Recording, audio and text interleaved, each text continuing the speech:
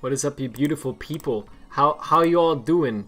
Yeah, so today, we're gonna be doing more screwing around. I do apologize, if for people who want me to do something else on Fridays, and you know, because I've been doing a lot of screwing around streams lately. But honestly, these are very fun because they can literally be basically anything, right? They can basically be doing whatever. It's been mostly me doing code injection, right? But yeah, I don't know. I like this concept a lot. I kind of want to do more of it. Yeah, let me know what you want to see, obviously, because that I do try to listen to that. And I'm sorry if you are, you know, not feeling the screwing around streams as much as I am. With that said, yeah. So today we're gonna do something kind of interesting. Hopefully.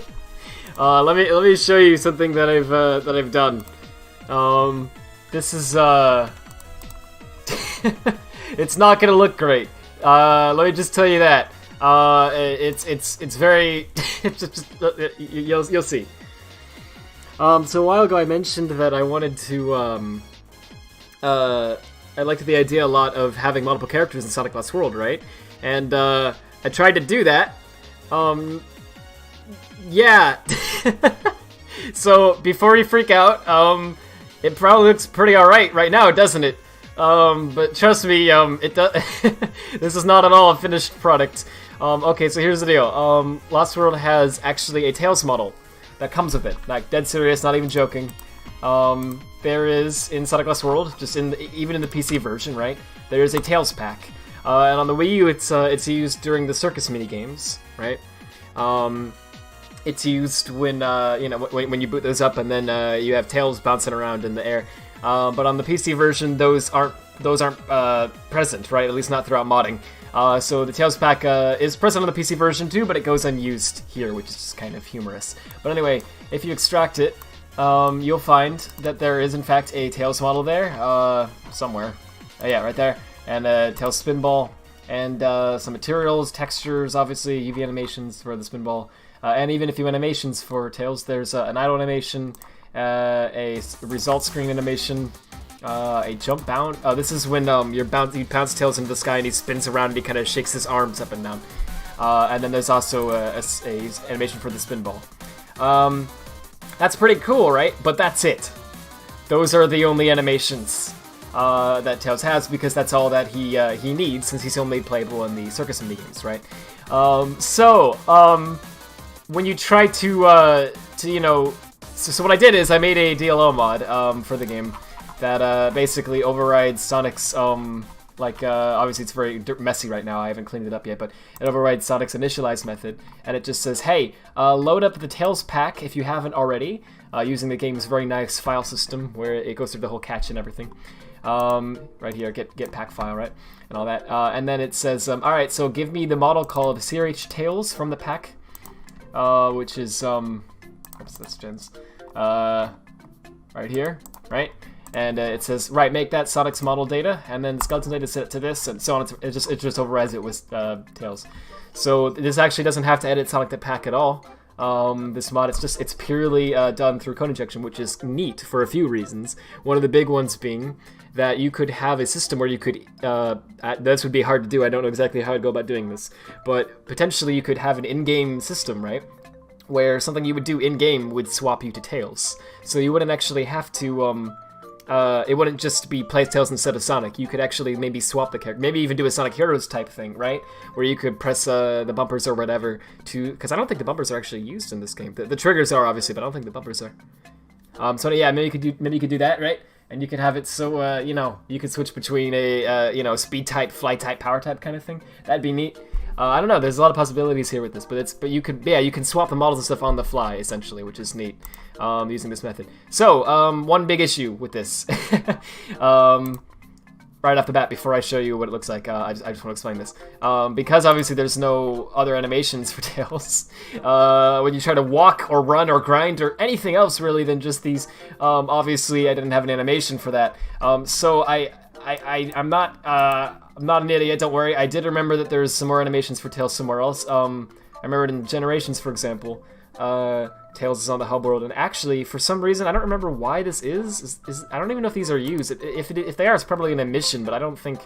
I know Classic Tails is an emission, but I don't think Modern Tails is even, like, apart from the tornado missions where he races you in the plane, right? I don't think there's actually a mission where he's just running or anything. So I don't know what these are used at, but if they're used at all. But for some reason, Tails has like a running animation in Gens and some more idle animations, and he has not a loop. He has a call and return animation, which sends to me that like you were gonna be able to call Tails and have him run up to you and follow you and all that. That's what these animations look like, and also of course talking for the and a walk loop. For that world. Anyway, so I ported those over to Havoc 2012 using SetCC2, right? And I got them in game, and so yeah, you can walk. He does have the Gens walk and run loops, so those are present here. So that looks nice, right? And the jump ball works. It doesn't animate properly. You notice it does animate, but then it stops, right? It doesn't actually loop yet. I need to fix that. So that's all well and good. What about any other animation though, as you might have just noticed there? Well,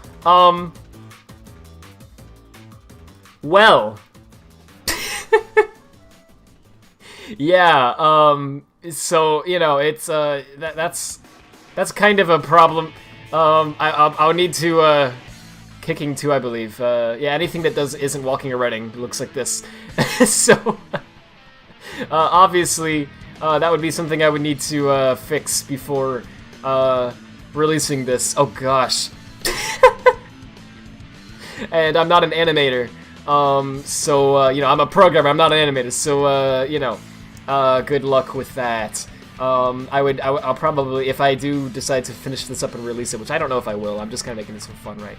I'll have to get an actual, proper, like an animator, right, like, ask, you know, just basically beg someone to do it, make animations for me. I know Ultimate Darkman made a real Tails mod for Gens years ago that has custom animations, and they look really nice. I can maybe ask him, I don't know, or maybe Galloway Fast. I know he's been doing some stuff with animations. He's pretty cool.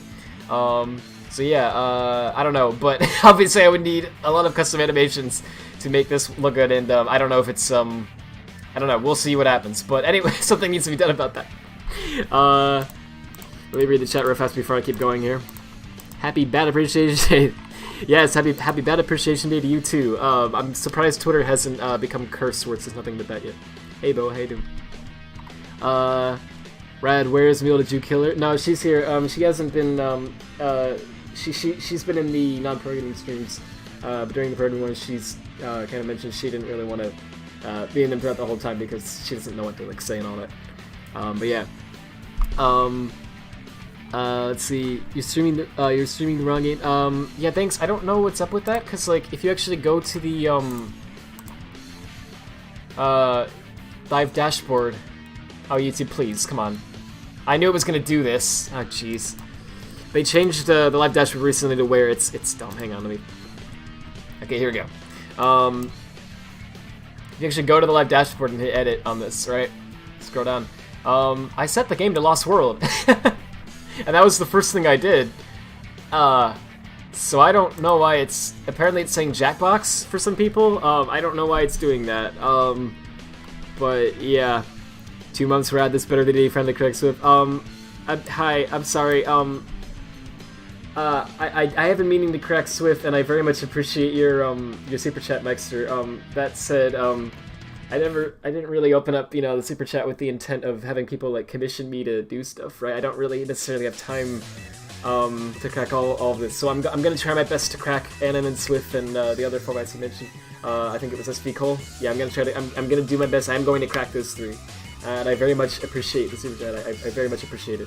But yeah, I'm sorry it's taking a while, but that's the reason why, because you know, I don't have a ton of free time to crack stuff these days, sadly. But I will be looking into Swift and Anim today, so hopefully I'll get most of it figured out today. Let's see, flying power types can be just as fast as the speed type. Nothing wrong with Tails and Knuckles being better than Sonic. Don't feel the need to make Sonic fast as speed type. Turns out. Thanks. Well, I guess that's true, though, honestly. Okay, if you're gonna have it be, like, you can play as other characters, right, and each one has their own perks, then it does... I do actually kind of feel like it does devalue Sonic if he's not the fastest, because what does Sonic have then, right? Why would you want to play as him instead? Like, obviously the character is cool, But like as for the actual gameplay, like what does he bring to the table that the other characters don't have, right? If you have him be the fastest, then he brings that, right? But if you don't have that, then he's basically just like Tails, but he can't fly, right? So it's like, well, I'd like to fly. That'd be cool. I guess you can make up for it with something else. You could have, I don't know, maybe parkour could be Sonic's maneuver. Maybe only Sonic can do the parkour. That'd be cool. But yeah, I feel like I would have to do something to make it balanced like that. Either make him the fastest or make him the only one who can parkour or something, right? But yeah, I do agree. I don't want to slow down the other characters too much because that definitely feels like it lessens them as characters, even though the point is to make Sonic stand out, right? There's a limit to how far you can go with it. Say that makes sense. Because it's just lost it. Yeah, exactly. Crackhead SA encryption. Thank you so much, Vulcar, for the search out. I really appreciate it. Frick, I don't know. I guess we gotta do that. I'm just kidding. We'll go over to the Gija repo. But yeah, Maxter, I do want to reiterate, though, I really, really do appreciate it. Regardless, and I will try my best to crack them. But yeah, I just wanted to say I'm sorry for how long it's taking me, but that's the reason why. Raj, you can make the animations. We believe in you. Thanks. It would look like hang on, like I don't know, whatever. Let's see what we find if we Google this. Oh gosh, I was hoping I would. I don't know. Somehow in my head I was picturing like a like GIF of like a badly animated Sonic or something. But I searched for bad Sonic animations and all I got was I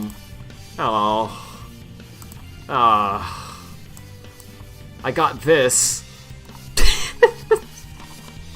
That's not exactly what I expect. Anyway, yeah, and I'll show you what else. The test mod isn't done, by the way. I'll show you the rest of it in a second. But let me read the chat. Beats collab. Maybe, yeah. Does he do custom animations? He's very talented, but I don't know if he does that.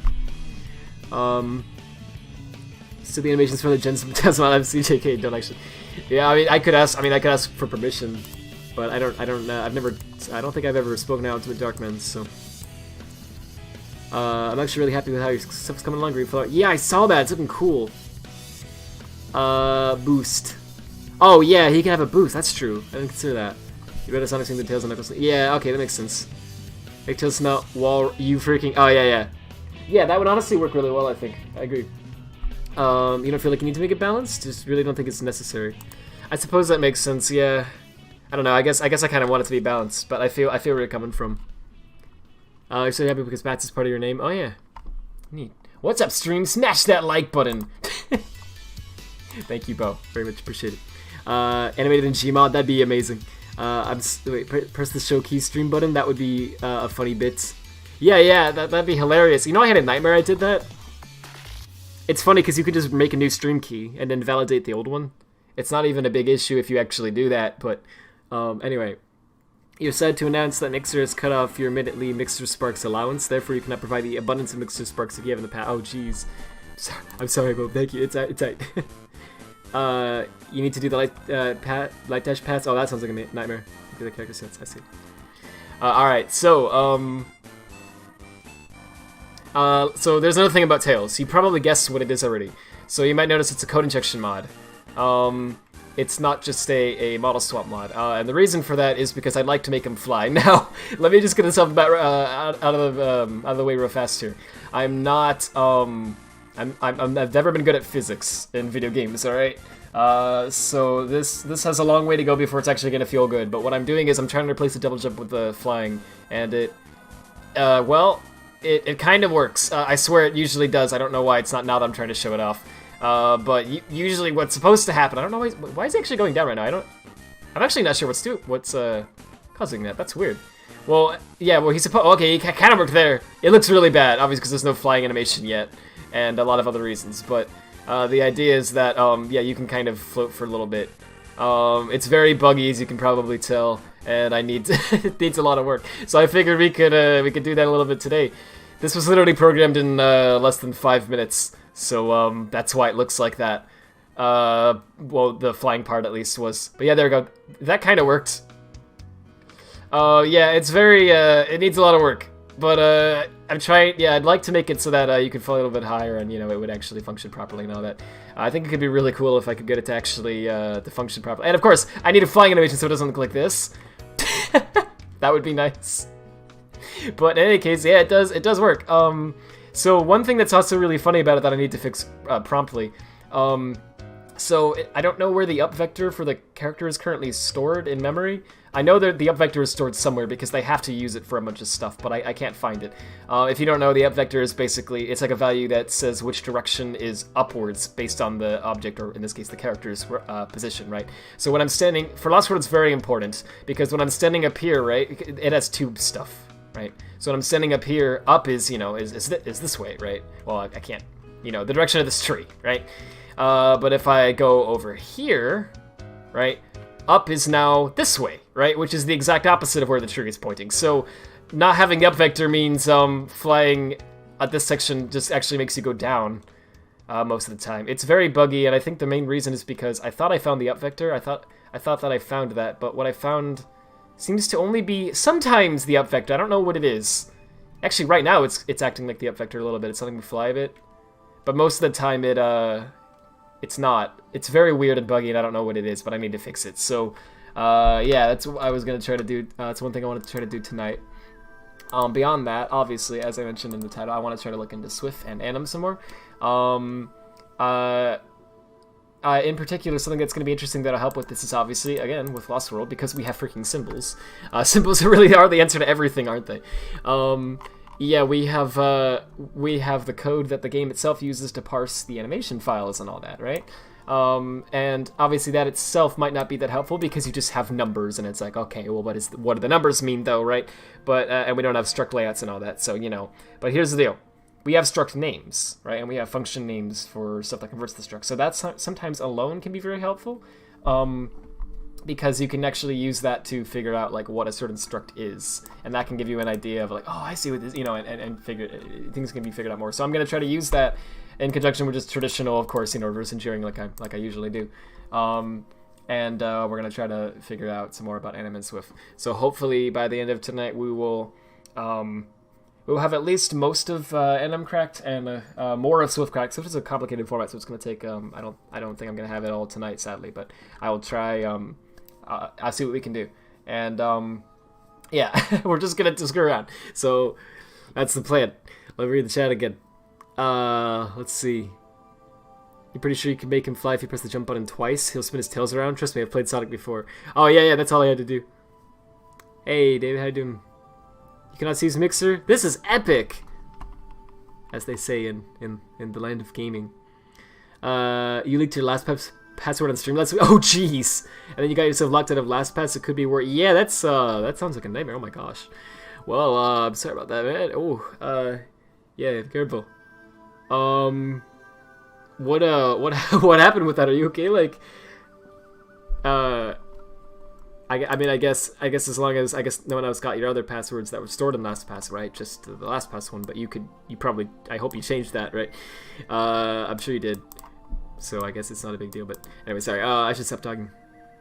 Hey, Chaser, that is wild. Could this be implemented to forces? Yes. So here's the thing, right? We're at the point now with Sonic modding where, and let me finish this sentence because it's gonna sound very exciting, but there is a catch. We're at the point where it's not a question of what's possible, because actually, basically anything is possible at this point with Lost World, and to a lesser extent with forces, as well. But the question isn't what's possible, the question is what's practical, right? Anything is technically possible to do with these games at this point. The question is what can be reasonably implemented without a ridiculous amount of pain, right? So yeah, with forces it is possible as well. Hey, thanks for the follow, David. I appreciate it. But yeah, with there is one big difference. There's one big I guess caveat with forces, and I'll show you what it is real fast. Basically, with Lost World, the reason we can do all this stuff so effortlessly with Lost World is Sega was a bit dumb, and they released Lost World on the Wii U as a debug build. If you don't know what that is, essentially, when you compile a program you generally have different, what's called like configurations, especially if you use like Visual Studio, right? Where you can have different settings and stuff that says basically what's included into the compilation and how it's all done. So by default, especially with Visual Studio, right, you have these two configurations, debug and release. Basically, debug mode is meant to make like it's not optimized, right? The resulting binary is not going to be like optimized and sped up and everything. But that's just because you know, this way developers can test faster. They don't have to wait for compile times as much each time. And the other, whereas release mode optimizes it but takes longer, right? And the other big difference is debug mode has what's called symbols. Release mode generally doesn't. It strips them away. Well, it can have symbols, but you can go in and set it up so that it strips them away. And most game developers do that. Anyway, what symbols are is basically they are the names of everything, right? So like when you write code, you have like function names and variable names and all that stuff, and those names don't actually have any purpose for the computer. Like the computer doesn't know what the names are or what they mean. It doesn't care. Everything is just numbers for the computer, right? The names are just for us humans to read. So when you compile the program down into binary, it doesn't need to keep the names there. What's the point of that, right? It just wastes actually a lot of space. Sometimes it can waste literally hundreds of megabytes of space to include all the names of stuff. And it also makes it easier to reverse engineer, which most developers don't even want you to do with their games. So, generally they strip symbols from the final game. But anyway, Sega was dumb, and they released a debug build of Sonic Lost World on the Wii U that has the symbols intact. So yeah, we have all the symbols. If you look on the right here, you can see all the names of everything. It's all there, all of it. Yeah, you can just go it. Because of that, you can use a program like this, which is Ghidra. It's like a reverse engineer tool. You can go in and you can just click on a function.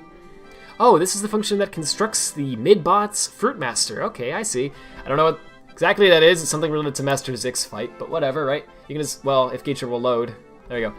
And you can see all the code for it, right? You can see exactly what it does, and Ghidra's being very slow today. I apologize for this. I don't know why it's being so freaking slow, but there we go. You can go in and see everything, and it's very, very helpful indeed, because you can figure out exactly how the game works, and then you can use that information to make code injection mods and basically do whatever you want, right? Forces, on the other hand, does not have symbols. They did not release a debug version of Forces, at least to our knowledge. And furthermore, Forces has de novo DRM implemented into it, and DRM is awful. I hate it. Its intended purpose is to stop piracy, and it doesn't even do that. It just delays it for a month or so, right? And then people pirate it anyway. In case you're wondering, yes, there is of course a cracked version of Forces, because someone will always crack a game if they care enough.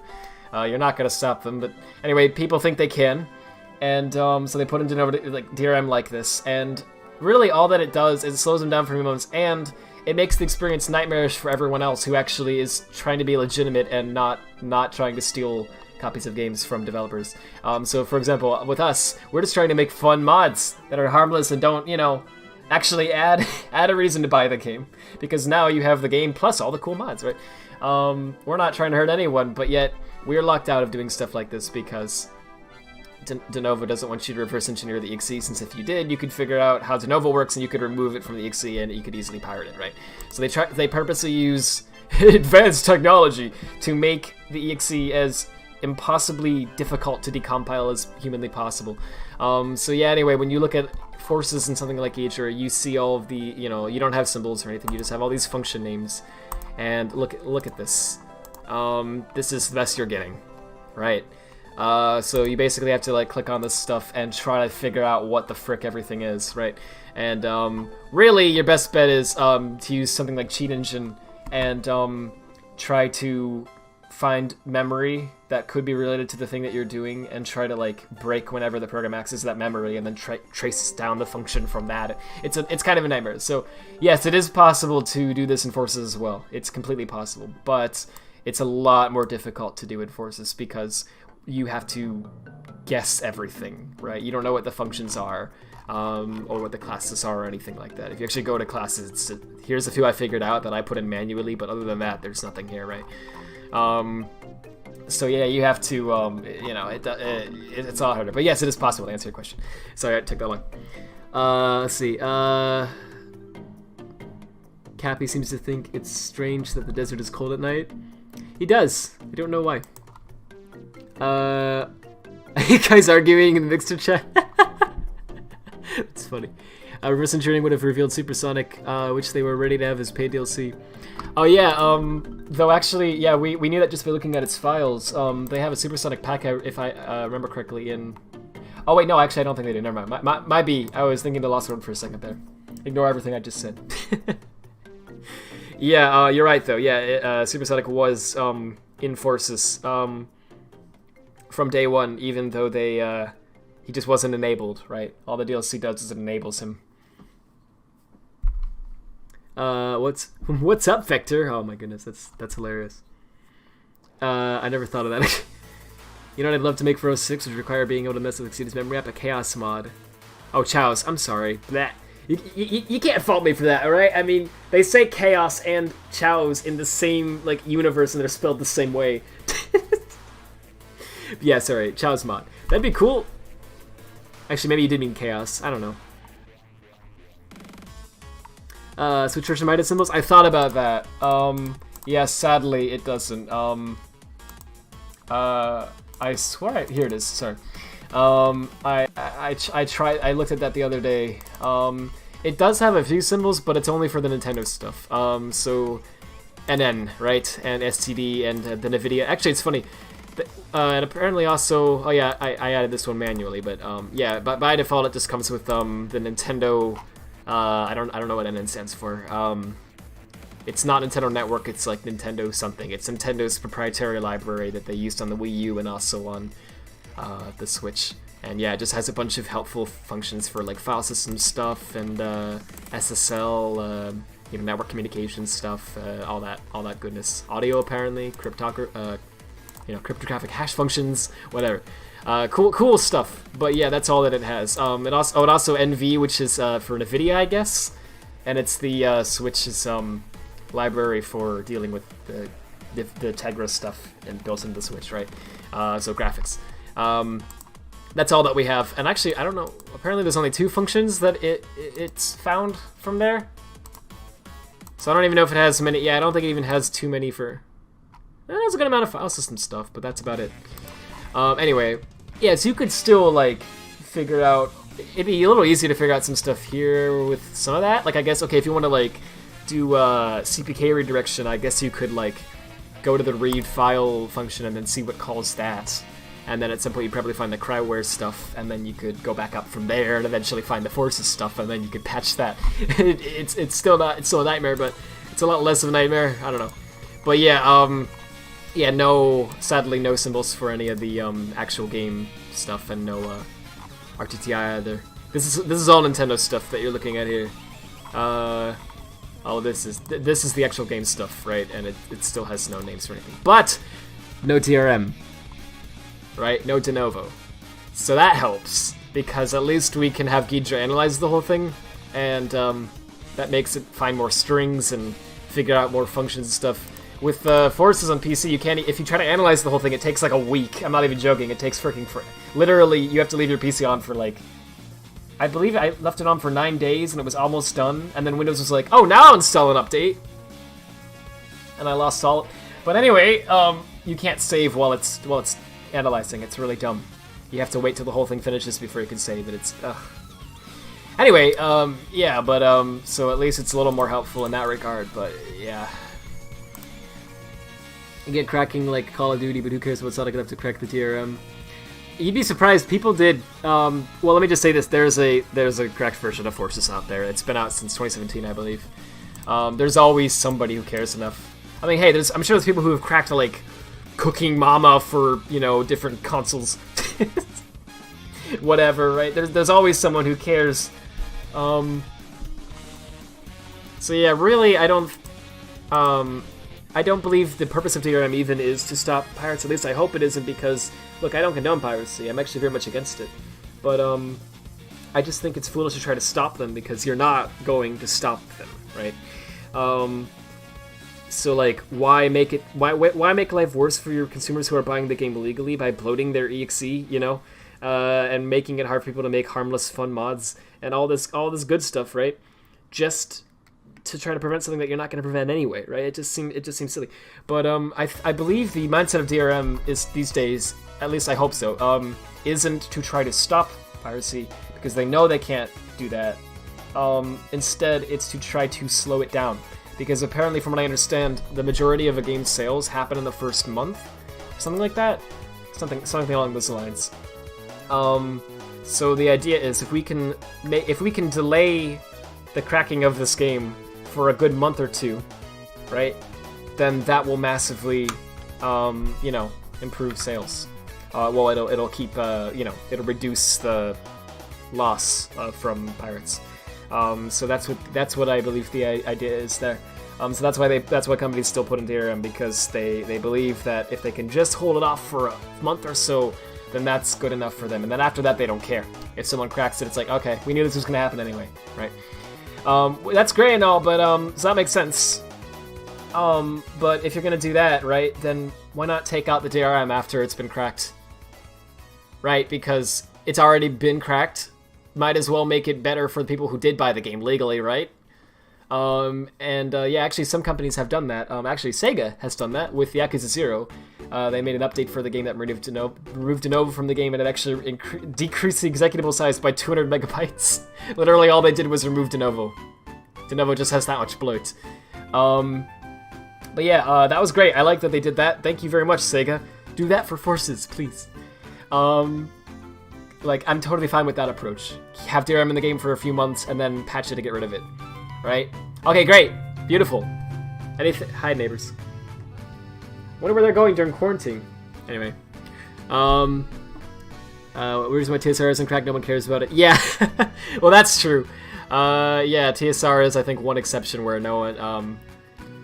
That's a game where people care about it so little that it still hasn't been cracked. Despite... Remember, like, freaking, like... bootleg third-party games for, like, systems you've never even heard of. A lot of them even get cracked after not too much time, because someone out there always cares. Not with TSR. Somehow, not enough people have cared. It's kind of impressive, actually. I don't even think TSR is a bad game, it's just... Wow, no one cared. Anyway, alright, let me get back to, oh wait, maybe they against, mode like Nintendo? What? I'm sorry. Imagine having DRM for Cooking Mama. That'd be hilarious. I mean, hey, there were rumors about Bitcoin mine. They weren't actually mining Bitcoin.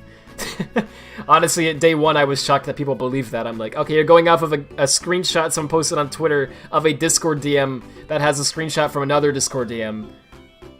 Just trust me, guys!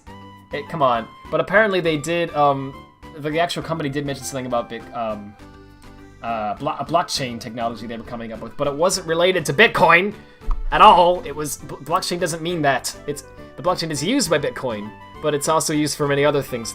The idea they had here was they wanted to come up with a new type of DRM. You're joking about the DRM Cooking Mama thing, but it's actually real. They wanted to come up with a new type of DRM, where the idea was that they could use a blockchain essentially to basically check if you've bought it or not. And the purpose of it, I don't exactly get how it works, but one of the pluses of it was supposed to be that it wouldn't bloat the exe and all that tremendously, and it would allow you to actually use it on another device. Essentially, you could bring the game with you to another device, and you could sell the game to someone else, right? And then they could use it from that point on, and that would all be legit and valid, and they could verify that you did that and it's not a pirated copy. Because of how this technology would work. So it would allow used games, despite being DRM, which usually prevents that. So that's actually a good thing, I think. If you're gonna have DRM, then, you want to make it... You want to at least focus on solving issues like that are very anti-consumer and not great, right? So yeah, I think that's actually a pretty cool thing they were trying to come up with. I don't know why they were going to put it in freaking Cooking Mama, of all games, but they wanted to test it out there, and that's what they were talking about from what I understand. And then they decided at the last minute not to do that, and scrapped that idea. And then they got into legal issues where they had to pull the game from the eShop. I don't remember why, but there was some legal issue going on where they weren't able to release the game that they found out about later on, the devs. And because of that, I'm going off of like I did this. I researched it myself, and this is what I determine, but I don't. I did it several days ago, and I've already forgotten most of it. Because who cares, right? But from what I remember, that's what was going on, and so it never was mining Bitcoin, but people put the two together. They put that announcement of that technology they were trying to do, and the fact that they pulled it from the eShop. Is it called the eShop on the Switch? I think it. Anyway, who cares? They put those two together and went, "Must be mining Bitcoin." It wasn't doing that. It was just yeah. Also, unfortunately, the game was very badly programmed, and so if you actually did like tests using GPU reading, you would see that it was using a good amount of your GPU. Which again is something that happens with Bitcoin mining. So people assumed that it was mining Bitcoin, but it wasn't. Here's the fun part. Ready? Here's the ultimate thing that no one is mentioning. The game was written using Unity. It's a Unity game. That means it was written with C#. You can decompile C# easily. You don't have to basically, as I've always said, C# is open source whether you want it to be or not. Right? It doesn't matter if you actually open source it. Someone can. You basically have open source it just by releasing a program written in C#. So yeah, people have went in. Various hackers and such from the Switch scene have gone in, and who I trust, who know what they're talking about and what they're doing. They've gone in and said, yeah, we looked at, we decompiled the source. It is in fact just a Unity game. It's all written in C#, so we were able to look at all of it and see exactly what it all does. The game does nothing related to Bitcoin at all. It's just badly programmed. That's the only reason it uses the GPU so much. It is just a series of unfortunate events that made everyone assume that it was mining Bitcoin. But yeah, what a PR disaster they are in now, because everyone heard about that story, right? And it's funny, right? It's something that you're not probably gonna forget for a while, because it's like such an absurd, Cooking Mama mining Bitcoin? Wow, what a world we live in, so good luck getting people to trust you again, right? When everyone believes that you did this thing, even though you didn't do it. It's an unfortunate situation, but yeah, anyway. It was unlicensed and illegal to release. Yeah, that was what happened. They didn't actually have permission to use the Cooking Mama IP in there because of something they did incorrectly with the licensing. I don't know how the frick that happened. Like you would think you would make sure about that before you would release a game, right? Like that you have the legal rights to do that. But apparently somehow, I guess there was a miscommunication between whoever the frick owns the IP for Cooking Mama and the developers of this new game for the Switch. And they thought they had the rights, I guess, and they didn't. Oops.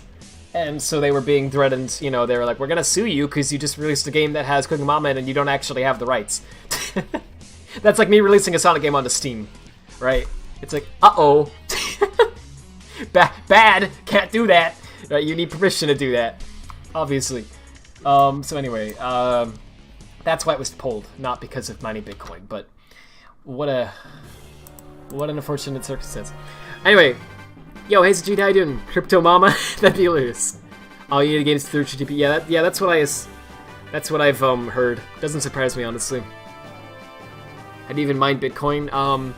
It's really hard to explain exactly how Bitcoin works. I recommend. Actually, there's a lot of good videos on YouTube that you can probably find if you just search for how does Bitcoin work, right? That explain it very well. To put it very briefly, mining Bitcoin is just the process of basically doing a bunch of having the computer do a bunch of very complicated calculations to try to basically guess a big fancy number. There's only one way to. It's the only way to get the number, right? You have to do these guesses to get it. And basically, there's a value in this number due to the way that Bitcoin works. So the first machine that can get it can basically earns a little bit of money in the form of Bitcoin, right, for getting that number, right? And then there's several of these numbers are left to be guessed. So yeah, mining Bitcoin is just the process of basically, making a computer guess it. So the reason it would be bad to have in a video game like that is because when you mine Bitcoin, typically you want to do it as fast as possible, because the more guesses you can make per nanosecond or whatever, right, at getting that number correctly, the more likely it is that you're actually going to get that number. And these days, there's not that many of these numbers yet, even left to mine for Bitcoin. Like, there's a limited amount of these. Eventually, they're going to run out, and you can't mine Bitcoin anymore. But But yeah, there's the number of numbers that are left to still guess like that is rapidly decreasing, right? And it's to the point now where you're not likely going to get much more than a few bucks from mining Bitcoin unless you go all in and you like buy dedicated machines that are meant exactly for mining it and all that, and you run them 24/7 and all that. But anyway, so to try to get as much as you can out of someone else, or out of your machine or whatever, right? Whatever machine is mining, what people would do is you would run the machine you would run these calculations at full force, right? Like you would use all the machine's power possible, even more than you're supposed to be using, right? To the point where it's dangerous because you could overheat the machine, see? And you would try to guess all the numbers as fast as humanly possible, right? You use every ounce of the Switch's processor to do that, right? And so the concern here is that if Cookie Mama was doing that, that would not be moral because you would be, without permission and without letting the user know, without their consent and all that, right? Basically overclocking their switches, right? And putting them actually in a state where they could be damaged. Because you're squeezing so much power out of them that they're not meant to do that, right? With the intent of trying to guess this number as fast as possible, right? And quickly as possible. So yeah, that's why it would be, that's what mining Bitcoin is, and that's why it would be bad if Cookie Mama was doing it, but it wasn't. So, yeah. Anyway, how much Dogecoin? Oh, hey, I'm a punch. Yo, how you doing, man? You mined for a week and got bored? Nice. Yeah, I don't have any, I'm sorry. I'm dumb, right? I never did know this. How is it pronounced? Is it Doge? Is it Doge? I go back and forth how I say it because I don't really know. I think different people have different opinions on it. I think it's like GIF versus GIF. But anyway, it was like 2010. Nice. Yeah, that's the only time that was the last time I've like heard of that cryptocurrency. I forgot that was even a thing. But yeah, I wonder if it has any value these days. You always pronounce it the first way. Yeah, Doge. Yeah, okay, cool. Yeah, same here. Though honestly, the more I think about it, the second way kind of makes more sense because it's like, it sounds more like you're saying doggy, right? Like, whatever, D-O-T-G-Y. You know. So I'm a little on the fence, but I think I'm still just gonna say Doge because, Oh, thanks a lot, my punch. I really appreciate it. But yeah, seriously, you're awesome. Sounds like reinforcing passwords. Yeah, it kind of is. Yeah, it basically, actually, it's very similar. The difference is just that here you're not trying to. The only real difference is that here, instead of trying to guess a value that's someone's password, you're trying to guess a value which is a number that is legit if you actually guess it, right? Like the Bitcoin system is intended to where you're allowed to do this, right? But yeah, you're supposed to do it on your own machines, right? You're supposed to have your own servers and stuff running that do this. You're not supposed to do it on someone else's machine without their consent, right? So that's where the issue is. Sorry, farming Bitcoin? Sorry, I'm mining V-Bucks. Oh my gosh. GIF sounds dumb. That's the right way to say it. Apparently it is, because apparently the creator of the format said it's GIF, but screw him. We're gonna ignore the person who made the dang format. I don't even... Skip, dude. I'm joking, obviously, but yeah. The creator is wrong. Yeah, here we go. It's the cursed music. Oh, frick! Rod's making all does. Oh my gosh! I was making up alterations and I didn't even know it. Dude. Right, so sorry, I've been blabbing for a while now. Let me actually do something. So yeah, the first thing I want to do here is, actually, Sajid, I don't want to bug you. I'm sorry to do this, but since you're in the chat and you know a lot more about Lost World, in terms of how code injection and assembly and all that wise than I do. Do you happen to know? Alright, so like the C physics class, does it happen to store the up vector somewhere, right, for the player? I assume it does, or that, or either the I don't know, the game object component you know, or gawk, whatever you want to call it. Or there's probably also like a transform component you could add to a game object somewhere, I would assume. Anyway, somewhere there's an up vector, right, for the player, and I'm trying to find that. I'm just wondering if you happen to know that or not. It does. We have no idea where. Okay, no worry. Thanks for saying that. I appreciate it. All right, so we'll go doing some hunting. C physics, everything you need for physics. Yeah, I would assume it would be in C physics somewhere. All right, thank you. So let's go hunting for it. So I thought I found it actually. I put some code up here. You can see where it's very badly written because I just slapped this together in like 3 minutes. But anyway, I thought I found it. I thought it was that yeah, whatever, 180 bytes into the C physics class. But it looks like it's not. I don't know what this value is. I saw it used somewhere that made me think it was the up vector, but apparently it's not. So anyway, let's go find it. We gotta make tails fly. Dang it. I love how broken his skeleton is, by the way. Well, no, well, how broken he is whenever you try to fly or anything, by the way, because he has no animation yet, so he's just like, ugh! Just spazzes out. But yeah, we'll get okay, so there's all these functions, by the way. There's probably one like get up vector, right? Yeah, get up. Oh. Dude! My reverse engineering level is through the roof! How did I do that? So advanced! Oh my goodness. Well, alright, there's literally a get up function. That's hilarious. So, okay, get column. Oh, so it's a matrix. Oh. Okay. Cool. We're just gonna call this then. Let's see what calls get up. We gotta find it on PC. Oh. Oh, this does. Guijar's being very slow today, so this might take a while. Oh, add callback for C player has that. Okay, great. So Lost Word on PC doesn't have symbols. The Wii version does, obviously. The PC version does not. So that should make it, you know, difficult. However, it does have RTTI. I believe it's runtime. I believe it stands for runtime type information.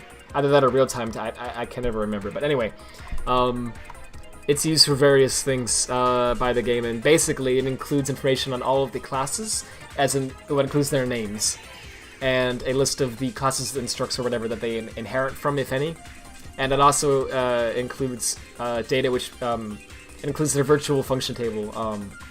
That's assigned to the, like a pointer to that, which is assigned to the classes, obviously, in their constructor when they're first created. So, all of that information is very helpful indeed, because yes, we don't know the function names, we don't know where all those are located at, so we still have all these fun whatevers, right, where these are the functions that we still have to search through, but it's a lot easier than you might think to find it because of the RTTI, and because of the fact that the Wii U version has symbols. So in this case, we want to find players, well, we want to try to find this getUp function, right? So we can see that this getUp function is called by this function here, player C player add callback. So because we have the class information, well, the RTTI, we can go into app, player, C player, and we can see this information here. This is all RTTI stuff, right? So we can go to the virtual function table, and this lists out all the virtual functions, right? So in this case, add callback happens to be a virtual function. If I remember correctly, it's the first one after the destructor. So this should be the destructor. Yeah, that's a destructor.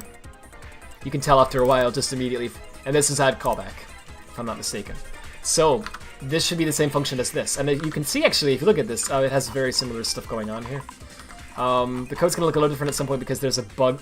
Guijar's PPC decompilation is very bad, and there's a lot of cases where the decompiler will show me something that's not actually very accurate to what's going on because it didn't know how to decompile it correctly. But the x86 one is decompiler is a lot better, so it gets more stuff that the PPC one misses.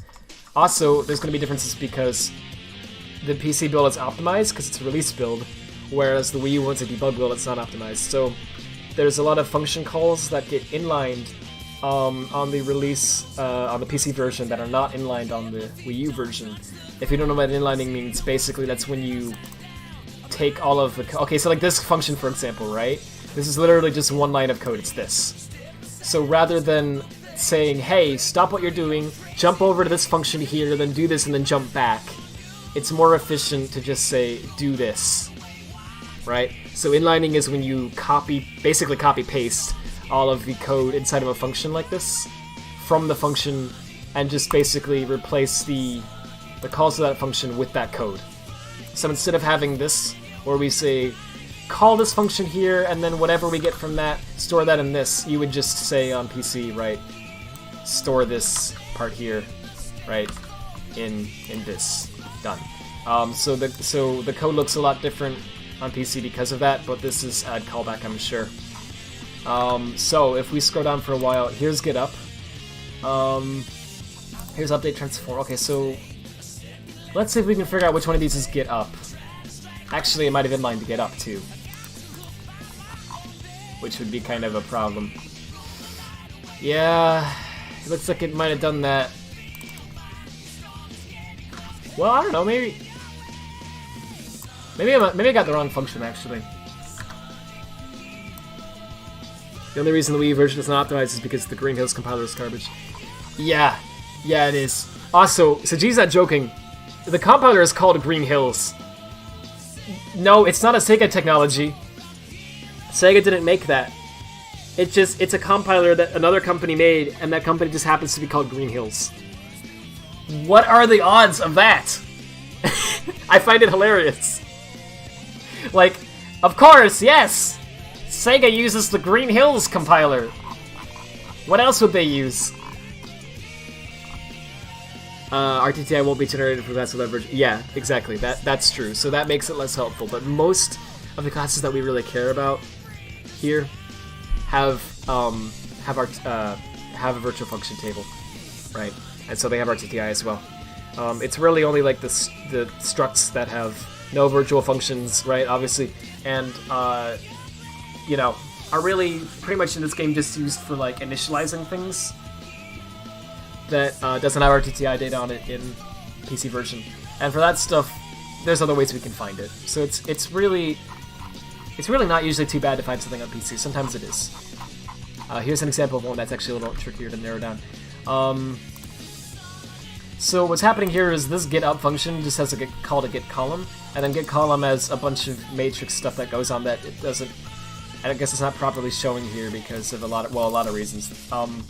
PPC actually has an instruction called VMH add SHS, which apparently stands for this mouthful: vector multiply high and add signed half word saturate. Holy frick! Which yeah, it has like built-in vector stuff, which is great. That's really cool, but obviously x86 doesn't have that in the same way, at least. So on x86, well, on PPC we have like this one little function call. On x86 we're gonna have a nightmare of a lot of math, a lot of math essentially that replaces this. That does the same thing. So when all of this gets inlined, and then that gets inlined and all that, it might end up looking something like this big chunk of code at the very bottom here, like all this stuff. I'm not sure if that's what this is or not, because the thing is, right, this is this plus 40 that's calling that on. Wait, hang on, what's PUVAR1 set to? Oh jeez. Okay. This isn't gonna be that helpful, is it? Let me see if I can actually find another one that's more helpful. Oh, here's a draw function from... I don't know if that's in the virtual function table or not. It might be. See, I'm sure there's a non-inlined version of this function available on PC, but I don't know where it's at. This doesn't look like it would be in the virtual function table, sadly. Reset position. Maybe? Probably not, but let's see. Actually. So there's also virtual function tables on the Wii U version, obviously, but Ghidra is not smart enough to figure that out. So you have to go into the constructor and then find the thing that looks like the virtual function table address, and then you gotta go to that, and then you have to just kind of guess the size. There's probably a better way to do this, but This is the way I've found. Not big enough. Too big. Not quite. Okay, that's it. So this is the virtual function table for that. So does any of this? That's the destructor. Obviously, I don't know why I even clicked that. The first one's always pretty much always the destructor. Yeah, I hit Alt left, by the way. It just took that long to load. Yeah, I don't think any of these functions are... I don't think the set jump is in here. Sorry, or whatever it was. Just wanted to see if it was. And also show off the virtual function table thing. I double-clicked something else just now, but yeah, Ghidorah's being stupidly slow right now. For no reason at all. Maybe... No, this is state util. No. Though, this is probably called by something. Or not. I guess that could be as well. Fascinating. Alright. First function of the detail is not the constructor. You can't make constructors virtual. I didn't say that, I said the destructor. Yeah, it is the destructor. It always is.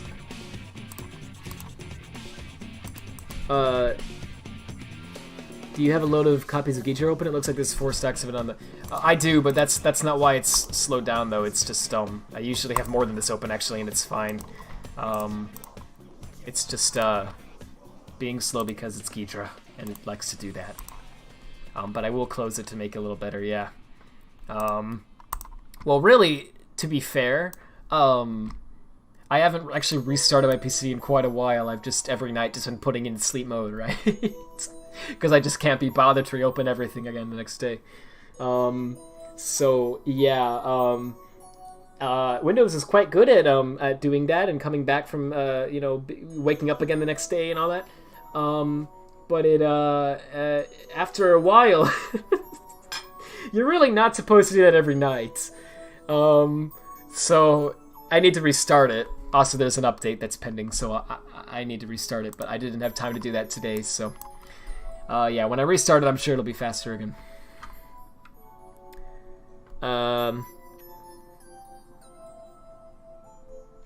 Yeah, thanks, Sajid. I know. I said the destructor. I didn't say constructor. It might have sounded like that, but well, if I did say constructor, I misspoke because I know it. You can't make constructors virtual. But yeah, the destructor can be virtual, and it's always the first thing in the table. Okay, here's a step. Okay, this one might be a nightmare too, but let's see. See state wall run step. Okay, so I don't remember which one the where the the step function is in the virtual function table, but I'm sure it's a virtual function because it's step. Come on, has to be. Let's go find it. So this is probably just a freaking coincidence, right? But I swear, like, every time that I've checked for this, I've noticed that the order of the virtual functions on the Wii version is always exactly the freaking same as the order of the functions on PC version. Like, it always is. I've never had it not be like that so far. So I get the feeling that what's happening here is both compilers just happen to put them in the table in the order that they showed up in the class, right? So when in the declaration of the class, when they write all the functions out, right? I assume the compiler just goes down. You know, both of these compilers happen to do the same thing, where they just go through it in the same order and they put them in the table in that order, right? Because that's the only way that I could, you know, it makes sense to me. But yeah, it's very helpful because I don't want to rely on that because I don't know if it's right all the time, but it seems to be, and so sometimes I use that as a basis. Like, okay, well, it seems like the step is, you know, function number 5 generally here in the virtual function table here, right? So probably will be number 5 on PC too, right? And it usually is. Well, so far it always has been. Goodness, okay, 80. Holy frick. We're still not at the end. Goodness gracious. Alright. Okay. We're almost at the end. What is that, like? Okay, goodness gracious, that is it's a big one. So the step event should be like, I could just search for it too, I know. I'll do that. But now that it knows that exists, I can just say search for references too. Once this loads, there we go. Here it is. Okay, it's well, it's 23, but it's like 0, 1, 2, 3, 4, 5, 6, 7, 8. Oh, frick.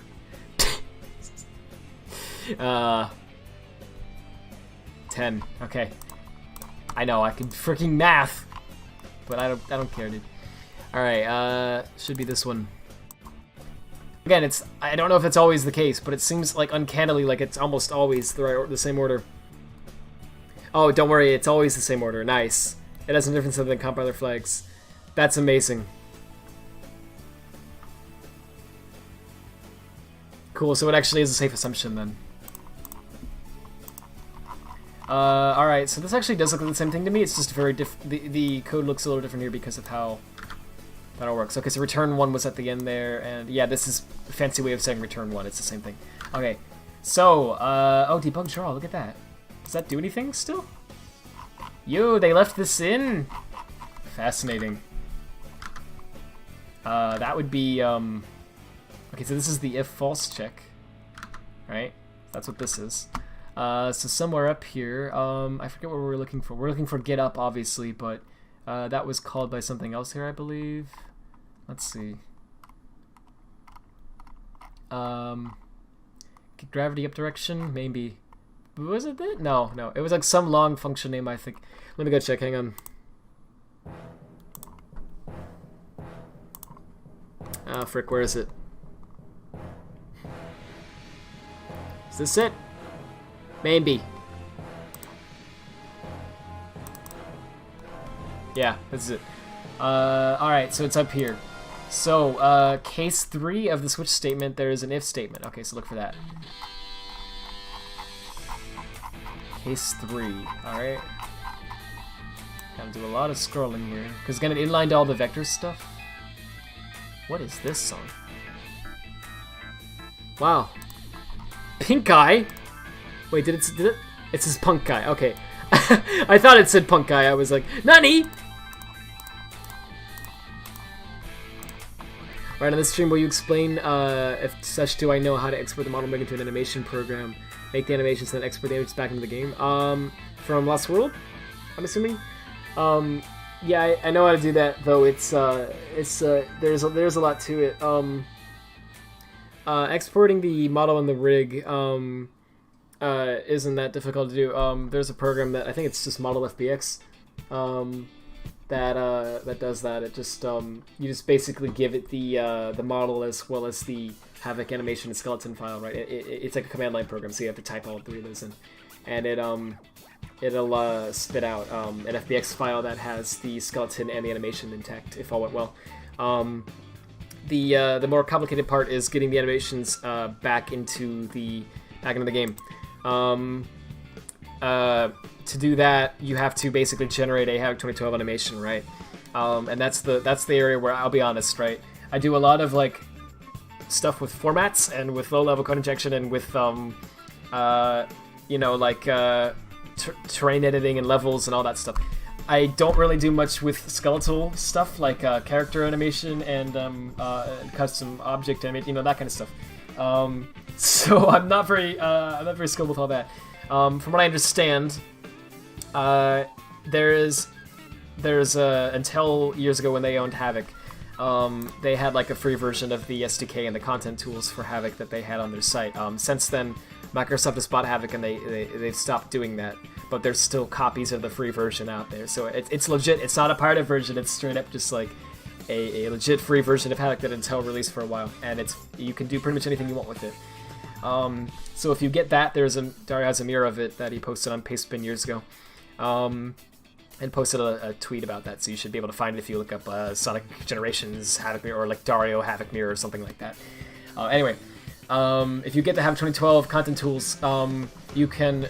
They include tools like plugins for 3ds Max, so you can actually install the Havoc tools for 3ds Max, and then you can boot that up and just take your animation that you have loaded up into Max, right, and export it as a Havoc 2012 animation from there, right, and that should work in game.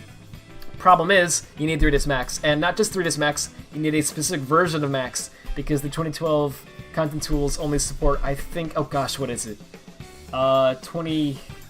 Is it 2011 Max or something like that? It's an old version of Max.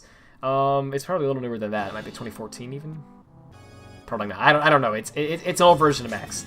And they don't. I don't believe they even offer that version anymore.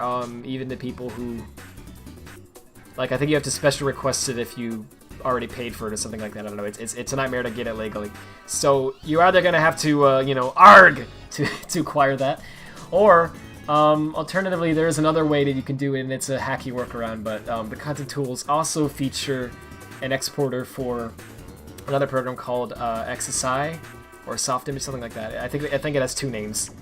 I don't know why, but anyway, it's there is a free version of that available. If you just look up okay, it ignored all of my key presses just then. Nope, there it goes.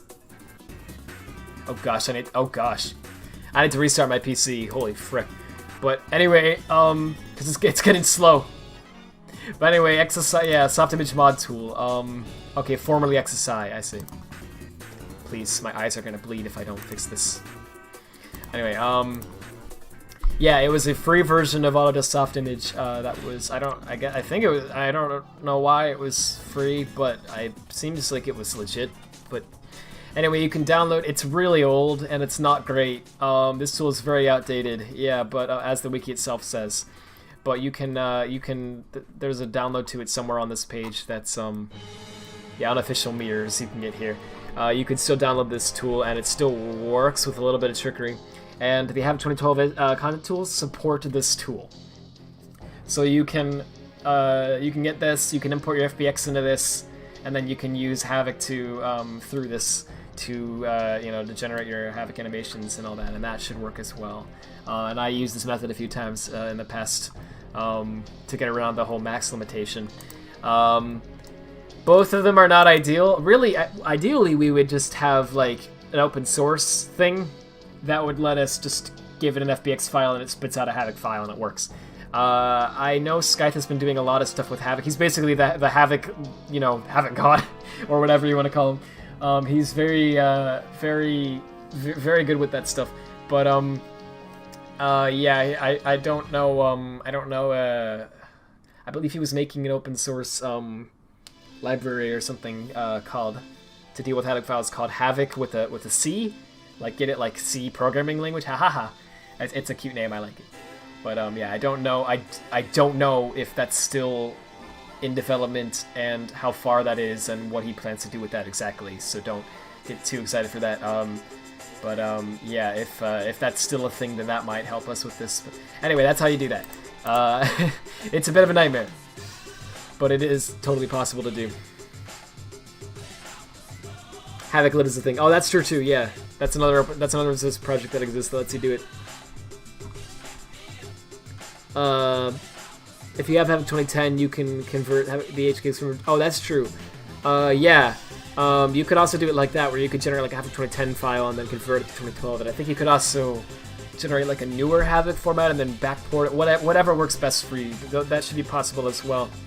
Though, yeah. That's also a bit of a pain, but... sure, no problem. One more question. We need to have it coming to 2012 right now.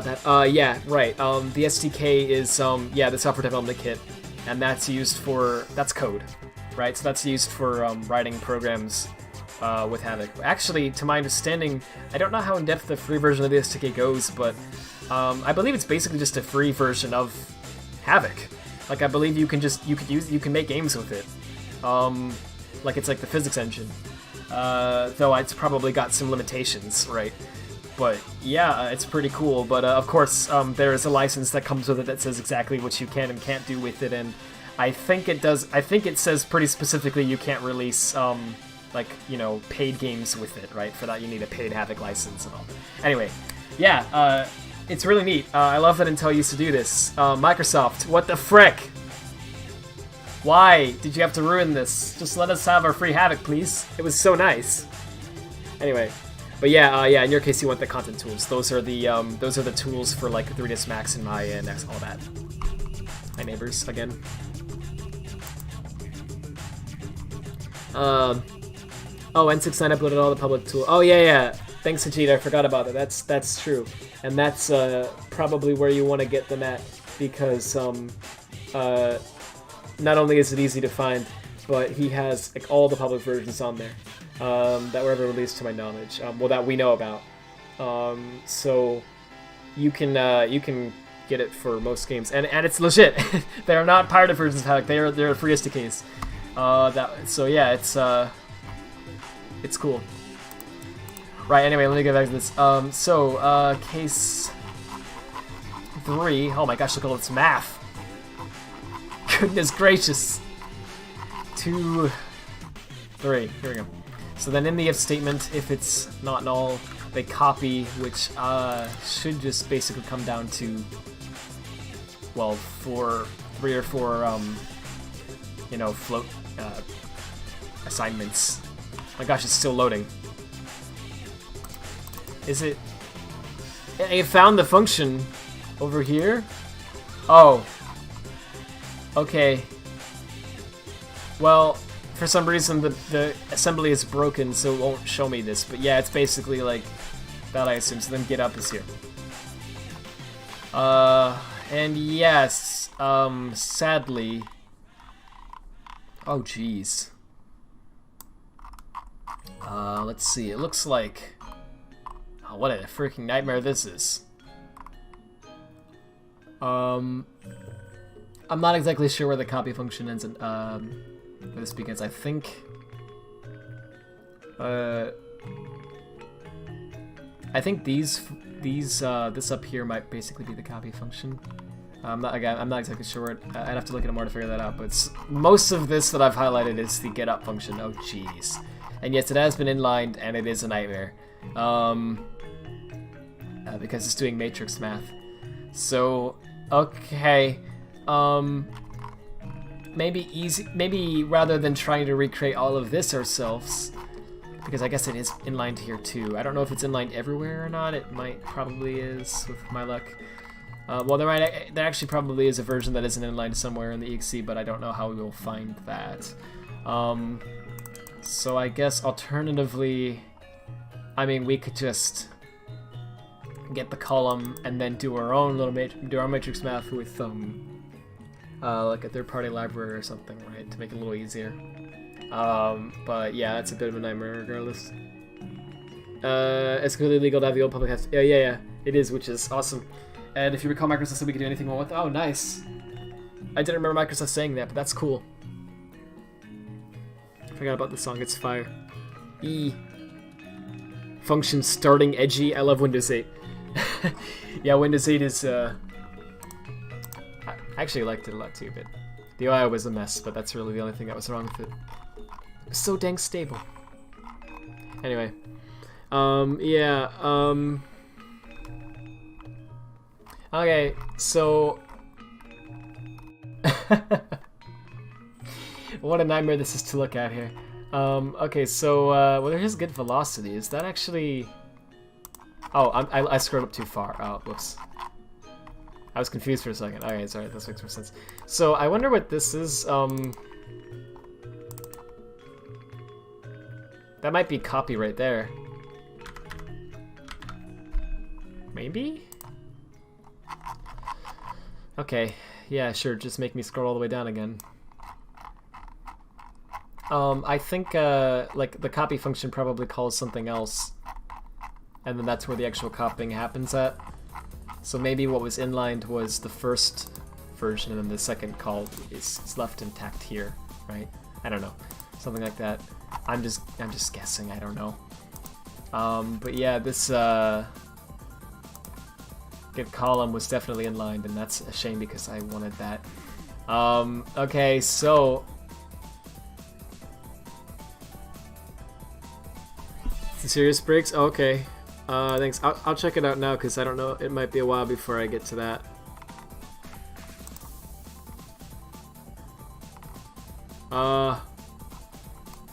Well, it's not. I don't see it. Was it posted a while ago or?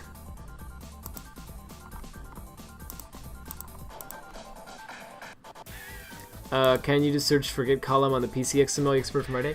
Oh, did you find it there? Oh, okay, neat. I didn't know that you had found it. Yeah, I can. Thank you. The home one, it's recent. Okay.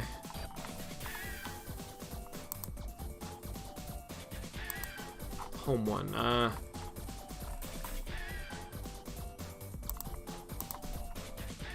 Oh, sorry.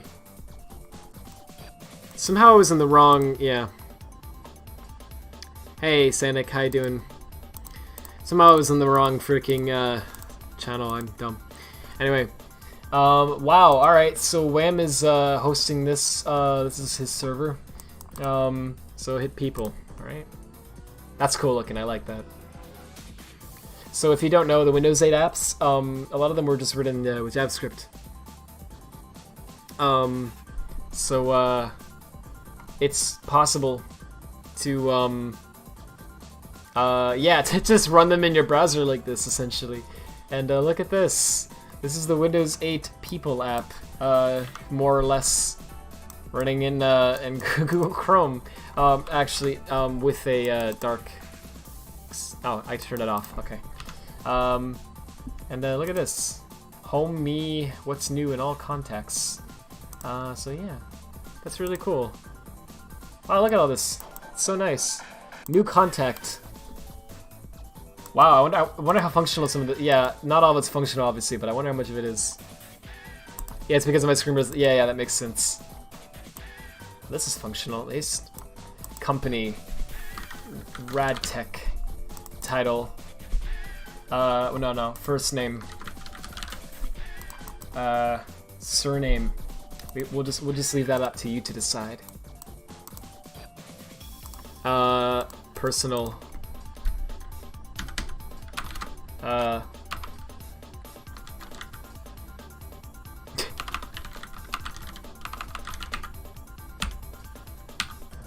Alright, that's his email address. Oh, okay. Well, you saw nothing. Okay, that's I should have thought of that. Alright, well, don't know what to do about that. Guess I can join Wham with the last pass thing. I actually don't know what... Yeah. I don't know what to do about that, actually. Well, alright. In any case.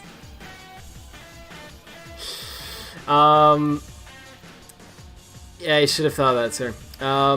We're just gonna ignore that, and... Time being. Radtech, the only company that stock isn't falling. Oh, you're a good man. No worries.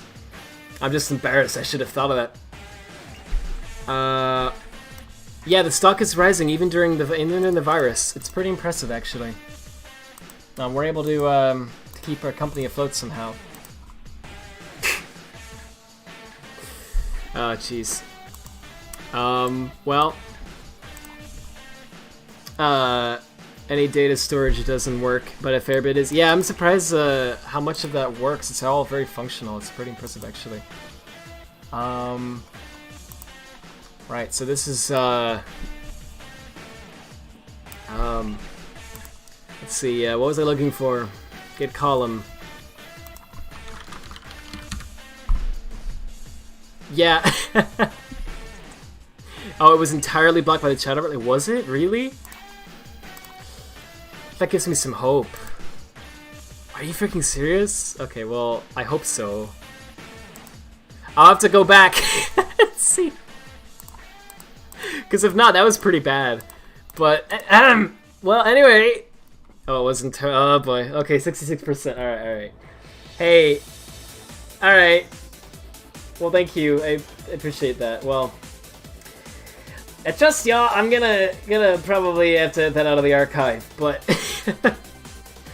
yeah. In the case, yeah. So this I'm assuming is the function that Sajid is referring to. Oh, so this is the get column function, I guess. No, not the one that this calls. Yeah. Well, yeah, I think it is, at least.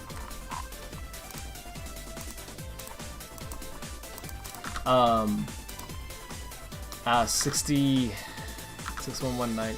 And it's very close. Okay, it's something. It's a different function apparently. This is the one that Sajid said was get column. I don't know if it's oh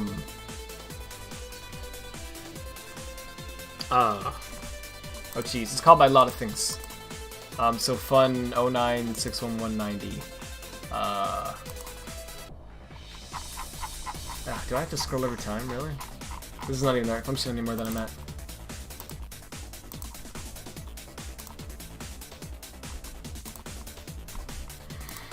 Ugh. In the archive, you should cover it up with the Social Security. Yeah, hold that up there so that. Oh my gosh. I mean, yeah, that was totally my fault. Whoops. In all fairness, I don't know what I do about that because I can't predict when Chrome is going to. Like there, I could have predicted it. There's some cases where Chrome has thought to show that with like random text boxes that are not related at all. It's like, why? Whatever. Yeah, numbers.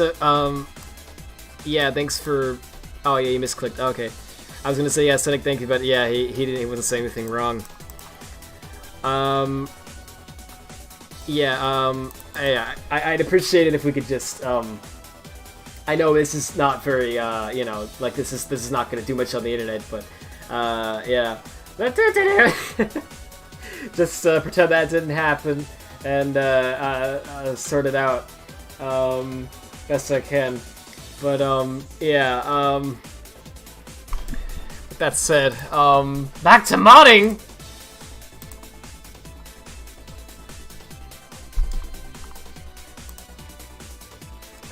This isn't very Funky Fresh. Yeah, Funky Fresh is my favorite, like, deodorant type. Alright, so what was the function that it called? It was something like 1190 or something like that.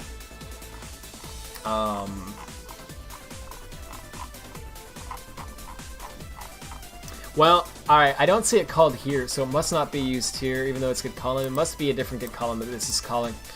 Oh, sorry, this calls get up though, which would call that, but yeah, the get up is inline. Anyway, I don't know what's, yeah, I don't know if that's the same thing or not. It's probably, it's weird how it's calling something that's really close to that, but it's not quite that. Right, I don't know what's going on there, but anyway,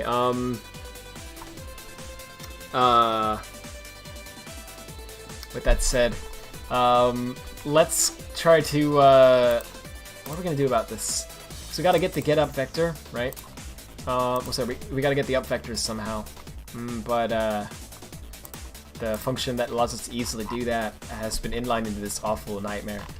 So I guess what we can do is we can just, let's see, where do they get what is the matrix here that they get? Let's say like,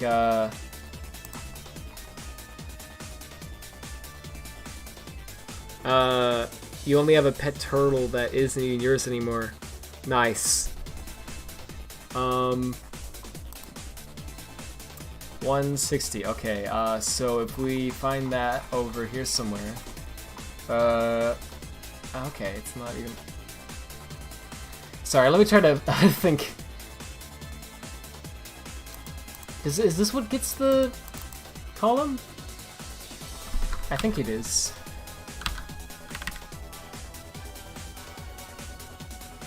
You know, I'm not sure.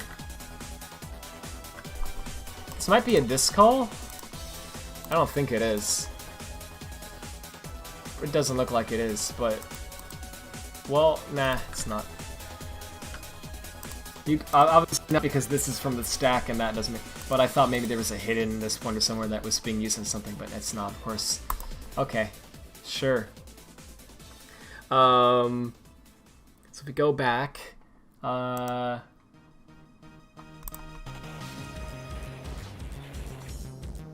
Something small for mid-series break? Thank you, I'll check it out later.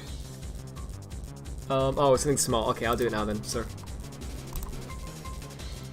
This is my first C# program that you did in Visual Studio. All it does is it lets you view PNG and JPEG files. Nothing too special, but you're learning. Hey, cool. It's, I'll open this up. Alright, so this is picture-viewer.exe. Extract that somewhere. Hang, give me a second. Crack, what? Spammed random things. Cool, so here it is. C# program by GBA, and you can use it to select a picture. Let's say, okay, you can select bitmaps. Oh, there's two formats that it supports. Good old bitmaps, and do I look like I know what a JPEG is? .jpeg. That's beautiful. So I guess it supports both of them. Let's see. Let's get I don't know why I have most of these JPEGs here. These are some of these are really dumb. I don't know what this one is doing, but okay, we'll use this. Oh, I can't make it bigger. Oh, it's a ye good donkey. It's a very important one. Here, let me get one that actually kind of let's get this. Whatever. Yeah. So that's actually how it looks on the. That's actually how the picture looks, by the way. That's not GBA's program bugging out or anything. That's supposed to look like that. But yeah, it's a picture viewer, so you can load up a picture and you can actually view it here, which is really cool. So yeah, it's like a good program to write for like learning how WinForms works. That's really cool, GBA. I wish you luck with you know, C# stuff. It's that's how I started too. Actually, with all the programming, like I started with well, GameMaker, but after that I went on to like .NET stuff. So yeah, C# WinForms is one of the first things I started doing, and yeah, I highly recommend doing that as well, because it's a really good way to learn stuff. You think you're done with the light dash pass now? As it's tedious, you're saying overnight. Alright. Thanks, I'll try to check that as well. Try out my VG.WPF, it's my cleanest MVM program so far somehow. That sounds excellent. If you know the reference to the JPEG description, you get a virtual cookie. Sadly I don't, but I'm sure someone else does. That sounds amazing. And yeah, I'd like to try that Sajid sometime.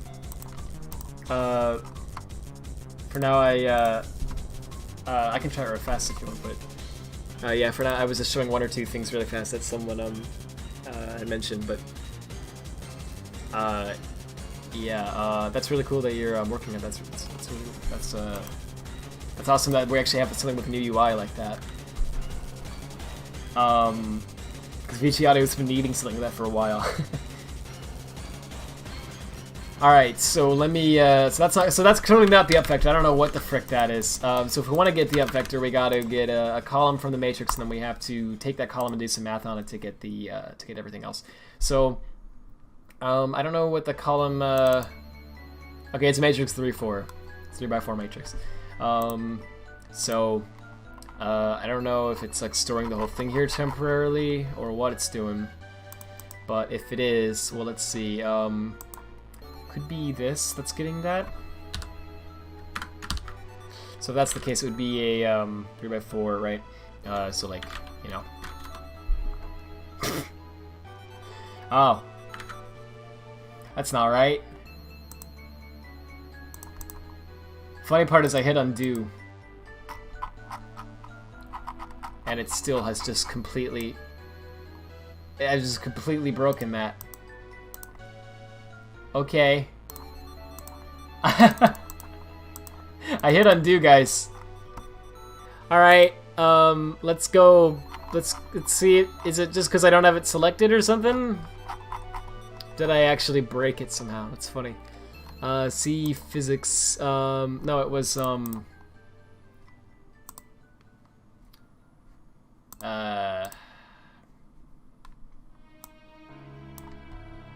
C state wall run.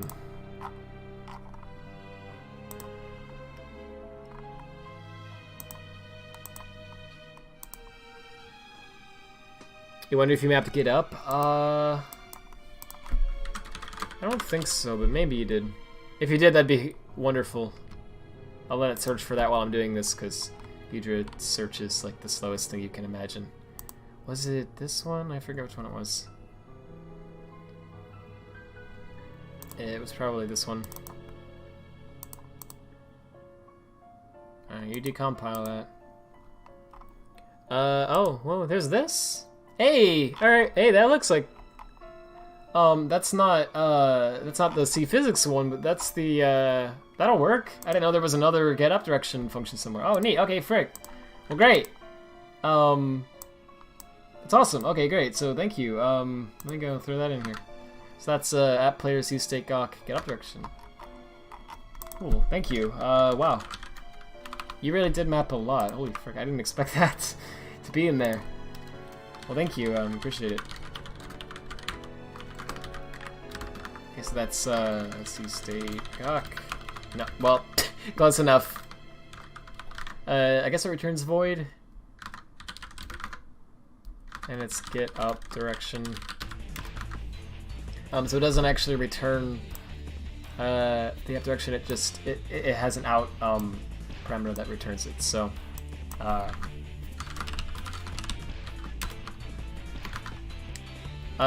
You know, I wonder, sometimes the symbols here, it doesn't matter, right? Like, who cares? It's the same thing. But sometimes the symbols in the Wii U version say whether or not it was a reference or a pointer.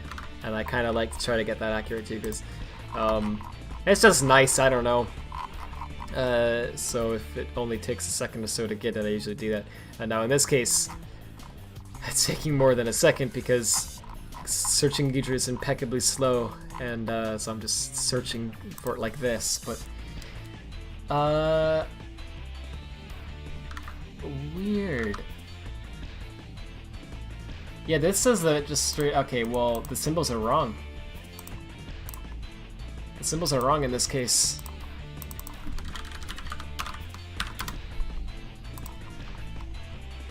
Yeah, that's what it is. I don't know why the symbols got that wrong, but anyway, I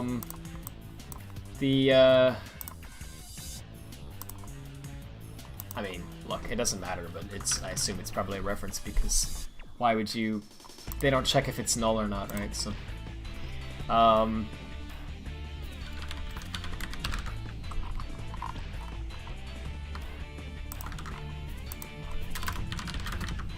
right. Oh, whoops.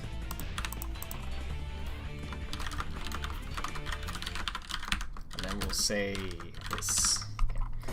Okay. There's, I'm sure, probably a better way for me to do that. Also, I will get onto Anon and Swif at some point. I didn't forget. Don't worry. Let's see. Didn't know that existed, and I'm the one who mapped it. That's amazing. Using a 2008 book by James Fox will call it Sam's Teach Yourself, which is Teach Sharp 2008 in 24 hours that I gave you recently. Hey, that's awesome. I remember there were a lot of books that I used when I was first learning stuff. I remember I used to go to like the library and just get books there, and just on stuff that I didn't even know what it was. Like I would just like I'd get books on technologies I'd never even heard of before, just because I was like, I want to know what this is, and I'd read them, and so I learned a lot of stuff that I probably have forgotten by now, but a lot of it was stuff I'd never even used, right? But yeah, I remember there was like a DOS for Dummies book, at like a thrift store or something, I think, at some point, and I wanted that, even though obviously no one was using DOS. I just wanted to know. I was like, this seems cool, and yeah, so I know a lot about DOS because of that. Crap like that. Anyway, point is, yeah, I remember there was a, oh my gosh, this really outdated, I believe it was VB6, like Visual Basic 6, something like that. There was a book on a very old version of Visual Basic that I got from the library somewhere, I believe, and I don't even know. I would just read these random books just cause, and I read that and I like just memorized all the crap from it, and then I tried to use that in the newer when I wrote newer raw code using modern Visual Basic, right? And some of it applied still, some of it did not. But anyway, so yeah, somehow when you said that, it reminded me of that, like that book, and it was just kind of a cool memory because that was a while ago. But anyway, yeah, that's cool. Keep going with that. That's what you're doing is really cool. How well optimized for low-end hardware to Sonic Forces, consider getting a PC provides? I think I don't think it's that well optimized for lower end hardware, if I'm being honest. And I'm not saying that because Force is bad. No, like legit. Lost World runs kind of alright on my laptop, which isn't it's not a very high spec laptop, right? So it's fairly optimized because it really shouldn't run kind of alright on there. It's not a great laptop, but it does. Forces, doesn't have a chance of running on there. On my desktop, it barely, I can barely run it at 1080p 60 FPS. I have to have like not too much else open for it to do that, unless I turn down some of the graphics settings or turn the resolution down to 720p, in which case it's a solid 60, right? But yeah, it's pretty demanding. So I don't know, if you turn down all the specs and turn the resolution way down, you might be able to get it to run decent. I don't know if I've really tried that too much, but I would be a little weary about Forces on low-end hardware. It might not run that well, sadly. There are some mods that try to make it better, but I don't know how much of an effect they have. I think usually they just kind of lower the texture resolution, which doesn't really help that much. But yeah, so I'm sorry about that, but it might still be worth a shot, but only well, I guess what I'm saying is if you get Forces, go into it with the mindset of it might not run well at all on here, right? So be cautious, but there's a chance it might. But yeah, I don't know. The picture view was 1 hour. Hey, it was hour 1. Nice too. Let's see, can you complain about the Sandset object in Skyward Act 4? You can't figure out how to make it work at all. It's a bit of a problem because you were kind of big on using it for Grove. I've not looked into that object. I'll have to look into that sometime to see how that works. I'm assuming they just have like a spline or something for it, don't they? But they kind of pull you toward it a little bit. Grove is looking a lot more like Sandgrove.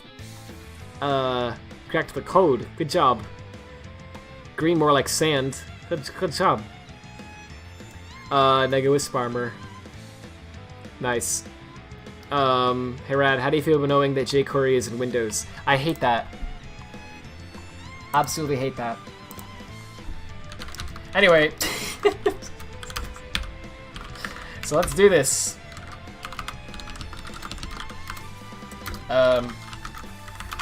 Veek. Okay. So I'm gonna put some breakpoints to make sure it's working.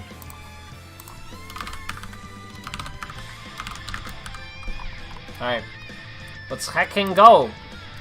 Thanks, Sajid. Bless. I appreciate the help with the IDA stuff. It's very handy. Sorry, I forgot how to English just then. I was like, what word? All I can think is stuff.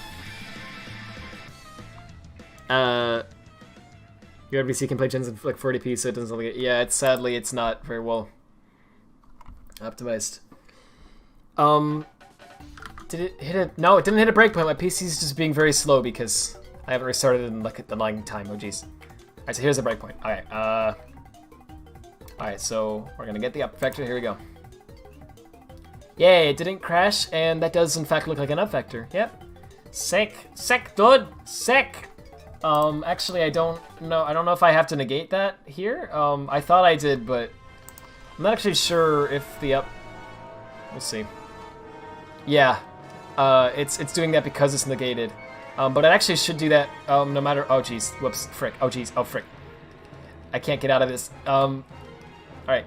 It should do that no matter where I'm at now. Yeah, no matter where I'm at, it's gonna maybe go straight down. And it actually works the exact same way no matter where. Hey, cool. All right. So, wonderful. That's exactly what I wanted. So let's, well, except, yeah, let's fix that. And this is crappy code. So it's probably not gonna feel great. Again, I'm not very good at physics stuff, but let's see if we can at least fly. That's what you thought too, but hey, we can fly. Doesn't work. Oh, huh. Well, I'll have to look into it. That sounds really weird. Yo, dude. Yo. All right. So it might look kind of crappy. Obviously it looks crappy because of the lack of animation. But imagine this with a flying animation. It's not bad, dude. It's all right. So I probably want to tweak it a bit. You can't fly for more than like a second. So I should probably make it so you can do that. Also, if you like let go of the fly button and then you like grab it again, you don't actually like gain some extra height, like you would in like, for example, 06 if you try to fly around.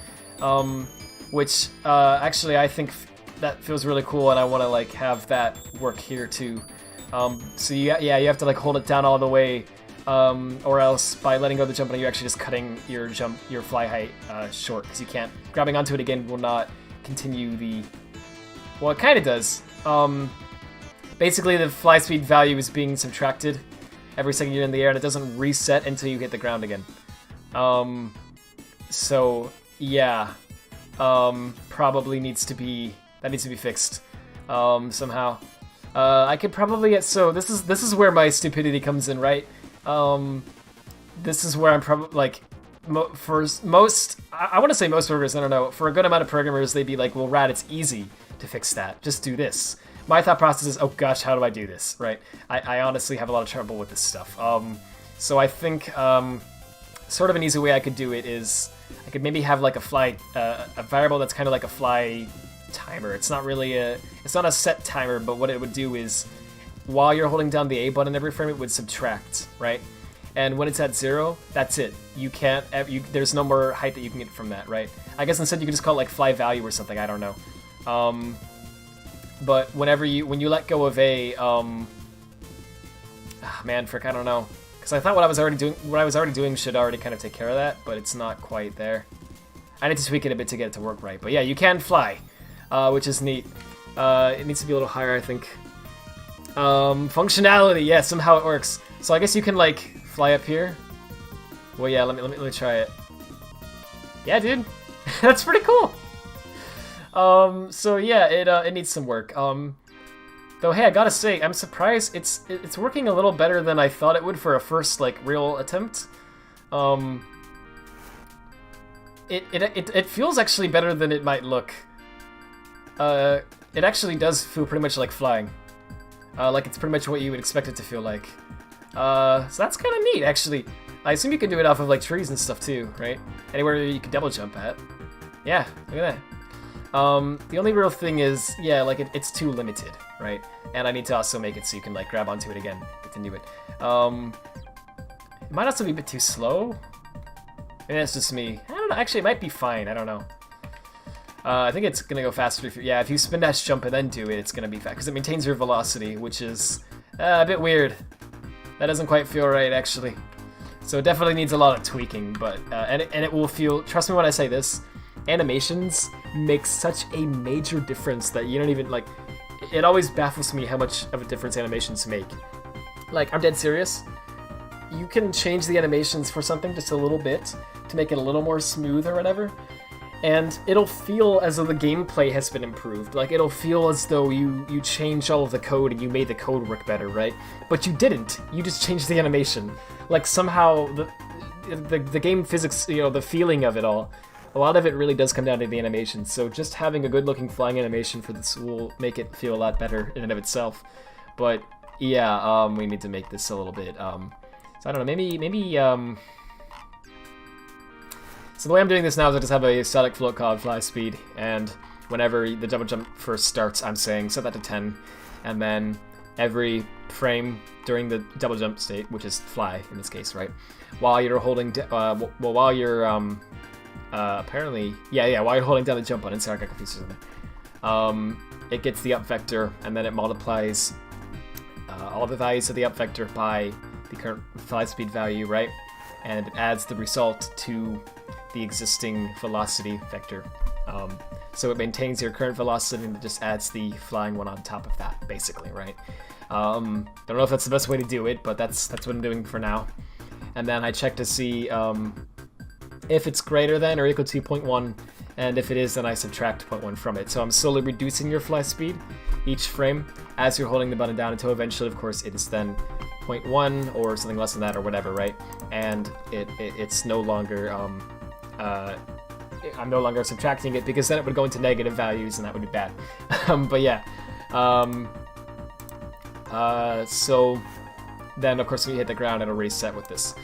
So the issue then is, so like if you're flying and then you like let go of the jump button and then you grab onto the jump button again, your fly speed is still the lower value, right?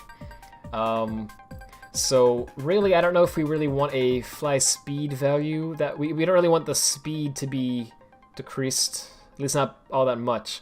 We just want there to be like a limit, not necessarily a strict timer or anything like that, but just like you can fly for about this long, right? So I guess what we could do about that is, instead of having a fly speed, we could just say, you know, like fly timer, right? We could just reduce that, and then we could basically have this be something like, let's actually say 10, because that'll make it, since we're not subtracting it anymore, that'll make the fly speed longer, but it might not make it too much longer. We'll have to see. Also probably best if I like, you know, do that, because that'll get optimized. But yeah, that way I just have to change one value. I don't have to keep changing the different tens. Make a custom state. Yeah, that'd be nice. I thought about doing that, but I just don't feel like it's worth the effort, because like I'm not gonna be using double jump for tails anyway, right? So might as well just do this. Yes, that is way too much. Okay. And also, oh no, it's not. I'm an idiot. I just forgot to make it so it no longer works after a while. Whoops. Okay, so all I need to do is just check this and that.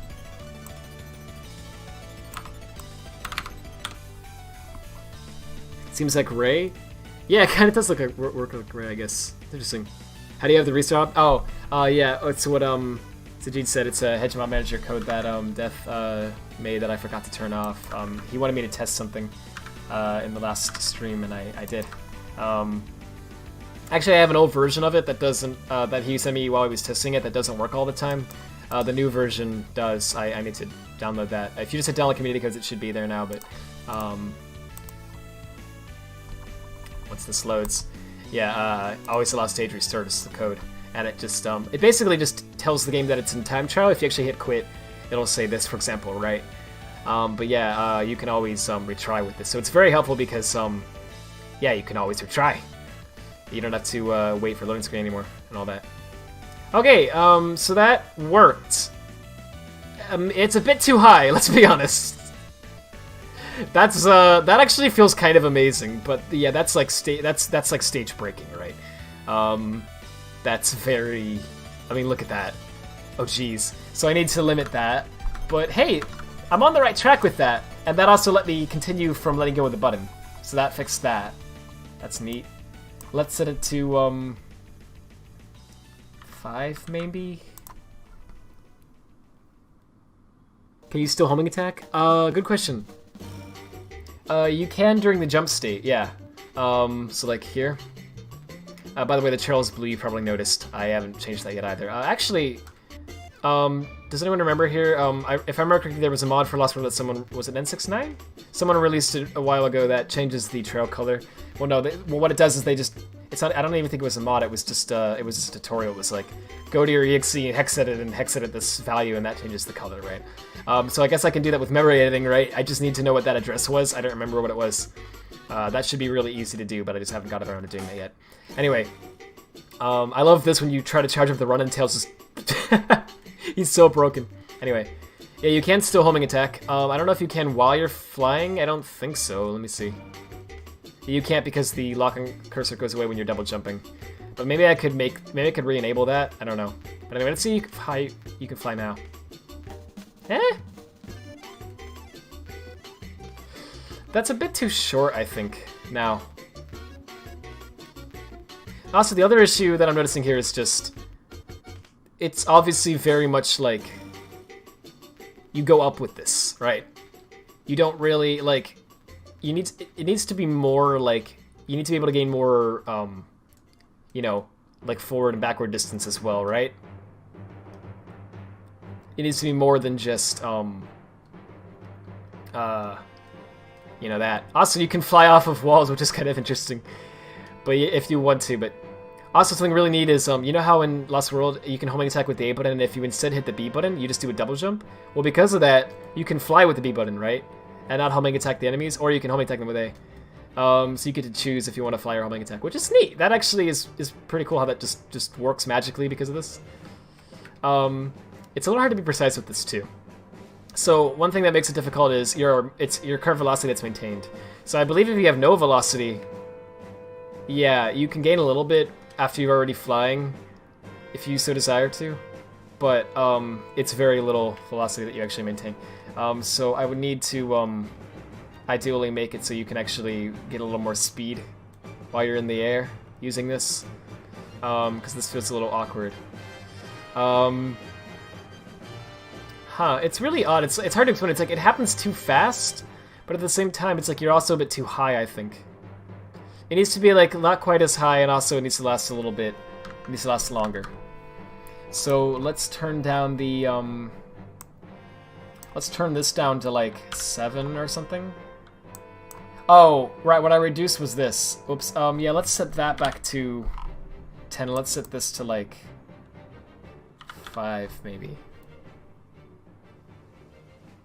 Yeah, I don't think this height is, you think this height's actually fine? Any more would probably break the stages.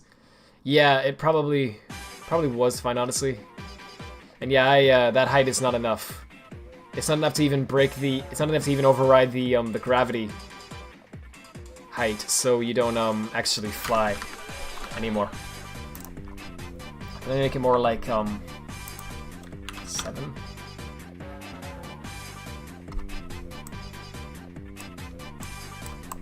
Make sure I'm not missing anything. I am, yeah. The YouTube chat sometimes freezes on my end, so sorry about that. Here we go. Act 2 when he has all 2D. Oh yeah, yeah. Maybe we can test. Oh yeah, you want to test it in 2D? Yeah, I'll do that in a moment. That's a good idea. I don't know if it'll work, actually. It might not. Hey, this actually works pretty decently. He's a bit slow to get started with this. Like, he needs to... It takes a while to, like, get height with this, which is a bit annoying. But this is pretty good. This doesn't feel broken at all. This feels pretty good. Yeah, alright, this is pretty decent. Okay, let me try, I need to tweak it a little more for sure, but let me try a 2D level. Oh, also, you probably noticed Sonic's not replaced in the world map yet. Oh, it works! Hey! Oh, jeez. Alright. Yeah, it feels a bit... I think it feels a bit high in the 2D levels, actually. Might just have been that one, but... I don't know. That seems pretty good. Can I fly over the enemies? Nope. See, I can, but, like, it takes a while to, like, gain... You have to hold it... See, that's the one thing that's bad. You have to, like, hold it down for a second or two, and then you start gaining height. Because of the way the speed works. So that's a bit bad. But once you start gaining height, it feels pretty good. So let me tweak it some more. If I make this, like, 8, maybe? Like, that could work. Also, let me give you a small... No, let me just make it 7. And give you a small boost in velocity at the beginning. Let me... yeah, okay, what I'll do is this. I'll say, let's add... that's probably too much. Yeah, it's probably too much. Let's add 100. I don't know if that's too much or not. It sounds like a huge number. It's not as big as it sounds. Like 500 and lots sort of is like what most dash pads are set to. Yeah, alright. Yeah, that seems like it kind of fixed it. So that just gives you a small boost in your upwards velocity as soon as you start flying. And yeah, dude, that actually feels pretty good. See, it's not perfect though. It's like still a little bit off. But oh, and that was whoa, what happened there? That was weird. That was like a lot of height from here. No, I guess it was normal. It definitely feels like you could break stages with this. But I mean, hey, I don't know if I care. Like, as long as it feels like it's not like too absurd, being able to break stages with this is like, I mean, okay, now that fell, that's bad. That's a bit too high. That's too high. In 2D, maybe it needs to be more limited. But dude, look at it. Well, okay, weird. He's like, wait, what was that? What the frick? Wait, well, yo, what is that? Why is it pushing me to the left like that? That must be the velocity boost thing that I was doing. Maybe it's for some reason it's not going up. It's just going. It's going left. Yo, that's weird. Look at that. I'm not touching the stick at all. He's just going left when I first do that. Huh. Yeah, it doesn't feel right in 2D. It needs some work. And that's just weird. I don't know why it's doing that. It's bugging out. It might be because of the up vector and the fact that we're on like a planet. Oh, yeah, this is the version that doesn't always work of the code. I need to get the new one that does. Right here making Lost Word DLC. Wait, that's not bad. The slow start was in Adventure 1. Slow start was fine. Oh, was it? Well, well, I don't know. It felt weird to me. Let me see how it feels in like more 3D levels to see if it was just a 2D thing or not. See, he still kind of has a slow start, right? But it's just not as slow. Yeah, maybe it should be a little slower though. I think you're right. Okay, so actually, I don't even know if this is. I'm not sure which direction. Yeah, I guess positive. Yeah, positive is up. So if I make this smaller, that might be good. But let me just comment it out again, actually, and see if that was the reason that the 2D was doing that, and see again if it feels. I'll get through your Gringo if you want to mess around with tails in that. Oh, thanks. Yeah, that'd be cool, actually. Sorry, I didn't see that for a while, but yeah, thank you. Oh yeah, you know what, Bob? Yeah, yeah, that does feel pretty good, actually. It's just a little weird because sometimes, like, what's weird about this is there's no like forward velocity being maintained. Well, okay, well, sorry, it's being maintained, but it doesn't like give you any. So it should give you a little bit when you're flying. I know that sounds weird, but if you're flying while you're running like this, that's fine because you already have some forward velocity, and so that goes into the fly when you start flying, right? But if you don't have any forward velocity, if you start like this, it goes like that, and that's wrong. That feels wrong. That's not how that's supposed to feel. Also, when you spin dash, you get too much forward velocity, and it feels a bit. You know what? I mean, that's fine too. I think. Like, I think it should be based on your movement speed, but like, I don't think it should just override it. It doesn't. You don't want it to feel scripted. You want it to be kind of like you're in control of the speed of the flight and everything. But trust me when I say, when you try to take off from a flight when you're just standing like this, that feels wrong. Like that feels like you need to have a little more speed than that, or else the flight just feels really bad. So it should. I think I should ideally be about this speed at all times. It can go a little faster than that too if you're like spin dashing or whatever. So I think it should try to preserve your momentum a little bit. But I also think that it needs to give you a little bit of momentum if you don't have enough, because it feels really bad without that. Hey, thanks, Sixfan. I'll start downloading it. Alright, while that's going, let me try it out on 2D as well. Alright. Yeah, the whatever I was doing with the sort of trying to get rid of the slow pause definitely did break it. I think so anyway. Yeah, for some reason that was actually Oh, I know why. I'm dumb. I didn't even consider this. Freaking... Wow, alright. So what I was doing was I was getting the velocity and I was adding to the y-axis. What I forgot was the y-axis isn't always necessarily up. Like I said earlier, there's an up vector, and you need to take that into account. So, oopsie. Yeah, so I could fix this if I wanted to, just by making it get the up direction and then multiply based on that. But, you know, actually, the slow start does feel fine. Now that you mentioned it, it actually... When I first played with it, I was like, that's not right. But you know what? That feels fine. That feels pretty great, actually. Like, in 2D, it actually works out a lot better.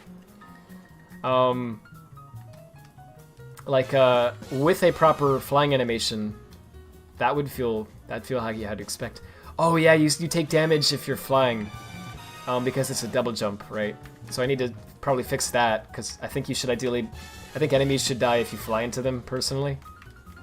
I don't know, that might be up for debate. There might be some people who go, nah, I'd rather you take damage, but I think it'd be more fun if you wouldn't have to worry about that while flying. Yeah, but dude, that feels great. Like that's pretty good. Yeah, so I'll test out next fans mod. Let me just test out a few more vanilla levels first, because I'm curious. So, okay, I was curious about that. Yeah, so if you fly here and you go up into that, yeah, you don't stick onto the tube, sadly, because of the way that the tube physics work. Because here's what's happening, right? The game is acting like this is a double jump still, right? So if you were to somehow get enough height from a double jump that you were to jump all that way up, the game determined that it's like, well, it should still treat that as the ceiling, though, even though that can be the floor, because, you know, you jumped to it, so it would be kind of odd if it like flipped things based on, you know, whatever. I think it's intentional. It's not like a bug. But yeah, sadly, if you want that to be you can't like fly up to there and then have it rotate the camera. Now there might be a way for me to fix that, because in Honeycomb Highway, well, Honeycomb, you know what I mean, Desert Ruins too. You can you know, like jump from the floor to the ceiling, and the game snaps you onto it as though it's the floor. So I might be able to like see what that's doing and then recreate that here. And obviously there's still some tweaking that needs to be done here, but yeah, dude, this is working. And I gotta fix that trail too. That looks bad. Blue trail. Ugh. Also, the Wisp work, in case you're wondering. Even though I told it to use the Tails pack, it still finds the Wisp model. They're not in Tails pack. I did check. It's just somehow the game's smart enough to figure out that it still needs to load it from Sonic's pack. I think because there's like sort of a dependency thing going on where I didn't tell it, don't use Sonic's pack. I just told it, use Tails' pack, like prioritize that over Sonic's pack. So it'll load from both of them if I want it to, essentially. But yeah, it works fine. If I want to, I could have custom Wisp models for Tails as well. And animations and all that. Oh, and in case you're wondering, yeah, Supersonic is still Supersonic. Obviously, I'd have to fix that. And yeah, he does fly. Oh, okay. I didn't think that would work, actually.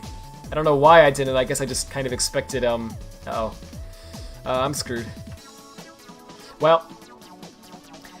Yeah, I guess I expected Supersonic to have a custom double jump state for some reason, but I don't know why I did, because like obviously, why would you code a custom double jump state for Supersonic? That doesn't make any sense, right? I guess unless you wanted it to be higher or something, but anyway, yeah, yeah, it's using the same state, so okay, cool. Flying works for what will be Super Tails as well, so that's neat. But yeah, let me see how that feels.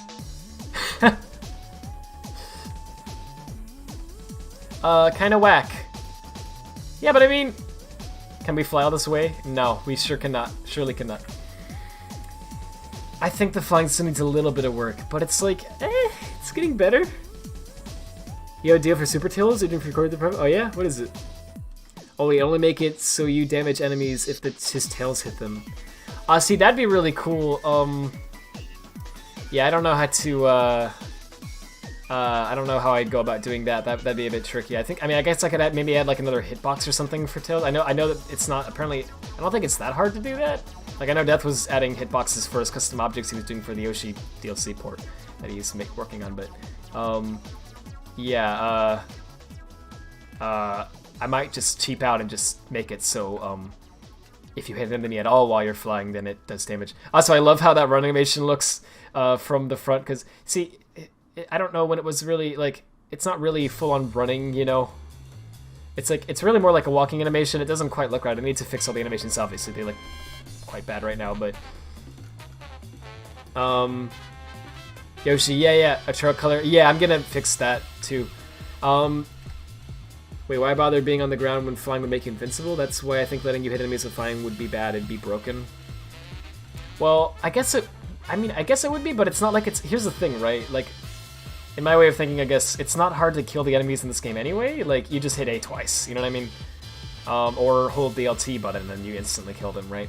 So I don't think it would really break anything, because you can just, like, it's just as easy to kill enemies by holding LT as Sonic as it is to hold A as Tails, you know what I mean? I see what you're saying, but I don't know, maybe I'll rethink it. But, yeah, this is acting a bit weird here for some reason.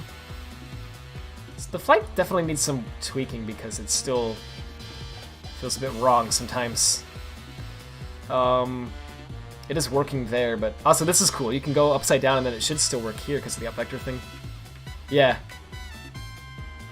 That's neat. I just like that. Anyway. Yeah, it's coming along though. Like, it definitely needs some work, but it's something. Did Tails kill enemies when you flew into them in Sonic Runners? Because I seem to remember that being the case.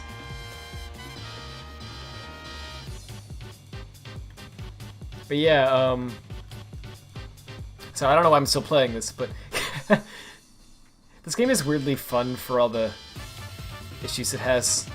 Can you fly all the way up here? Almost. Maybe, you know what? I don't know if it actually would be broken to let you fly all the way up there. Just make it a little bit faster. Because there are some spots where I feel like it's maybe a bit too slow. Okay, so here's what I think I'm going to do. So obviously I'm going to try an X-Fence mod. I didn't forget, don't worry. I'm going to download these codes as well, by the way. Yeah. There we go, we're going to save that. And we're going to add a new mod. We're going to install from an archive. That's right, I'm using the freaking built-in menu to do this instead of doing it manually. Don't mind that. That is definitely legal. Where did I download it? It's stupidtestmod.7zip. Right.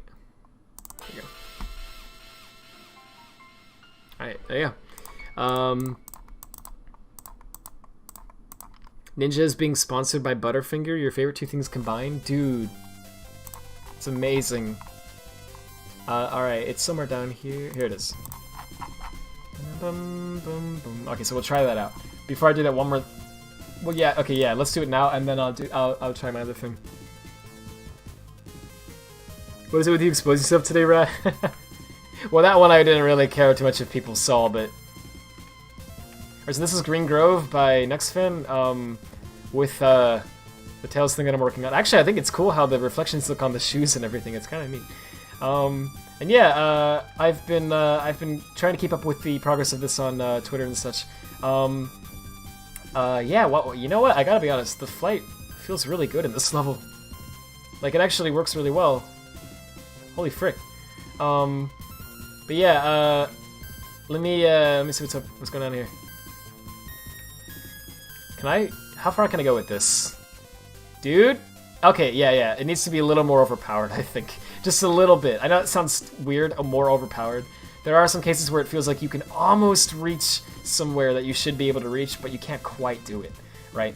But other than that, I mean, it feels pretty good. Like, you see, like there, like I feel like I should have had a little more flight because I barely made that jump, and I should have been able to make that, right? But look at this. I mean, this is awesome. I know I'm not doing it in the right order or anything, by the way. Well, actually, I guess I guess the 3D Blast doesn't really have an intended order. You're supposed to get all the... Yeah, I guess I made it just fine. Oh, also, I didn't show this yet, but there is a results animation for Tails in the Wii version that I did port over. Sorry.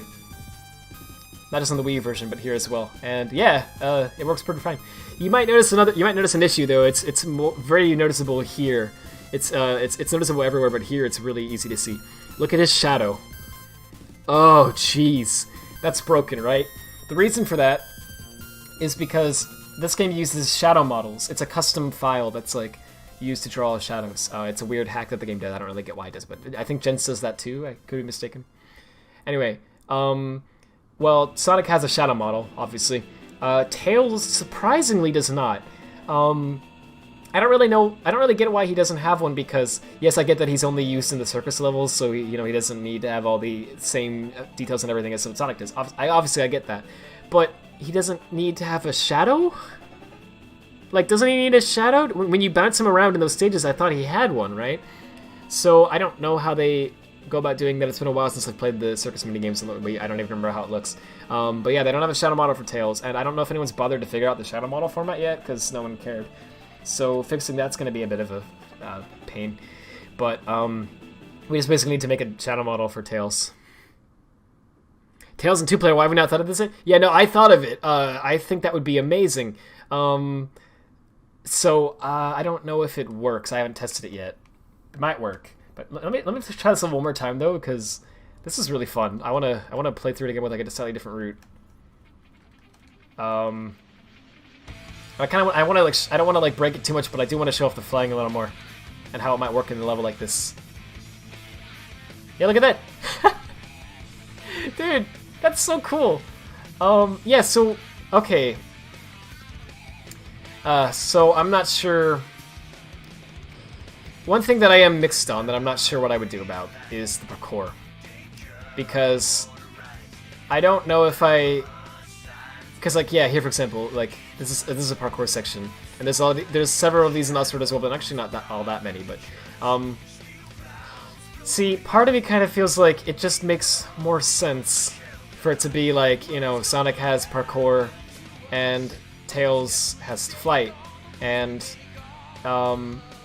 Tails doesn't have parkour because of that, right? But like, I don't know, man. I kind of feel like I shouldn't disable it. I love this song, by the way. I think I'm just gonna leave it on. Even though I guess that does make Tails overpowered, because I don't know, man. Like, it feels pretty cool to be able to combine both of them, right? So like flying up somewhere and then also being able to run on a wall.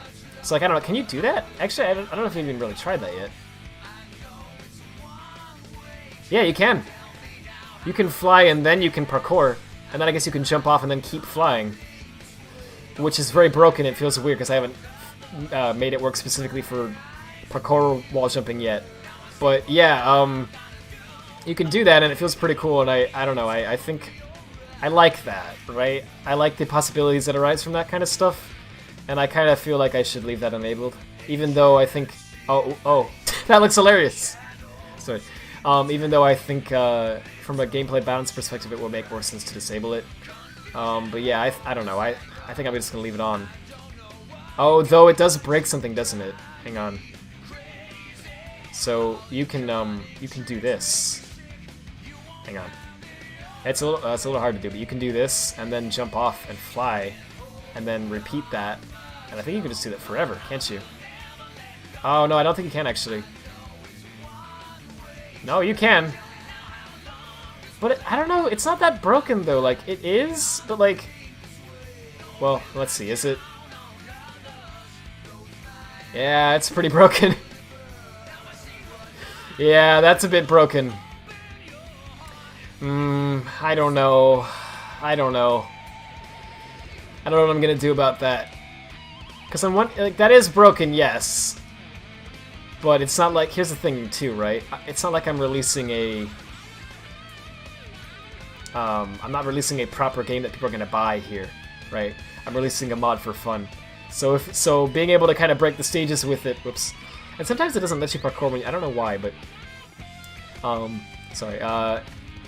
Being able to break the stages with it, I don't even think it's really that big of a concern as long as it's not, like, totally broken, right? It's only a concern if it's like just holding the A button allows you to destroy every level, right? That's when it becomes a problem. Let's see. That's how you found my Easter egg, which I think is still missing the texture. Oh, is it? That's amazing. Actually, get off of the map with the capsule. Oh, that's amazing. I always see runners who get first frame jumps. Wait, let's see. Hey, Rad, you should disable after flying once you touch the ground for 2 frames. That could work, yeah. That could work. Would you be able to make the parkour animations running sideways? Might be a bit odd, but I think it'd work as a placeholder. Should be possible, yeah. Though I think the easy way to do that would be to just take the running animation and rotate it, right? And doing that still requires like importing it and then editing it and then resaving it, right? So that's still a bit of a pain, but yeah, but it would definitely be better than what's currently happening. Flying test is already broken, right? It is. Well, it is. He is, but not as much as when you combine it with that, though. Like, really all that it lets you do is what you can already kind of do with the parkour bugs. Like, I don't know, like, let's... Oh, wait, that's the wrong level. Also, I think he just uses the run animation a bit faster. Yeah. By the way, I looked at the anim format a bit, which I am going to keep doing in the stream, I swear. I know I haven't gotten to it yet, but I will do it at some point soon. I looked at the anim format a bit, and I found the speed value. There's actually a value in the anim format that says how fast the game should play that animation. And of course the default value is just 1, right? So don't change the speed at all, just play at normal speed. But you can set it to anything. And by default, the speed that it wants to play this at is way too freaking fast. What you're seeing is actually, I hexedited the anim file to actually slow down the Mach speed running animation for Tails. This is the slowed down one. And it still is quite fast, as you can see. Also, can you fly here? Oh, you sure can. It's not that broken, though. Like, it actually works kind of fine. Like, you can't. You're not really getting out of bounds with that. You know, you're just like flying with it. Stop letting you fly again if you've touched until you touch the ground. You mean from parkouring? Okay, so like if you fly and then you parkour, you can't fly again unless you land on the ground. Right? Okay. That would make sense. Can I fly over this? See, I can, but it's... Okay, I could probably break it like that, actually. Yeah, let me try it around here. That would actually probably let me break it. Okay, let's try flying over this. Eh? I mean, no, you don't really have enough height to do that. Yeah, hey, Mio, how you doing?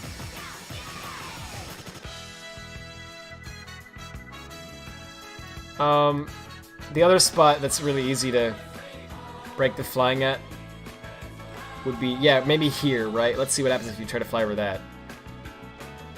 Yeah, you can't because there's still an invisible wall there that, well, not a invisible wall, but there's a, whatever the object is called, or collision, or whatever it is. It kills you immediately when you touch it, right? So you can't really break it even there. Like, I don't know, man, it doesn't, it's overpowered, but it's not to the point where it, like, breaks stages. It just lets you, find new ways to die, I guess. Yeah, exactly. Okay, cool, thanks. Sega didn't do a bad job making sure the player couldn't fall into space. Yeah. Let's try it out here. I'm curious about this. See, that doesn't feel broken. That felt fine. Like, surprisingly, it works pretty well. Obviously, the animation makes it look atrocious, but like, I mean, you don't really gain that much height from it. It's like just enough. In fact, I almost feel like maybe you should gain a little more. Maybe just a little more. Like, not barely any additional height. But like, can you fly up this high? Yeah, like, you can do that, but just barely, right? Like, getting up here is a little tricky because you have to, like, time it all right. I think maybe if you had a little extra height, it would be effortless to do that. But then that felt pretty bad there, yeah. Oh, and then also from there you can fly, and it's... But I don't know, it's like... It's so... I have to tweak this a lot, right? Obviously. it feels a little bit tricky to get up certain areas. Like I know that probably looked pretty easy. Actually there it wasn't that hard, but it did take a little bit of struggle. It was like, let's go, and I like barely made it, right? So I think it needs a little more tweaking. Tiny more, I agree, yeah. Also maybe make it work a little better when you already have negative velocity, like kill your current velocity at the start. Yeah, there's a lot of fine tuning like that I should do. Can you release the button and start holding again? You can, yeah, you can fly and then let go and then fly again. But, as you saw there, it doesn't work that well yet, does it? It kind of works, like you can kind of regain your height. Here's the issue, right? When you first start flying, you have like no speed and it takes a while to gain your speed back. So because of the nature of like what I'm doing is I'm adding just enough velocity to where it takes a moment for the velocity that I'm adding to counteract your gravity. It's like what Adventure 1 did, kind of. So it feels good, but the issue is if you're flying and then you start falling and then do it again. See what happened there? It took a second to where it was trying to make him fly up again, but it almost counteracted the speed, and then I ran out. So it needs a little more tweaking to make that feel right. O6 has a fixed speed for Tails Flight, which is a bit... Yeah, I didn't like that in 06. Okay, so I'm gonna make things a little bit... I'm gonna make them just a little bit more. So I'm gonna make flight timer 12. I'm gonna make this like 7 point... I don't even want to make it 5 yet. I'm gonna do 2.5. And one more thing. I'm going to keep the slow start from Adventure best I can, but I am going to give you a very slight velocity boost when you first start the flight, because I think that's needed, just a very slight one. Might take me a few times to get it right, and I might decide that this actually isn't needed, but we'll see. So to do that, you would just say, I'm just gonna do what I did here, and it's gonna be like,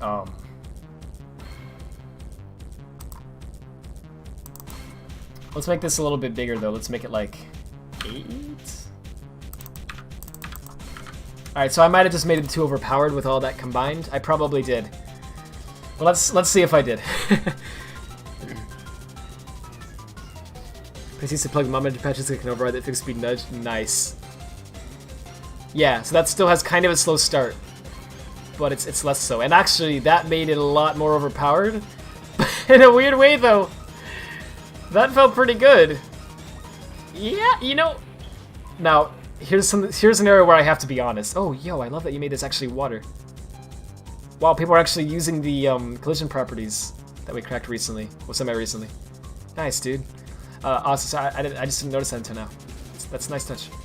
I believe Bob used that in some of his mods as well, and that's a really nice touch. I'm glad that people are doing that now. Anyway, sorry. So I know that looks really overpowered. Here's where I have to admit something. Yeah, see there it looks really overpowered, but it's not it's a little too much, I think. I do think it needs to yeah, that's a bit too much. Just a bit though. Like, okay, hear me out. I've always been someone who prefers floaty like movement to super like heavy movement, right? And stiff movement. I'd much rather be able to like, not have to really worry too much about precision. Even if it means it's a little overpowered. So, to me, this actually feels pretty good. But I do acknowledge that this is a bit too much. Those were a nightmare to make. The tours are being complete. Oh, I see. Dang. Well, I'm sorry about that. That sounds like a nightmare. But that's awesome that you got it working. It seems like it's working really well. Look at this. Look at this, dude! That felt awesome!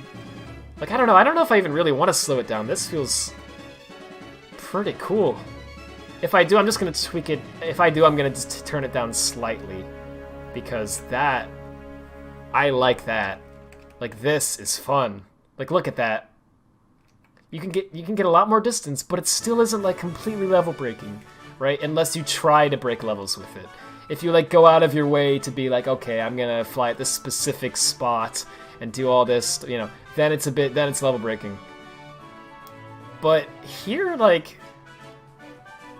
it's not that bad. At least not in this level. Like, it feels... You can like... Okay, kind of... You can skip some portions. So, like, I could go, like, up here if I want. And yeah, and I can, like, fly over here. But it's all effortless, though. Like, before, it took a little bit of effort. Now, it's effortless. You don't even have to think about it. You just fly, and you land there, and it works. Now, I think landing on precise... No, it was fairly easy. I was going to say landing on, like, something smaller like that might be a little hard to do. But it wasn't that bad. Oh, that feels great. I like that a lot. Again, that's where my preference comes in, though. I think some people might prefer how it was before. So I am open to feedback on this. I want to do what most people think feels good, and not just what I think. And obviously it's hard to tell that, too, because, you know, no one is... I'm the only one who can test it so far currently, but... I mean, I would be happy to let other people try it out now as well if they'd like. Though, of course, it is a mess. So keep that in mind. Don't release it yet, you freaks. I mean, if someone does, then whatever, but you don't. Anyway, yeah, it's something, I don't know, it feels pretty good, though. Looks really good. Thank you. Let me try it out on some other levels to see how it feels there, because here it feels really good, but this is more like an open world level. So you want to... Okay, 2D, I feel like it's going to be really broken in 2D. It's going to be too much for 2D, I think. Yeah, it's a bit too much for 2D, I think. Because 2D, usually you don't have too much vertical... Like, you don't usually go this high in a 2D space, and this just completely breaks all block platforming and everything. Oh, you know what? Let me try it in a level like that. Just to demonstrate the issue that I'm talking about here with 2D. Here's a block platforming level, right? I bet you can just skip this whole thing pretty much. Yeah. You can just, like, cheese this level if you want. I wonder to what extent, though. Because, like, if you let go of the button on purpose like that... Oh, jeez.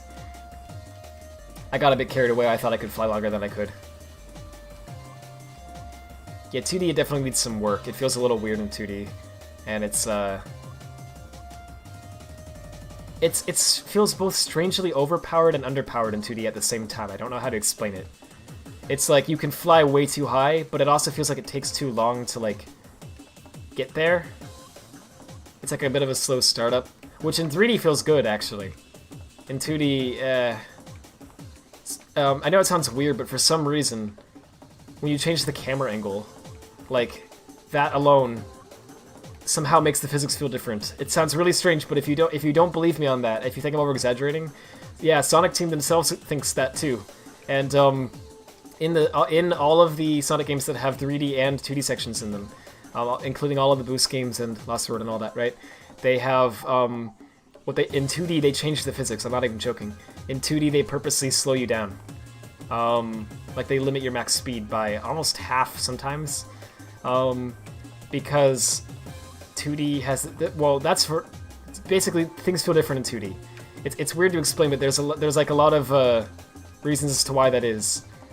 But yeah, the speed that feels great in 3D feels way too fast in 2D. So they slow it down because then it feels natural again. And most people don't even notice the difference. Some people do, and it bugs the heck out of them. But yeah, they do that. Look at this. So that's a bit high, but I don't know. It's not though. Like it's all right. It doesn't break anything. You feel like that's too much, and the previous version was already nearly perfect. I mean, yeah, that makes sense. It might be a bit too much. You could choose the block platforming since Sonic 2, since the chemical plant water trap the tails. Oh, that's true. Not that that's necessarily a problem. See, there's so much to consider with this sort of stuff.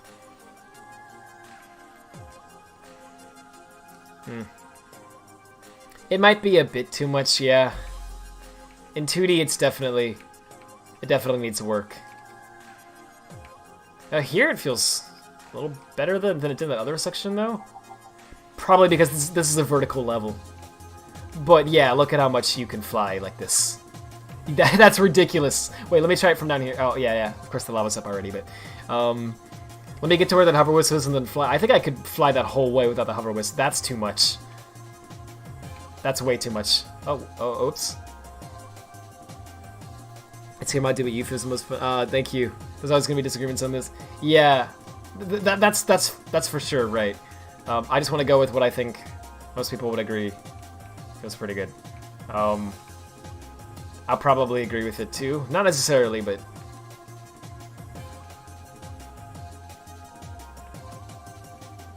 Whoops. Also, we need to make it so you can break item boxes while you're flying. Okay, so that seemed fine, but then when you jump in like this, yeah, you can get all the way up there if you try. It's so weird, man. I gotta fine-tune this a lot. There's like some little weird nitpicks about it still. Okay, so one more thing I want to try before I tweak this some more. Or move on to the next thing or whatever I'm doing. No, not that. I ever just click the wrong thing? Like you read the text and you're like, yeah, and you click the wrong, and you're like, oh, frick. Okay. So, wait, what the fuck am I doing? I just did it again. Okay. Ignore me. And everyone watching was like, Rad, wrong guy and I fired, you idiot. Sorry. Alright, multiplayer menu. Let's just go right into the, menu. No, let's go into the battle because, so obviously I don't have a second controller plugged in right now. And it's gonna be, is that gonna crash? Yeah, somehow I had a feeling that was gonna crash.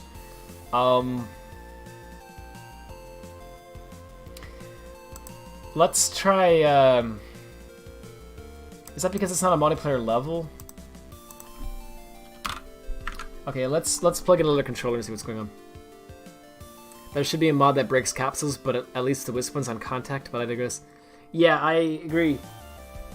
I don't know, I don't know how to make that happen, but I don't know if that would be, that sounds like a super easy change to make, right? I actually don't know if it is. I don't know how that all works. It might be dead simple, it might be difficult, I don't know, but, anyway. Okay, Steam? Sure. Nobody complained when Taxman edited Flying the Tails in Sonic 2. If you complain, your business meant oof. Well, yeah, that's true. Though I think you could disable that. Actually, I don't know if you could. I don't remember. I guess not. Yeah, I guess that's a good point. You think Green Girl might be responsible for that guy? Yeah, it might have been. I wish Steam would What is this? What is this? It's trying to show me a window there, but I don't know. Okay, well it's gone now, I think. Weird. Anyway, reduce the flight by like 80% and change gravity like 25. Yeah, changing the gravity would help as well. To be honest, I don't know. I think modifying that's probably pretty easy, but I don't know where that is yet, so I have to figure that out. But wait, are they both player 2? Oh no, they're not. For some reason, it set up my Xbox controller as player 2, even though that was supposed to be player 1. Whoops, wrong button. Here we go. Let's give this a shot. Yeah, so it might crash. Oh, it might try to load Green Grove. Yeah, oops. Okay, let me disable that to see if that's what it was or not. Hey, so wait, is this just a Tails mod? Because I'm not seeing all the characters. Yeah, so this, I don't know what this is gonna be yet entirely, because I'm just, well, as the stream name kind of implies, right, I'm just kind of screwing around. I'm just trying out some different ideas that I had to see what works, what doesn't, how well it all works, and all that, right? Oh, okay, it's definitely not, Green Grove that made it crash. It's, something with, the code of this, actually, I think. So let's start this up in the debugger and see what's going wrong here. Yeah, anyway, so I might do other characters as well. I'd love to have, like, Knuckles, for example, as well.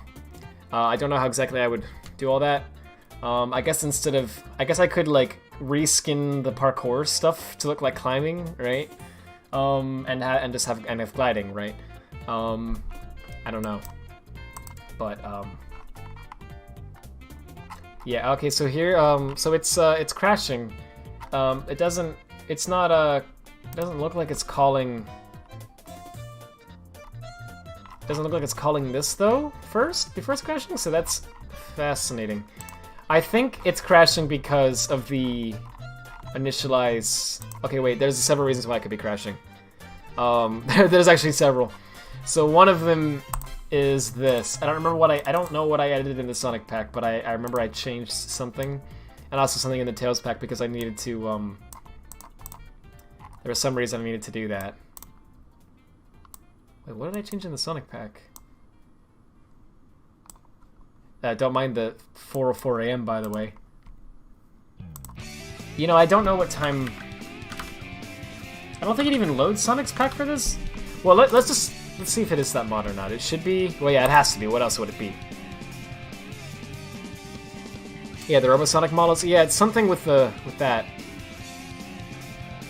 For sure. Yep, it's definitely something with this mod. I don't know what it is. Anyways, yeah, sorry, to answer your question, I would like to, I'd have, like a Tails mod and Knuckles mod and something like that. The thing is, I don't know exactly what I'm doing here.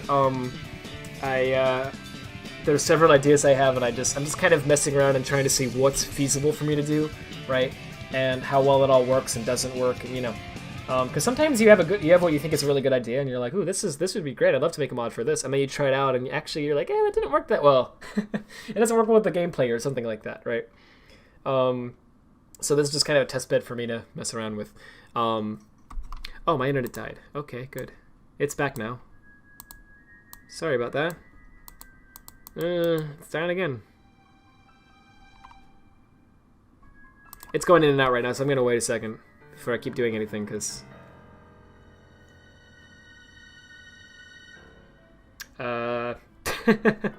Okay. It's coming back, I hope. Good, sorry, but I don't know why that did that.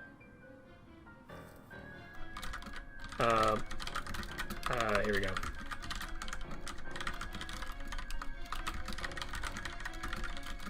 Alright. There's some reason why I could be crashing. That's never a good thing to hear. Yeah. Yeah, I know. It's the magic of programming. So if I actually rename this, let me try a few things here. So first of all, stage 6. Okay. Let me make sure that this doesn't crash. It might. Yeah, it doesn't crash. It just doesn't. The Tails pack added in a few new animations that he doesn't have normally.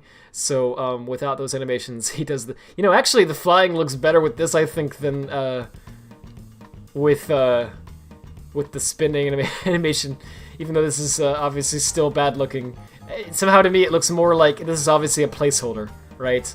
Than the other one did, where it just looked like a mess. But anyway. Cool, so it doesn't crash. So let's try it. Let's see if it does in the multiplayer menu still. It probably does. But I want to see if it was anything I added in the Tails pack or the Sonic pack, or if it was just something with the code. It's probably the code. I hope not. We'll see.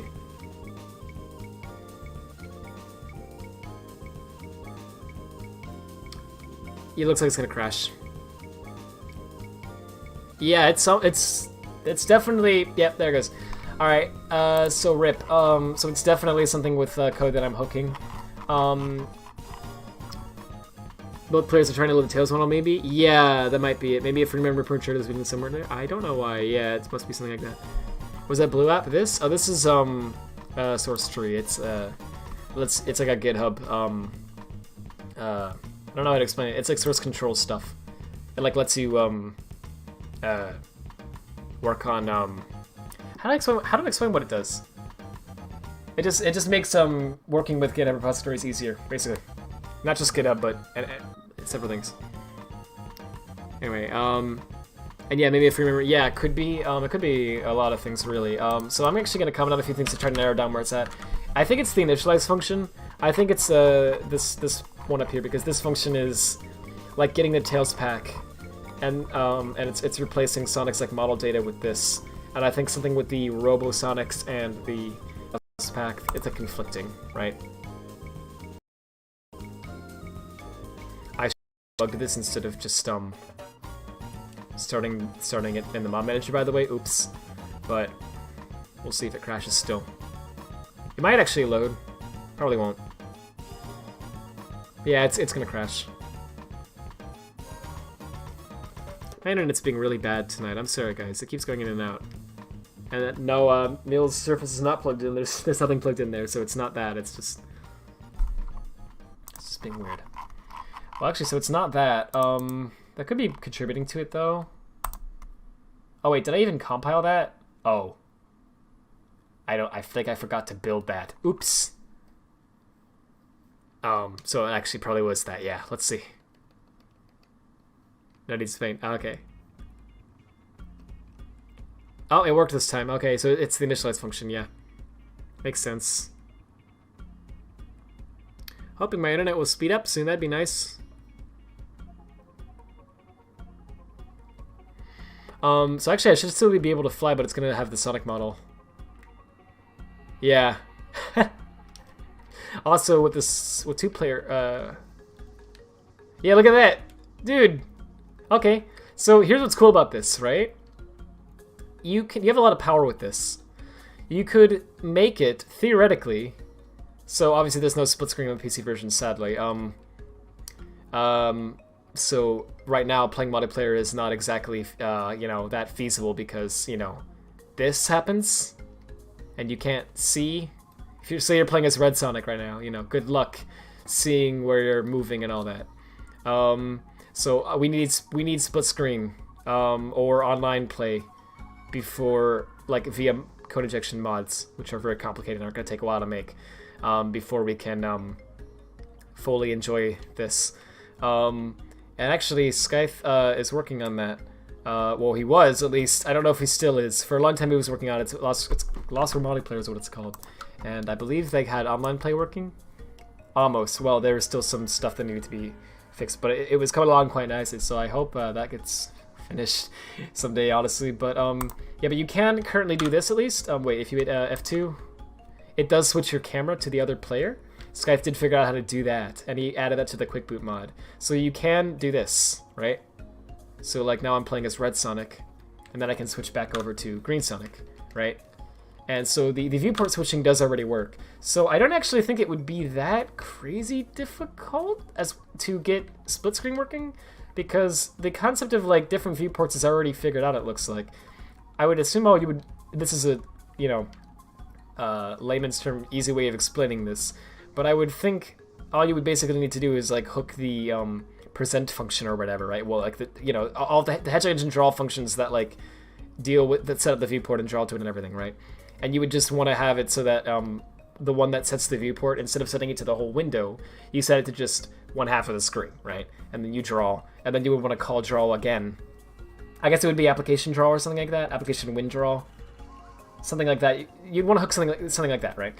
And then you would want to have it draw twice, once with one viewport, once with another. And it actually doesn't sound like it would be that complicated to me, considering that we already have this figured out. So it should be, split screen shouldn't be too crazy complicated, I don't believe, to get going. Online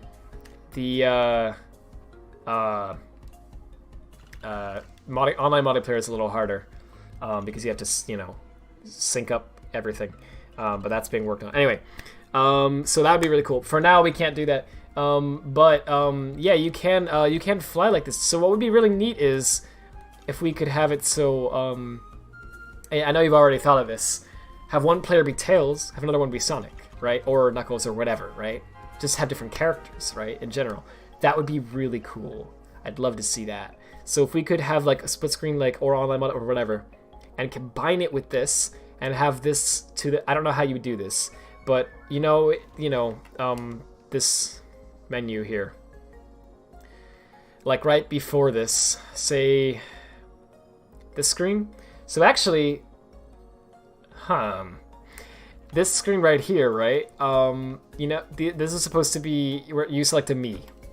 Obviously, there aren't any Miis. It's the PC version of the game, so it just draws nothing. But on the Wii U version, it displays Miis, and you pick a Mii for your character and all that. Okay, so you could potentially, I don't know how hard, this sounds like this would be a bit of a nightmare, but you should be able to theoretically hook this and make it so instead of selecting a Mii, you're selecting a character, right? And then based on which one of these icons you selected, you would play as that character, right?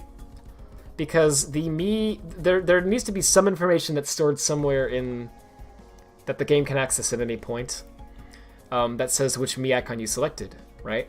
Because the game displays the Mii icon later on, you know, during the game, to say who's who and who's winning and all that. So I would think you would be able to instead use that information that it saves that stores your current Mii to store instead the current character index or something like that, right? And you could basically keep track of whether the player is Sonic or Tails or Knuckles or whoever. Like that. That would be really cool. That'd be really awesome. I'd love to be able to do something like that. But yeah, that's a lot of work. There's a lot involved to get all of that working. So it's possible. I don't know how far I'll go with this. Don't expect me to finish this because I'd love to get something like this working, but it is a lot to do, and there's also a lot of other stuff I've got going on right now, right? One big thing being I'm trying to get stuff ready for the 2021 game. I'm actually starting on that now because, and also yes, I did say 2021 game. It's not confirmed. There might be one late 2020, but let's be real. It's gonna be late 2021. Izuka said 2021 himself in an interview. If you do get anything at all at 2020, I imagine it's just going to be like a mobile app that no one really cares that much about, right? The next Sonic game is 2021, I'm positive. So yeah, I'm getting ready for that because there are. I want to get back to work on Hedge Edit. I want to actually make that usable and good, hopefully, before 2021. And there's not that much time to do that at this point, at the current going, so I need to hurry the frick up and actually get something out, you know, stop being lazy. So I want to work on that again soon, and you know, and all that. So priorities, right? This is something really cool, but I think it's more important that we're able to mod the next game when it comes out than that we have, you know, perfect Tails in Lost World. That said, of course I want to have Tails in Lost World. I think that would be awesome. And so I'm working on that, but yeah, just keep in mind I might not. I don't know if I'll finish this or not. It's up in the air right now. I'm just kind of doing this for fun. We'll see what happens. It's a pipe dream, right? It's a good way. Well, yeah, I guess. The one thing is when you say that, it kind of makes it sound like it's like something that's impossible to do, right? Like, you know. It's something that's a bit too ambitious and a bit crazy and all that. It's actually not, I don't think, crazy ambitious. It's totally possible, with all this stuff that we have. Like it's actually practical to do. But yeah, it definitely will take work and time. And right now, it is a lower priority thing for me. I'm just kind of having fun with the idea. And seeing how much of it is realistic to do within a fair amount of time. I have to say, I'm pretty impressed that we got like flying working pretty well with that short amount of time. I mean, it's not great. It still needs. There's definitely tweaks that need to be done. And yeah, in this level, for example, I totally agree that it's a bit too overpowered. It feels a bit too floaty and stuff here, for sure. It definitely needs some work. But yeah, it's something. So, oh, that that looks kind of funny. You know, actually, that'd be a better placeholder animation, I think, than what it was doing for Tails earlier, but also this looks fine, I guess. Can you fly up here? Is there a collision up there? No, there's not. There's also a wall. Wonder how far you can fly up though. Anyway, yeah, it's definitely something that would need a lot of work to do, but like I don't know, it's possible. Well, not just that, it's practical. It's something that I think we could do this. If I really wanted to, I could do this. So that's cool. I'm really having fun messing with this. I gotta look into that more sometime. So I don't want to just put it off indefinitely. I do want to try to come back to that sometime. But yeah, I did say I would do a little more than just Tails tonight. I said I would also look at Anime and Swift, so I'm gonna get into that now because These streams are usually about, well, let's be honest, they're usually pretty long, but I'm trying to keep them at like 4 to 6 hours. And we're about 3 hours, and so depending on, it's about time I should start working on something else now if I want to do it in this stream, right? But yeah, I definitely want to come back to that because I think that's cool. You know what else I want to do? Just give me a sec. Sorry, I had to hydrate there. You know what else I want to do? This is ambitious too, but I had this idea the other day that I haven't looked into this yet. I don't know how difficult this would be, or easier. I don't know. It might actually not be that difficult, but I have a feeling it would be a bit of pain. But here's the idea. So this game has a function somewhere that parses all of the objects. So what it does is it'll like take the set data for a level, right? And it'll go through the set data and all of the types. And for each type, it's going to check the string that's associated with it. So like object ring, well, actually in this game it doesn't use the object prefix. Forces does, but anyway, it'll have like, you'll load up this set data and it'll like go through it. Excuse me? Thanks. It'll go through this and it'll be like, whatever, we have 1-up, we have auto run cannon, we have bounce. For each one of these types, it'll just iterate through it all and it'll see the strings in the string table here that are associated with it. And based on whatever that string is set to, it has a custom parse function for each one of these objects. So it'll then, based on the type, it'll go, oh, okay, so you're a bounce spell. All right, great. So call the bounce spell parse function and then return, and then we'll go to the next object, right? Or the next type, rather. And anyway, it does that for every type. So here's the deal. If at that spot in the code, if you hook that function and you say, okay, so do all that normally, and then after you're done with all that, check if my type of object is there too, right? You can add custom types like that, right?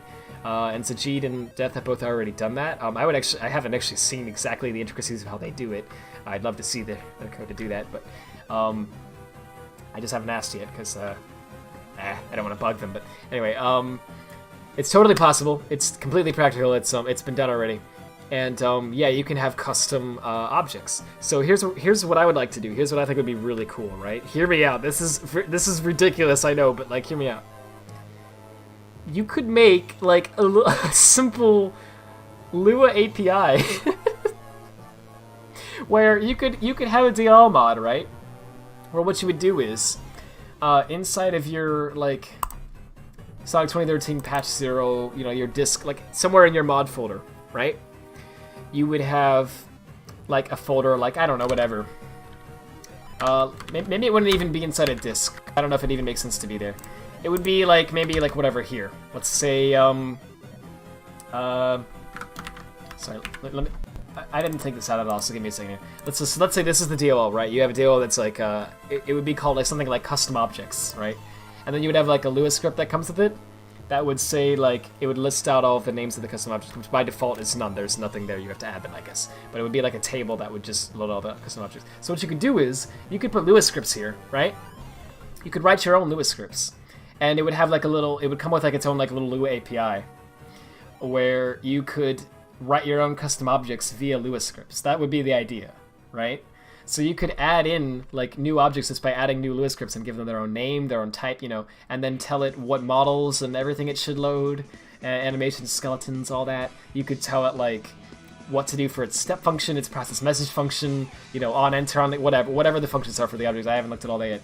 I looked at it a little bit, but I know there's a process message function. That's about all I saw, but it wouldn't be. It sounds very ambitious. I know. You hear that and you go, "Oh my gosh, come on, dude. That's never gonna happen." But that could happen. I think that would even be actually easier to do than this Tails mod would be, at least for me.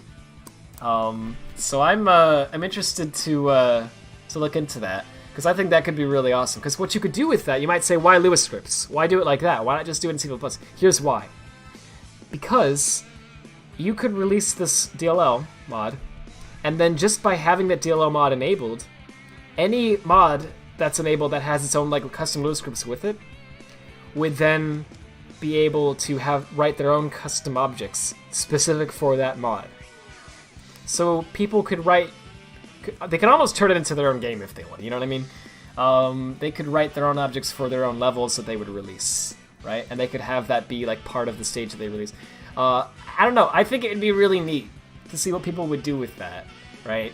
If you just made like a sort of decent API for it, it wouldn't have to be anything too complicated. You just need the basic, you know, you need stuff like, you know, you need to be able to set the models and animations and all that. And you need to be able to do different things based on different times. So you need like a step function. You also need like an on collision enter and that kind of stuff. And also, lastly, this is very important, you would need to be able to manipulate both the object itself in different ways, so like be able to move it around and all that, and you would also need to be able to do that with the player, right? If you could just have those things that I just listed though, like, that's an incredible amount of power, right? Like you could have very many objects just with that stuff, right? And I think it'd be really neat to see what people could do with that. That's just an idea. Alright, I don't know how practical it is, but I would really like to try that sometime as well. Maybe I'll do it in another stream, I don't know. But, in any case, thank you very much for making Hedgehog Prick, that is all. Thank you so much for saying that, I appreciate it. I'm glad it's being helpful. You were saying all the intricate multiple characters in multiplayer was kind of piped together these right now. Yeah, that would be very difficult, I guess, for all that. Once more of Lost was understood, it'd become more realistic. Oh, okay, yeah, that makes sense. Though it's not that hard to there's a lot of stuff that we're learning about it though, at a very fast rate at this point because of the symbols, right? But yeah, I agree. It is still very ambitious. You mentioned the program Model FBX. What the name? Any chance you know where to get it? Oh, it's actually called Model FBX. I think if you look it up, it should come up. Okay, yeah. So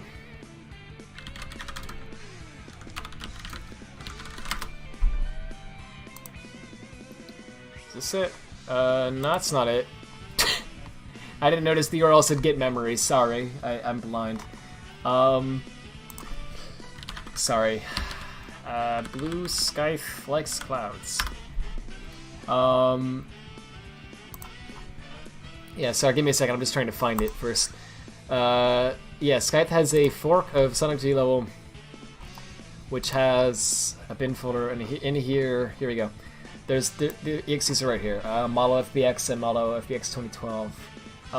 And I believe these versions both support. Yeah, the 2012 one supports. It's for like Lost World. So that you should be able to use that. They added a convert example as well, which is very nice because you can look at how it works here. This is a batch file. But yeah, it just goes through the Sonic folder, which has to exist when you run it. It's just an example, right? And it finds all the animHKS files, and then for each one, it basically makes it a separate FBX for every animation that's available in Sonic's pack. But the way it works is it's a command line program, right? So you just open up a command window next to Model FBX, and you just type Model FBX, and then you type the path to the model, then the path to the skeleton HKX, and then the path to the animation HKX that you want to be in that FBX file, and then also the FBX path if you want. I think that's optional. Also, I believe you can actually put these in different orders, these first three. So I don't even think you need to get the order in that way, but I always do it that way.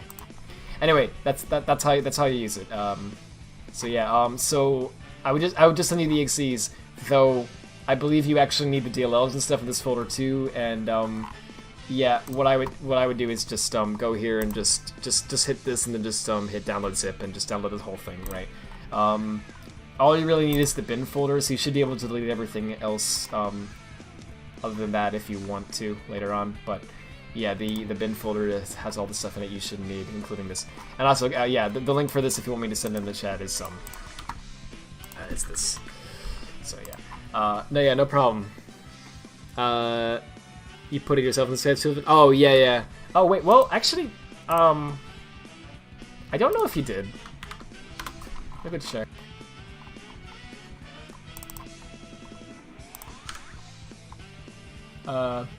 It might actually come with Skype's tools too, I don't remember. There's a Terrain F2FBX tool that Skype made. Yeah, that's a separate tool. I don't think Model FBX is in here. If it is... Oh wait, there's... Oh, Model Converter! There's a lot of like model tools for these games if you can't tell. Oh, that crashed because I didn't give it a model. I think model converter. I don't remember what the difference is with model converter actually. I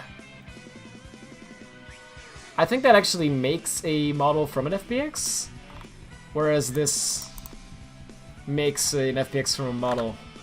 I don't remember if both. I don't remember if there's one that does both yet. I honestly don't remember the difference between these two tools. I'm sorry. It's been a while. Slots for that one. Like a butterfly. But anyway, yeah, model FBX should work. One time 2 years ago, you got bored and watched all the Sonic All-Star cutscenes to come. Nice. What do you think of the story? Wasn't it great? Our G level budging needs to go away. Yeah, I like G level, but and obviously I think it's very impressive for what it is. You know, it's something that basically one guy, Dario, made in spare time, you know, it's quite good for that. But yeah, it's obviously very unfinished. It's not in a finished state by any means. And so yeah, while I do think it's unfair to be all like, you know, this tool is awful because of that, at the same time, I definitely don't think it's awful, but yeah, it's quite good for what it is, but it's very unfinished, right? It just goes without saying it really is very unfinished. There's a lot of things that really should work even in an unfinished state, if I'm being honest. Because it just seems like it's not stuff that's missing that's like, you know, it doesn't have transform gizmos yet or something that's like bigger, not bigger, but you know what I mean, like takes more programming effort. It's things that are like, let me show you an example really fast that really bothers me. I'm not trying to nitpick on G level here, but here's one that really bothers me a lot. Whoops, I opened up 2 of them. Okay, so there's a material editor, which is very unfinished. These I don't even think it works. I don't think you can save it all yet, but you can use this to load up a model. And when you do, it brings up a preview window that shows you the model. And you can move around in it and everything. And it has all the materials and the shaders and everything. Oh, geez. It hasn't seen some things. But yeah, it has everything, right? It's all intact. That's awesome, right? And you can even load up a skeleton and animation, because it has the Havoc SDK built into this, right? And look, you can view animations. That's awesome. That's fantastic. That's so great, right? But then you want to load another model. Say, I don't know. So let's Sonic. It crashes. And the reason it crashes isn't because I loaded up the Sonic model. If I actually restart G level and try to load that same Sonic model again, you'll see that it actually works. The reason that it crashed wasn't that. It crashed because there's a bug in the code that doesn't check to see if the preview window is already open, and it tries to open up another preview window. And somehow that crashes the level editor, because it only expects there to be one open at a given time or something like that. So because of that glitch, you have to restart G level every time you want to open up another model. I believe, yeah, I think even if you close this and then close that and reopen the material editor. Actually, I might be wrong about that. This might work. Nope. Yeah, the only way to make it not do this when you open up a model is to restart the entire editor. You have to close the whole thing, restart the whole thing every time you want to open up another model. See, it's things like that that bother me, because it's like, it's really impressive. Like you got a viewport with the proper shaders, and you got Havoc SDK going. Like, this is great. But why? Like, isn't that such a simple fix? Like, I mean, okay, I guess the question is, well, Rad, if it's so simple, why don't you fix it, right? And yeah, touche, good point, right? I probably should. But, yeah, it's just one of those things where it's like, that's the state of G level, right? If it was finished, obviously it wouldn't have those issues. But yeah, there's a lot of little issues like that that are really annoying. there's also all of the issues with like, I don't know, like it doesn't have proper array support in Lost World. So you just simply can't edit those objects because of that, and that wouldn't be hard to add, but no one's done it. I did it a long time ago, I believe, but I never properly finished it. I never polished it and everything. I never, and it was like years ago. And anyway, so there's like a lot of stuff that needs to be done. But yeah, anyway, yeah, I agree. The G level is very impressive, but it's very, it's kind of a pain to use at the moment because it's in such a unfinished state.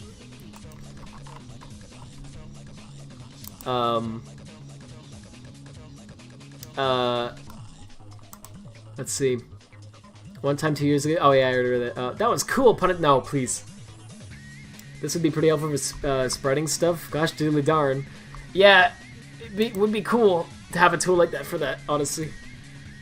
Oh yeah, and then because we're also making a post on G levels, that hopefully. Well, thank you.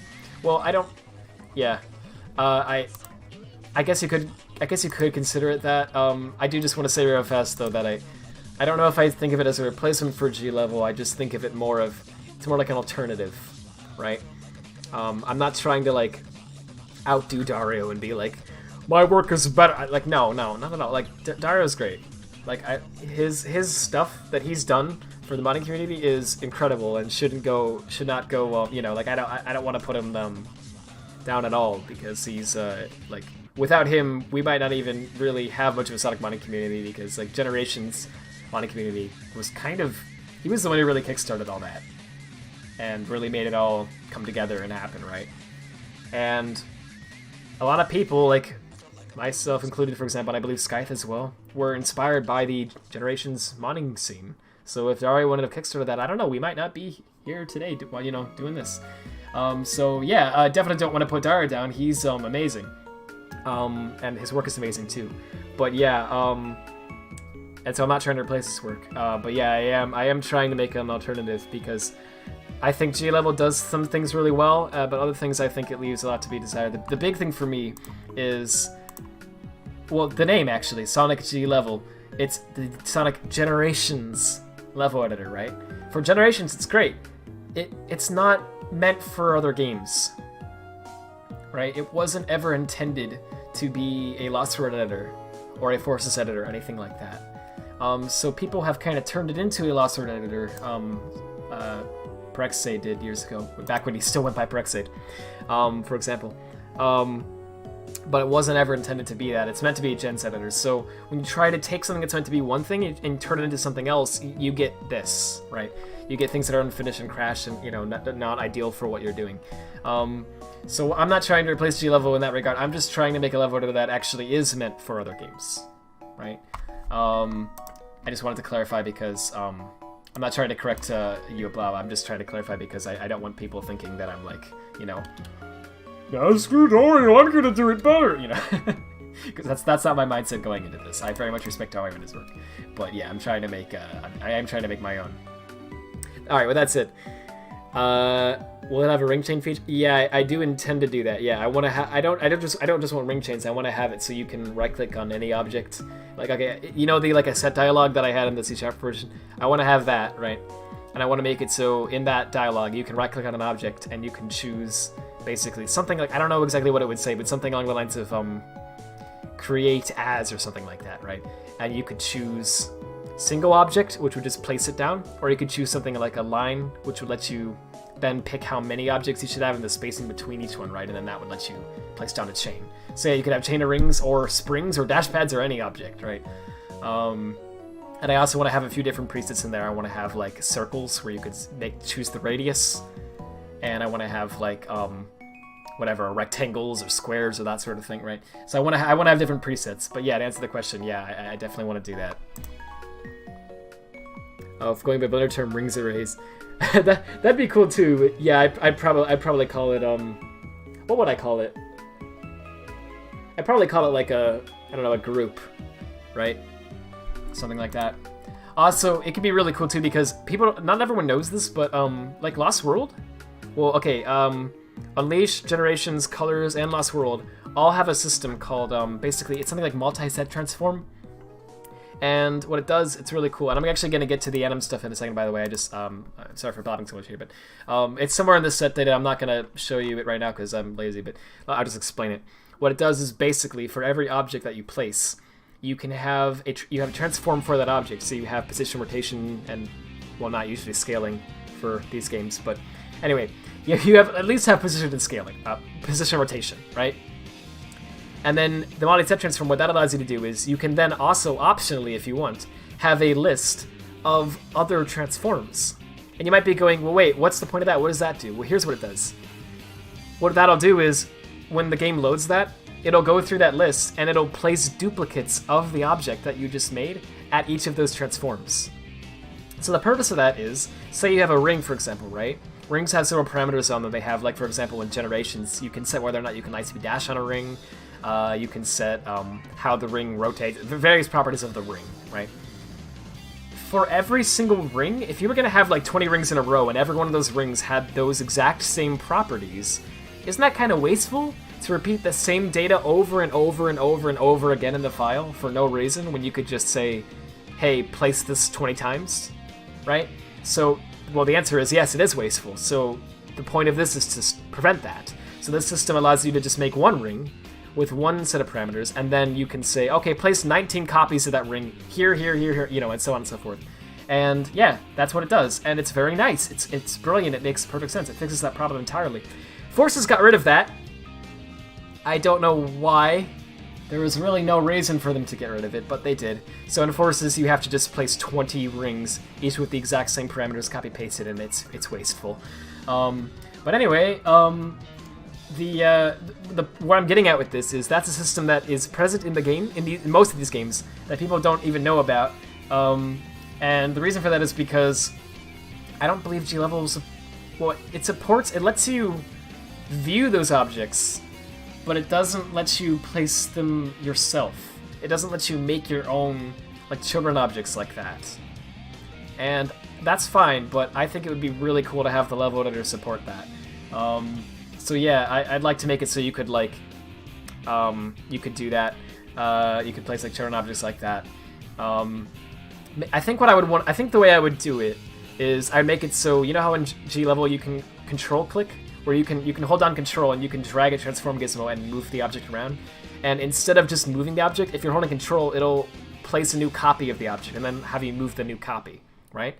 That is great. I love that feature because you can place down one ring and then you can control drag and then you can just, and I have a second ring and then you control drag again, right? Now you have a third ring and so on and so forth. You can just really quickly and easily place like a bunch of rings and it's great. But yeah, each ring that you're doing with that is a new copy of that ring. So what I think would be really cool is in Hedgehog I want to have it like that, where you control drag to place a copy, just like G-Level.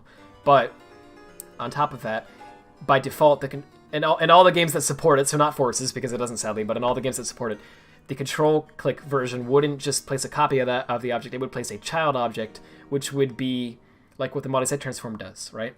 And so if you then wanted to make it into its own object, the section that normally has the parameters would have like some text that says something like parameters inherited from object whatever, and then there'd be a button that would say like convert to standalone object or something like that, right? And if you click that object, that button, it would then take that object and turn it into its own ring, which is not a copy of the ring that you copied anymore, or not a child of the ring you copied anymore, right? And then you could edit the parameters on that. But yeah, that's how I'm planning on doing that. I don't know if I explained that well, but I'd love to be able to let you take advantage of that system because I think that that's something. There's so many little things like that these games have that are great features that there's no tools that currently support these features, and it's like that's a shame, dude, because these are good features.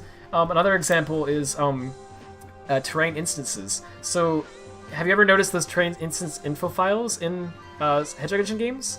You've probably been like, what the frick are these, right? Because in mods, people never really use those, do they? Like, you generate them, you have them auto-generated by like Hedgehog Converter or something like that, right? But then you don't really do anything with it. Like, what's the point of it, right? What is the point of that file? Well, let me tell you what the point is. Basically, have you ever used Unity? Like, in Unity, you can have a model, and then you can place that in the scene, and what you can do is you can have what's called prefabs, right? So basically, it's like a configuration of like an object or something, right?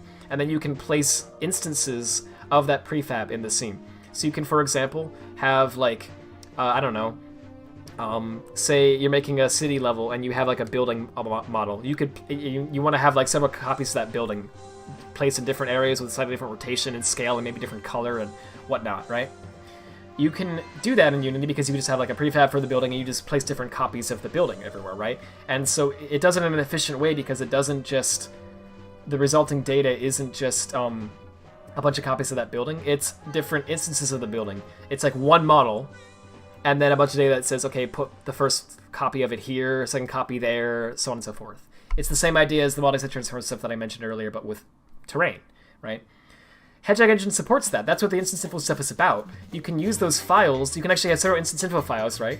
And you can have one for each instance of that model in the scene. So using that system, you can efficiently like make different copies of different rotations, scaling, etc. of each model, and it's very powerful because you can make these whole big levels, you know, out of without having to copy paste models unnecessarily. No editor supports that. It's like, dude, why not? Right? Like, make it so you could drag in a model, and then if you drag in another copy of it, it just creates a new instance info, right? And then the editor should just support that. Like, that's something else that I want to do.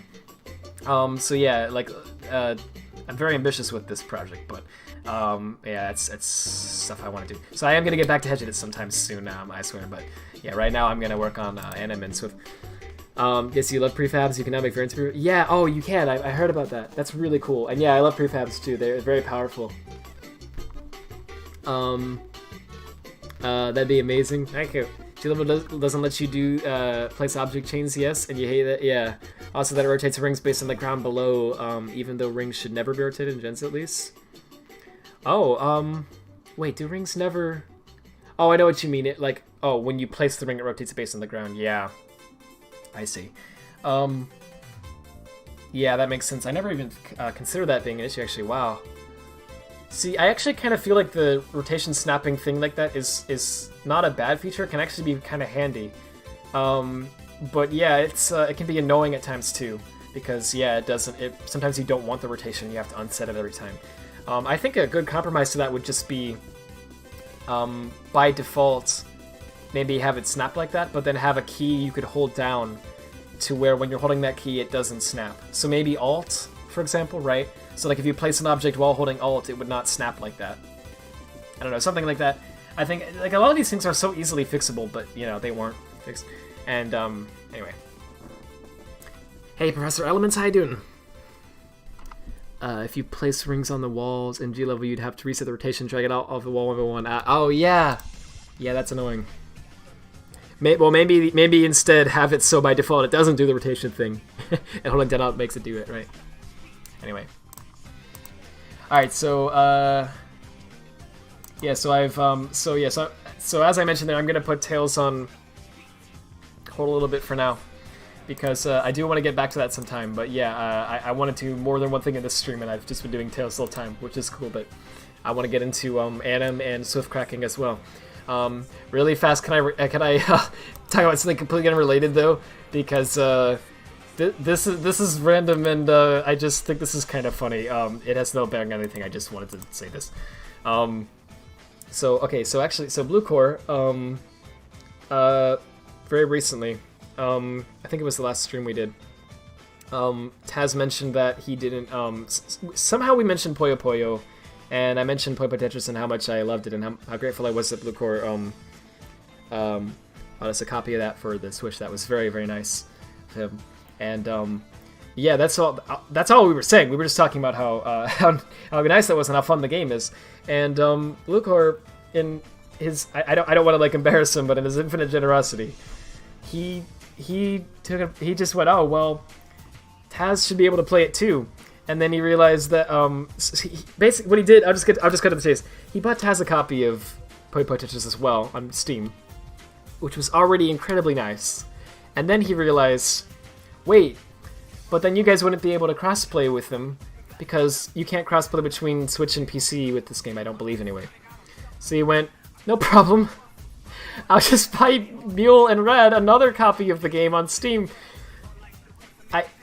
I don't even have words. It was so nice. I very much appreciate it. So thank you so much for that, man. It really means a lot. You really don't have to do all this, but it really means so much that you did. So yeah, with that said, I've been playing it a bit with Mule on PC as well, and it's just as fun here, and I really do appreciate it. And yeah, I looked into, out of curiosity, I looked into its files a bit, and here's what's funny about it, right? It is technically a Sonic Team game, so that's why I wanted to look at its files, because I was curious. I'm like, what do you think it uses for its formats and everything, right? Because it's a Sonic Team game technically, right? So I was very fascinated by that, so I looked into it. It's really interesting. It uses a combination of a lot of things. So for textures, it just straight up uses. It doesn't use CPKs or anything. It just straight up stores everything right in the in a folder. It's taking forever to load. Don't mind all these awful memes that we made for fun. Oh, don't mind that either. Oh wait, hang on. Okay, here's the. Sorry, here's the mouse texture. It's just a DDS file. And this is it's literally just a DDS file. So I went, wonder if I guess if you just edit this to something else, it would just load that for the cursor instead, right? And so I turned it into bootleg Shinji, and yeah, sure enough, the game loads this instead, which was fun. But here's the thing I wanted to mention that's completely unrelated that I think is cool. So the game has these. If you go into like pretty much any folder somewhere, it has these anarch files, and I was like, what format is this in, right? I pulled it up here. Look at this, guys. This is basically, you might be noticing something. There's a swif. Oh boy. So yeah, Puyo Puyo Tetris uses swif files, which I find really interesting. But beyond that, this whole anarch format is built on top of the Sega Ninja, the Ninja library, the one that they've been using since 06, I guess, in some form or another. Well, that they use in all of their bootleg projects. They don't know what to do with it. Like, I swear, pretty much any game that's made by Sega that isn't a Sonic Team game uses the Ninja stuff somewhere. It's really odd. But yeah, they use the Ninja stuff. So if you've probably noticed, these are nodes. These are Ninja nodes. So this is a BTNF node. I don't know what that stands for. Button format or button font or something like that. And then, yeah, just in true Ninja node format, right after that, we have the size of the node, which you can, there you go, see, 16, 10x. Here's another example of this. This one's really big, 9A4178. All right, so if we go through that, I guess the rest of the file, 9A4178, yeah. Yeah, I don't exactly get how this works. I don't really know what the nodes are about, but yeah, they've got Ninja nodes. It's the same thing, right? I find this very fascinating. And yes, in case you're wondering, the swif files do, I believe they do have bin-A offset tables? Oh, jeez. That's a big freaking swif, dude. Alright, let's go paste that. There's probably an extractor for these on the internet. I'm positive there is, right? But anyway, if you actually save this as like a swif file and then you look at this, yeah, they've got a swif texture list right here, just like in other Sonic games, like Lost World, for example, and Forces. And at some point they have the project node as well, the SW project node. This down here looks like embedded DDS texture data to me. It probably is. So I guess the new swif format supports that too, doesn't it? I haven't looked into all this yet, but this could actually help us crack some stuff about the swif format. So I've kept this open because I think it's fascinating. But yeah, at some point during this, I'm sure they have a thing that says like DDS. Yep. And this is a texture. It's embedded. You know, I think it's several textures. Yeah, it's several textures. But you could technically, I don't know where the size is stored at, I'm lazy, but okay, 23C70. Okay, so let's go up a bit. 23C. There's, I'm sure, a much faster way to do this than the way I'm doing it, but anyway, You can go up to the top here. Yeah, grab this. Of course, pull that out as well. Whatever. Now let me close it. What does it look like? Okay, this is the texture that we're dealing with here. That's a big boy. That's a big texture. No wonder this is a 9 megabyte SWIF. Anyway, yeah, straight up SWIF files in Puyo Puyo Tetris, and I find that very fascinating indeed. I'm gonna delete this in my cycle bin because I don't want to see that later and go, dude, there's a SWIF that's you know, decompressed. It's not. I pulled that from the NARC, but anyway, really interesting stuff. So yeah, it's the SWIFs don't generally have embedded textures in them. I don't believe in Lost Order Forces or even Tokyo 2020. Well, maybe in there. I don't believe they have any SWIFs that have DDS textures built into them. That was an old feature of XNCP that they ditched in later games, I thought. But here we have Puyo Puyo Tetris, which has embedded DDSs inside of a SWIF. So I guess it still is present in the format. It's still part of SWIF. I don't know how it works yet, but we can figure that out by looking at this, which is interesting. So I want to do that. I'm going to actually make this file again. No, let me make that, please. There. I'm going to look at this, because that's interesting to me. But yeah, we're going to look at SWIF, and we're going to look at anim.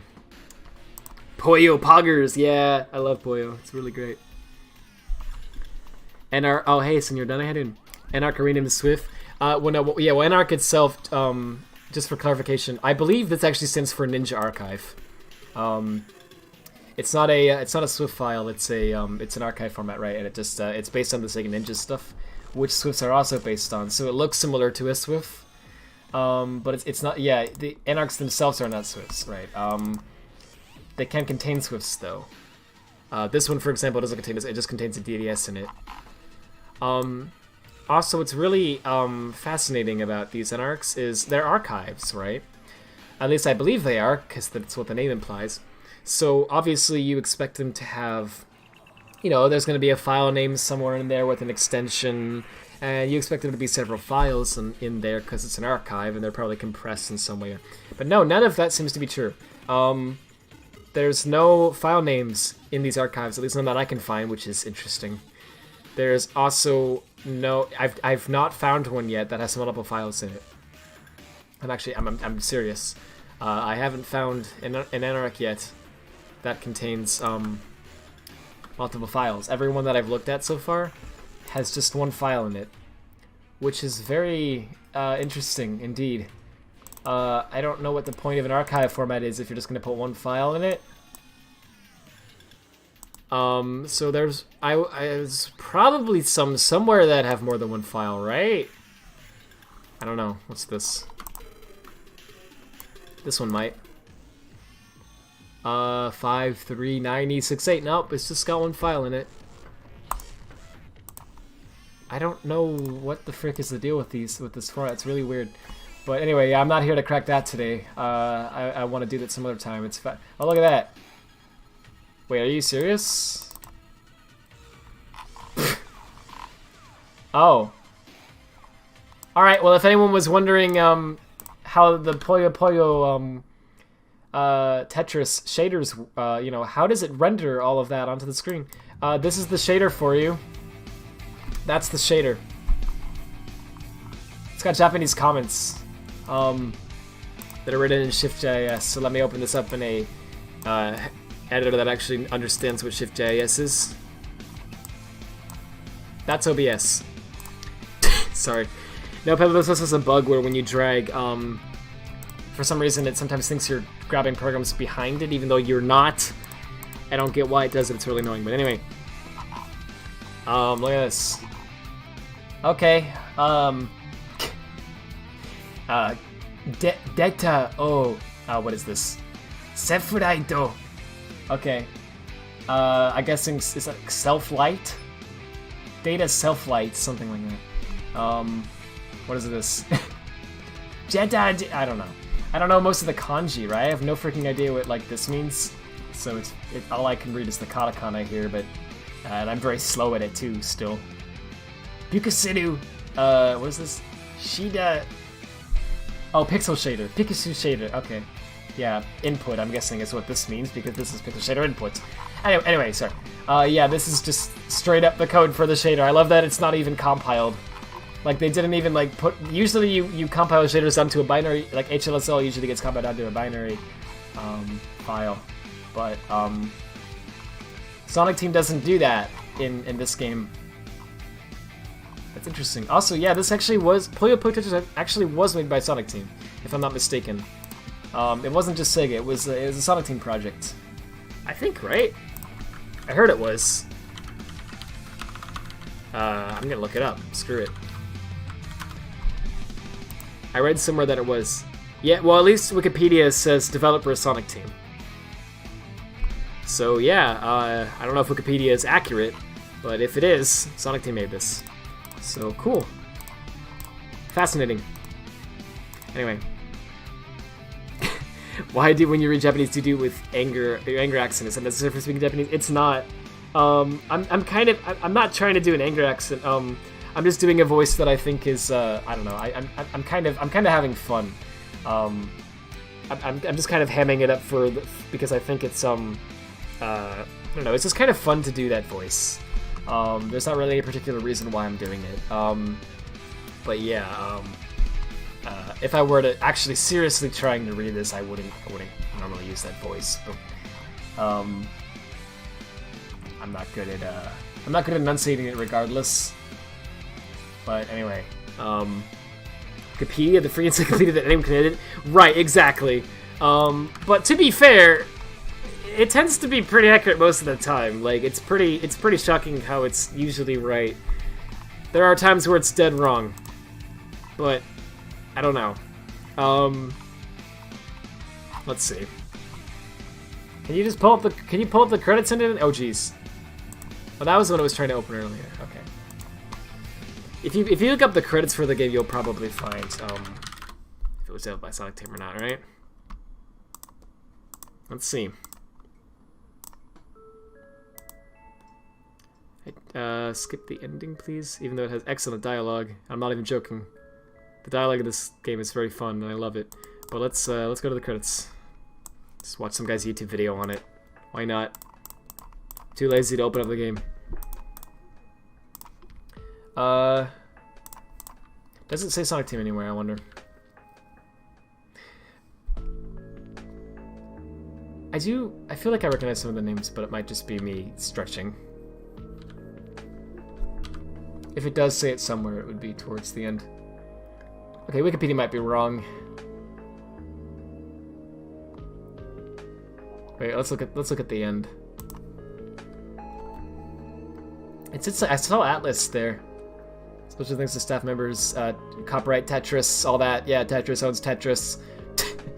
Sega. Okay, so it might, if it does mention, okay, it might mention Sonic Team. If it does, I didn't see it. I don't know where Wikipedia got that information. I don't know if it's accurate. It might be wrong. But it would make sense to me, actually, that they did, because it has a lot of Sonic Team, like choices that were made with the files and everything. So I wouldn't be too surprised if it does mention it there. They might not call themselves Sonic Team, but I do believe it's a lot of the same people. And nevertheless, I can't find any of the credits, so it might just be wrong. But anyway, Tetris owns Tetris? Whoa. Tetris Holdings, I guess. No, don't keep that there anymore. Anyway, all right, let me stop with this and get back to what I was doing though. It's literally in the opening logo. Oh, it was? Oh, okay, cool. Well, great. Well, good, thanks. I didn't know if it... I assumed it was... I didn't remember where I saw that at. I just assumed it was Wikipedia, but apparently it says it in the logo somewhere. Let me see if I can find it.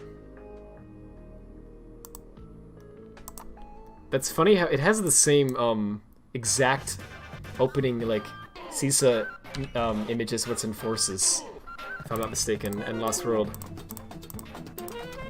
I don't know if I don't think it's actually used in that game, but it's in the files. I recognized that immediately, so that says to me that it was the same people. But yeah, it did just say Sega from what I saw. I don't think it's the Sonic Team, but I believe you. I remember seeing that somewhere too. But Hey, guess what? I reduced my first non-finished mod. Yo, nice! I haven't been paying attention. I'm sorry, what was it? That sounds really cool. And also, sorry, yeah, let me actually get to work on this anim stuff as well. And swif. So I'm gonna keep some of these open. I'm gonna close most of these anarchs because, we don't need to actually crack those. We're just looking at swif stuff, and I don't know why I have these open. Oh yeah, I had these open to make for a screenshot for a tweet. This was for death. I was helping him with something.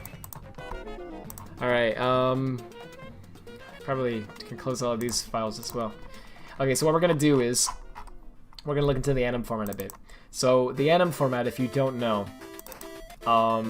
is actually pretty interesting.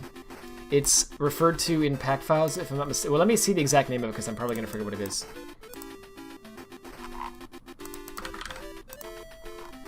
I got it. Are you freaking... Okay, once we get past all the Havoc stuff... Goodness, here we go.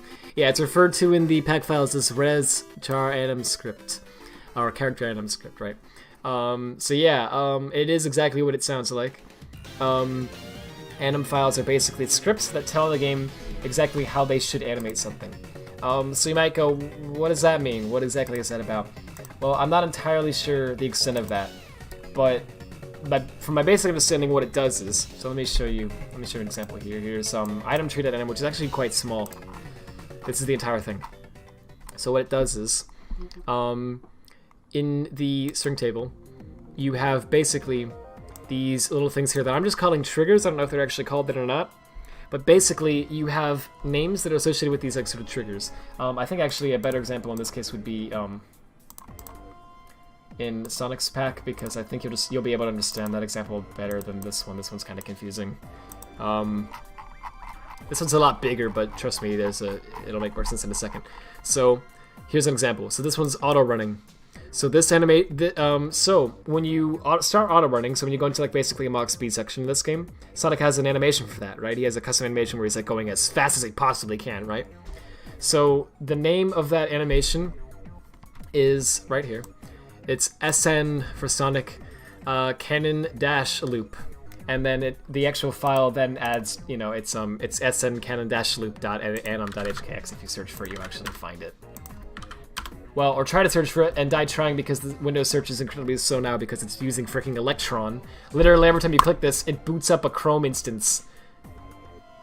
This is a web browser. I'm dead serious. This menu right here is a freaking web browser that has to boot up, just because we forgot how to program normal menus, so we have to use everything is Electron now, and it's slow as heck, and I hate it. But anyway, it's this file here, right? So this is the Mach speed animation. So this file here, it has a trigger name. I'm just calling them that. I don't know if they're actually called it or not. Called auto running, and then it has the animation file name, which is this. And these are both obviously referenced somewhere else in the file. This data right here isn't actually that data. These are just strings. They just happen to be in the right order in this case. But anyway, so yeah, what the game does is the game never asks. The game is never programmed anywhere, at least not to my knowledge, to play a file called this. It's not programmed to do that. Instead, it's programmed to queue up a trigger which is called auto running. And then the auto running trigger just happens to say, okay, play this animation, right? So when you put the two together, the auto run animation plays when you queue this trigger up, right? And so the purpose for that is there's a lot of things you can do with that. So for example, one thing that you can control with this method is you can control animation blending and transitions. So say for example, you want to go from the idle animation to the run animation. You probably don't just want to instantly, just immediately transition to that animation, right? Because that would look a little bit weird and janky and not right. It would look like it just kind of snaps into place, and you're like, whoa, that's wrong. What happened there, right? You want to smooth it out a bit, right? So you want to have it you want to have a few frames where you're slowly where Sonic's going from the walk animation to the run animation, right? And then the run animation just takes over and it kicks in. So in that case, you want to do that, right? For other animations, I don't know, say for example, when you hit a spring, right? And then Sonic goes into his spring animation where he's like looking up and he's, being pushed up by the spring. If you smooth into that might look kind of weird, right? Because if you try to transition to that one slowly, it might look kind of like, you know, Sonic's like uncurling from the ball and then like stretching out, and then it's like, oh geez, that might look a bit odd. So for that one, you might just want to instantly change to the spring. It might look a little better to do that there, right? So you want to have control over how you transition between different animations, right? You want some of them to be instant, some of them to be smooth, some to be smooth only in, some to be out, some to be both, whatever. You also need to control how they loop, or if they loop, because some of them you don't want to loop, some of them you do. You probably also might want to control the speed of the animation, right? You might want to be able to control how quickly the animation plays without having, because like, I don't know, there might be instances, you might want to have an instance where, for example, you have one animation that plays faster or slower based on something that's going on, or whatever. There's a lot of things you might want to control with how the animations work. And you could just hard code all of that, but Sonic Team didn't do that with Lost World, actually, thankfully. They set up the res character animation script format, and that's what anim files are. So anim files are just, they control all of that. So you can basically, at least I'm guessing, they control it. I can confirm that they at least do the trigger thing, and they do the, they control the speed of the animation. I can confirm that because I found those values and I've edited it myself. But everything else I'm just guessing. They control stuff like that. So if we can make our own versions of these files, we can control all of that, and it's pretty cool. We have a lot of power then. We can even add our own custom triggers, and then we can make DLL code injection mods that say, hey, trigger, you know, my own custom trigger inside of this anim file, right? And then we can do that, which is really neat. For example, for that Tails mod I was talking about, I might want to have a fly animation, right? But where do I put that in? What do I do? What file do I replace, right, to put in the fly animation? I don't know. I don't really want to replace any file, right? I just want to add a new animation, right? How do I do that? Well, with anim editing, we can do it, right? We can add in a new slot and say, hey, this is the fly slot or fly trigger or whatever, and it uses this animation. And then in my DLL mod, I can say, whenever you hold A as Tails, trigger the fly animation. And so that'll make that work. And it's pretty cool, right? We have more power with this. So yeah, I'd like to crack these, and I'm gonna try to do that tonight. Now, there's actually, and I will read the chat actually. Let me do that first before I keep going here.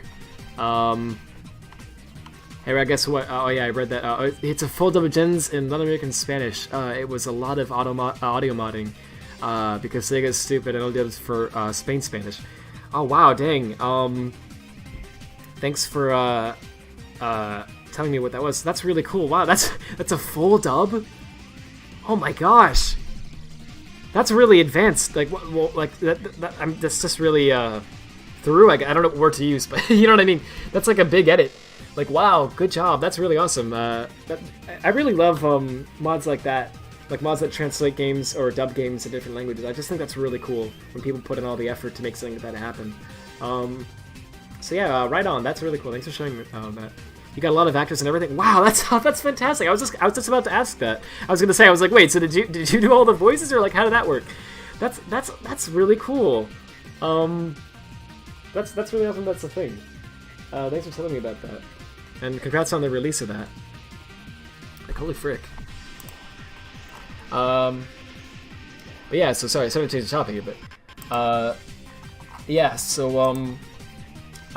so actually, Majid on Twitter mentioned this before I started the stream. So the anim format is not just the Lost World format, it's also in Forces, and it's different in Forces, so I'm going to need to crack it there as well. But here's the thing that's most, I believe it's mostly the same, right, but with some differences. But here's the thing that's really interesting to me. Majid mentioned this part, and this is the part that I forgot about. Colors actually has an anim format as well. I completely forgot that it had that, which is really interesting to me. Obviously, Lost World is based on Colors. There's a lot of references to that in the Lost World source code, if you needed proof of that. They say Sonic 2010 all over the Lost World source. It's everywhere. So yeah, it's definitely based on Colors source. I don't know how they messed up Colors that bad, but anyway. So yeah, there's I don't remember if I pulled this file out or if that was just there on the. I think that was there naturally, actually. Yeah, it was. But yeah, there's these anim files here just sitting there. don't mind those dank memes. Neil made most of those. She likes making kind of memes like that because they're hilarious. Well, like, no, what she'll do is like I'll get up and I'll like use the bathroom or something for like a few minutes, and then I'll come back, and during that time, unbeknownst to me, she'll like come in my room and like sit down, and she'll like pull up paint on it and like make something really fast, and then leave, so that when I come back I see it and I just laugh. It's really cool actually that she does that. I think it's really funny, because that's just neat. I don't know. I keep coming back to like dank memes. But anyway. So look at this. This is playersonic.anim from Lost World, and sure enough, there's also a file called the exact same thing in colors. So how much of this is similar, I wonder, though? Oh, wow. Okay. So there's a binning offset table and string table here as well, and it looks like it has most of the same triggers and everything. Wow. Interesting. But there's no bin-A header. No, there is. There is a bin-A header. But they forgot to write the Whoa! I've never seen this. Okay. So, normally... there's multiple versions of the bin-A header. So there's bin-A v1, which is used in 06 and in colors. Maybe some other games as well, I don't remember, but it's for sure used in 06 and colors.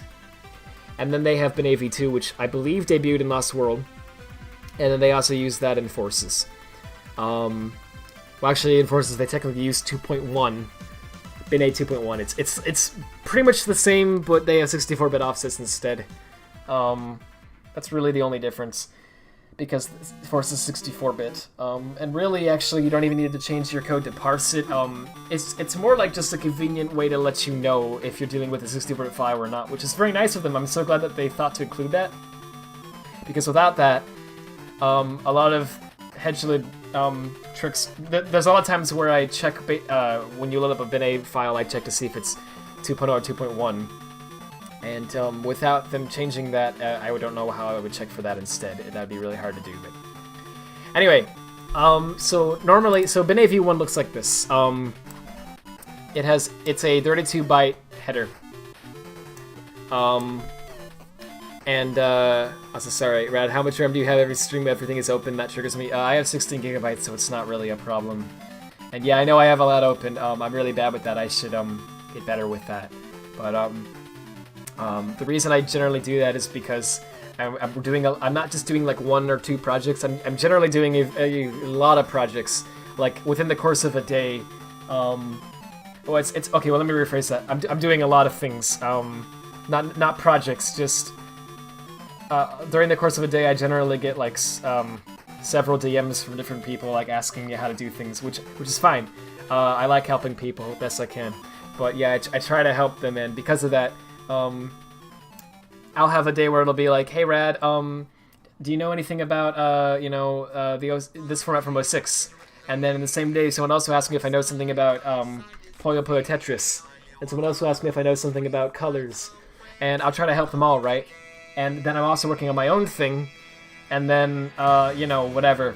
So I'll have, like, several windows open, because I'm working on a wide variety of things all at the same time. And it's just inconvenient for me to, like, close it and reopen it every time. I'm switching from one thing to another, because it just wastes time to do that. So, yeah, that's why I generally have a lot of stuff open. When I finish those things, I always close the windows. But sometimes it takes me a long time to finish it. So anyway, yeah, I do have a reason for it. But yeah, I have a lot of windows open, and I need to get better about that, because there are times where I do leave them open longer than they need to be. So, yeah. But anyway. Right, which project do you want to take on today? Yes. Exactly. I can live with you and it's like experience your daily life. I don't know if you want that. No, I'm kidding. Yeah, life is cool. How do I exist? Can you tell me? I'm actually not being sarcastic. I think I really like I don't know. Y'all are awesome. Anyway, can you help me find the answer to that? Well, you see, it's really simple. first you have to define what existence is, which is just a very easy question to answer. And then once you've done that, all you need to do is then just conclude how one becomes existent. What non-existence is can be concluded based on the opposite of what existence is. And so then you just have to conclude what sprung you into existence. See?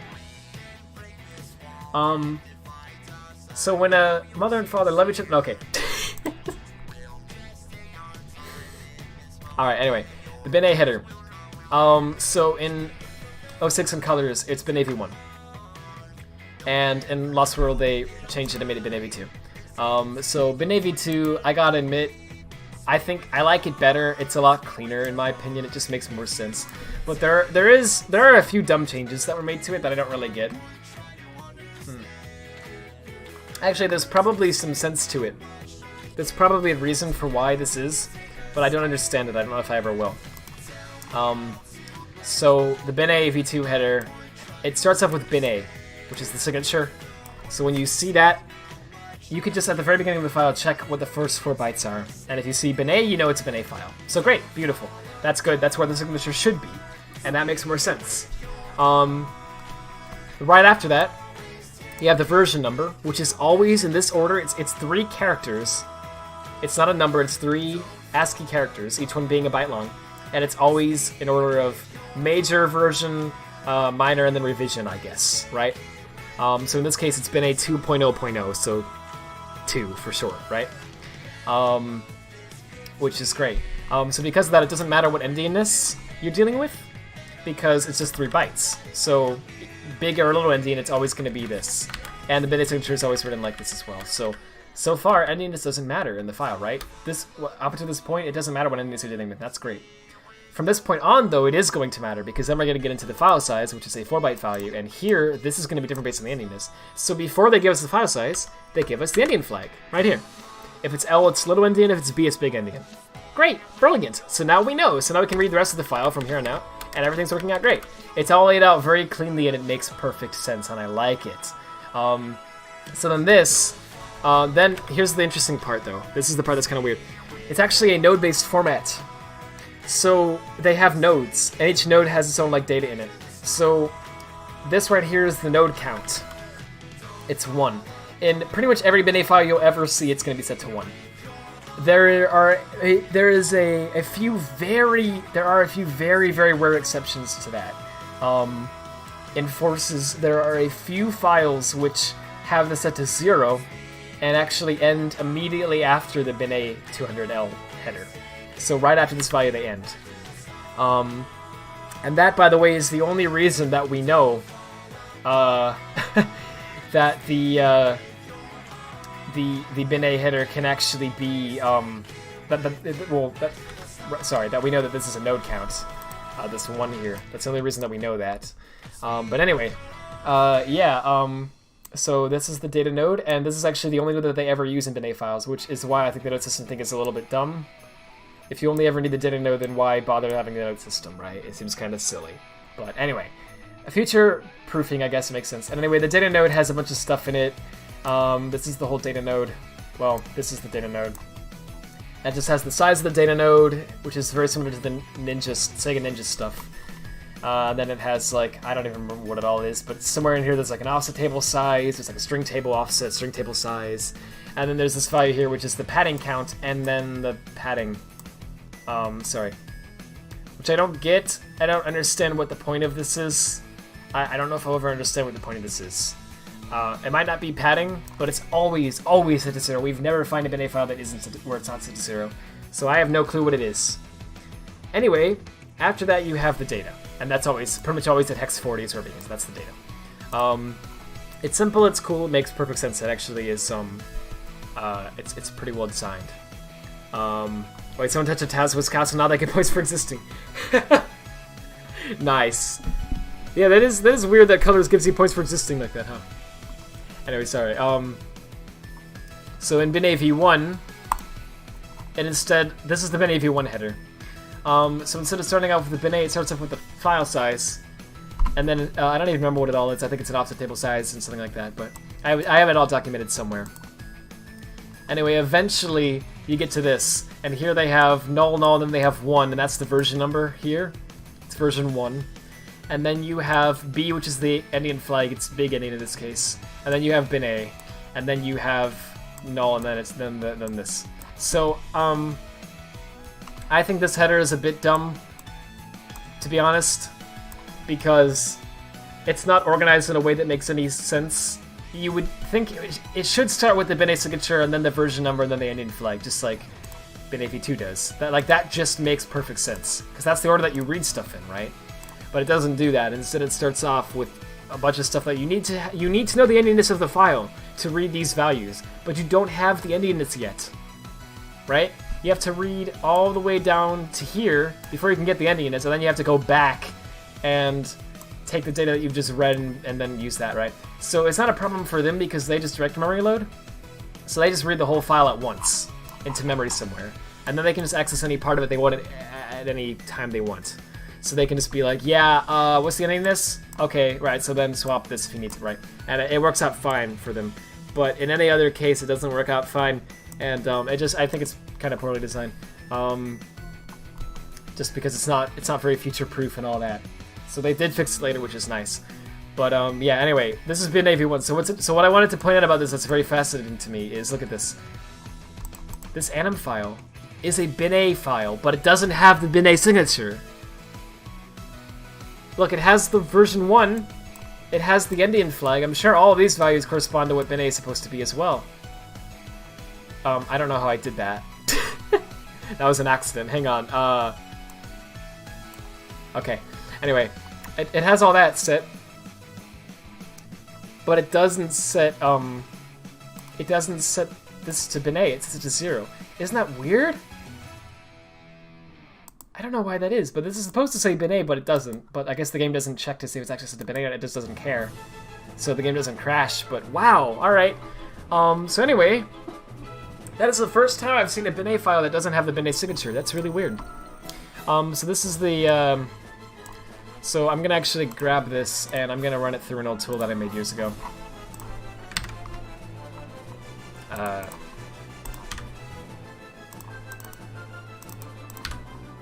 I need to remake this tool because it's not, I've kind of done that already with hedge offsets, but I haven't finished hedge offsets. I should do that because this is actually a pretty helpful tool, for me at least. I don't know if it actually would help many people, but it's helpful for me. It's helpful for reverse engineering bin A files, which is a very specific thing. But is this already open? Yes. No, it's not. It's just that C# HLM does a check to see if the bin A signature is set. And it wasn't set. Apparently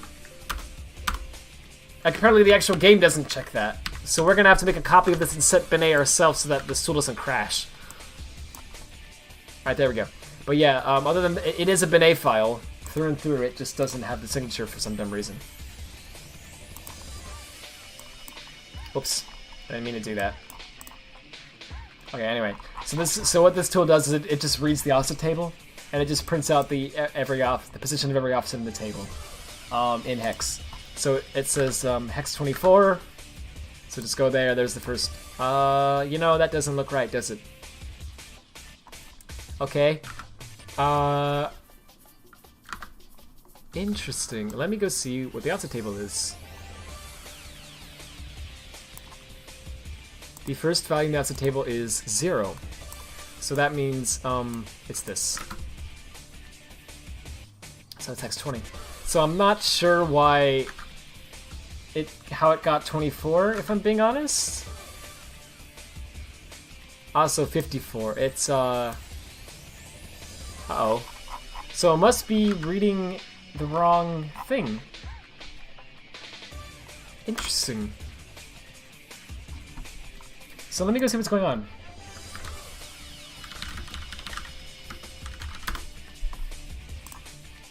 I wrote this Sonic Retro page a long while ago and I never finished it. This is taking a while to load.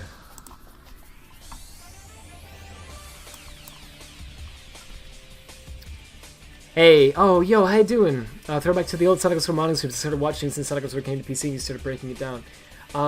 That's awesome. You know, It might just be my imagination, but I swear I remember seeing your name in the chat. I don't know if you actually did chat back then or not, but either way, I think that's really cool. Like, holy frick, how you doing? It's been a while. You recently had to pick up basic hex editing for LEGO Star Wars modding, which was an interesting trip. That's actually really that's really cool that you picked some of that up though. Learning how the game handles certain materials, textures, etc. You did. Hey, awesome. Wow, that's really cool actually.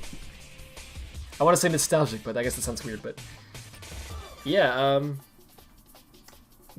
gamer time. I don't know how to end sentences. Hey, that's awesome. Good to see you again. Let's see. So okay, so this is the old. This is the bin A header. This is bin A v1 header. So yeah, this is the offset table offset.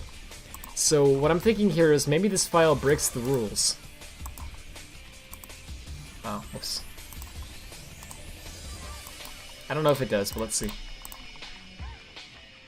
No, it doesn't seem to. And then the offset table length is 238 hex. Yeah, just that. What the frick is this thing, by the way? Null? What is all that? Weird. Okay, well. Cool, alright.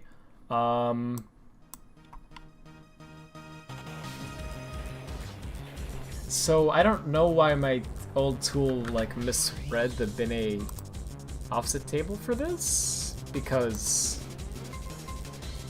it like shouldn't have done that, but weird. Yeah, why on earth did it say 24? Like, I actually don't get that. I don't know where that. I don't even know. It's not just like a glitch. I don't get where the number came from. I don't get like what the tool, how it did that. Like, it's not 24. Where are you getting that? Weird. Maybe it doesn't know how to handle zero values properly. Maybe that's what the issue is.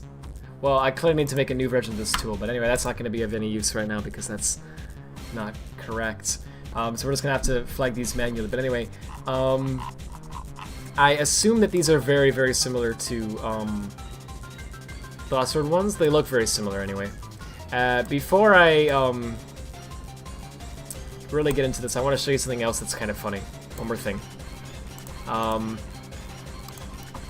So you might have noticed this, you might not have. See down here in the string table? Notice that, how it says anim? And notice this, how it says 1.02. If you look in any of these anim files and look at the string table, you'll find that they all begin with that, anim and 1.02. So let me tell you what's going on here, guys. So normally in bin A files, I'll get one here real fast. Normally they start off after the data header. They have a signature which is 4 bytes, and then they have, you know, which is what kind of file we're dealing with. And then they have a version number, which is also 4 bytes, and it says what kind of file we're dealing with here. So most of the time this version number is just 1, means 1.0. Actually, we found out very, very recently, like actually just a few days ago. Like 2 or 3 days. It really was not long ago at all. We discovered that some of the effect files actually take this a step further. And yes, it is in fact a version number. And it can be more than just 1. It can be, this one here is actually 1.6. This is version 1.6 of the effect format. And if you need proof that that's what that is, it might be a bit of a hassle to find it actually, but I think it's something like this. Something that should bring it up. There's a function somewhere in the game that parses the effect files, and the first thing it does is it checks that value, and it checks to see what it is. And based on what the value is, it calls a different function, and it straight up has functions that are called convert file, convert effect version 11216 or something like that. So yeah, it's a version number and it's 1.6, and I find that really cool. Anyway, yeah, they almost always have a signature which is 4 bytes and then a 4 byte version number. Great. So when they made the anim format, they wanted to do that too, but they made a mistake. Instead of writing right here, anim, like they wanted to do, and then right here writing 1.2, like they wanted to, like they did in these files, right? Instead of doing that, they accidentally wrote code that instead writes 2 offsets into the string table. The first one points to a string that says anim, and the second one points to a string that says 1.02. That was accidental. They didn't mean to do that, or at least I sure hope not. Well, at very least, anim was accidental. And I can tell you how it happens. Effectively, they had a function like this. Right? That would allow them to write a string to the file. And what that function did was it would write an offset right here, wherever the file currently is at, right? So whatever, like it would write an offset to the end of the file, right? And then later on, when they go to finalize it and they go to write the string table and everything, they would then write that string data, right? And then they would fill in the offset that they wrote earlier. So that's what that would do. Oh, hey, Wheel, how you doing? So in this case, what they did this, right? And simple enough, looks clean, but that's what they did. So here's the problem, right? The write string function does that. That's not what they wanted to do. They wanted to write something like, I don't know, whatever. They wanted to like write a uint that represented anim or something like that. What happened was, what I'm guessing happened anyway, was some intern programmer, right? Someone who wasn't, or like newbie or whatever you want to call them, someone who wasn't really that familiar with the code base was tasked with writing this format, and they didn't really understand how the API worked and everything. And so they saw this, they went, write string. Oh, okay, so that just writes the text of the file, right? Great, that's what I want to do. I want to write anim right there, great. And they didn't realize that this was actually adding an offset and filling it in like that. And no one bothered to fix that. It was a very simple fix, but no one could be bothered to go in and fix that, because why fix it? I mean, it works. They weren't checking this value anyway, so who cares? I gotta ship the game tomorrow. There's no time to fix it, right? But I find that very humorous, because it was completely accidental. Or at least it appears as though it was. It doesn't make any sense for it to not be accidental, because the offset to the anim string is as long as the anim string, so it just put the anim right here, right? Like you do in every other. It's dumb. Anyway, interesting enough though, it looks as though they made the same mistake in colors. I find this interesting. Colors did the same thing. Look at that, anim. But the version number, I think. The version number did not have that mistake. The version number is... Actually, weirdly enough, it's 4. I don't know if they even had a version number yet. This might be something else, because that doesn't make any sense. 4.0? No. Obviously, that makes no sense. It could be version 0.4, I guess, but that's weird, too. This is something else. But yeah, but they did the same thing in colors, so I'm guessing someone did that for colors. And then when they made the last word version of the format, they saw it, and they just could not be bothered to fix it, right? Because who cares? But yeah, so given that mentality, I'm assuming that the last word and colors formats are very, very similar. Because it looks as though all they did was they added a version number to it, and then they probably added in some new adjustments that make it work for the Havoc stuff instead of the Wii stuff, right? It looks like that's all they really changed, but I don't know. We're gonna look into that in a bit. What I want to see right now. Don't mind that. What I want to see right now is in forces. Did they do the same thing? Okay, there's no anims in here. You know, I don't know where there are. There's one in the Sonic's pack, right? Yeah, there's got to be one in here. Oh yeah, in Forces they're ASM files instead. Okay, so they changed the extension, so that to me says that they probably changed the format more significantly in Forces. They probably fixed it in Forces, right? I don't actually remember if they did. Yeah, they fixed it in Forces. Alright. My gosh, they fixed it. Holy frick. And they also, changed the version number. They fixed that too. Instead of it being... Oh my gosh, wait though. Look what they did though. It's still 1.02. Look. 1.02. 102. Oh no, wait. I think I'm being dumb. That might be 2.1. I don't know how the endiness affects that. That might be written. Yeah, I think that's actually 2.1. My bad. Okay, I was about to say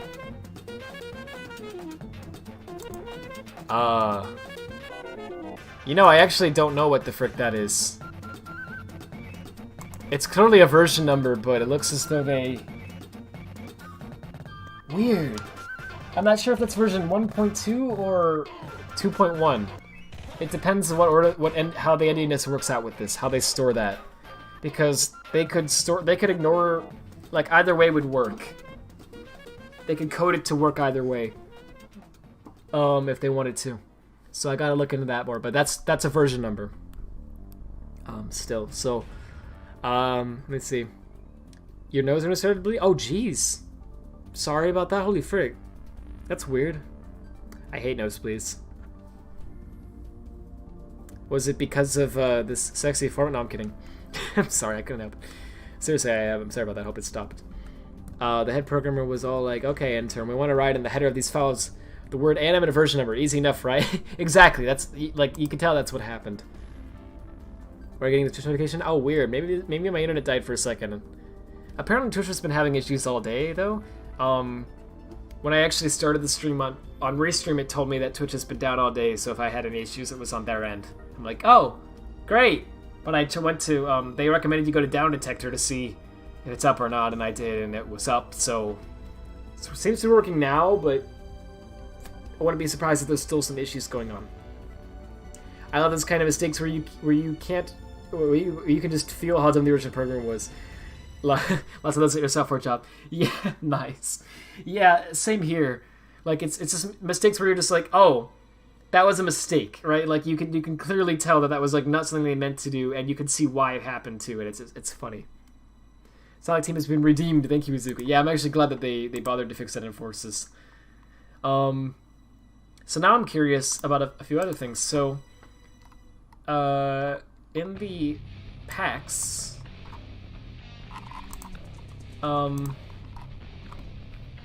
yeah, in Lost World, they referred to the anim files as character animation scripts.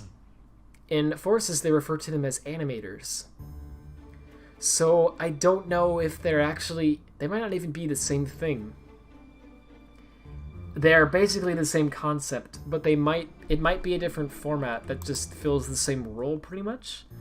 Though, if I'm being honest, I looked at the bottom of these before and everything. I skimmed through these before, and... Well, I seem to I remember them being like this. Yeah, they're basically... It looks like it's the same thing, it's just stored differently. What the frick is this? Ooh, weird, okay. You know... I do wonder if they, That looks weird, I don't like that. Let me see something real fast. No, never mind. Okay. I was gonna say, I wonder if they did, like in the pack files where they have, Oh, I forgot what it's even called. Ah, frick. Wait, I almost had it for a second and I lost it again. There's a type of tree you can have in programming that's, is it a radix tree? Something like that. Yeah. Not a radix, I don't know. Maybe it's radix. Anyway, I think it's a radix tree. Anyway, they do that in the pack files and Forces, and actually at first no one could figure out why or what it was for, and people just kind of guessed it was compression. They were trying to save space by compressing the file names, but we quickly determined that was really dumb because it actually was, in most cases, wasting space due to how they were doing things. And it wasted a lot of space, actually, compared to what they could have done if they didn't do that. So we went, we all just kind of pointed and laughed, because the only reason we could think of as to why they were doing it was compression, and it wasn't actually compressing it. So haha, Sonic Team, haha. But actually, it turns out we were the ones who got pranked, because there actually was a very valid reason for why they were doing that. That made perfect sense. That didn't dawn on us for quite a while. And basically, the point of it is, it allows them to find their file names a lot more quickly. So, essentially, the way that the tree works is if you have a name like, okay, res model, and you also have like res material, well, it would be in this order, but whatever. And you have like res, whatever, I don't know, zoomer, whatever, right? Let's add a few more actually into this real fast, just to make the example make more sense. I don't know, whatever.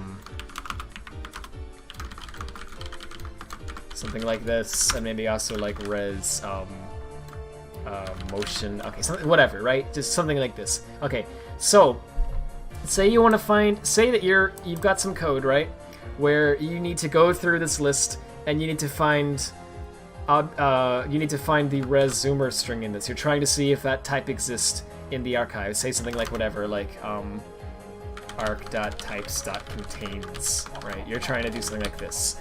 All right. This is Persuado code, obviously, but just to give you an example of what you're doing here.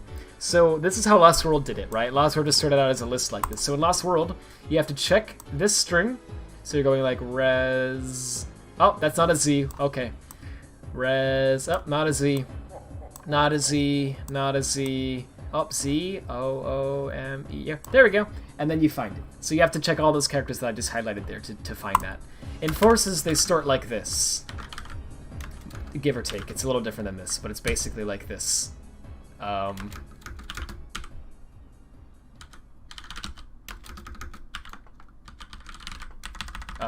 See what they're doing here?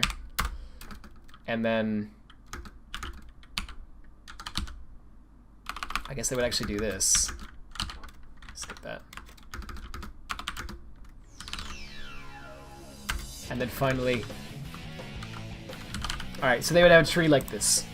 So you might be going, what is the point of this? Here's what the point is. So say they want to do that same code, they want to find res zoomer in this. They just go, okay, res, okay, that matches, cool. M, nope, doesn't match.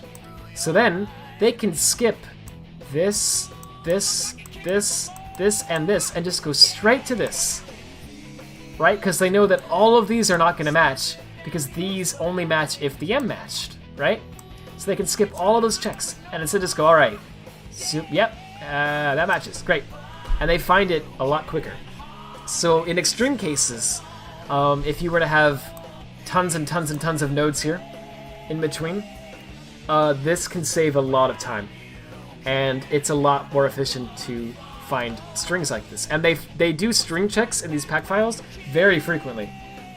All the time in Lost World and in Forces. So this was a very good change, because this sped up that part of the game tremendously.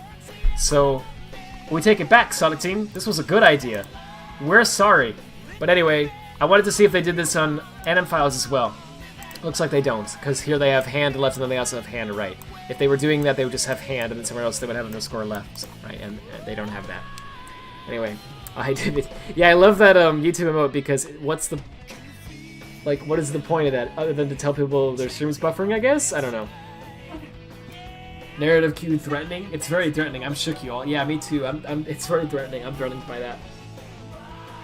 You have one of those buffalo wings that leave you dizzy and sweaty? Oh, jeez. Be careful, y'all. Get some hydration. 10 out of 10 would burn again. Yeah, I know you meant the buffalo wings, but I would burn this format too. No, I'm kidding. Anyway, so we're gonna look at the end format, so I keep putting it off. So actually, I'm gonna, I want to say it probably makes more sense to actually start with colors. As weird as that might sound. Because I know people are like, what? Isn't that the lowest priority? But here's the thing. The colors version of the format is probably going to be the simplest. And the other versions of the format are almost surely going to build off of this version. So by figuring out how the colors one works, we should be able to figure out the Lost Sword one and then Forces one, right? In order that all makes sense and that flows nicely and all that. That said though, will I do it like that? That is the question. Because, well, let me see. Let me see if I can find a really freaking tiny anim file. Okay. Yes, I will definitely crack this one first. Holy frick, that's small. So that's the header. That's the string and offset table. So the actual file data is this big. Wow. Alright. So this looks like a file size because it's the number that I highlighted there, but it's actually not. It's a pointer to the anim string here. It just happens to be the same value in this case. We know that because we looked at other files. Anyway, that's a 4. So that seems to always be 4. So I don't know if that's like a version number or what. I don't know what that is. Do you think an SA1 rig is coming? I remess. That's a good question. You know, it's honestly, this sounds like a cop-out answer, but I don't know for sure. I don't think anyone knows right now because Sonic Team is so unpredictable sometimes, and right now they're in a spot where really, I don't know if they themselves totally know, like, well, okay, obviously by now they know what they're doing, right? At least I hope so. Holy frick. But for a while, I don't even think they themselves totally knew what they were doing or if what they were doing was the best idea, right? I think they themselves are being very cautious about this, and they're just going it, like, because, here's the thing. Forces was their safe game. They made Forces to be their quick, like, okay, we're in a very bad state right now because we just laid off, like, most of the team that made us what we were, and we kind of took people off. With Lost World, it wasn't as good as people were hoping it would be, and we just need to get a new game out fast that is good. It doesn't have to do anything innovative or special at all. It just has to be like another game that people play and they're like, yeah, good job, Sonic Team, we love y'all, and then we can get money from this game, right? And then we're gonna take that money and we're gonna use that to then figure out what we need to do next and get our act together, and we're gonna make it out okay. We're gonna be fine, right? That was the plan. And then they decided to make Henshin 2, and that kind of flew in the face of the plan. But they finished that finally, and they got the game out, and then it wasn't received that well. And I just feel like they're in a state right now where they were like, what? This one was supposed to be our safe game. This was supposed to be the one that could not fail. It was like just another boost game. That's it. Just like the ones you guys loved. How do you not like this? What? Like, it just doesn't make sense to them, right? So I feel like Forces shook something up to the point where Sonic Team's at a state right now where they're like, okay, we need to just back up for a bit and figure out what's going on, because clearly we're not as in touch with our fan base as we thought we were. We've misunderstood something, right? And we need to fix that before it gets worse. So I feel like that's why they spent so long working on this game, because they're trying to like figure out what to do, what they need to do, and then they're trying to do it, right? And they're trying to really take their time to make sure that this one they don't mess up, right? So anyway, with that said, do I think it's an adventure remake? Actually, no. I don't know if I think it is. I do think it's something related to adventure. I do actually very much think it's something related to adventure in some way. But I don't think it's Adventure 3, and I don't think it's an adventure remake. I think it's a new game that has adventure-style gameplay. At least, or is at least inspired by adventure-style gameplay in some capacity. I could be dead wrong. I probably am, honestly, because I'm bad at predictions. But I feel like that's, like, if I was there, at least that's what I would do, right? That's what all the signs seem to be pointing at from what I've seen. Because there's a few signs that point towards that. One of them is in Tokyo 2020, and you know, both the human version and the Mario and Sonic version, they swapped out Havoc with bullets, which I mentioned before, right? I mentioned this many times at this point, but that's a big deal because they haven't done that since 06. 06 is when they first started using Havoc, and since then, with a few exceptions here and there, Colors use physics, for example, they've used Havoc in basically every game. The only reason they don't use Havoc is if they have to not use Havoc. So, for example, Colors used physics because Havoc was required, I think, 3 cores to work properly on the Wii, and they needed those cores themselves to make the game look good and all that, right? And they were like, screw that, we can't, that's too many cores. We need something that's more lightweight. So they went with physics. But if they can use Havoc, they always have. And that includes the Olympic Games. In Rio 2016, for example, and in all of the Mario Static Olympic Games, to my knowledge, they always use Havoc. So for them to drop Havoc randomly like this after all this time doesn't make sense, unless it's because they were planning on, like, they were rewriting the physics, right? They had a reason to where they needed to use something else. And yeah, I think the reason is, well, a few things. First of all, Microsoft bought Havoc not too long ago, and I feel like they might have changed the licensing terms. I feel like they might have made it more costly. That, or just Sega has determined that they need to cut costs even more, and Havoc is one of the costs they could cut. Right, so Bullet is open source, and it's free. So for them using Bullet instead of Havoc means that they don't have to pay for Havoc anymore, so great. So they want to do that because it's a cost they can get rid of. So that's definitely one of the reasons why they did it. Knowing Sega, that's 100% a reason why they did it. But I don't think that's the only reason, because that the cost of them doing that, like, they save money doing that for sure in the long term, but it also means that they have to rewrite everything, potentially, related to the physics, and that's a lot of money and time and effort involved in that. So I feel like the trade-off is, like, to where it still makes sense to use Havoc, right? Unless they were going to rewrite the physics anyway. See? So when they're using Bullet, I feel like that's a sign that they were rewriting the physics for some reason, and they decided, yeah, let's go with the free one, because that just makes more sense for long-term anyway. It's a win-win. See? That's what I think they were thinking. So that said, I do think it's something adventure-related, because if it wasn't, why would they switch the physics? Why would they rewrite all the physics engine if they were just going to do a boost gameplay again? They already have boost gameplay working under Havoc. Just use that, right? Why rewrite it, unless you're trying to do something that you haven't done in a very long time, or have never done before? It could also be that. It could also be a brand new gameplay style. I don't know. But I really do get the feeling that it's something adventure-based, because it just makes sense to me, for a lot of reasons. They are in tune enough with their fan base to where they knew that people wanted a classic game at the time that they made, well, Sonic 4, but also Generations, where they put classic Sonic in there. And also even Mania. They knew enough about their fan base to know that people would want that. I feel like they also know there's no way they couldn't have heard our screaming. People have been yelling that for so long. Adventure! Adventure! We want adventure! I feel like at this point, they've been hearing that for years. They probably just went, okay. I mean, our safe thing didn't work. Maybe we should try this. Screw it. Why not? What do we have to lose? Right? So I really wouldn't be that surprised. But I don't think it's an Adventure remake. I don't think it's an Adventure 1 remake, because here's the reason why.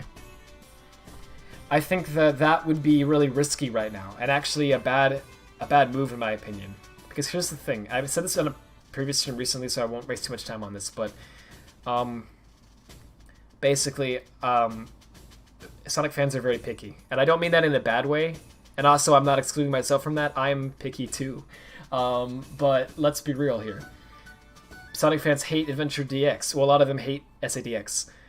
Because it's made a lot of negative changes compared to the Dreamcast version. And it did, alright? I'm not discounting that. That is very true. The DX version messed up a lot of things.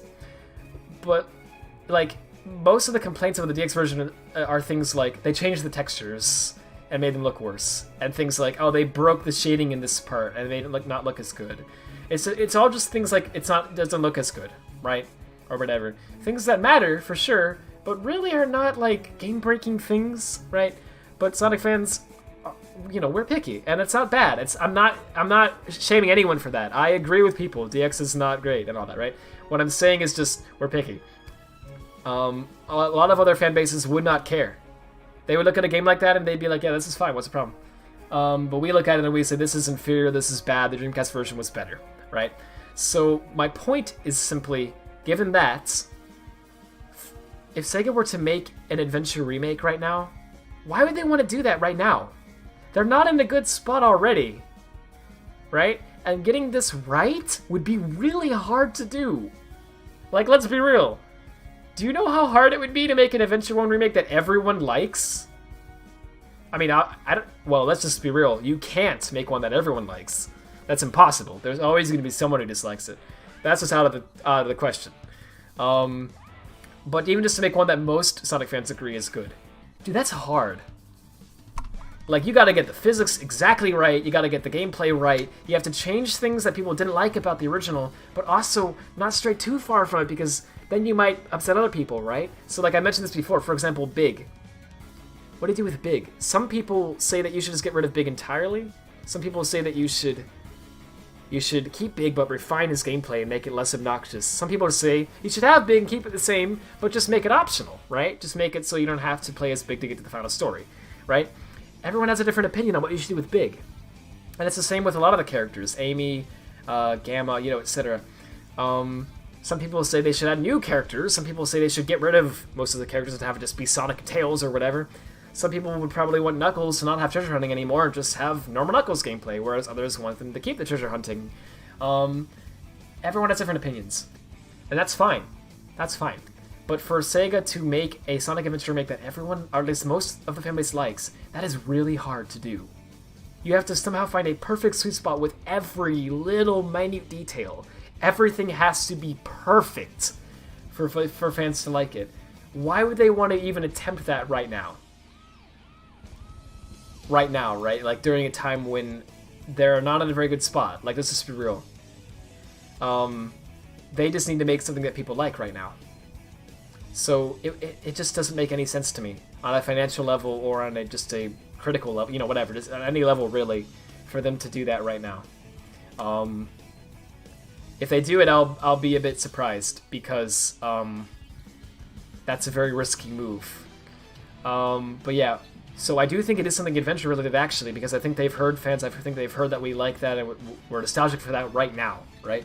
And people want to see that. But I don't think they're going to try an Adventure 1 remake. I think they're going to try to make something new that kind of tries to cater to that sweet spot. It tries to be like, hey, we know you like the sort of edginess and the, you know, the rock, right? We know you like the gameplay with the open world kind of stuff. We've heard all that. So we're going to try to do that. But we're not going to try to remake a game that so many people are conflicted on, because it's not a good time to get into that. That's what I think they're doing. Alright, I'll stop. And thank you for the host wheel, I appreciate it. Sega loves getting adventure content except for an actual adventure game, bringing back tracks, characters, etc., but they don't want to make the game. I agree with that, yeah, it's interesting. Well, it's because they know that fans love that stuff. They know that fans love adventure stuff. They do, right? Like, they clearly are aware of it. But they're also aware that we are not easily satisfied with that stuff, right? It takes, if you try to do an adventure game again and they mess it up, well, if Sega tries to make an adventure game again and they mess it up, oh boy, the fanbase is not going to like that. People are going to tear that game to shreds, right? They're going to nitpick the heck out of it. Where they're going to be like, the physics are not as good as the original, the tone and style of the story, and it's just not how it should be. Sonic's character is all wrong. Tails' character, they made him too wimpy in this one. Roger's voice doesn't fit as well. Not that that's a nitpick either. I'm just saying it's going to be one of the things that comes up. And I don't know what Sega should do about that. Like, fire Roger just because they decided to try new, I guess. But I don't know. It seems a bit drastic. But anyway, it's all these little things you have to think about, and it's hard to get it right. But I think a new adventure game that's not called Adventure 3, don't call it that, please. If they call it that, I'm gonna lose my mind, because that's so dumb if they call it that. That's like playing with fire. Like, guys, no, like, don't do that. But make a new game that has adventure-style gameplay in it, some of the tone, just the things that people like about adventure. Don't call it Adventure 3. Call it something else, right? It's a new game, right? But with the same kind of aesthetic and everything. That's what I think they should go for here. You know how they had Sonic 1, 2, and 3 and all that, and then they had Sonic Mania? See? Do that. Don't call this Sonic 4. Or in this case, don't call it Sonic Adventure 3. Call it something else. And in that, I think that could work. So I feel like that's what they might try out. But yeah, I don't think it's a remake. You like calling Sonic 4 Sonic 4? Yeah, exactly. Exactly like that. I think most people agree that one of the main reasons Sonic 4 failed was its name and its marketing. As weird as that sounds, it really makes a big difference. When you call it Sonic 4, people expect it to be Sonic, the sequel to Sonic 3, which many people consider to be one of the best games of all time. That's high expectations, right? And honestly, you're not going to fill those expectations unless you're real. I mean, okay, actually, Mania might have, if it had more new levels and stuff. I think Mania could actually. Many people called it the real Sonic 4 because of that. But yeah, the game that we got that was called Sonic 4 did not meet the expectations of what people expected with Sonic 4. So it was completely destroyed, tear to shreds. People hated it. If they would have called it something else, if they would have just the original play was supposed to release on mobile. If they would have just done that and called it Sonic's, mobile adventure, whatever, Sonic Mobile, something like that, right? Would have been fine. Like genuinely, I don't think people would have really been that upset about it. I think it would have actually got pretty decent review scores. I don't think the fanbase would really look back at it that negatively. I think people would just be like, yeah, it's fine. It's the fact that they released it as a AAA console game across all these different platforms, and they called it Sonic 4 and marketed it as the return of classic Sonic gameplay. That's why it was bad. It's not even the game itself, it's just that. So yeah, don't do that. Don't call this Adventure 1 remake. Don't do that. Don't call it Adventure 3. Make a new game that is a new game and market it as such. And then people's expectations for it will just be that the game is good, not that the game is better than Adventure 1 and 2. Right? And that's feasible. It was originally Project Needle Mouse? Oh, I didn't know that. That's really interesting, actually. Halo Adventure 1 and 2 are less connected in the story together than 2 is just Heroes in Shadow. I never thought about that. That's fascinating. Sonic Something Else, the video game. See, even that's better than calling it Sonic 4. I'm kidding, but they should make Sonic Acceleration like in Sonic Adventure 7, where he has one speed and an instant. Yeah, you mean like what they did in Lost World? I'm sorry, I'm just kidding, but we already got a third Sonic Adventure was Unleashed. Oh yeah, they were gonna call that Adventure 3, I believe, weren't they? I believe, I remember, I don't know if this is right, but I remember hearing that they were gonna call that Adventure 3 at some point in development, and then they went, maybe not do that. Maybe call it something else. And in Japan, they called it Sonic World Adventure. They kept the adventure in the name, but they scrapped the rest of it. And then in America and Europe and the other regions, they went, yeah, let's call it something else. And they call it Sonic Unleashed. I actually like the name Unleashed a lot. World Adventure is cool too, though, because I mean, it's kind of that's what you're doing. That's more descriptive of what you actually do in the game, I guess. But I like both names actually for different reasons. But anyway, Sonic Pocket Adventure, but not that one. Yeah, I thought about that. I was like, Pocket Adventure, no. Alright, anyway, sorry. Let me get back to this because I keep saying I'm gonna crack this and I don't actually do anything. I just for a while, but you need Sonic Pocket Adventure in the Mania engine. That would actually be really cool. Has someone done that? If not, they should get on that. So guys, I don't want to brag or anything, but I want to tell you the level that we're on now. I'm to the point where I can read the Binay offset table without needing a tool. And I'm dead serious. Look at this, I'm going to mark every offset in the file that's present on the offset table. Just by reading the offset table. There you go, done. So all those yellow values there, that's what the offset table listed out. So, 4C is the first offset in the file, so that's this anim thing right here. This is the second offset right here. Okay, that's interesting. And then you have 18, which I'm guessing is this. No, of course it's not. Why did I think that? It's this. That's weird. And then 51, which is that. 58 is gonna be this string. Okay. So this is an array. That's the count followed by the offset to the values in the array. So then this is the first value in the array, and in this case the only value in the array. And it looks as though each struct in this array is hex 34 bytes long.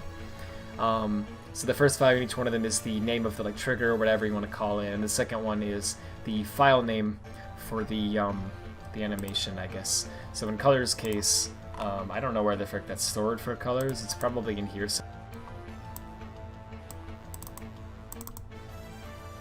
Well, I think it is, but I actually meant to open that in Brawl Ball, not in Hedgehog Pack.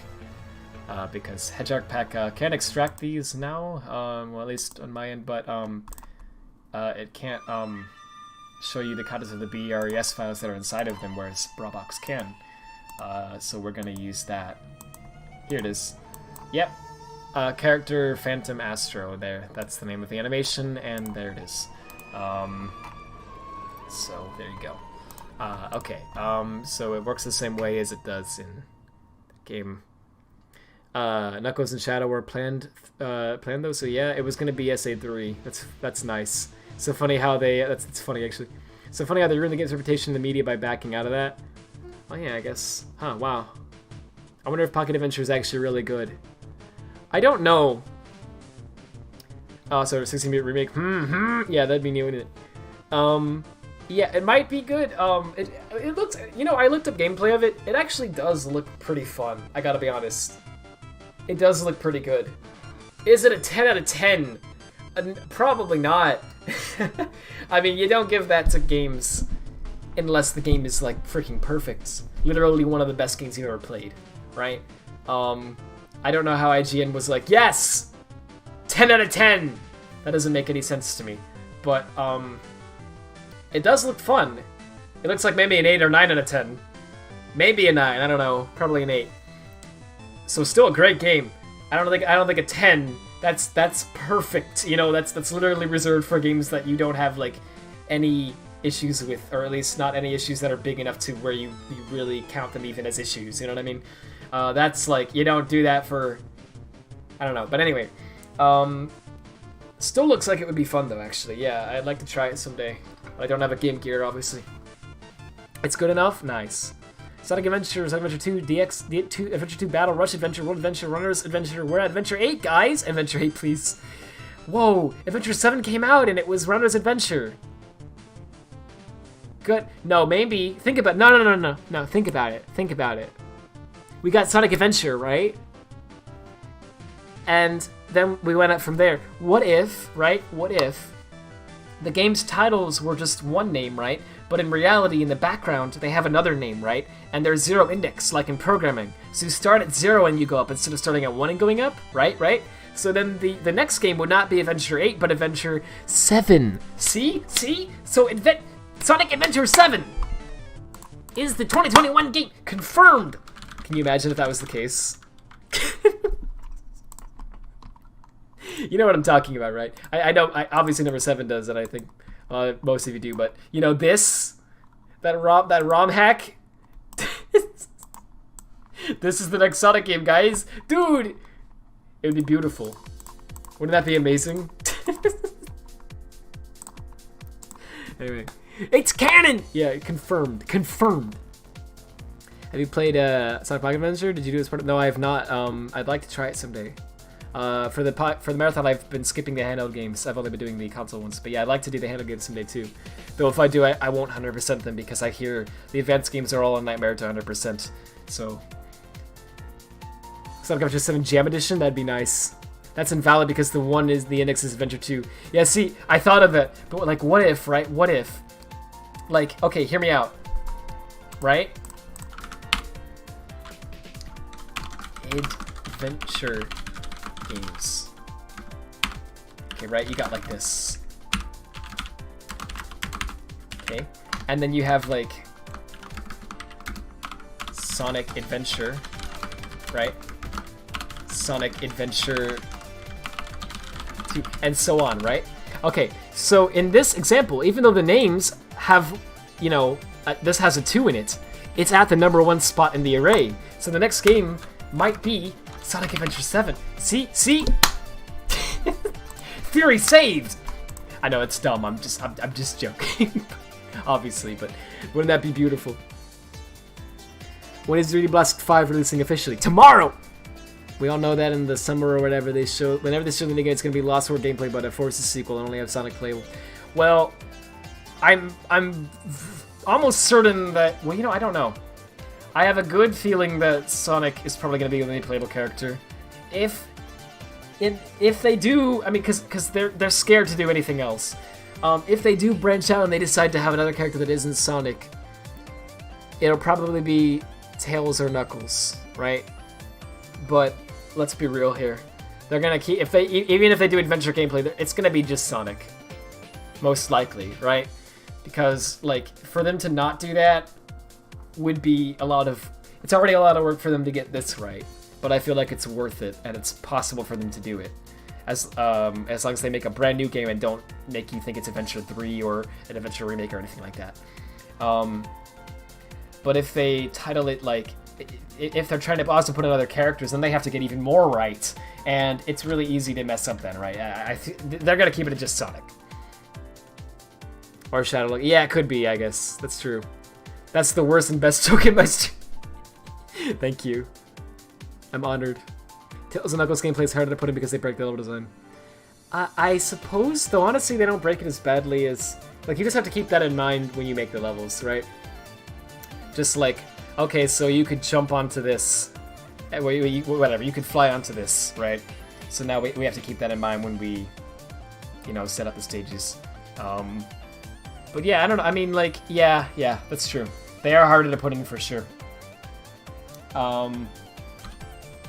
I don't think they're like impossibly hard. I think it's totally possible to have a game where you have all three of them in the same levels, even like what Sonic 3 did. I think it's totally possible to do that without it being broken. But it would be difficult. Yes, you'd have to really think about it. So yeah, it's gonna be just Sonic, almost certainly, unless they really have decided they want to like. The only reason I could think, the only example I could think of it being the game having more than just Sonic is if they're like, right, we know we screwed up, we're sorry, please forgive us. We know you guys have been asking for all the characters, so will you like us if we put in another character? You know, and it would, in that case, it'll probably be a reskin, so it'll be like what they did with Forces. It's Shadow! It's definitely not just Sonic, but with a different... It's Shadow, guys! You know, but yeah, I don't know. Man, we'll see. We'll see what they do. I don't know. I don't know what they do. I just have to throw out, like, I'm just guessing based on what I think makes sense and what very, very little hints we kind of have at what they might be doing. The only real reason I think it's adventuresome is because not only does it make sense to me, but on top of that, right? You've been looking at their Twitter, right? Like, it's been nonstop. Like, the only hints that they've been making have been adventure related for a while now. It's really weird because like Aaron knows the fan base. Aaron Weber, right? He knows the fan base. He gets it. He knows that we're going to like, you know, we're insane. You could type, you know, you could put up an image that happens to have like 3 dots in it for some aesthetic in the corner somewhere or something, right? Whatever. And someone goes, wait, 3 dots? Sonic Adventure 3! You know, someone's gonna, like, he knows the fan base is like that. So why would you make a website that's like, you know, why would you be like, hey, here's a tweet about the Chow Black Market. Hey, here's a tweet about, it has got Dreamcast swirls on Orbot's cheeks. Hey, here's a tweet, you know, why would you do that? Unless you actually wanted to get fans to be like, is this adventure? No, it couldn't be. Right? So that's the one thing that makes me think it's probably adventure related in some way, right? Even if it might not even be in gameplay, right? It might even be like boost gameplay or like a new style or something, right? I don't know. I just think it's going to be adventure related in some capacity, even if it's just like aesthetics and character and that kind of stuff, right? They are doing something that remotely is related to adventure in some way or another because there's just too many hints, you know. That's what I'm thinking here, but I don't know. We have to wait and see. I could be wrong. They could just have been oblivious and not realize that fans were going to take it that way, and they were just making some fun tweets. And whoops, we didn't think about that. Sorry. But it just seems to me like they have to know what they're doing. At least Aaron and the social media team, they have to know what they're doing, right? Because they've shown constantly such a clear connection to exactly what Sonic fans are thinking for so long now.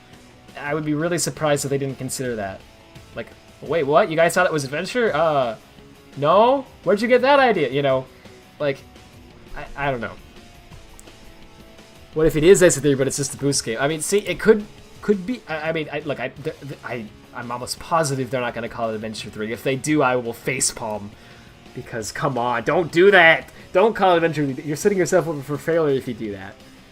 But, yeah, it could be a new, like, it could be adventure-styled in that it has, like, Crush 40, right? It has the rock, you know, that we're familiar with. It has closer to the original level design. It has multiple characters, but it's a boost game.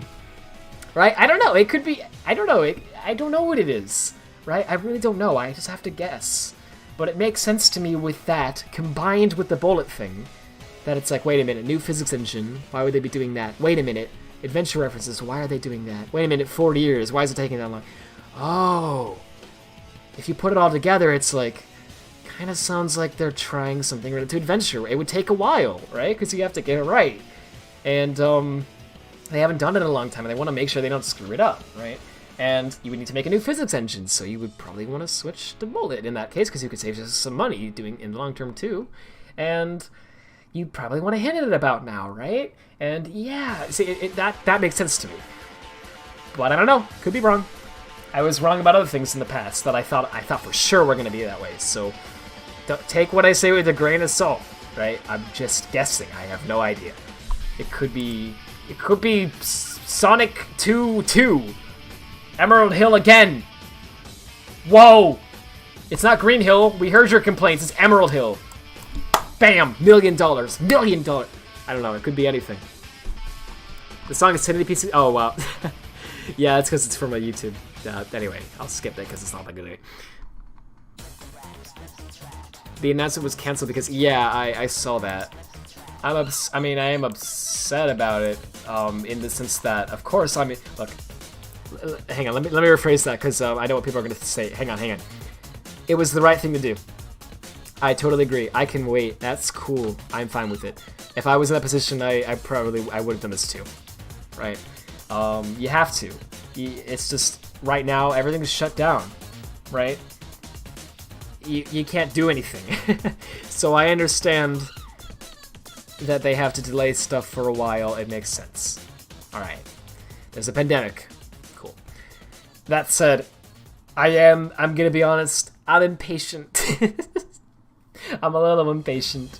We've been waiting a while now. It's been 3 years since Forces. Wow. It's been 3 years already. By now, the old Sonic team would have already released a game and would already be halfway through development of their next game. Like, let that sink in. Because remember, they used to release games every 2 years. Sometimes even more frequently than that. So, you know, it's hard to transition from that to every game takes 4 years, right? I gotta be honest. So I'm still kind of working on that. It is nice, actually, in one way. It's cool that I have time to actually work on tools, make them good and all that. But on the other hand, it's like, oh my gosh, man, I'm getting to the point where I'm a little bit like, I really want to see what the next game is. Can you please show me like a logo? I'll take a logo, dude. I will take a JPEG. You can give me a JPEG. That's just the logo. And I will be satisfied for the next 5 months. Easily. If not longer. That's all I have to... I would take that. I just want something.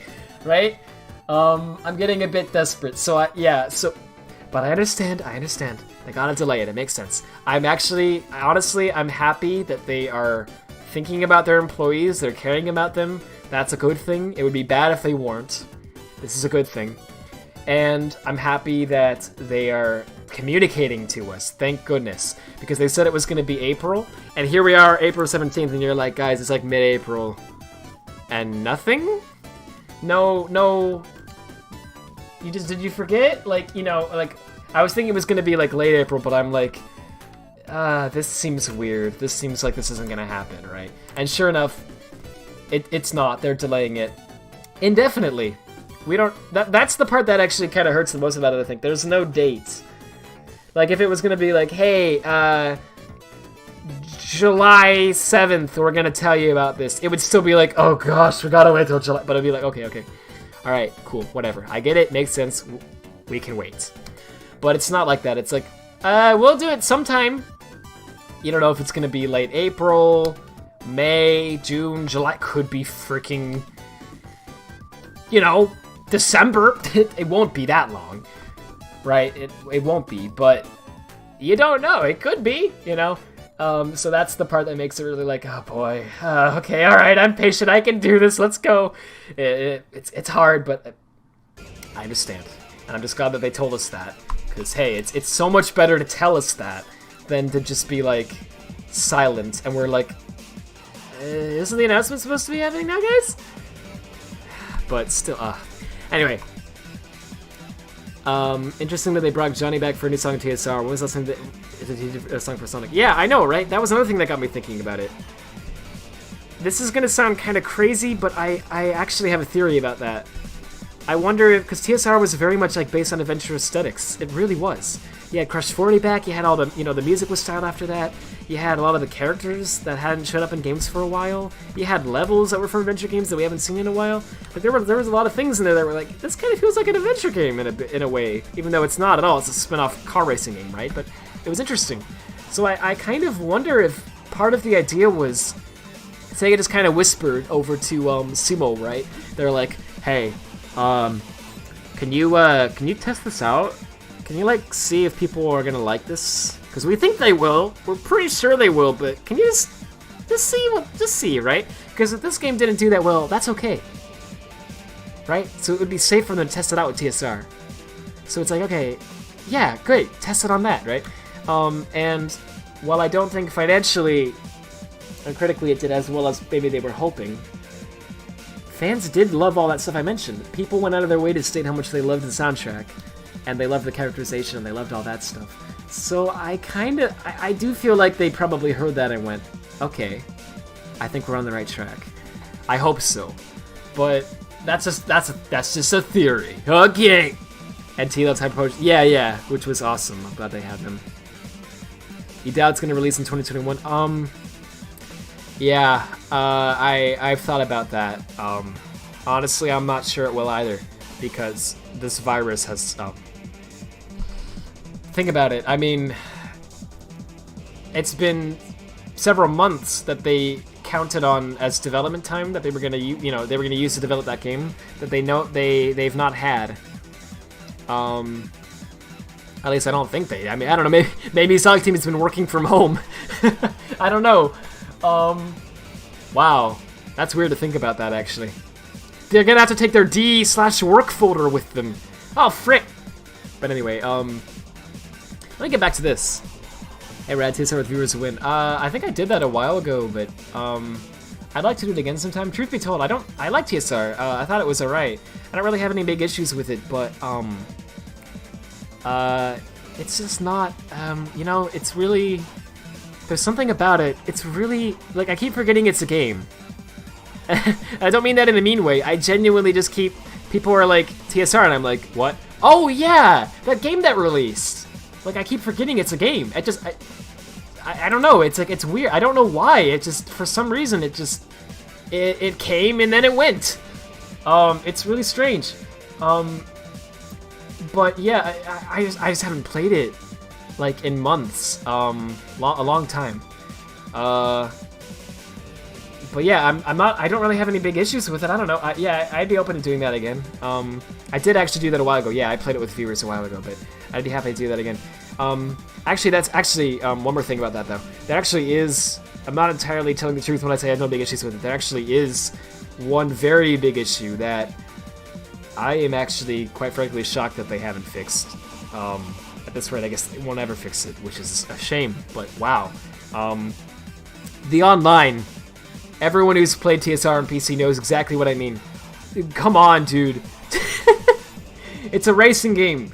Like, one of the main... You're gonna play it online, right? That's how you're gonna mostly play this game, right? On PC. And yet, the online is not good. It is so unstable. It takes so long to set up a server and have people join it, and there's like such a big delay when everything's getting set up, and you just have to sit there for freaking ages, and then finally the match starts, and then half the time you get a disconnect or the game crashes or something else weird happens mid-match that's not supposed to happen. You're just like, dude, I don't get it, because it's the same people who made All-Stars Racing Transformed, right? And that game's online was great. There were no issues with it at all. It worked fine.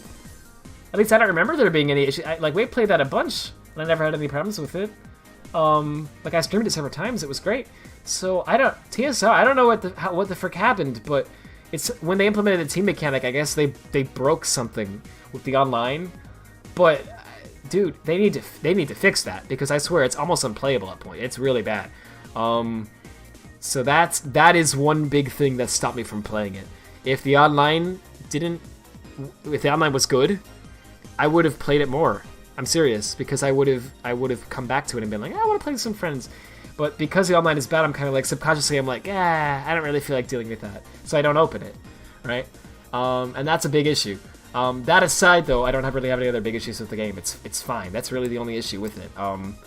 So anyway, I'd be open to trying that again sometime, yeah.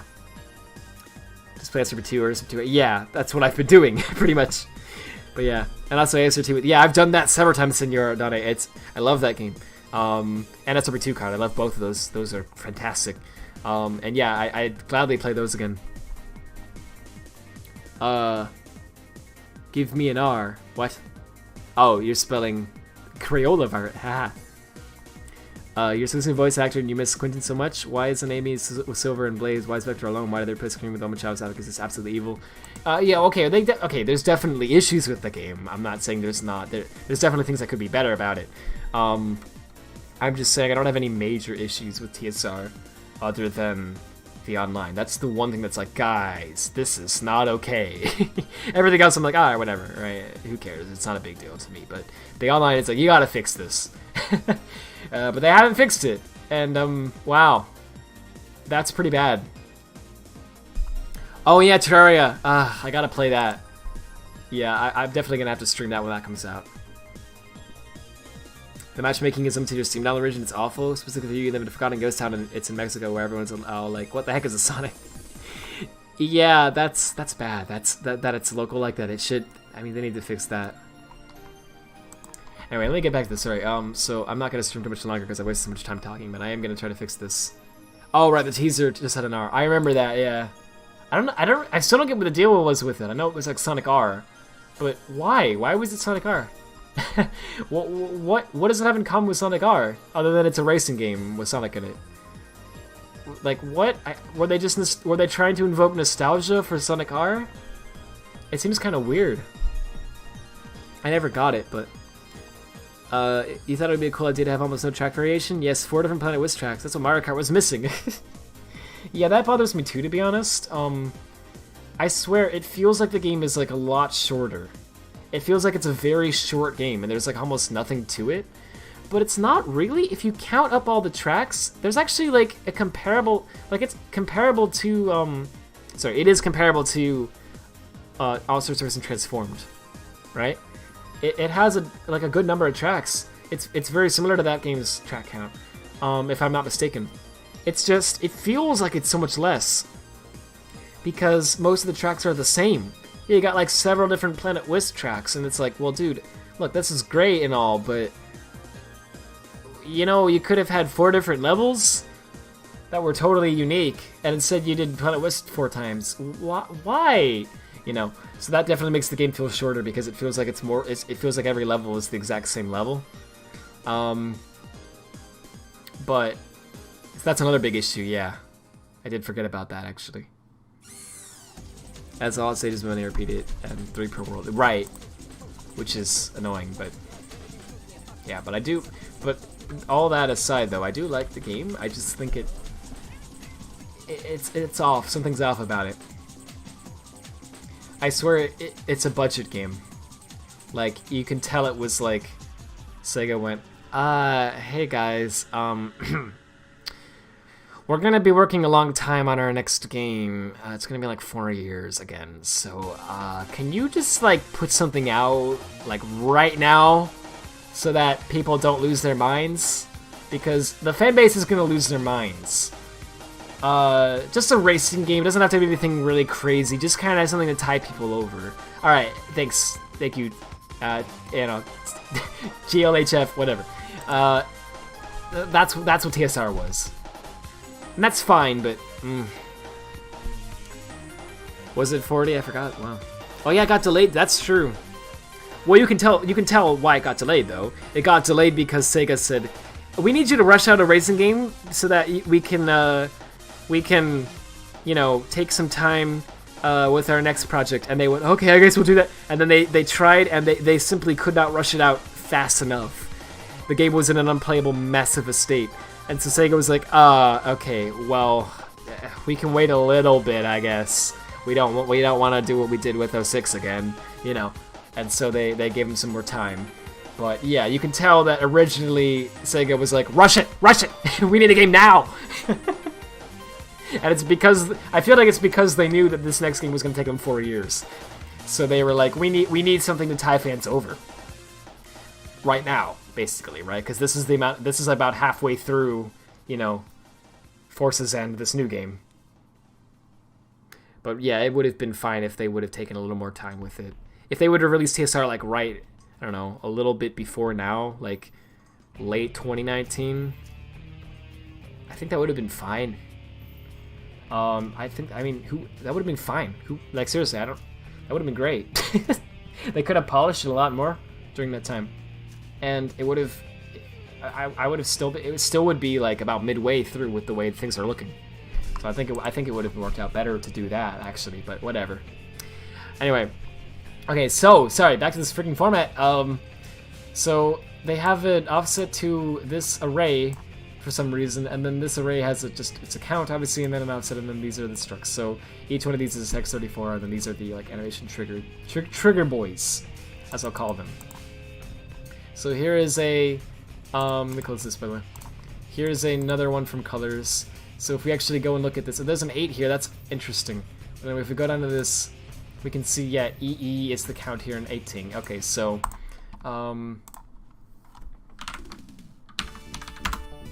that's hex 3058 bytes. It's 12,376 bytes in total. Goodness.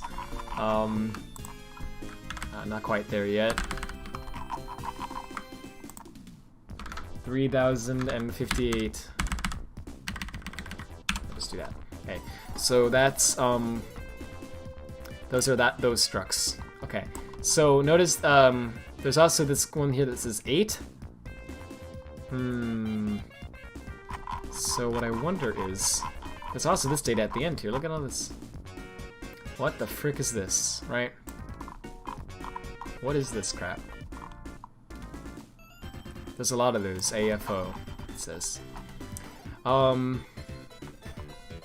these are floats. Leave. Yeah. Hey dude, they're floats. What in the name of Takashi Iizuka is this? Okay, so we're gonna search for this. No, go back. Oh jeez. Okay. I keep doing that kind of stuff all the time. There it is. So we found an offset to it. I don't know what the frick that is, but it's another thing that's part of this, one of these structs here. So let me go down there.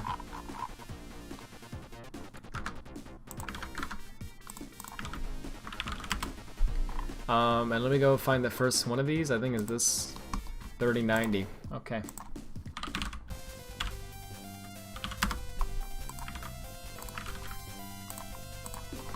Alright, so here's the first one. So if we actually, let's highlight that. I guess we don't need to, but let's do it anyway. Oh, okay. Yeah, dude. So if we go, taking into account that these are all, each one of these is apparently 34 bytes in size. So then this is the next one.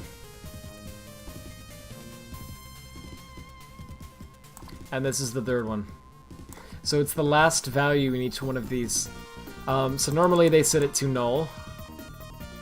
No, actually, normally they set it to -1. What the f... Did I get that right? Okay, normally they set it to -1. I don't know why they... F, right, but I guess it's just weird. Anyway. But here they've set it to an index. So, great. So, oh, sorry, to an offset, to whatever that is. So let's see where the next one is. Here's the next one. Okay, great. Convenient. Well, that's just 138, but I'll do this anyway. What? Wait, what? No, I'm not okay with that, actually.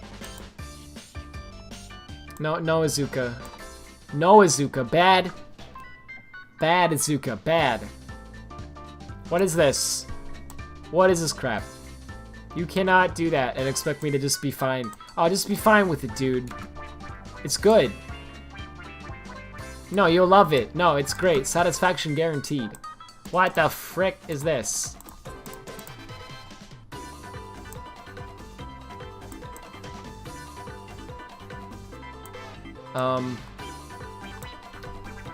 Okay, so sometimes it's an offset to another thing in one of those other structs, and sometimes it's an offset to this.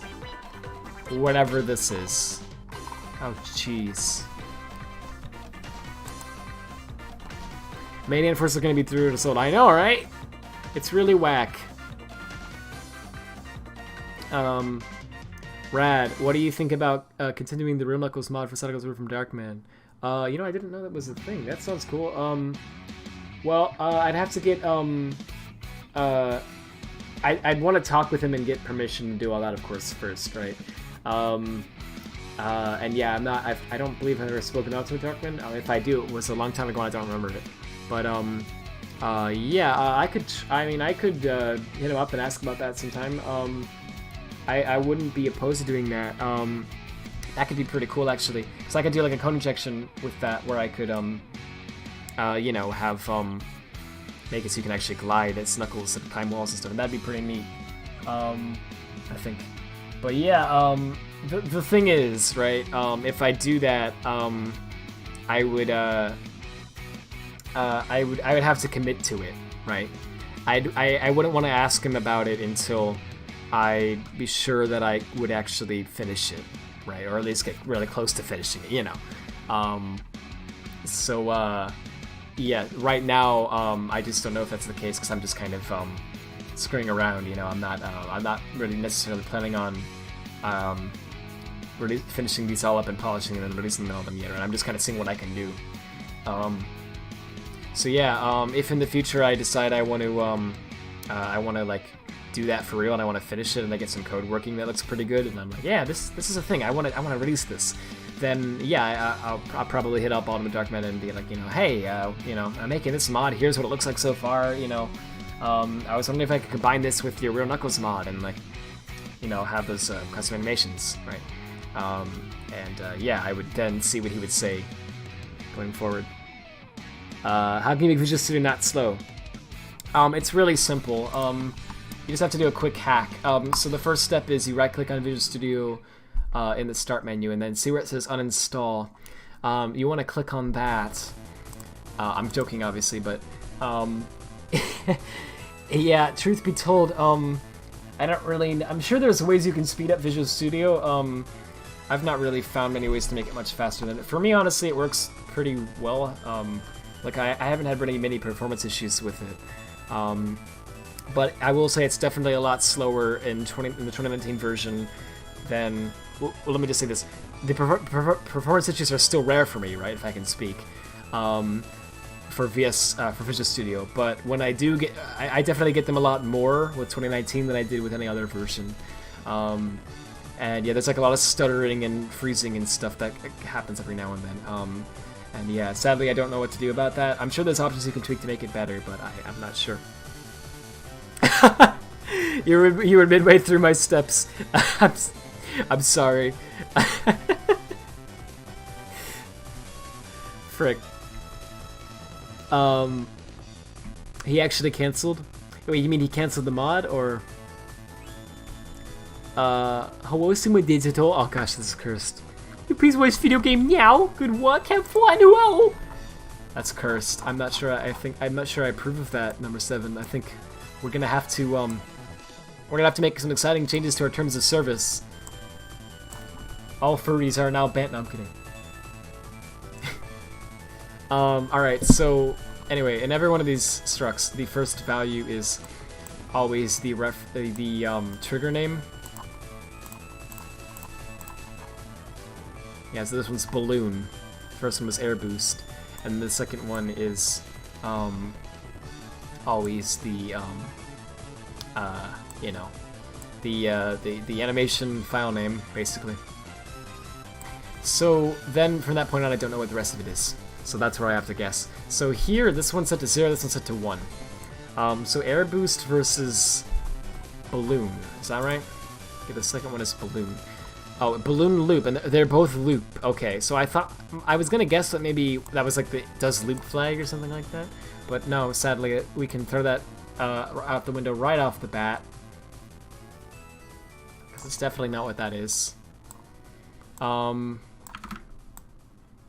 So I don't know what that one flag is. That could be anything, but okay. Then we have 2 zeros. We got a float, which seems to always be 1. That's probably the animation speed, if I were to guess. I think it was in Lost World, actually. That's hex 14 away from there. In Lost World, I found the speed flag, and let's see, where was it at? See, I can't like remember things like a freaking day after I find out something. So anyway, is that right? The song is amazing, by the way, dude. Like, frick. Oh, it's actually hex 18 away from there. So they added a parameter, but other than that, it's exactly the same. That's whack. It's interesting. If I'm not mistaken, that...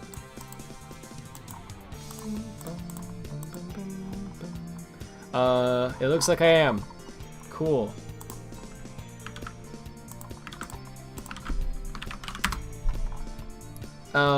Now that's odd. When do they use this? Gosh, this song is so good. I felt nostalgic the first time I heard this. Which obviously makes no sense. Why would you be nostalgic for a song you've never heard before? But like, dude, it just feels like, I don't know, it feels like fun memories. You know, I don't know how else to explain it. Such a good song. Yeah, they did add a flag. They added it right here. I don't know what that flag is that they added, but sorry, they added not a flag. Sorry, they added a value. It's probably a pointer. It looks like a pointer to something else. Maybe not a string. I don't know. But they added something, so that's why it's 18 off. But other than that, it's exactly the same. So I think, so yeah. So me doing the colors one first, I think, I'm on the right track with this. This is a good way to reverse engineer it. I feel. Because this is just making sense. Okay, so after that float, they have this value, which here is set to 0, here is set to 2. So who knows what that's about. And then they have this, which here is -1, I guess. Here, it's 85. Okay, again, interesting. And then finally we have this 2, we have another float. 0.1 versus 0.2, okay? I'm just taking note of everything first, and then I'm going to try to figure out what it is. Then we have 2 null values, and then we have this offset 2. I don't know what that is. See, this is the real one that's baffling me. The frick is this? What is this offset? Like, what? It's not even like the offset to like the next, you know, the next animation or anything in the list. This one points to this value here, which is the so like, okay, so that's the balloon animation, so then it points to this one, which is the, what is this? The boost animation. So why does the balloon animation reference the boost one? What the frick? What is that? I'm sure there's some reason to it, but huh. Interesting. Definitely not right, I can tell you that much. I'm sorry, I forgot what I said. I'm sure that it makes sense. I can't think right now. Okay, so if I look at this again, here's another interesting example where, because this one just sets it to -1, so this one doesn't even use that. So you don't have to use whatever that value is. But if you do use it, you can set it to something. So maybe it's just a list of, it might just be like a list of parameters or something, right? It might just literally be like a list of parameters that animation, the control point or whatever you want to call it, needs. So in this case, it doesn't need any parameters, so it's to -1. But in this case, maybe to save space, they reference something. Like, I don't know. Maybe they found. Maybe it's just a. I don't know. I don't get it. Imagine thinking Sonic Team. Okay, the idea for this comment left my head mid typing. Nice. No worries. I feel that. Okay, so the balloon one points to this one. And that one points to that one. I'm assuming this just keeps going for a while. Yeah, it just keeps going for a bit. That one points to that one. Holy frick. And it just keeps going. So it's like a linked list, right? But it doesn't make any sense. Why are they linked up like that? Like what? It's not just the next value in the... It's not just the next value in the array, it's like they keep... Well, in this case, it kind of is. But here they, like, skipped one? Like, it doesn't go from this one to this one, and then from that one to this one. It goes from this one to this one. They skipped this one entirely. I don't get it. Why? But what else is weird about this to me is... well, obviously I just don't get the point of it, but... yeah, I just don't get the point. Why? What is the point of it? What's its purpose? Okay, so something I did notice, though, that's interesting. This value here was 0 before, now it's 1, and look at this. Now it's 2, and now it's 3, and now it's 4, and so it just keeps going up each time. So I guess, yeah, it's the index of the animation. Now, why do they actually need to keep track of that? Beats me. I don't know why they would ever need that, if I'm being honest with you. But, that's what that is. So that's cool that we at least know what that is. So that value, where the frick is it? I lost it. Right here. This 2. So it's always like... Wait. Yeah. It's always hex 18 bytes into this. So this first one here doesn't have that set. Yeah, it sets it to 0. This one sets it to 2. So then this one... Oh, this one sets it to 1. Okay. What about this one? 1 again. Okay. What about this one? 1 again. Alright, so notice how when it set it to 2, that's when it skipped ahead by 2 of them. And when it sets it to 1, it skips ahead just by 1 of them. Oh boy. Okay, this one sets it to 2. So 180. So when you jump to that... No, that's the next one, though. That's the next one, though. So it didn't skip any this time. Okay. So that pattern doesn't exist. It's just a coincidence. What does that 2 mean, though? It's a type for something. Don't know what it's a type for. So... one way you can test this fairly easily, I guess, would obviously be to just hex edit crap and see what happens, right? I could do that in colors. I want to also see in Lost World. I want to look at Lost World's animation format again. So let's take a look at Lost World. Let's see how Lost World does things differently so far. So Lost World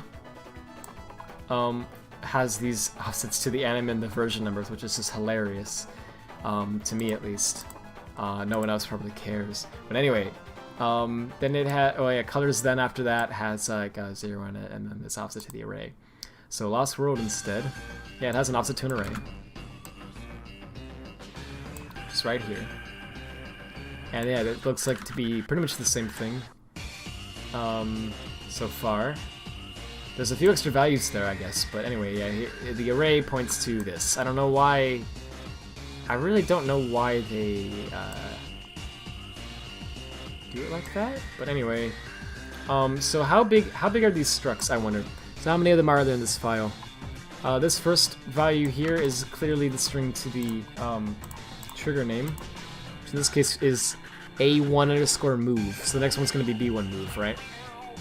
So if we actually were to trace that up, that's 227 minus, that's going to be 1E7. Here it is. Okay, so each struct in Lost World is, oh, it's the same size. Okay.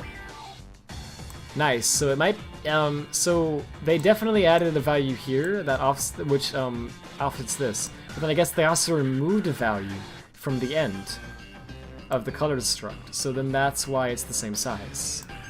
Interesting, but it's the same size. So this is the next one, and this is probably going to point to C_A1 or whatever. Oh, sorry, B2 move, okay. And then the next one's going to be B3 move, and then B4 move, and then B5 move. So, yeah, here's the next one. Here's the next one. Here's the next one. And that's it. So you can tell that's it because they start there. Each one of these is hex 34 bytes in size, and the array counts, so there are 6 of them, so multiply that, you get 138, and sure enough, that's the size of this. Alright, so then there's some padding here, I guess, and then we have this, and this is the same thing as in colors. Ah, frick. What is this nightmare? So again, it's a bunch of floats, and each one of these is 0.1. So are these like durations? Are these like, what are these? Who's playing Terraria? Yeah, I'm definitely gonna play Terraria on stream soon. When 1.4 comes out, I'm thinking I don't know exactly who it's gonna be. I want to do it with several people, but I don't want it to be too chaotic, because I've definitely had a lot of cases before where in the past where I tried to do that and it didn't work out because I genuinely like when this update comes out, I want to play it with a new character, right? I want to like make a new character, a new world, and play it like that. Because I feel like that's the best way to experience a new Terraria update, because that way you get, if you do it with like a character that you've already had for a while, then you're just going to make them even more powerful, and that's cool. But I feel like usually these updates, they're so big, right? They don't just add new stuff. They change the existing stuff too a lot of times, right? And I feel like you get the best experience of the update if you play it basically like almost like a new game, right? So yeah, I want to make sure that whoever plays with me is willing to do that. And it also probably makes sense for most of the people to be in a voice chat, because that's how we did it previously, and that worked out really well. And part of it's kind of teamwork, you know. So it would be nice to do that. So I don't know who exactly is gonna.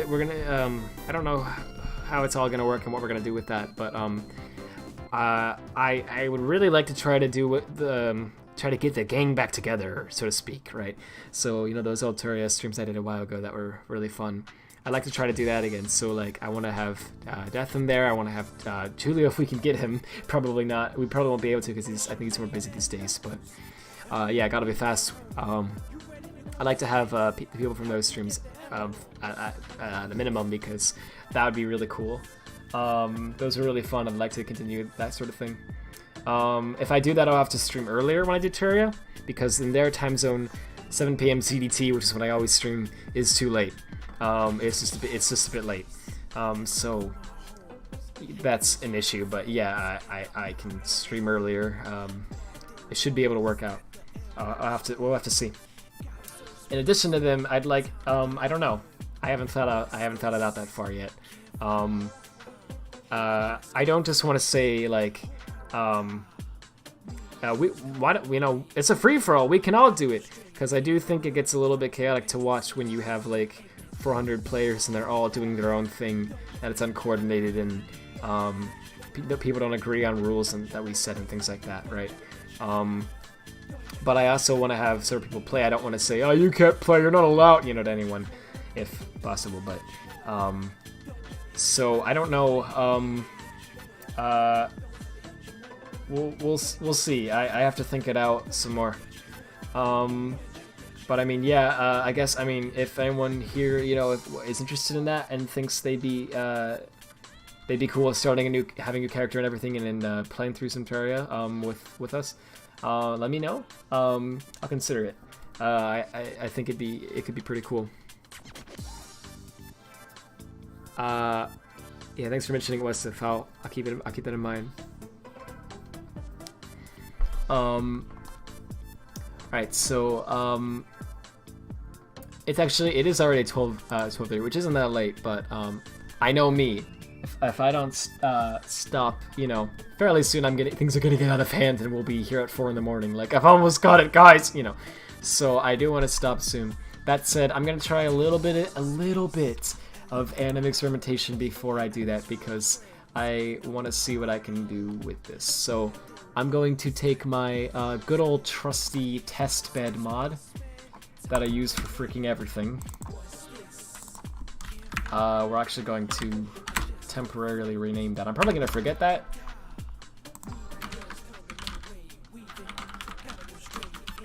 Oh man, this takes me back actually, tapping out Sonic 13 Patch 0. I haven't really... I don't know. Something about that. Because I used to do that for every Last Word mod when I first start off a new project, you know, and it's like that feeling of like, yeah dude, we're making a Last Word mod! It's been a while.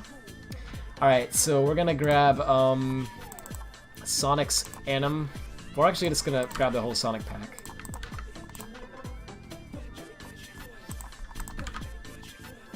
Needs Hedgehog pack here.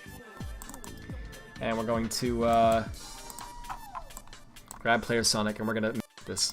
So first thing I want to do, I think the first offset in the file, well, not the first offset in the file, but because of this, think Sonic 2. Oh, look at that! Look at what the frick is that? Okay, these look like 2 shorts.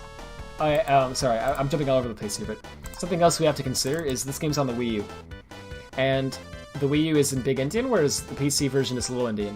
That is more helpful for cracking than you might realize. You might think, what's the big deal? Who cares? It's important, trust me. Here's why.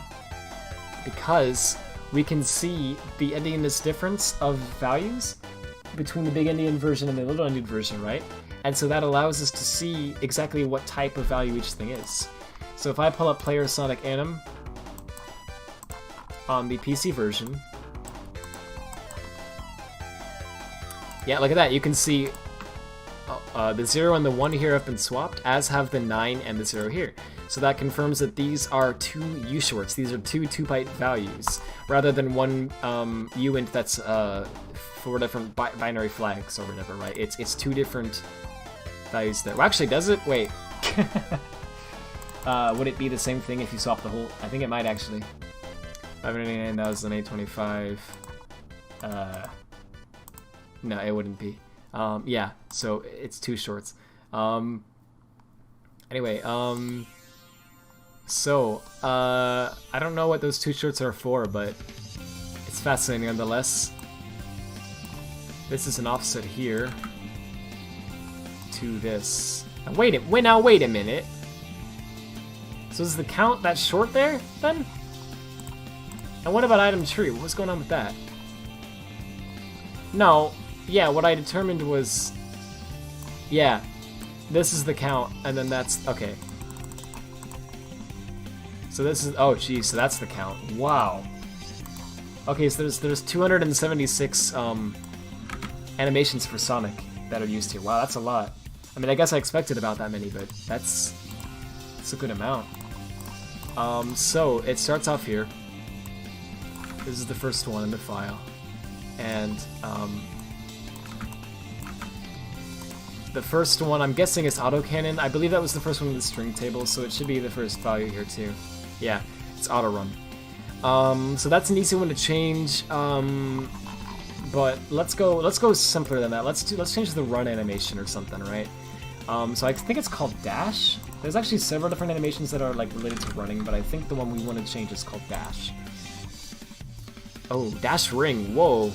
Yeah, they use that in the DLC. In the Knights DLC, they have dash rings, and they have a dash ring animation. But that's really interesting that they call it dash ring in the. Like the trigger name is called dash ring. You know why that is? I bet that's because in colors they call it dash ring too. Dash ring. Here we go. No, actually they have different names for it. They have dash ring L loop, dash ring R loop. I don't know why that's even a really? That's a thing? Wow, Colors had so much care put into it. Holy frick. Okay, so Colors had animations that where you could go. They didn't just have an animation where Sonic kind of does the twirl that he does when he goes to the dash ring. They also had one where he bends left while he's doing it, and one where he bends right. And they swapped to those based on the angle of the dash ring that you hit. Holy frick, dude. Alright, that's cool. It's a nice touch. King of tangents. Yeah, I sure go on a lot of them. But, I enjoy it, so it's alright. Spin dash. Acipin dash. Okay, they made a typo and nobody could be bothered to fix that. That's not just a Sonic Team like mistranslation. That's not like using an R where you meant an L or whatever, right? Which they do a lot, but that's not just like that. That's like someone made a typo. Like they knew it was a typo. There's no way they could not know that was a typo, right? And yet they just went, should we fix that? Nah. Leave that. They also did that in one of the symbols. Yeah, the name of this function in the symbols is get viz animation resource with 2 C's at the end there. And that's not me. That's Sonic Team made that typo. I just copy pasted the name from them. I did a double take. I was like, really? Yeah, that was them. Anyway, somewhere they have just one that's called dash. I swear. There's a lot of these. Charge dash. Oh my gosh. Dash.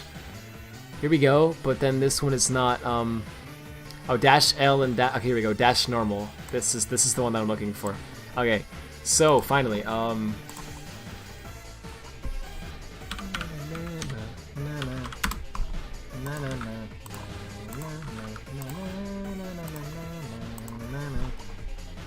Alright, so that's the beginning of this struct. This is the one that we want to modify. So we're going to mark the last one there too so we can see it. Okay, so we're going to screw around with this, and we're going to use this to see what all the values actually are. Firstly, we obviously know what these values are. This one, yeah, this is the animation speed. So in case you were wondering if that was real or not, obviously, you weren't? You were like, yes, Red, I trust you, but why are you wasting time showing me this? But I'm going to show it to you anyway. Let's make it 0.1, so there's no way you can't see the difference. Close that up and repack it using this lovely little shortcut I made. It saves so much time. Boot this up here. And quick boot, we're going to make sure that we're going to have this boot to a stage instead. There we go. You got Heroes running 60 FPS on your PC? Yo, nice. That's awesome, actually. Blob was right. There really isn't anything to do now considering night. Oh, he said then server not stream. Whoops. Oh, you got new hours instead of you're in debt. Yo, dude, nice. Sorry about the debt thing. But that's cool that you got the game. Holy frick. I want to try Animal Crossing. I want to play Animal Crossing badly, too, actually. Yeah, anyway, look at Sonic's running animation now when I go forward here. You know, it's actually a little hard to see it, but yeah, he's running in slow motion, which is kind of funny to me. It's a little hard to tell because the spinny feet are still playing at the normal speed, but if you look at his feet, like not the spinny feet, the actual like feet, you can see he's running in slow motion, which is kind of funny. It's probably easier to see. I know you could see it, but it's probably easier to see here. Because there's a section where the camera, you know what I'm talking about, but let me show you real fast in just in case. Up here. Just keep going. Right here, when you hit the spring. Actually, it might play the wrong animation. Yeah. There's actually a different animation that is used for when you hit a dash pad versus when you just run. Look at his hands. Notice how Sonic's hands in this animation, they're just kind of like put in like that. But when you hit a dash pad, they go out for a bit. I think the dash pad one's called Jet or something like that. Oh, I love this song. It's my freaking jam, dude. Turn on the mod that turns on the spinny feeds. Oh yeah, I probably should have done that. You know what? For the long term of this, I'm gonna do that. You know, I believe I could install that mod, but I believe it's actually I believe if you literally just delete the .effect file that makes that happen, then that alone is actually enough to get rid of the spinny feet. I could be oh, I think that's actually what I did with the Sonic Pack edit that I did for the Toast mod. Yeah, I got rid of the spinny feet, but let me do it here again as well. It's is it Dash Star? I don't think that's it. You know what? It's taking me too long to do this. This is supposed to be a very simple edit. It might be Dash Start. Might be Speed. Let me just hang on. Ah, frick. This is it, I think.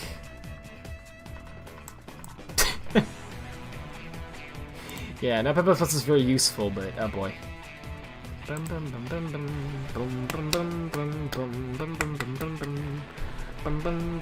That sax, yeah, it's so good, isn't it? Just put something to trumpet. That'd be cool. Hey, well, there's the material. Okay. I wanted to see what reference that. Okay, well, whatever. We'll just get rid of just delete the freaking material. That should be enough.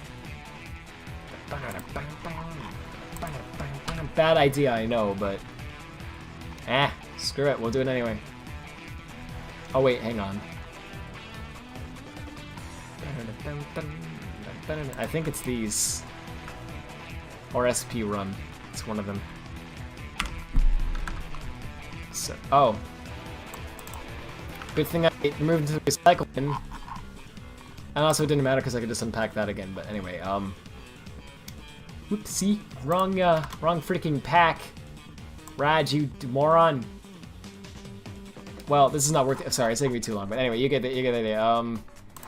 I think actually I should do it though because yeah, if I don't then it'll be harder to see our differences that we make to the animation.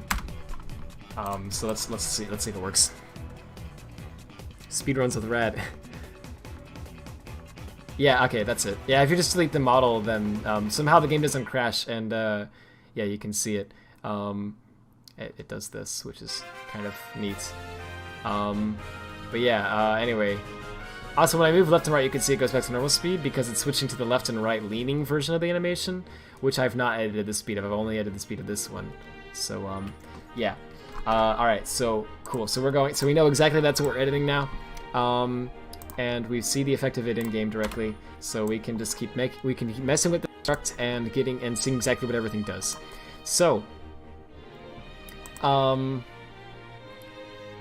let's see. So is this an offset, I wonder? This looks like an offset. Alright, here we go. Yeah, it is. It's to one of these bootleg things, which seems to be 16 bytes. That's 0.2 and an offset to something. I think. Break L end. No, I think that was another. I don't think that's related to this. I think that's. Well, maybe it is. But I think that's the next value or something. No, it looks like it might. Well, I don't know what that is. That might also just be a coincidence. That might... I don't know what that is, man, but we'll have to see. I don't know if it's in the offset table or not. But this is 0.2, which is interesting. I wonder what that 0.2 is about. It's always 0.1 or 0.2, it looks like. Look at that. So let's edit it. Let's set it to... You know what, let's set it to 1. Because that's a much bigger number than 0.2 is, in this case. So let's see. I did it at the right file, by the way, right? Yeah, I did, okay. So let's see if that has any noticeable in-game effect. It might crash as well. Heroes is great. Yeah, I like Heroes. Okay, anything different? Let's see. Doesn't look like anything's different, does it? It might be like... I thought it might be like transition out time or something. Doesn't seem to be really having any... Or also like a loop time or like, you know, duration or something. But it doesn't seem to be having any effect at all.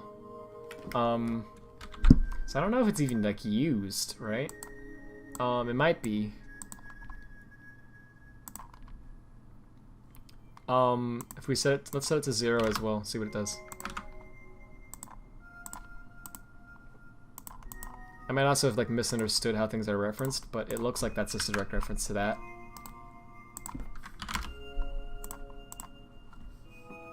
So, okay. Interesting. So it looks like it's the same. I mean, it's obviously slower, but that's what it did before. That's normal. So it doesn't. I don't see any noticeable difference. Oh wait, do I? Hang on. No, I don't. Yeah, it's I don't know what that does. That value doesn't seem to do anything. Briefly before I continue with this, and I'm not gonna do this for too much longer tonight, but I want to look more. I want to look at the forces one again to see if it's like the same thing or not, because it looks like this is pretty different up here, but I don't know if the whole file is different, right? Or if it's like just a few. Like I don't know if it's radically different or not. It would probably be better to start with an easy one. This is a small one. So let's look at that. Oh, I already marked all the offsets in this one. Oh, great. Okay, yeah, I remember I already looked at this one in a previous stream, but I didn't know how much I looked into it. So, main. Okay, D. This is the offset table. So D. So 4 and then 4 again. Oh yeah, yeah. So that makes it like this. Okay, and then yeah, then. Well, 62, so that's 625A, so you end up with this, and then 42, so that's 1, 2, well, I don't think that's right. That should just be 2 away from that one, which I don't know which should be right here, but I don't think that's...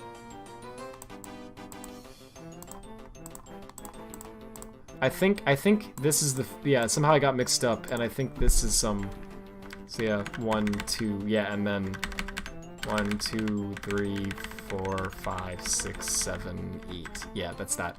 And yeah, so anyway, I marked all the offsets in this file already, so that's cool. So let's go see what we're doing with this. So this given how it worked in the other files, this should be the offset to the array. Right? I don't know if that's... Well, 1FC... I think it looks pretty different. Actually. Oh, this part of the song is so cool, man.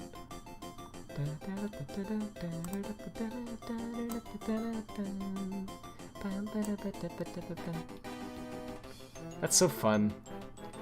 Okay, 227. And then this is, well, 22E, which is right here. So these are the trigger offsets right here. And then they have another one, main. What the frick, main? Oh, geez, and that's 237. So, that's really interesting. So is this 160? Is that what the 160 offset's about? No, it's 160 is this. What is 222.2 here? Obviously it's a string, but... Null. Oh. Okay.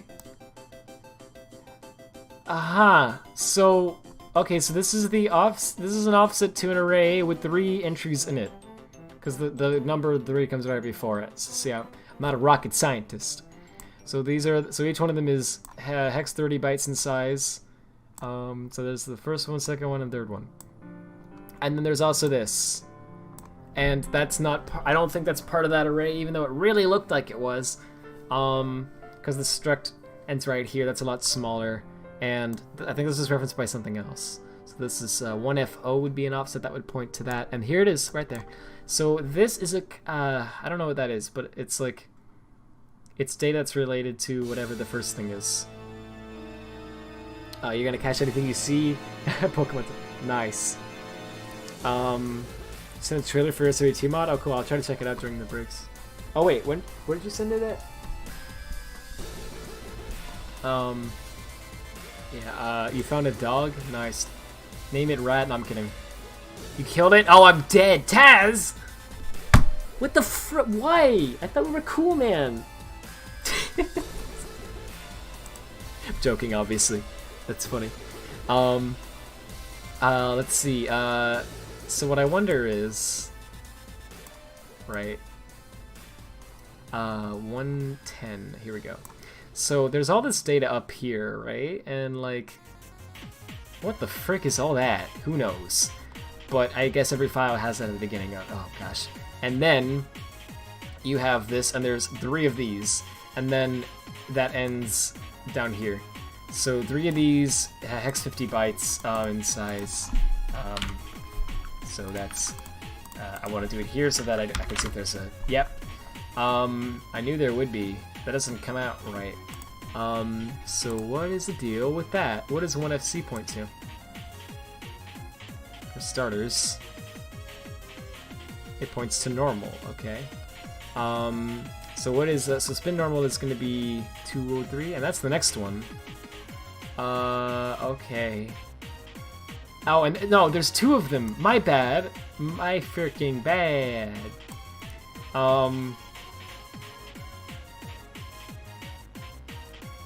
What?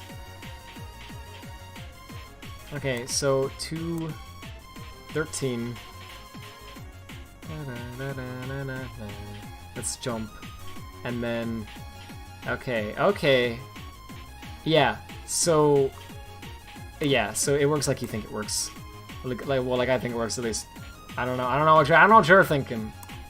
But it's each one is 40 bytes in size, or hex 28. It's easy. Okay, so yeah, it's actually smaller than the colors ones, which is and the last world ones, which is interesting because it's using 64-bit offsets. So it should just inherently be larger. So they clearly changed this up quite a bit. I think it is still very loosely based on the colors and that sort of stuff, because look at this, normal, spin, jump, it still has the same idea. But the format itself seems to be pretty different other than that. It's like a new way to implement that. So we probably want to look at this as its own separate thing, not as I mean, I guess it is a successor to the Lost Sword and Colors format, but it's not quite the same thing. Red is okay with the No, bro, do you ever sleep? No, I don't. Well, actually, I will soon. But, yeah, because I am trying to get better with that. But, yeah, I do stream quite a while. Anyway, how you doing? You ever just send a message and do the send delete thing really quickly, but the delete button stops existing? I'm sorry, man. I don't know what message you sent, but I'm sorry about that. Sorry about your loss. Thanks, Wilsif. I'll see that when if I don't forget when I do the break, which is not gonna be too long from now, but I do want to see what I can do with this for faster. Okay, so I mean, really, I get the gist of this. So look at that. That's the speed still, isn't it? Yeah. So they have like the same idea. Yeah. Okay. Yeah. This is a successor to the Lost Sword and Colors format. It's very much the same thing. it's just laid out in a very different way in some areas, and a very similar way in others. It's really, it's weird, dude. But yeah, okay, so I don't know what I still don't know what this crap is about, but this is the animation speed without a shadow of a doubt. Well, yeah, there is a shadow of a doubt, I guess, but you know what I mean. It's almost certainly the animation speed, so we're gonna test that out to make sure. Let me close some stuff, by the way. They saw nothing. We'll use this as well. We're gonna make a Forces mod again. For the first time in 88 million years.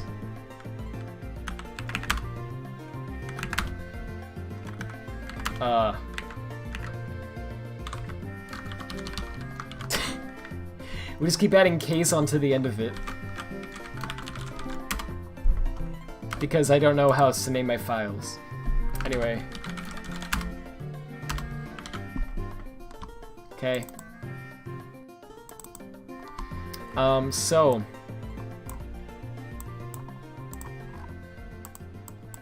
We're gonna do some edit. We're gonna do an edit to Sonic's Forces ASM real fast.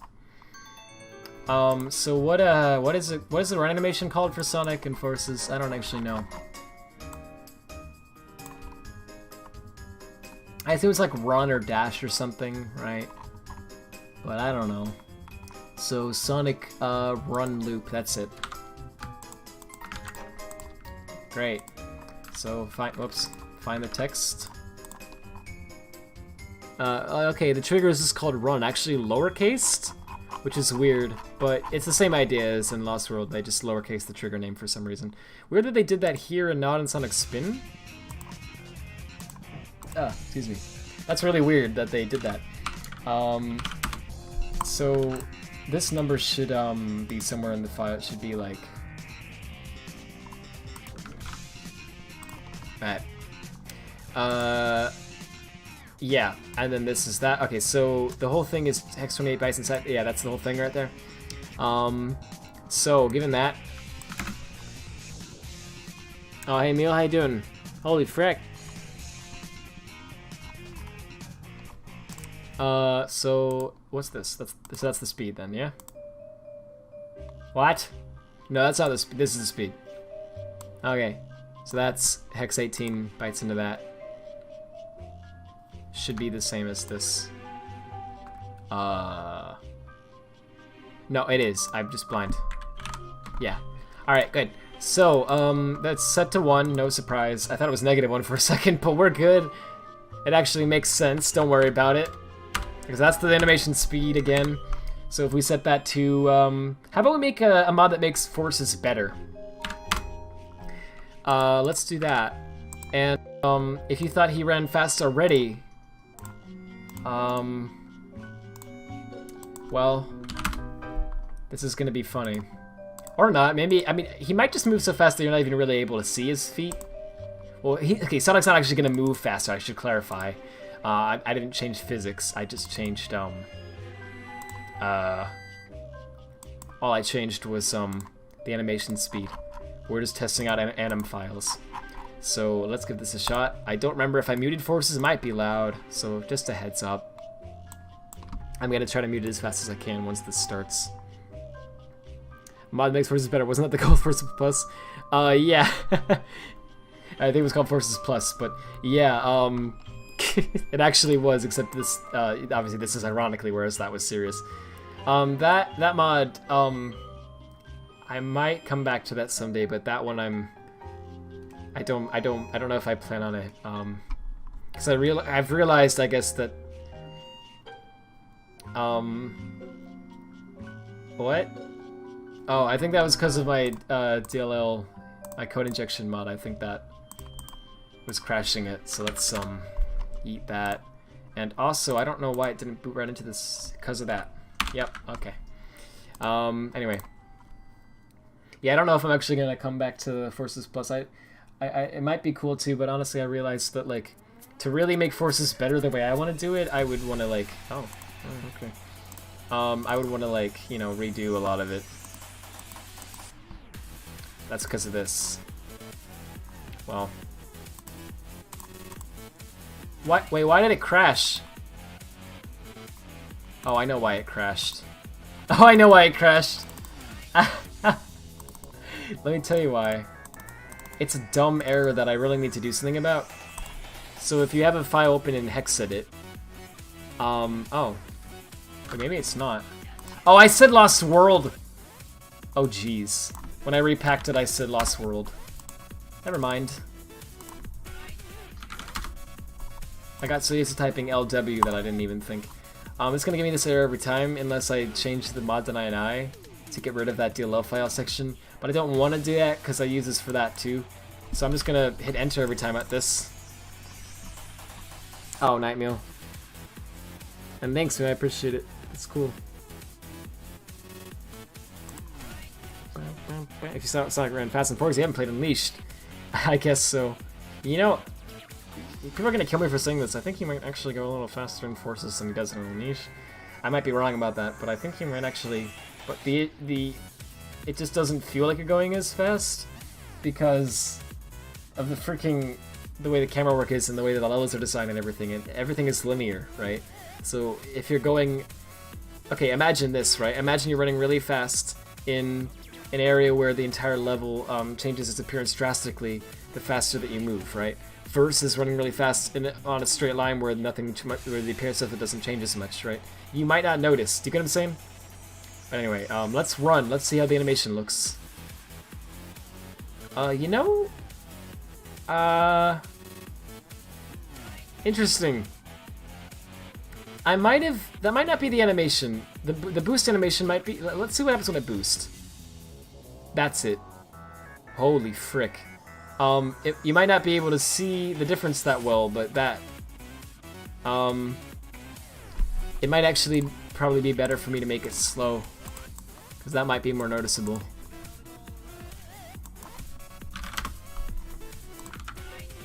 Now save it. There you go. Up, down, and all around.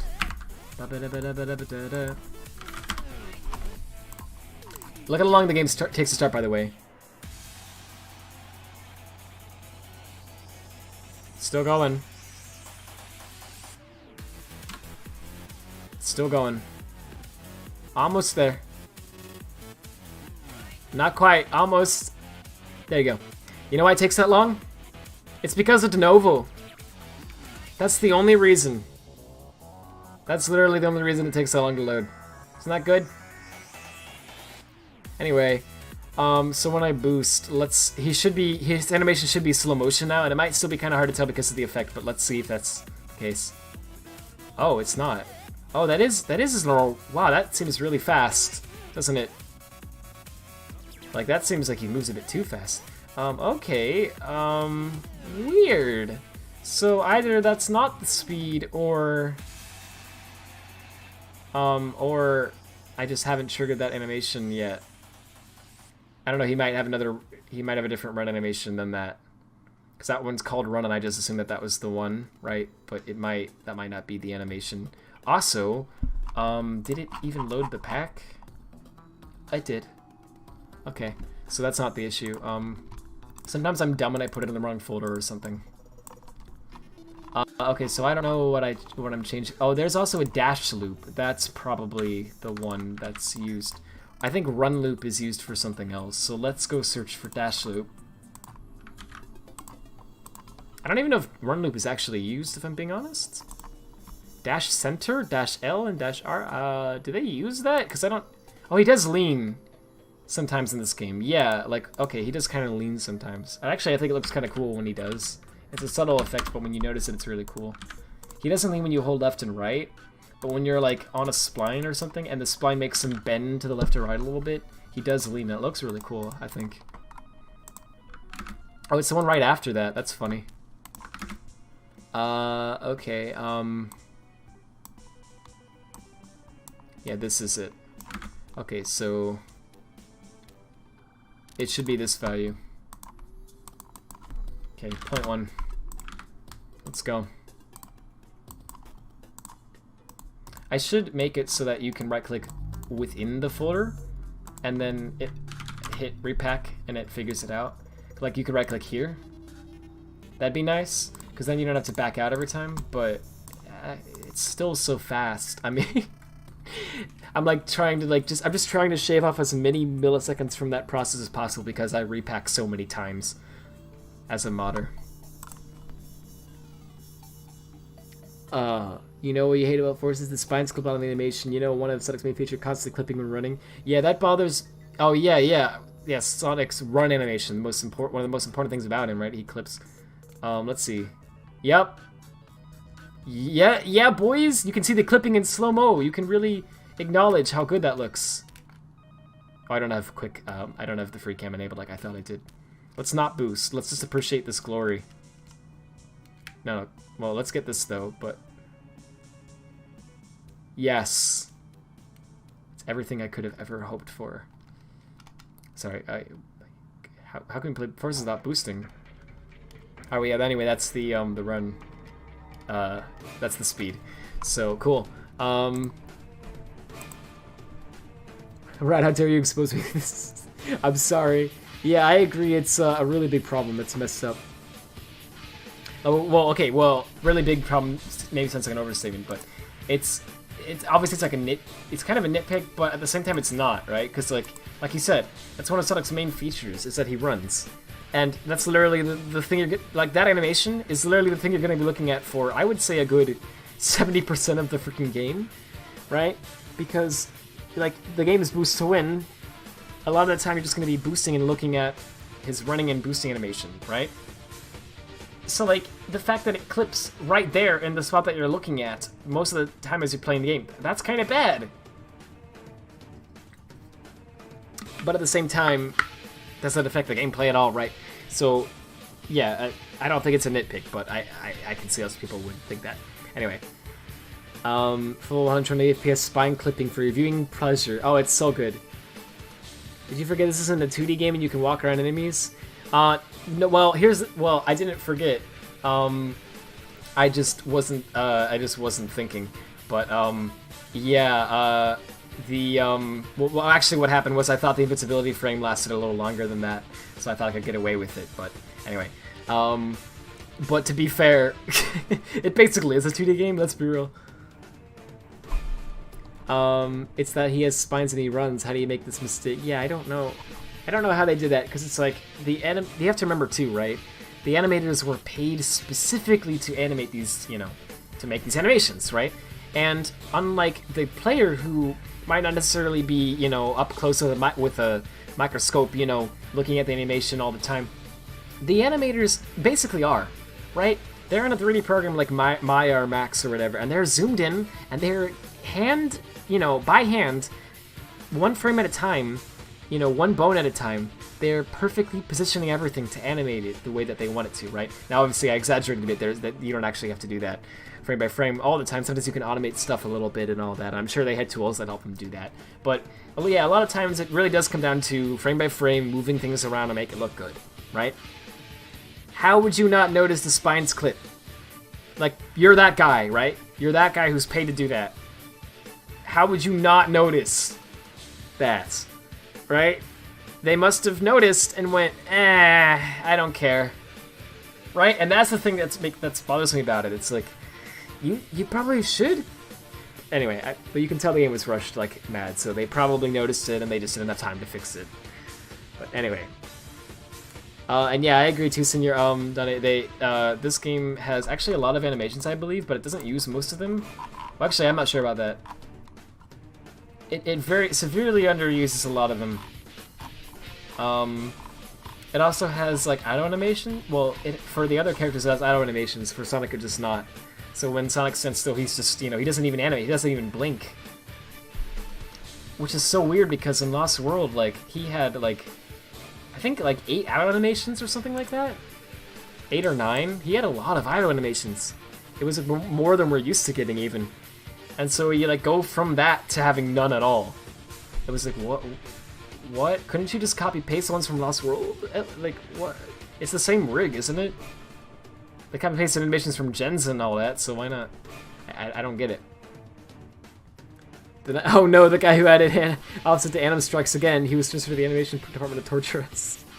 I like to think that that guy is the guy who's responsible for everything we don't like in Sonic games. And Izuku just gets the blame. He's like, it's not me, it's that guy, but we can't fire him. We keep firing him and he keeps coming back. You never notice any clipping? Well, yeah, it is still kind of a subtle thing, I guess, but when you notice it, it's so hard to not see it. Just like watch like a long play of the game, right? And like look at the back, like I guess they're called spines. The two like spines on the back on Sonic's back, right? If you stare at that, you will see that they clip into his body, no, into his head, as he runs, and like it's so blatant once you notice it. It's like, oh my gosh, wow, that's going right through his head. And it's like, you know, it wouldn't have been hard to fix that, right? Just move it down a little bit. Okay. Pay attention to the beginning of Network Terminal and run off the first place. It looks so bad. Yeah, I know what you mean. Hey, we should reuse Lost One engine. Generations branch is way behind. Oh wait, he whispered to Luzuka the words to seal the game's fate. Yeah, that's probably what happened. Talk about the nightmare you had on stream. Well, really, there's not much else to it. But I wasn't joking about that. With that tweet that I made, I actually had a nightmare that I played Secret Rings, and it wasn't. Nothing happened at all. That was bad in the dream. I just had a nightmare, and I was playing Secret Rings. That's all that happens in it. And you might say, well, Rad, you're just joking, though. It wasn't a nightmare. It was just a dream. But no, but it felt like a nightmare. That's the fun part. You know how in nightmares, if you feel like panic, you know what I mean? Like while you're having the dream, you're kind of like, oh no, I'm being chased. Oh no! And you feel your heart kind of beat or whatever, right? There's a distinct nightmare feeling, right? It was that feeling, but I was just watching Secret Rings. I'm dead serious. This happened. And I think that's hilarious.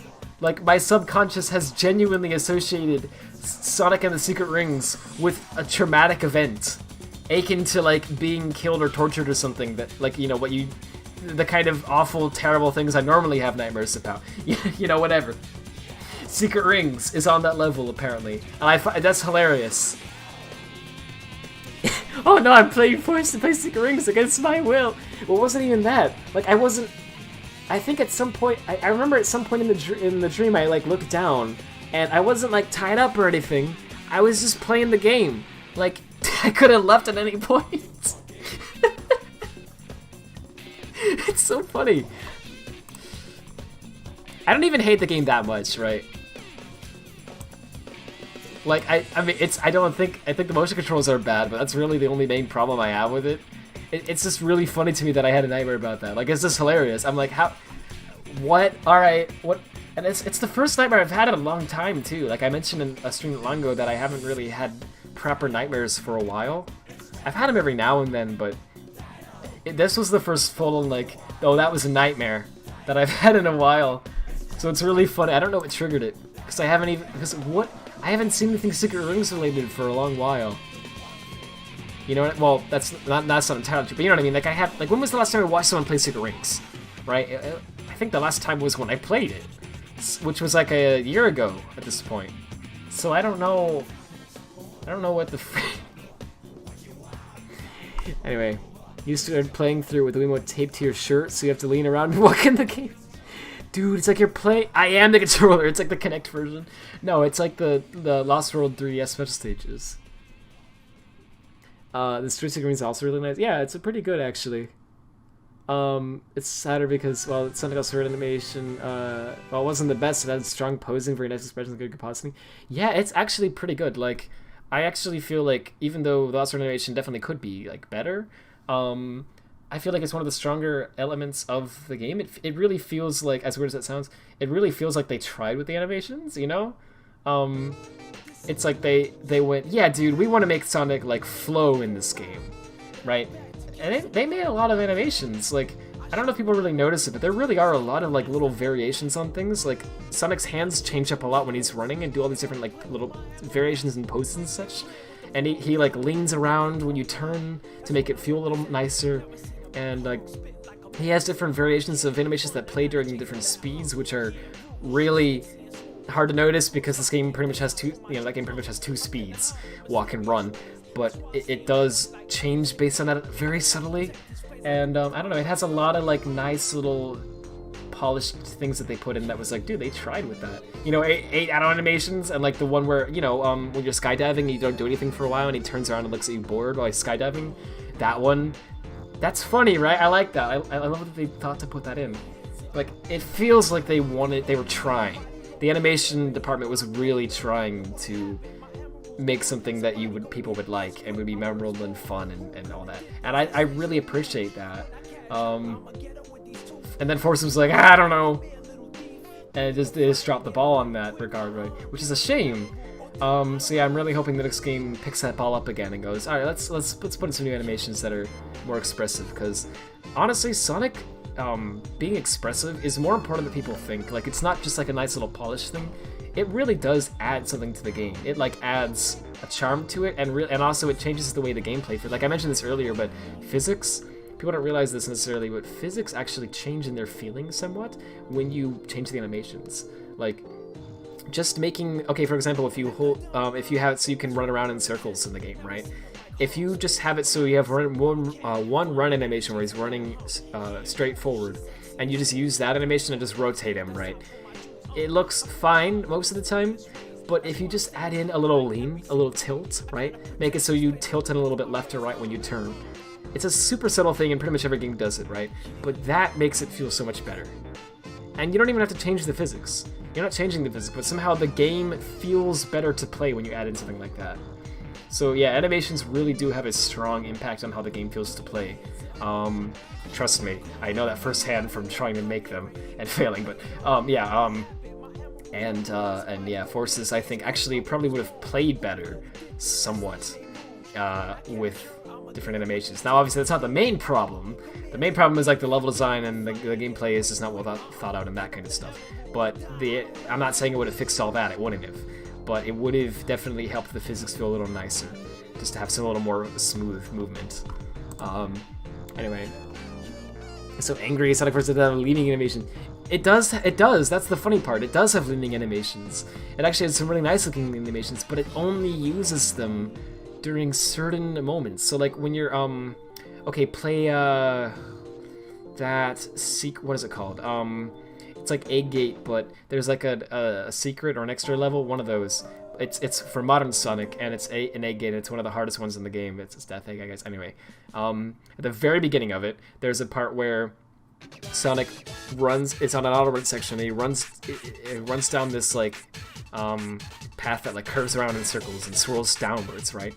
And as he does that, he leans in. He leans to fit the direction that he's running. So like he turns to fit the curve as he's moving along it. It looks really nice. Like it's really subtle, but you see and you're like, oh dude, frick.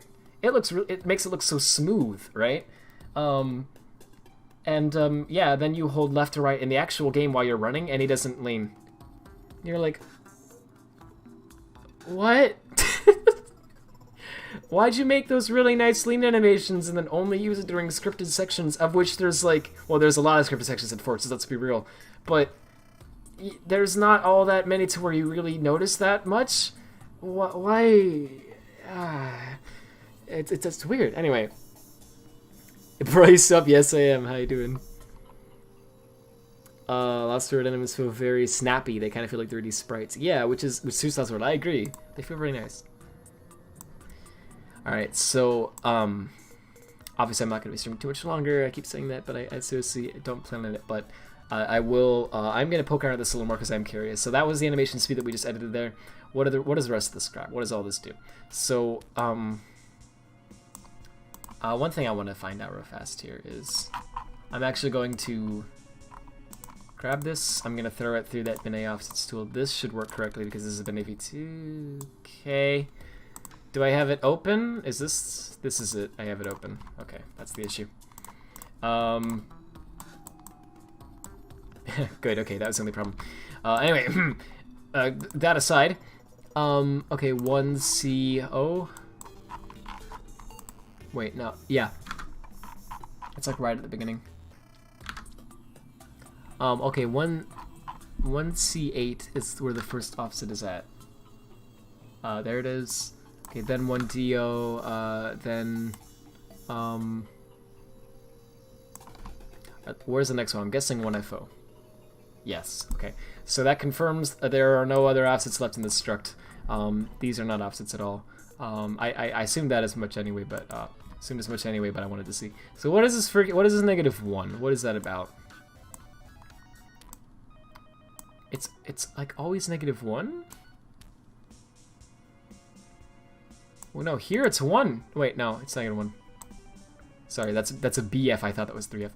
I misread it. Anyway, what is this -1 about? What the frick is that? If we make this a +1, that should change something, right? What does that do? So remember, I still have the speed slower. I still have the animation speed slower. So if you're just tuning in, the animation speed is going to be slower, a lot slower.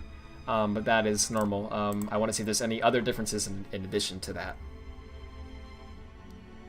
I love this song. Yeah, I love the Turia soundtrack too. It's great. That's fine. The actions don't blend between each other, but because they are so strong, it's fine. But since Forces just carries also engine, it carries that, but it doesn't fit. Right, well that's the other, and then you say, unlike Gen Z Unleashed, where every action blended into each other and they reacted to speed, to the direction, there was a lot of flow in those. Right, and yeah, here's the fun part about that. Lost World has the animation script thing, and from what I understand, one of the big points of this format is that you can do that. You can have them transition into other things and you can make it work. Yet they don't do anything with it, and it's aggravating. So let's see the run animation. Let's see what it does.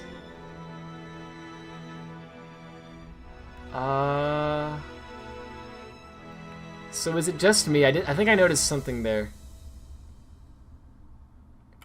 So it does. Is it just me? It does look like he rotates to fit the terrain more slowly. Do you see that?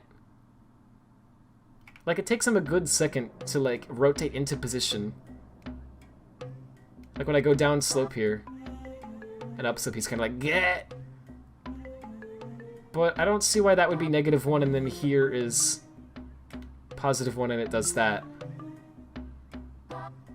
Yeah, but he's kind of like snapping onto it weirdly. Are you noticing that?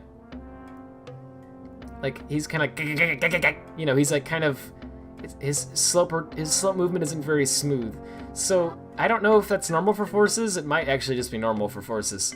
I'm hoping it isn't, but because that looks bad. But yeah, I think that might be different.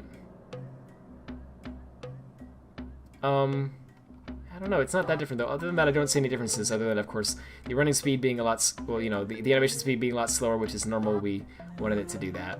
Let's see if in 2D it does anything. I don't know if it even uses the same animation in 2D, but I think it does.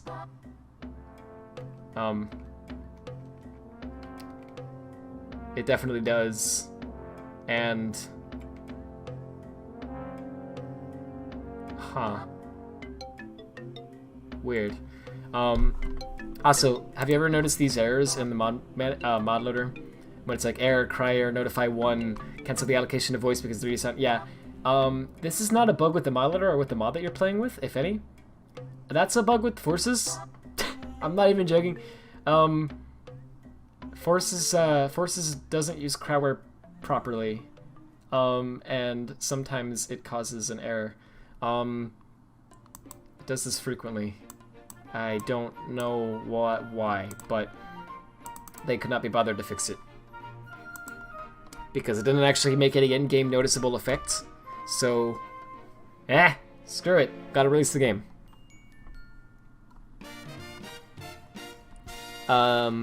You think it's normal the Oxford engine doesn't react that good to slope terrain? Yeah, that's probably what it is.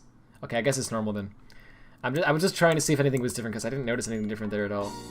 So I don't know what the difference is with that then, because it seems to be exactly the same. I'm gonna change it to like 100. Let's see if that does anything, but honestly, I don't think it will.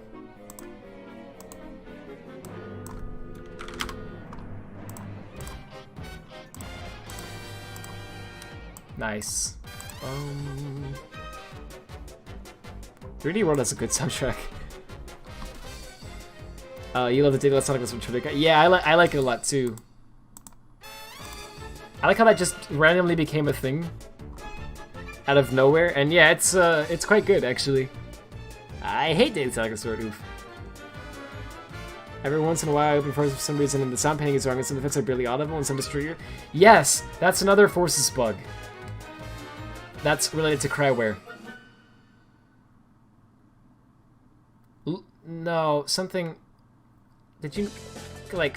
I don't know. Is that normal? Because look, he's like really janky looking now. Maybe that's just me, but like, look, he's like. But I guess it was about this janky with the 0.1 too, and with 100 it should be a lot more. So I don't know if that actually changed that or not. So, huh. I wonder what that value is.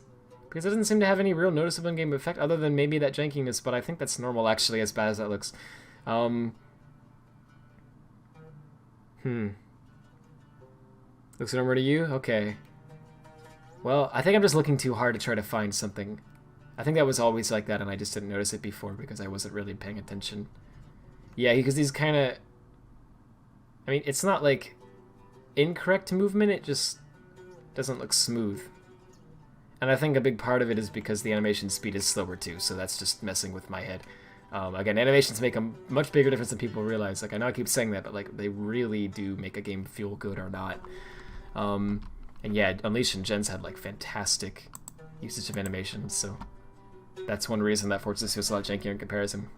In slopes or angle, it's buffered to a little bit, and then you might get the extra turn rotation that might be it. Right. That makes sense. Though, I swear they like LARP it better in Gens than here. Because here it was like, it's like, I don't know, it feels like it like doesn't rotate at all for a few frames when it's supposed to be rotating, and then it goes, oh wait, I'm supposed to rotate, and then it snaps, and it just keeps repeating that over and over again, so it's like, you know, it like looks janky. But interesting. Secret Rings music. Yeah, actually, it's funny, I like a lot of Secret Rings songs. Wait. Yeah, I believe I said the Secret Rings songs. That's what I meant to say anyway. I was like, wait, did I say something else? I don't know. Anyway, yeah, I actually like a lot of Secret Rings OST, but it's the game, not so much. Anyway, so okay, so that's that. What about? I don't freaking know. What's this about? This is not an offset we found out. Well, it wouldn't be anyway because it's 64-bit and there's, you know, all that. But this is an int of some kind. So what if we change this to 1? No, go back. Now I just noticed that was 258. Those could be flags. That's very possible that those are flags.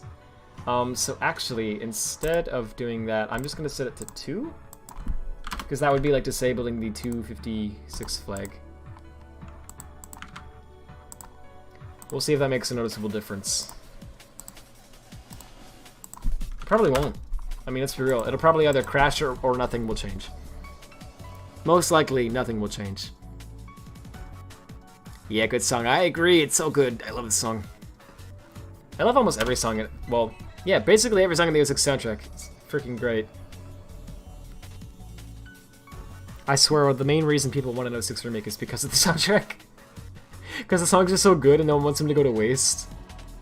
At least that's why, I don't know, at least that's my thought process for it, but... Okay, like, you saw that, right? Like, when I bumped against the invisible wall there, oh jeez, like, he's doing that. It looks wrong, I don't know, but...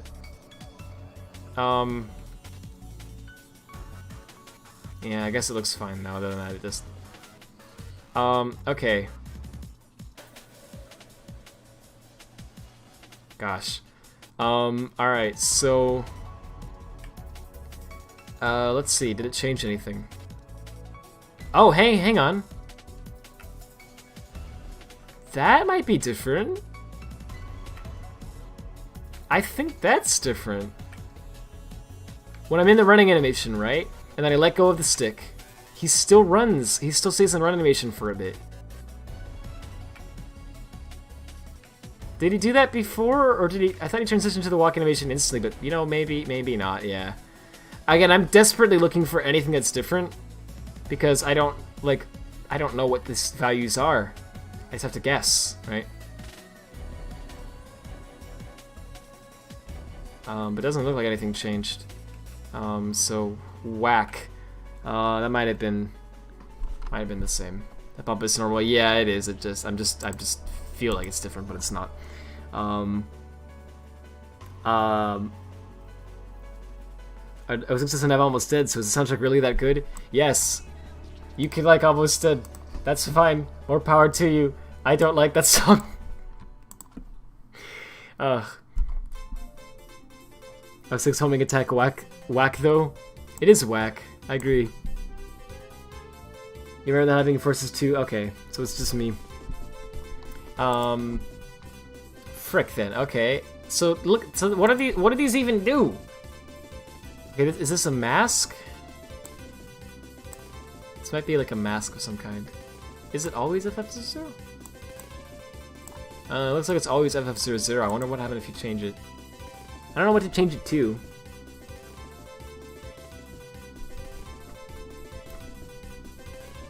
First and last, we don't have that snap, but you can feel how you just hit an automated area because Sonic just straight up runs light speed towards all automated paths.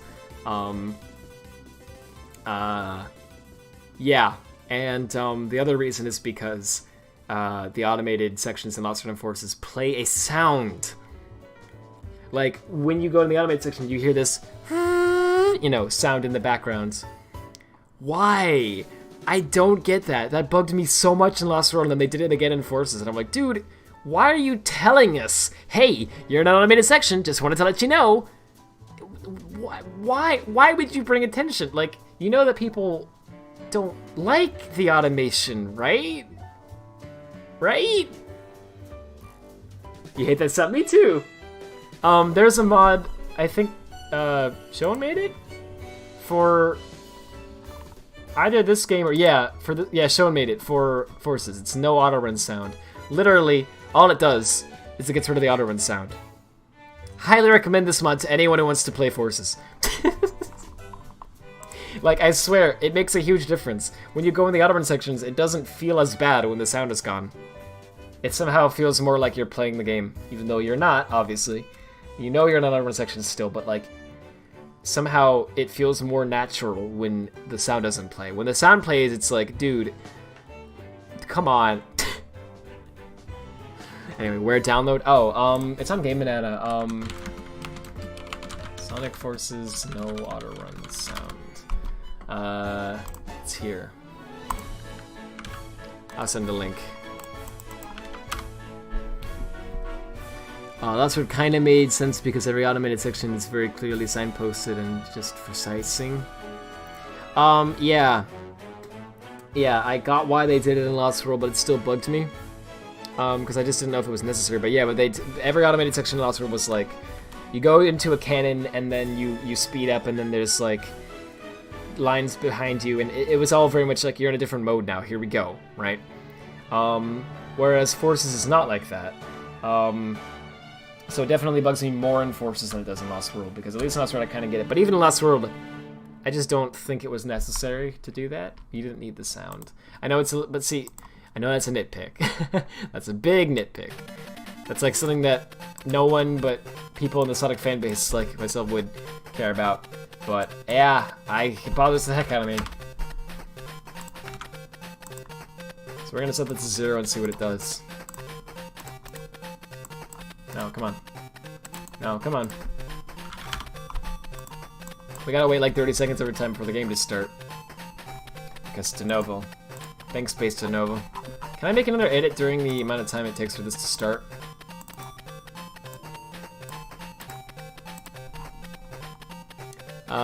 I almost did. Can't remember it's a typical anime whoosh. Yeah, it's just like a kind of sound. And it just, I don't know why it bothers me so much, to be honest with you. I don't generally feel like I'm usually that picky about things, but I swear, that sound, when you hear it, you're like... It's like the game is saying, auto run, auto run, auto run, you're in an auto run section, you're in an auto run section, you're not playing this, you're not playing this, and you're like, I know I'm not playing it, but like, I want to feel like I'm playing it, I want to at least pretend, you know, why are you drawing attention to this? Are you proud of it? You know, it's like, it's so obnoxious. I don't know, it like really bothers me and I don't know why. But I swear, it like, it's not even that, like it's like a subconscious thing almost. It's like, as soon as I hear that sound, it's like the section just feels scripted now, you know? Way more than it would if the sound isn't there. And it just makes there be, like, all the value that there is out of, not that there is any, but like all the fun that you get out of like feeling like you're running really fast through a section, right? Just evaporates because you're like, well, I'm not doing that. I'm actually just watching a model that's moving. You know what I mean? Like it just somehow I don't know what it is, but somehow it just makes you realize, oh, I'm looking at a game object being pulled along a spline, rather than, oh, I'm looking at Sonic running through a level, right? And it just makes it feel so fake. Like, I hate it. It's such a subtle thing that shouldn't matter, but I swear it drives me nuts. But yeah, literally just enabling that mod by Showin, it makes it feel so much better. I swear, it's ridiculous. It's night and day. Oh! Okay. So really there's no change. As you can see, nothing is different. This is exactly it's the same. Oh wait, I want to hit a dash pad. Hang on. It's exactly the same. He looks like he's skiing. Sonic will start to skate. Yeah, release this. People would love it. Wow, that looks beautiful. Wait, let me see that in 2D. Cause that's hot, dude. Release. Release time. Wait, let's boost them first. Okay. Oh wait, it's not. He's trying to transition to the run state here, but he can't do it. He just keeps being stuck in the walk state. That's funny, actually. I don't know why he does it in 2D. Anyway, okay, so that does that. Apparently.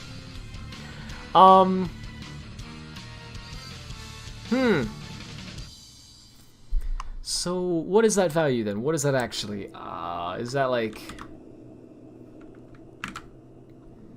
Let's just set one of them to FF.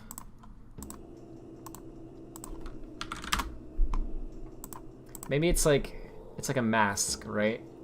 But what is it applying the mask to? Like, what? I don't get it. Give us. Alright. I can just throw on a Google Drive if you guys want. Give me a second. We something got case? Oh, yeah. Oh. Oh. Okay. So, it's definitely like a mask or something. Because when I told it, hey, just apply it to the first byte, it went, gotcha, and then it did that, and that caused the game to crash. Yeah, wait, so this is literally a don't run or the game crashes mod. Yo! Wait, so like you can play it, you just can't run. I think? Let me try that. The floor is lava versus. Let's see it in action. Hey Andrew, how you doing? So yeah, so don't run or the game crashes. Okay, so you can, yeah, oh, no, as soon as you hit the floor, no, it's just when you hit the floor the game crashes. I don't know why it's then, because it should only be when the run animation triggers, but okay. So what if you set just the other one? I'm assuming the same thing, it crashes? So it looks like a mask, and it's like if you don't set both bytes, then the game dies because you're not copying both of the bytes of whatever it's applying the mask to. How's it going? I think it's going alright. How's it going for you? Functional. Yeah, we should release it like that. Alright, let's go.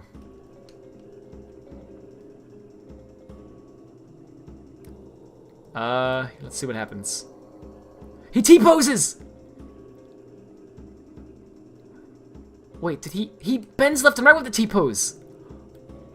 What? What the Okay, screw that. I'm gonna give you guys this. This is the one that you need. He tilts the T-pose. Why? Okay. Okay. Finally, Sonic T-poses. Yeah, what? So he doesn't... So, yeah, he doesn't do that in 2D because he only uses, like, the walk animation in 2D for some reason. You prefer the other one? Okay, okay, I can give you both. But what? Why does he do that? Okay, I want to see another level. Screw it. I want to see that, that spot. Ladies and gentlemen, we got him. I love that meme, by the way. This level is Plasma Cannon. Oh, I hate this level, but yeah, the beginning of this. Let's see how this looks. Oh, don't crash. What? What? Why did it crash? Wait. So editing the animation makes it crash sometimes? Huh? So some levels cause a... So I guess an auto-run section causes a crash because it tries to play... the run... What? But that's the level that is full 3D? Wait, what? It's funny how in Gens, Sonic and Tails act like they don't know Green Hill and Chemical Plant, but in Network Terminal, Sonic goes all like, ah, Chemical Plant. I love it here! Oh, I know. They retcon so many things in this game. Classic is now for another dimension, guys. It's okay. Let's try Luminous Forest. We can't boost, right? Because we have to enjoy the true beauty of this. The game refused. No mod should have this power. Yeah, the game said no. Yes, yes, yes. Okay. Now this is where it's at. Oh yes. Okay. So this is how I play Sonic Forces. How about you guys? I only play Sonic Forces like this, personally. When we go into 2D, I think it's gonna fix itself, sadly. Yeah. But as soon as we get to 3D again, we can experience the beauty again. Now, what I want to do is I want to go to that one spot. You all know what I mean, right? Oh, frick. I forgot how to play Sonic Forces. Let me do that again. I just remembered how to play Sonic Forces. You hold X.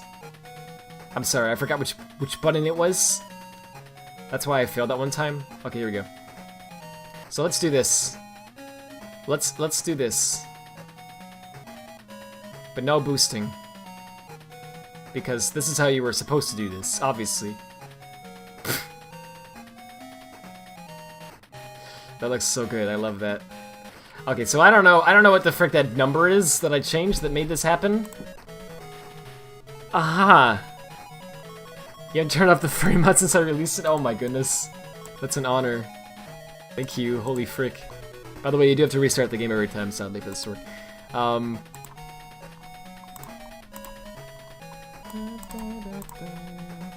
Okay, theory time.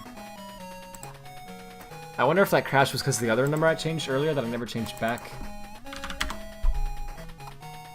So I'm gonna copy paste the clean one over here. And then I'm gonna change this back so we do just the T-pose. And we'll see if that makes it crash still or not. It probably will. Wow, Rad, how can you forget to play Force? You just boost. Haha, I'm so funny. Yeah, it's true. It's true, though. Sonic and Tails didn't remember generations happening in the past, so it only makes sense that there was a timeline and dimension split caused by gens. Wait, gens are fresh to memories, that's why they remember now. It's like they saw a nice photo album. I don't know how the whole time travel thing, I mean, it's like, you know, it's complicated. I love that he bends his neck, like look at that. I think it's because he's trying to transition into another animation and it's just not going well for him. But like, what the what? What makes this happen? Like, what is this number? How do I describe what this number is in the spec? Yeah, so you change it to 0 and he does this.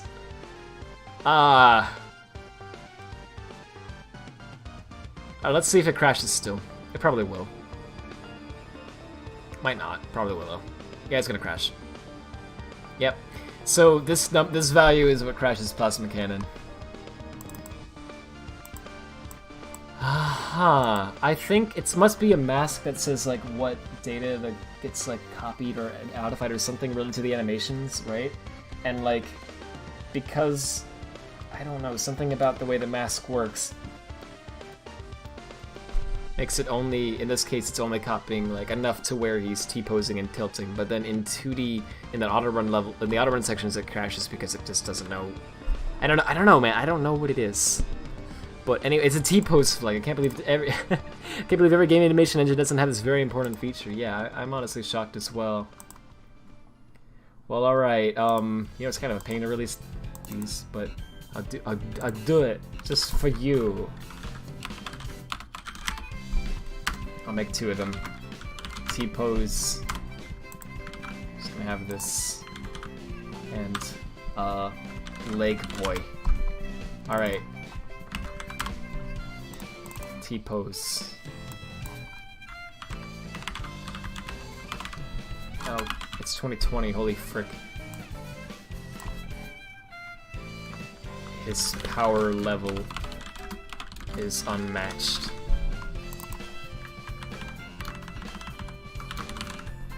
We're gonna get rid of that. Okay. And leg boy.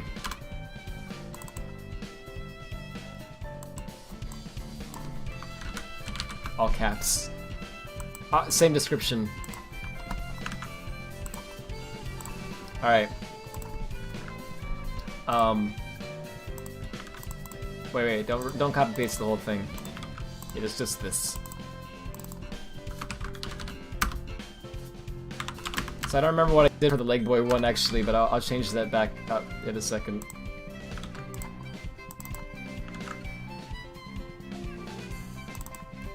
Okay. So there's pose. Leg boy is... We gotta make this work still. What did I change to make leg boy happen? I already forgot. It wasn't this mask, obviously. Oh, I set it to 0. It was this mask. Yeah, that's right. Let me make sure it's right, though. Because I have standards and crap. I'm just kidding. Hope you all enjoyed that joke.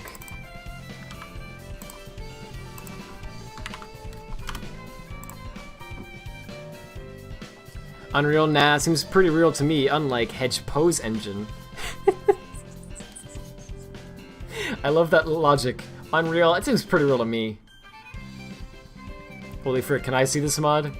Yeah, I'll, Oh, yes! There we go. Oh, yes. Alright, so that's Leg Boy, because I don't know what else to call it. So, guys, so... What's weird about this is when you... Okay, so... It's like... I don't actually... I don't know what that flag is. But yeah, it's Leg Boy. It sets it to that somehow. Now, a proper release of this mod would make it so that the boost animation also does that, as does the 2D walk run animations. But I don't care. So we're gonna release these.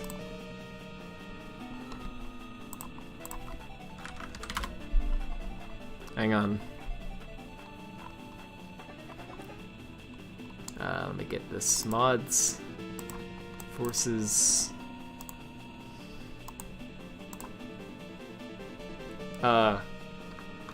Broken Sonic. Put it up there. Alright, so for limited time only, You can get 2 mods for the price of 1. And it's uploading now. It's actually taking longer than it should, considering that this is... Oh. Never mind. I'm doing a live stream as well, so that makes sense.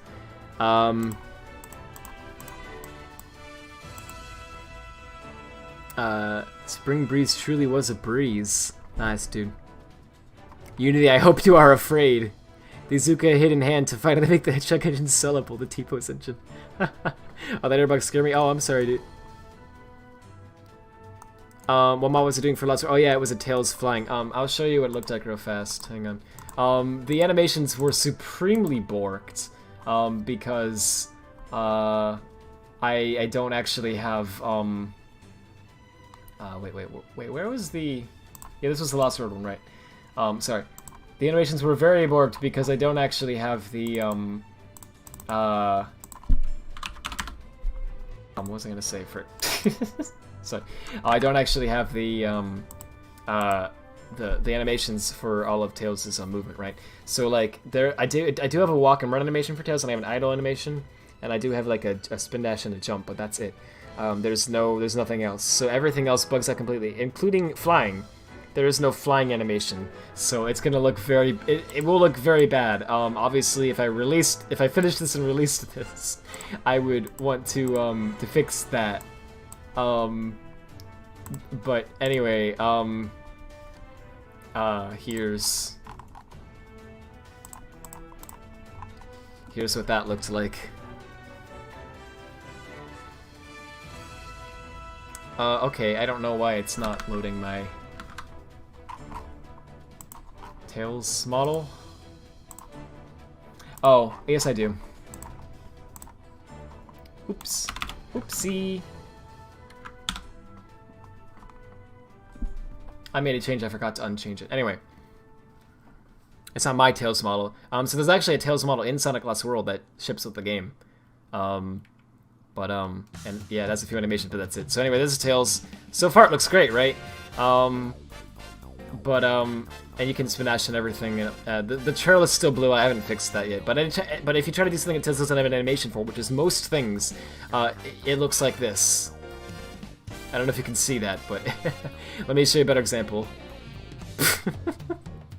He becomes a broken mess because there's no animation for him. So it's trying to use the Sonic one on Tails' rig and it doesn't work. I gotta fix that obviously, but anyway, yeah, you can fly. And it's a bit overpowered. I need to play with the physics and everything, of course. I'm trying to get them right. But yeah, you can fly, and it feels pretty alright. Like in game. If you play like another level that's a little more like open world, I guess. Well, not open world, but just like. I think it works better like somewhere here, for example. So you can like spin dash here, and you can be like fly, right? Like you can be like this, and land in the spring. And I don't know, it's kind of neat, but I obviously have not. Obviously, this would need a lot of work before I could release this. Oh, and that's way too high. Oh, jeez. Well, I don't know. Sometimes it feels like it's too high because of the camera and everything. But when but like you can't actually break out as much as it feels like you can with this. Especially not with Lost World's level design, which actually seems to be purposely designed such that going up a lot wouldn't break much.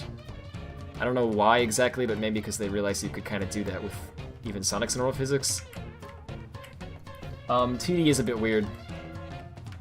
You can kind of use it to skip some sections. It's definitely overpowered. I need to work on it all, but yeah, this is what I did earlier in the stream. Also, I don't know what I would do with parkour, because one could make the argument that you wouldn't even really necessarily need it because you have the flying, and actually having the flying breaks it because you can climb up this and then fly and then climb up and fly, and you can keep doing that forever. And in 3 that can be a problem because you can get out of level bounds, right? Yeah, it's interesting. Also, Wisp work, in case you're wondering, which is cool because these are not in Tails' pack file, yet somehow the game's still okay with that. It's smart enough to figure out, oh, I'll just load it from Sonic's. So that's nice, thanks game. But yeah, it's pretty neat. I don't know. I need to limit it more and control how it feels, because you know, I've never been good with physics, obviously, and this is too overpowered. I can tell that. But yeah, I don't know. It's with a good flying animation and with tweaks to the physics that make it not as overpowered and all that, this could actually be pretty good.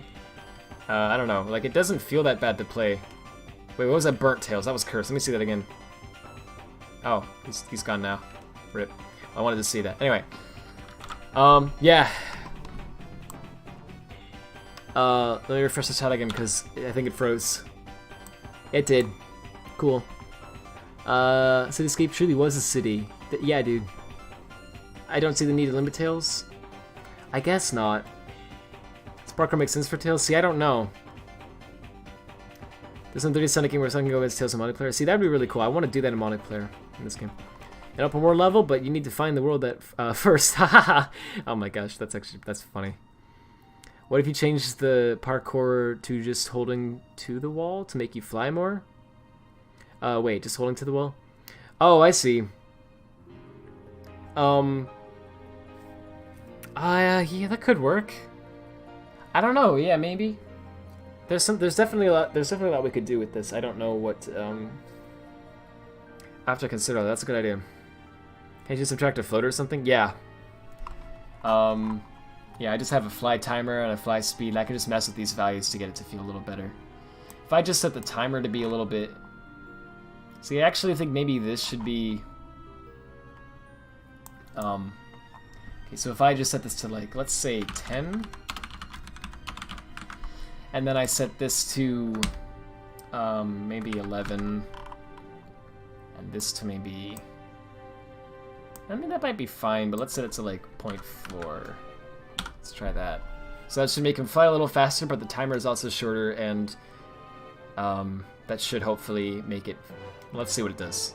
It's probably gonna make it worse, actually. Yeah, I don't know, like, it's hard to imagine it with a flying animation how it would feel, right? I think the timer value for this is really good now. Like, the amount of time it takes before it cuts off your flight and says, no more flying for you. I think that is really good at this point. That's about how long I would normally want to fly, I think. Give or take. But the height, I think you maybe get a little too much height. So if I were to, like, make that a little smaller, or just 0.7 maybe? Well, just 7 rather, not 0.7. Change gravity a bit. You thought it was some weird hacker and contradiction, but no. Well, it is, but it's also not. Well, I'm hooking the double jump state. So I'm just saying double jumping instead is flying, right? So whenever you try to double jump, it goes into this. So actually it works surprisingly well to just do that, because you can even do it off of walls like that, right? And you can do it while spin dashing, and it works really well actually, and I don't have to do any checks for like if I'm on the ground or not, because the double jump already does that for me. The game already does that with double jumping, right? So it's pretty neat. But yeah, it is a little bit of hackery. But really it's not that bad, yeah. There's just 3 functions that I'm hooking. One is the initialize one, which is up here. No, it's not. It's up here. No. Okay, freaking. It's here. Anyway, I just call the original. What I do is I say, hey, load the Tails pack, right? Which actually, I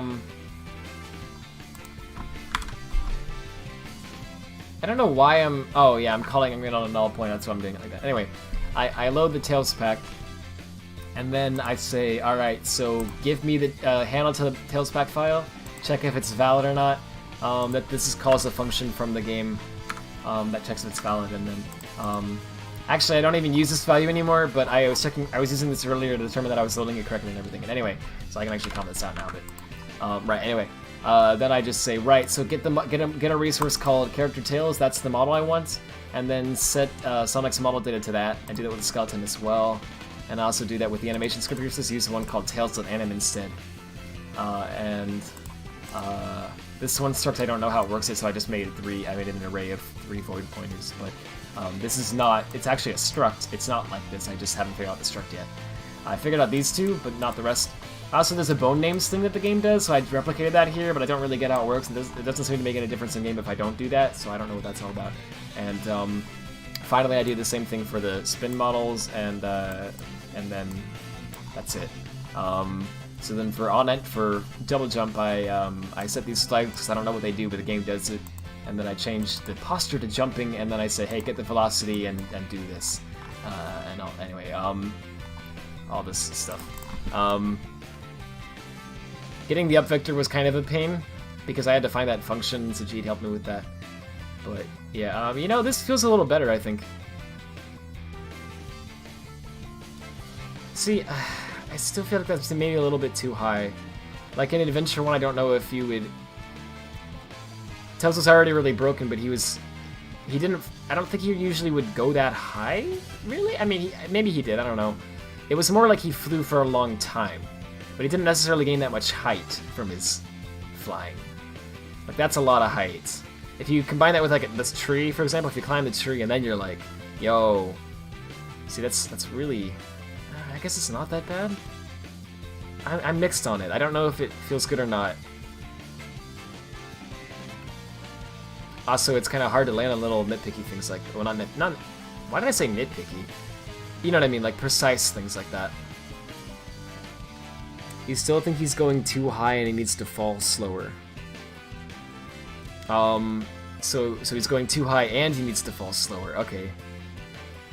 So those are kind of like contradicting things, but I see what you're saying. Yeah, I think you're right. So change the gravity, I guess, like what I was saying. I don't know how to do that. I don't know where the gravity value is in the game. I have to find that, I guess. And also change the amount of time you can fly. I could probably also hack it in with another easier way, but anyway, yeah, it's something. With the proper flying animation, this might be interesting. Wait a minute, I just had wait, can you do that?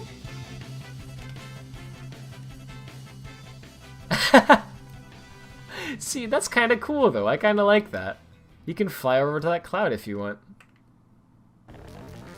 See, I'm mixed on it because I think he goes too high, but at the same time, it doesn't like break anything to go that high. Like, I haven't broken the game really by doing that yet. So it's kind of like, I don't know, maybe you should just be able to fly that high. Because if it doesn't break anything, what's wrong with it? Right? It's kind of fun to go that high too, I guess, but it just feels like a bit much. You can't double jump in the Mox, can you? I think you can. Oops. Ignore my awful gameplay. I'm gonna You can change the sets to eliminate springs and stuff to encourage. Oh, hoo-hoo! I like that idea. That's a cool idea. Let's see. Let me see. Oh, you can fly in the box speed sections. Oh boy. Now that feels like that might break something because that's a bit. I mean, it didn't though. It worked. How high can you fly here? Okay, so you can go up higher than you're supposed to there, obviously. But it still doesn't. Okay, so you get some weird looking parkour. But it still doesn't like break any of the game's mechanics. So I'm trying to see how much I can break it now. Because you can do this. This is the one thing that's broken. You can keep grabbing onto walls and then flying forever, and so you can get up to. Yeah, this is broken. This is broken. You shouldn't be able to do this. So, but I don't think the answer to this is limit the jump, like, because if you're on the ground and you fly up there, you can't get that high. It's only if you combine it with this that you can. See this bug where you can keep doing this over and over again. So the broken thing is just the fact that you can fly and then climb up a wall and then repeat that over and over again and get infinite height. That's the broken thing, right? It's not even necessarily the jump height. But yes, I do think it needs to be lower. Can you see? And also, landing is a bit weird on finicky things, I think. Like, well, smaller. I guess it's not. I don't know. I'm so mixed on whether it's good or not. I see nothing wrong. Yeah, it's perfect. Oh, hey, Death. Yep, it's a Flying Tails. How you doing? Is there a way to check if you're in a mock section? Try to limit it a little bit? Yeah, there should be a way to do that. Yeah, I think there's like an is auto run function or something like that, so you just call that. It just uses the current animation settings though.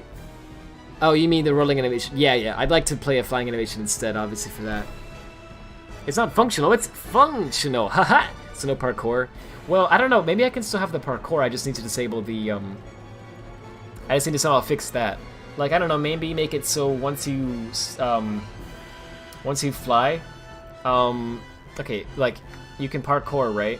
And then when you jump off from parkour, you can't fly from that, or something like that, right? Because then that would make it so you can only do a parkour and a fly once. You know what I mean? And then you wouldn't be able to break things too much. But yeah,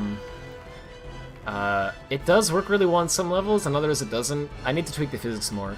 But like, I don't know, like here it's pretty cool because you can do this. Well, okay, you can do this. Right. And you don't have to use the parkour even for a lot of things, which is already, I mean, the parkour is neat too. But you can like, you can just fly everywhere. Which is kind of cool. I don't know. It feels weirdly very liberating to do that. But yeah, it's a bit broken. What did you achieve other than this? I also looked into the anim format and I cracked a good amount of it, and I had some fun with T-pose Sonic in Sonic Forces. I have I'll show you that in a second. It is what it sounds like, but it's a little funnier than it sounds too. Wait, so how high is this? Can you fly all the way up there? Maybe. Whoops. I didn't mean to do that. Let's see. Let me see that real fast. So obviously you can fly like a pretty good amount. Yeah, it's too much. But let's see. Can you fly all the way up there? I wonder. No, please. Oh, I hate this thing. I hate this gimmick so much. I keep forgetting it's even in the game because I always avoid it. Oh my gosh, it's so... Get me out of it. I think you have to blow it up on something to... come on. Okay, yeah, after a while it just does this. Okay, blow up. Please. Goodness gracious. Okay, so can you fly all the way up there? You sure can. Oh, jeez. So that's broken. But above that, beyond that, if you go up to the freaking tree, right? And then from here, I bet you can do that. Actually, surprisingly not. See, the velocity is really weird too. It's like based on your current movement speed. So if you're already going very fast, you can also fly for a longer distance. But if you're not moving at all, you can barely move at all in the air like that, right? So I need to like tweak that too. But yeah, again, this is really broken how you can keep doing that. You can just be like, climb, fly, climb, fly. You can just keep repeating that, and then, oh geez. Yeah, you see what kind of shenanigans happen there, and that's not... wow, that camera angle's... Wait, really? If you walk around the dash pad, the game just does that? Oh, I guess it's not doing that now. Weird.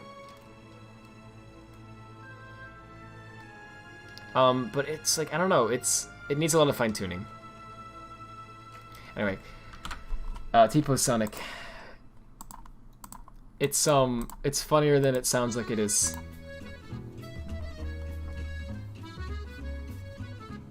That's pretty cool, right? Thanks. Are you planning on finishing eventually? See, I don't know.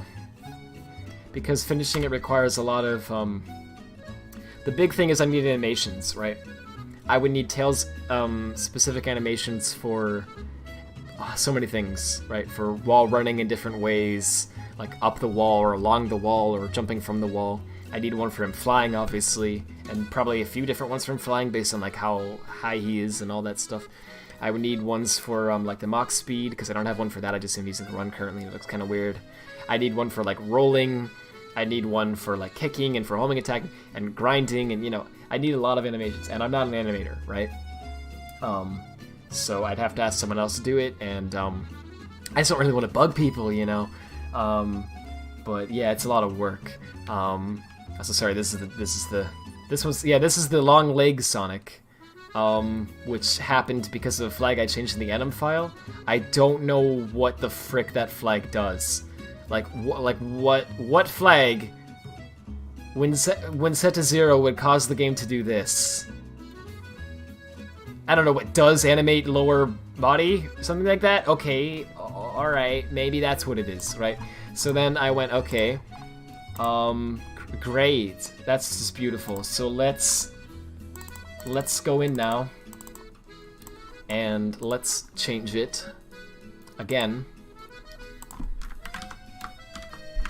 to FF, like that. By default it's FFFF, I changed it to just 200FF, right? So let's go see that. 46 for Locus de Novo, but yeah, it's T-pose Sonic, but he leans as well. It's really amazing. When you here we go. Wait, look at this. Death. It's something. I don't know. Yeah, I don't know what this number is. I don't know what it does, but for some reason it does this. So alright then. And also, when you set it to this, when you set the flag to this, and you go to Plasma Cannon, for some freaking reason, I have not edited any other files, it's just this. And I made sure of that, I triple checked. It does this.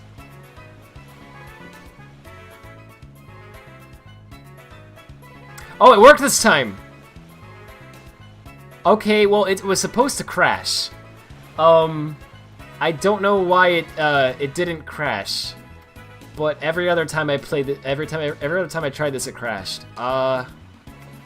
What the frick? Well, maybe that was the Long Boy edit that crashed. Aha. Okay, well anyway, read the chat. Sonic the Airplane. Yeah, he's like, vroom. I believe I can fly. Here comes the airplane. Oh my gosh.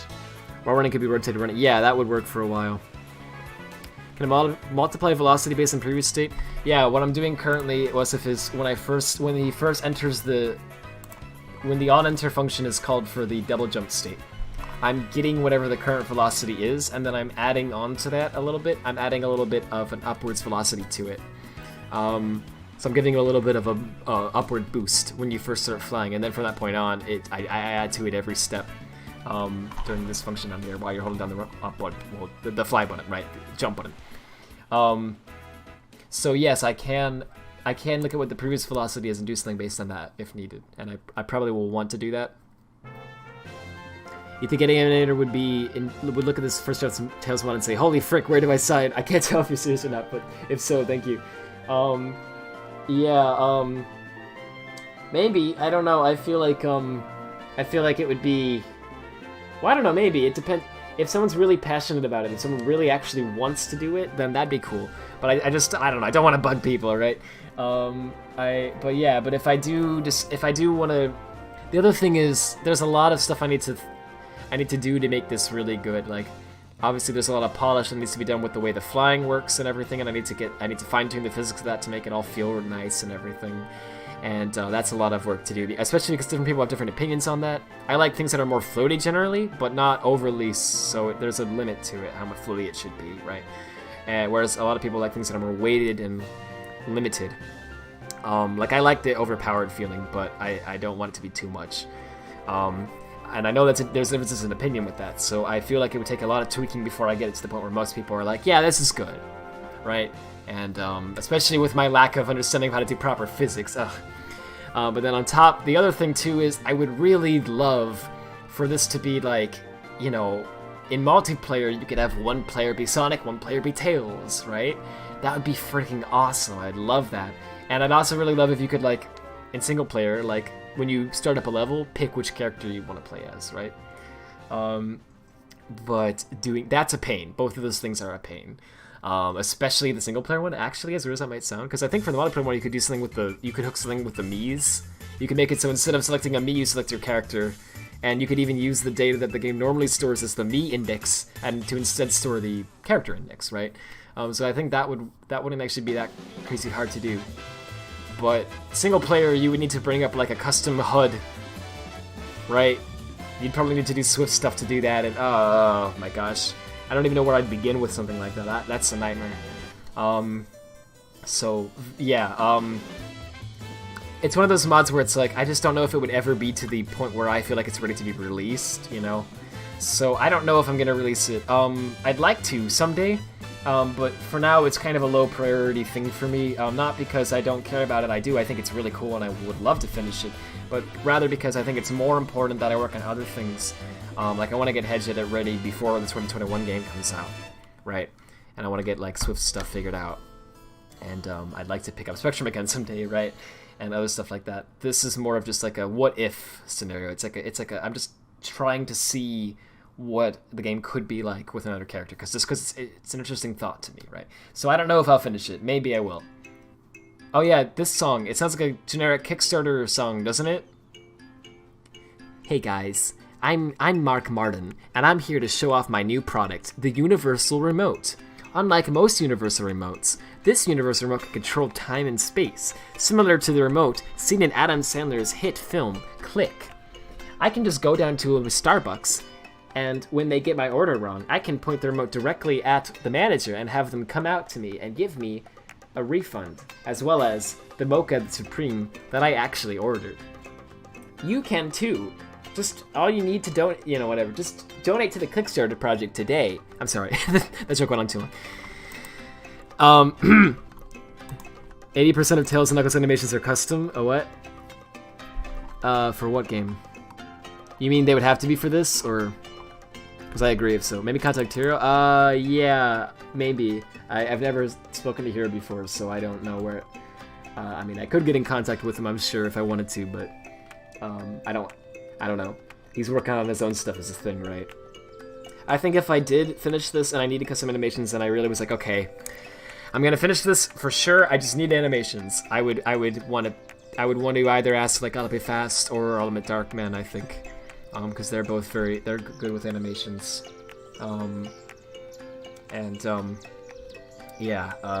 would probably be willing to help. I've never talked to Ultimate Darkman before though, so I don't know. Whereas Be Fast, I'm close to. I think he's cool. So yeah, read the chat, you fool. I'm sorry. Project. Yeah, I know Project Hero. I thought it was called that because the guy's name is his username is Hero, right? That's who we're talking about, isn't it? You'll install 3ds Max in order to make animations to make your 3-frame flying animation. Thank you so much. These map songs low-key sound nice. They do, but they also sound like such budget, like, songs, don't they? Like they were made in, like, a couple of days by an intern or something. I don't know. Oh, Caps Lock. Oh, I'm sorry. Okay, sorry. You think the parkour needs to be traded in for flight, for balance? Yeah. I agree, honestly. I think it makes more sense for it to be like Sonic's ability is parkour and Tails' ability is flight. Because with the flight, you can really do most of what the parkour lets you do. That said, however, I gotta be honest, it feels pretty cool to change stuff up. To be like, I'm gonna fly into that wall and then I'm gonna run on it and then I'm gonna jump off and then fly up to this platform. There's some cool potential with that. But there's also a lot of potential to break stuff, and it also feels kind of bad at the moment because when you jump off of the wall, you get kind of locked into this like state where you're like being flung in the opposite direction of the wall that you're running on, and you get like locked there where it doesn't matter how much you hold in the direction of the wall, you're still flying away from it, and it's like, it feels kind of wrong. I can probably fix that, but I don't know how. I don't know what to hook to do that, and I haven't looked into it yet.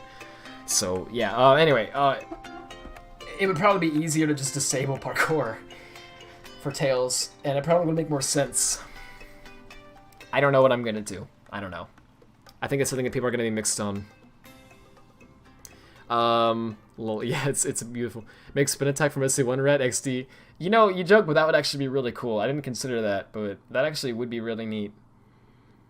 Pretty sure this Tails is from Lost World. Yeah, yes, it is. Yeah, there is a Tails pack in Sonic Lost World sitting right here. That in the Wii U version is used during the.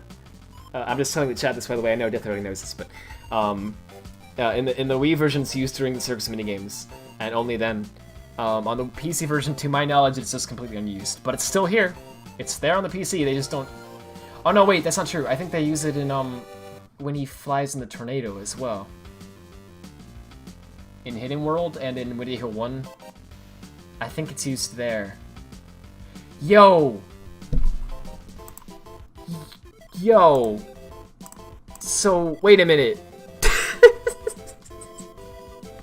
Is it gonna be... So, Tails and Tails? Dude.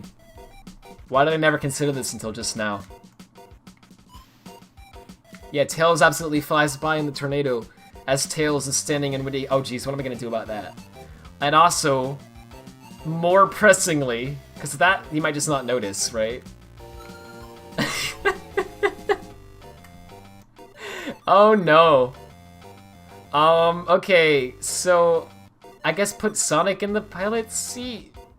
That doesn't really make sense, because I don't think he's like a... He wouldn't know how to pilot it. But... Ah, frick. Make Sonic ride the tornado was his plane. Yeah, I mean, my... Oh, make Sonic be in the tornado when you play... Oh, he does that in the classic games he plays... Oh, he does? I didn't know that. Oh, okay. Oh, okay. Oh, great. Well, then I'll just do that. I'll just have to put Tails... I'll just have to put Sonic in the tornado when you play as Tails. This is hilarious, though. I should release it like this. Anyway. Forgive my awful gameplay. I'm not trying. He saves Tails, you think? Oh, that's a bit be actually. Making Knuckles, that'd be funny. Oh, guys, I know it's not explained. Don't worry, I know. I never considered that. I guess I never considered that Sonic actually flew it. I guess I always thought that he just owned the plane. You know what I mean? He's like, yeah, I have a plane. Do you have a pilot's license though? No, but can you fly it for me?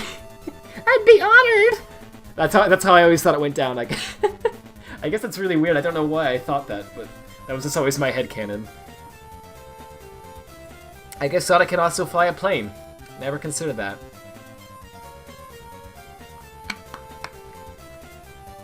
He flies the tornado when you play as Tails in Mania. Wow, I guess I never realized that. Huh.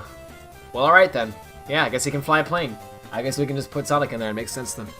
He can drive it? Yeah, sorry. Yeah, guys, don't worry. I know Sonic owns the tornado. I knew that. I just didn't know, I guess, never realized that he also could fly. I don't know why. That just always seemed like a thing that fits Tails. Like, he's the smart one. He could study and learn how a plane works and how to fly it, right? Whereas Sonic, I never considered him as the type to... I don't know, but I guess he can. Cool. It makes sense for Sonic's character. I guess it does. Anyway. Well, alright then. Rad is calling Sonic stupid. Well, I don't know if he's stupid, just flying a plane from what I guess, okay, from what I hear actually, from what I've actually heard from pilots, a lot of times the modern day planes just have autopilot pretty much, to where there definitely is still skill involved. I'm not saying there isn't, but a lot of them have told me, yeah, you can kind of just leave on autopilot for a while and it pretty much does most of the flying. But in the tornado, I don't know if there's maybe there's an autopilot, I don't know. If you're not using autopilot, it's very complicated to fly a plane. So I would think that Sonic would just be kind of like, I don't know, you do it. But I guess not. Makes sense. Anyway, yeah, it just goes on using PC because Circus, exactly. Super late, gotta go. Hey, you have gold in your hands, man. Thank you. Thanks for stopping by, I appreciate it. Later, man.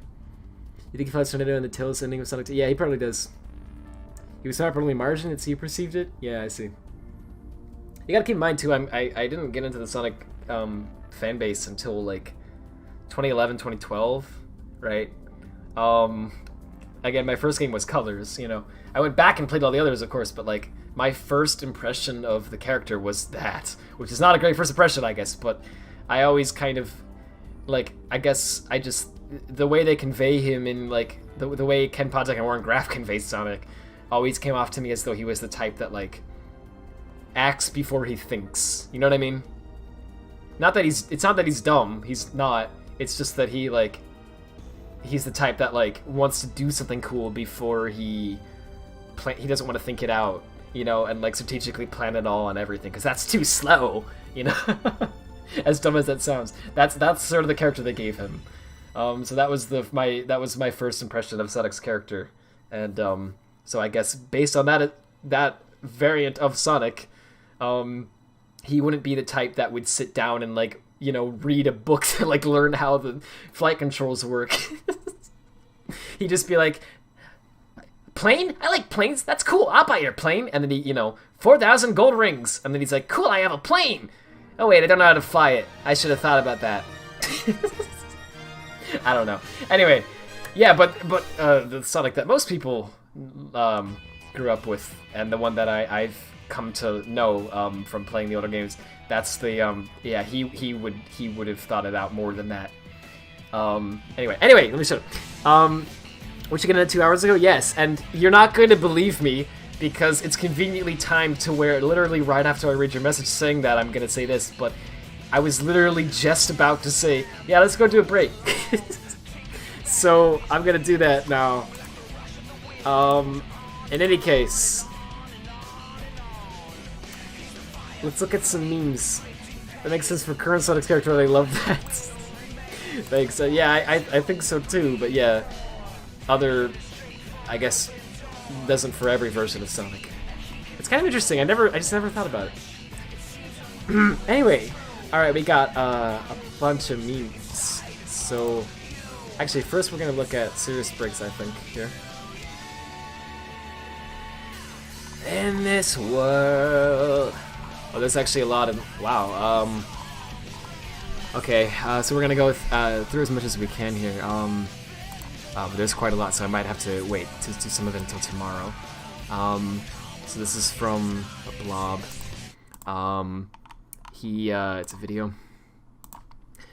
He says, Sega lets you make your own Sonic fan game provided you use a Sonic sprite sheet in some way on Switch and put it online until May 31st. Oh, that's odd that there's a time limit, but yeah, that's really cool.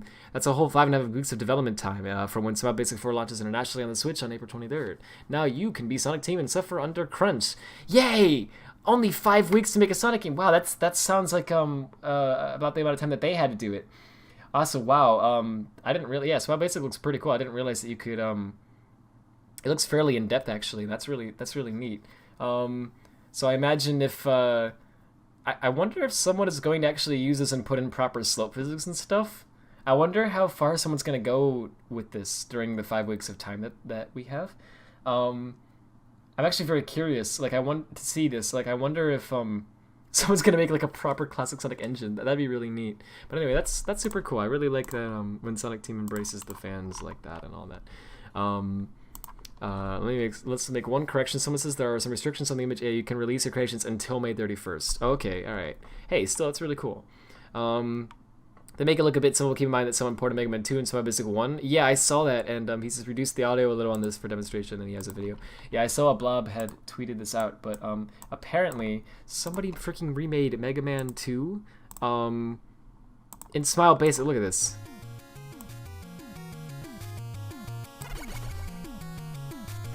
Look at this. Look at how in-depth this is. I mean, freaking... This is for DSiWare, I believe? Like, this is for the DSi? Look at this. This is really good. Like, holy frick! I'm so impressed by this. Like, I don't know how long this took, whoever made this, but like, this is quite good. I mean, this is Mega Man. This is Mega Man 2, you know? It's quite impressive. Yeah, I believe there's all the different, you have all the different weapons and such as well? I'm not sure on that, but... I mean, look at this. Look at how much they recreated. Like, accurately. It doesn't feel like, it doesn't look like a fan game, you know? It looks like Mega Man 2. And sounds like it. Like, that's what's so impressive about it to me. It's like, dude. This guy made this on this DSi using Smile Basics. So I don't know much about Smile Basic. I don't know how in-depth it all is. But apparently it's fairly capable because this is quite impressive. They recreated the entire game. It's a completed project. Holy frick! Wow, and they completed the whole game. That's amazing. Like, I would be impressed. I'm impressed if it's just this level, right? Like I'm already like that's really impressive to me. But like, dang! All right, great. So yeah, so given that you can do this with Smile Basic. I assume you can also make, you know, a proper classic Sonic game with it, if you want. I mean, should totally be possible, right? You should be able to do slope physics and all that if you so desire. So yeah, I am very curious to see what someone's gonna do with that. That's really cool, and I'm actually really happy that Sega of Japan is embracing that, because that says something too, right? We've seen Sega of Europe and of America, I believe, acknowledge mods, and they said that they love them, and they are totally cool with them, and I love that. I love that so much about Sega. Like, I throw shade at them, you know, a lot of times for silly things, but sometimes not so silly things as well. But you know, that is something I love about Sega. That's something that I'll always very much respect about them. That they know that they have fans who make mods, who make fan projects and all this cool stuff, right? And I don't have to show this all by the way, but I'm just blabbing for a bit. I'll stop it when I'm done. They know that they have these fans and everything, yet, and they know that all these projects exist, but they don't take the Nintendo route. They don't say, shut it down. They go, no, this is cool. You do that, man. And I love that attitude. That's so great. But yeah, but I've seen that from Sega America and from Sega of Europe. I haven't seen Sega of Japan's stance on that. I wasn't ever clear on if Sega of Japan felt the same way or not.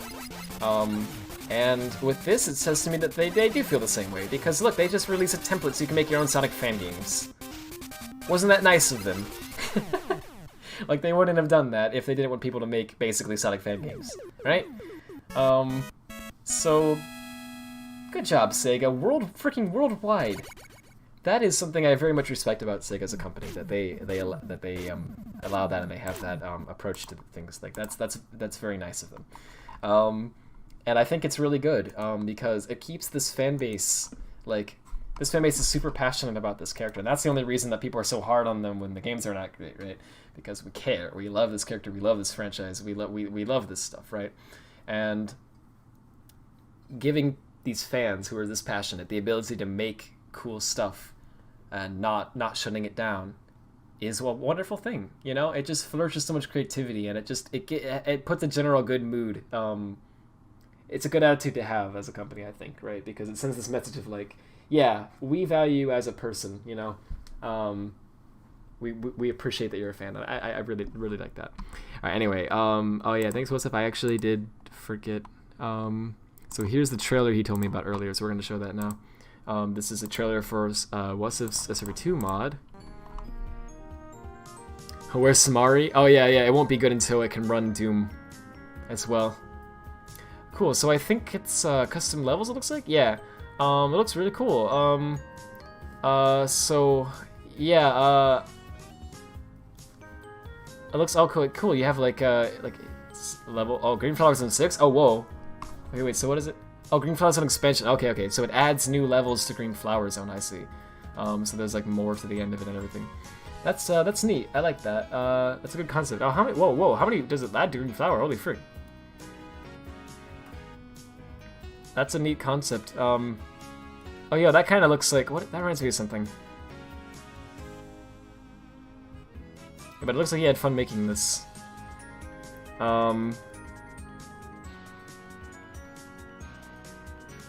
Is that Techno Hill at the end? Oh wait, what? Does it also do something to Techno Hill, or because this looks different? Oh, that looks a bit like that'd be hard to fight the boss there. Oh, that's like the sort of logo for it, I guess. That's neat. Well, thanks for sharing that. So yeah, let's see. No, you're good, Taz. No worries. Is there something that you want me to show now, or when did I send? Oh, okay. Sorry, I sent this meme to Taz, and I forgot that I sent it until just now, and it's really cursed. I sent it to him to tell him how cursed it was, but I just saw it without context now, and I was like, what the frick? I don't know if I'll show that, but you just have to imagine what it is. Okay, I think Tess wants me to show this. Okay, I don't know if he wants me to show it. Let me know if you do, because I just don't want to show something you didn't want me to show publicly, but I think you want me to. Let me just make sure. In the meantime, ESDSI, where you need to scan 242 QR codes to download this, and the game is more than twice the original's 90 ESI. Oh, dang. Hey, still. 242 Oh, never mind.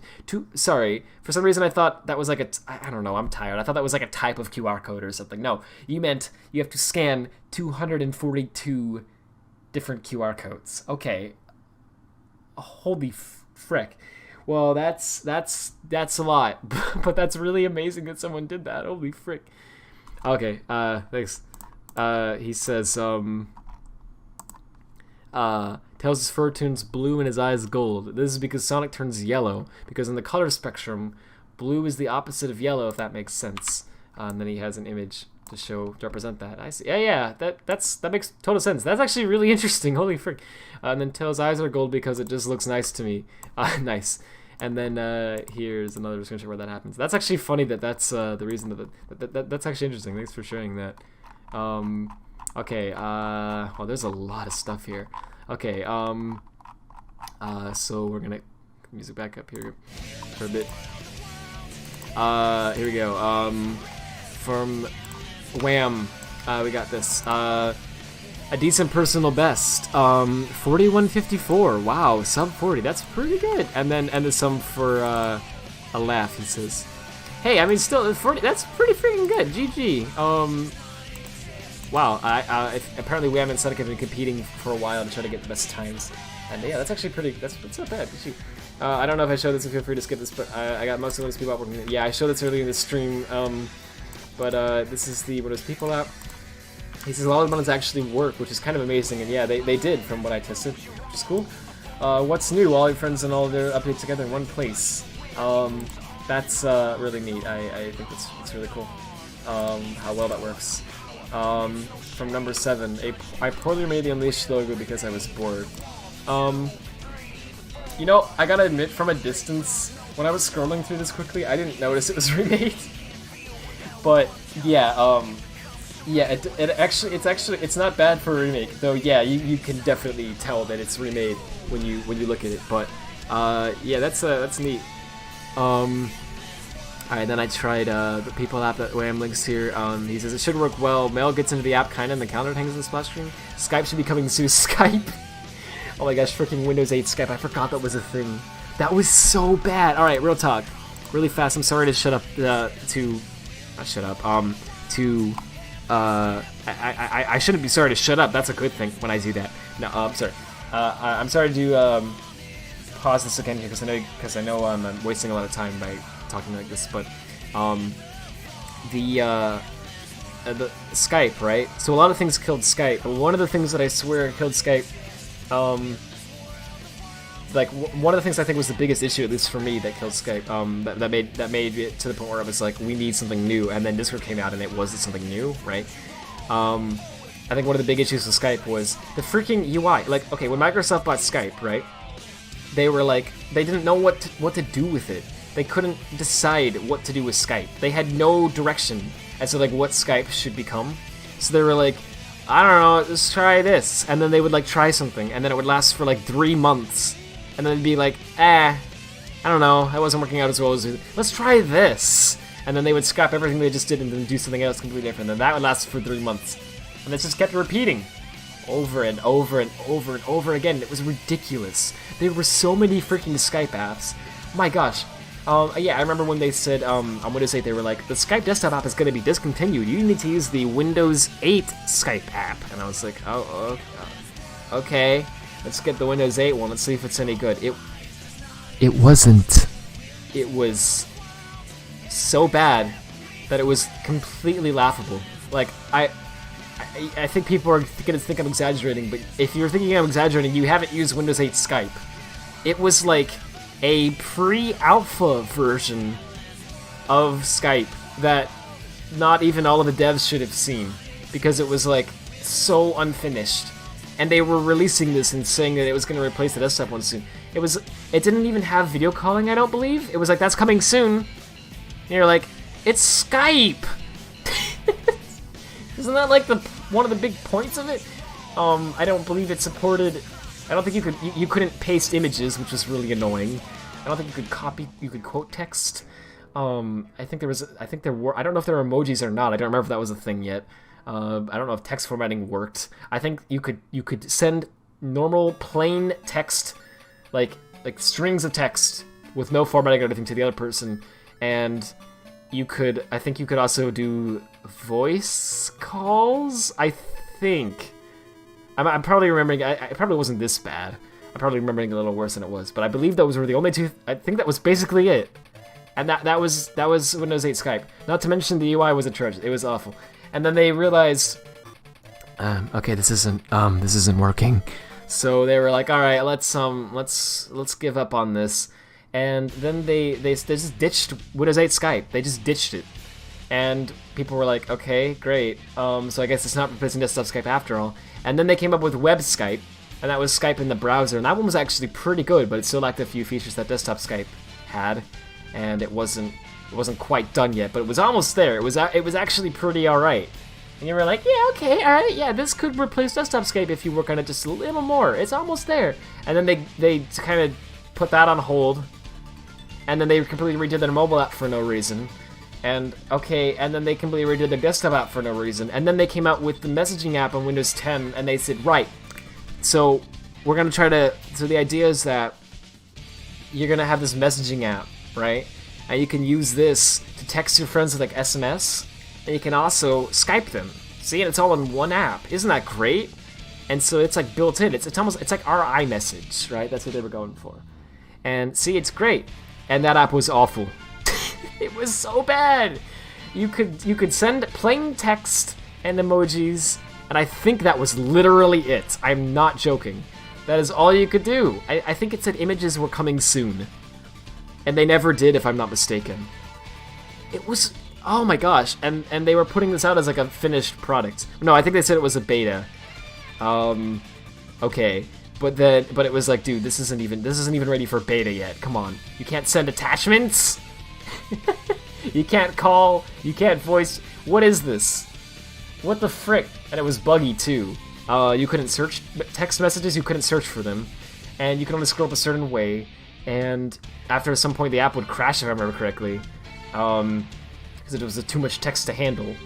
It was like 32 messages would crash it. Like, that was too much.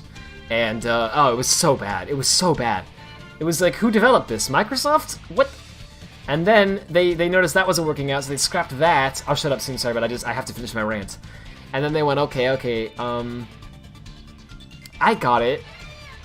Why don't we make a Windows 10 Skype app? And then they started work on that for some reason. And that's still a thing. That's still, it's actually pretty alright now. Because they finally finished it. When it first came out, it wasn't that great, but they worked on it really hard, and they got it to the point where it's basically desktop Skype now. Wow.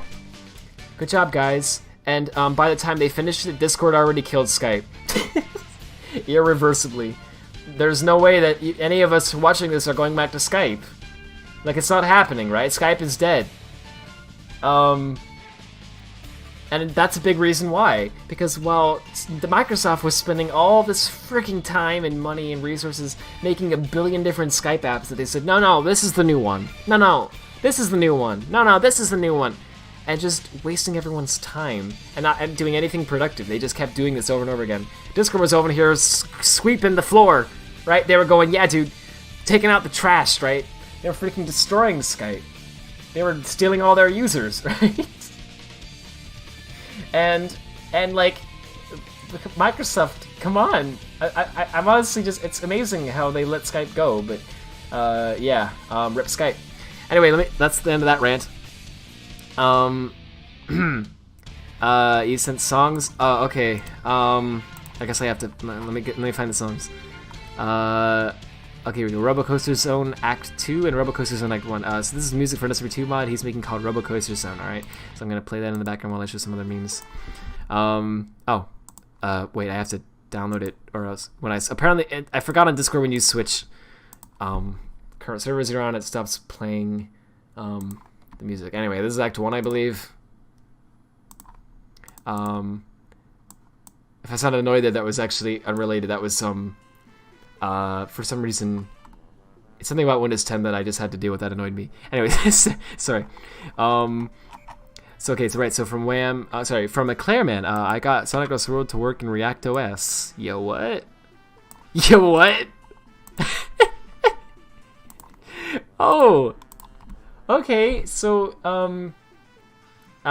it's Windows XP Professional apparently. Okay, and he has Sonic Lost World running. Well, no, it says Windows XP Professional on the left, but he says it's React OS. I don't know what the frick this is.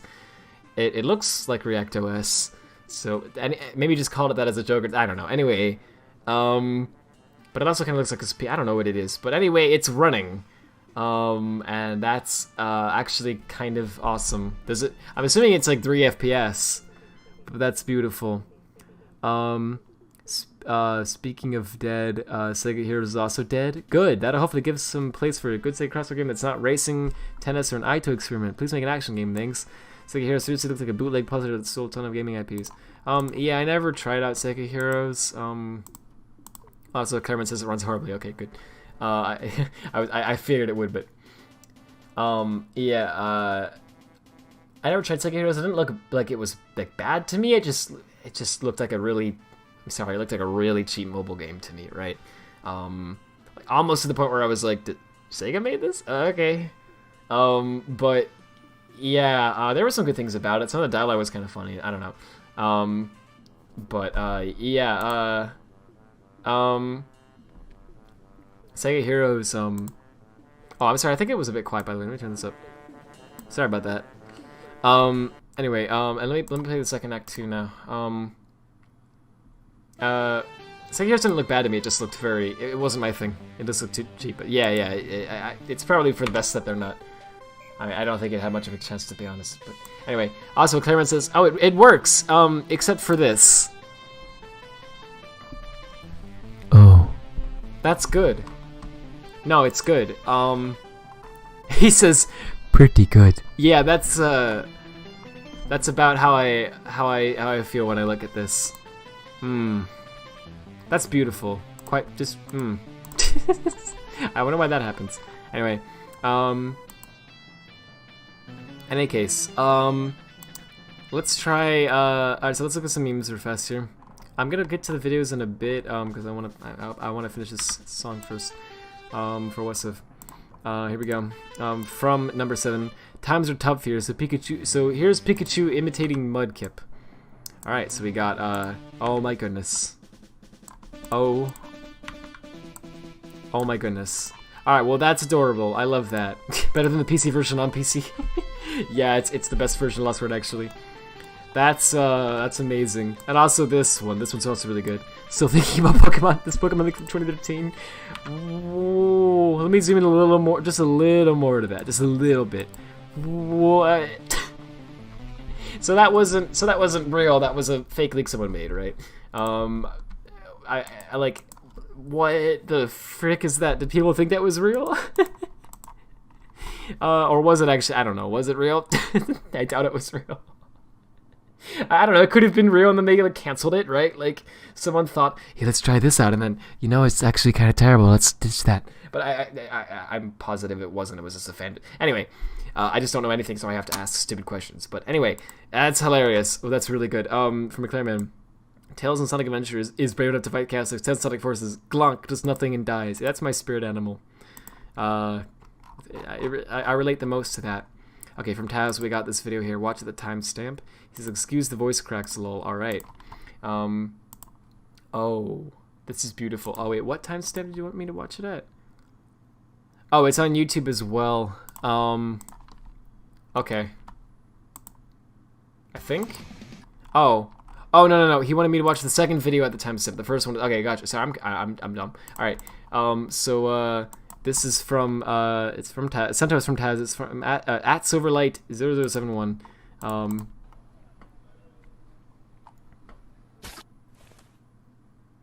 Oh.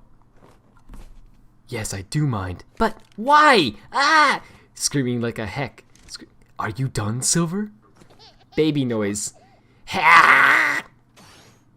Guys, I have to tell you something. Welp, we're broke. What? How the heck can we be broke? Well, okay, just think about it. I know that's really hard to do for you guys, but listen. Shadow, do you have a job? A job? I am the ultimate life form. Oh, do you have a job? Yes. Going to school and learning about our world. Teehee. And I see that job is going to do you wonders. So if none of us have income, what do you think that means, guys? None of us? What about you, faker? Didn't you have that dumb delivery job at Uber Eats? Dang! I'm gonna have to tell them both the truth. Come on, Sonic.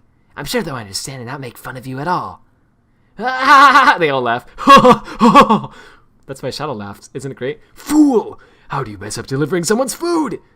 When you are the so-called fastest thing alive. Listen, the ultimate stinking bum. Oh, that's beautiful. I don't want to hear anything coming from you. Psh, at least I have a job. Oh my goodness. Silver, let me go. It's no use. That was...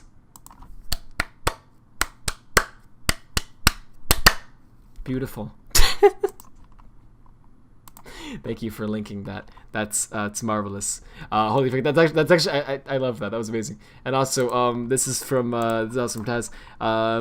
It's a video by Mr. Pasquale, or how you pronounce his name. I'm sorry if I got it wrong. He's really cool. Actually, if I remember correctly, I worked with him in SIR a bit, and I've mentioned that SIR was a nightmare, but there were good people in it. And there were some really talented people there who I really enjoyed working with, and Mr. Briscoe was one of them. He was really cool. So yeah, in any case, yes! Yes! It's so true. That song, like, it doesn't at all fit. Anyway, yeah, that's from his video, The Music of Team Sonic Racing. It's he's been doing a lot of those videos, like The Music of whatever. Forces was the ones that I saw, and those are the very good videos. So if you haven't seen The Music of Team Sonic Racing yet, go watch it. It's a good video. Watch all of it. Oh, okay. Oh, wait, no, Frick. You mean the rest of it, or okay? Because I can do that. If you want me to, or don't. I don't want to watch the whole thing because I want people to be able to give it views of their own. But I will show the rest of it because it's only a little bit longer. Oh no! Oh, jeez. See, they're good. They're really, like, these, I love these videos. It's trying to capture the feeling of, like, the music and all of them. Well, you know, like, all the songs in the soundtrack, and he does such a good job of doing it. I don't know where he finds all this footage. Like, it all fits so freaking well. Oh, yeah, that's the end of it. That's, it's beautiful. And also, he makes a lot of other good videos, as you can see. So go check out Mr. Bisco. He's I hope I'm saying his name right, but I never did know how to say his name. But yeah, he's a really cool guy. It was really he was again one of the better people to work with at SAR. He was really he was really cool there, and he makes really great content. So yeah, go check it out. If you haven't already, you probably have. But anyway, let's look at some more memes here. Let me see if there's any Yeah, there's not videos for a while, so I'm gonna show these pictures here. And then I think actually after this, after these pictures, when I get to the next video, I think I'm gonna stop for tonight, and I'll show the rest tomorrow. But we'll see what happens. All right, from a Clareman as well. Version silent protagonist. Speech is implied through text options. Makes noises to signify effort or pain. Sometimes directly say words. See, they're not cool. Chad, silent protagonist. And he just says nothing. Yeah, that's where it's at, boy. The one who says freaking nothing. And is cool about it. See, that's funny. I like that. Here we go. We got from number 7. Science diagrams that look like crap posts. To put it in a kid-friendly way. Yeah, this is a very good Twitter account. I just recently followed them, and I checked them out as well. If this is your thing, look at this. Just look at this. These are real. These are science diagrams. It's exactly what it says. This is the account. If you want more cuts, go follow them. It's a great account. It's beautiful. Thanks for sharing that, number 7. From Taz from Out of Context Pokemon, I believe. Yeah. This bike has become an extension of my very being. Yeah. I can see that. I can see how you got to that point. That makes sense to me. That makes logical sense. I love this account as well. They're freaking beautiful. That's Out of Context Pokemon. They're really good. From a Clareman, shadow dabbing. Oh my gosh, you got a perfect freaking screenshot of shadow dab. Like look at that crisp dab. That hurts to look at. It's also I feel like I've been blessed by looking at it, but at the same time I've been cursed, and I'm probably going to die tomorrow or something because I looked at that.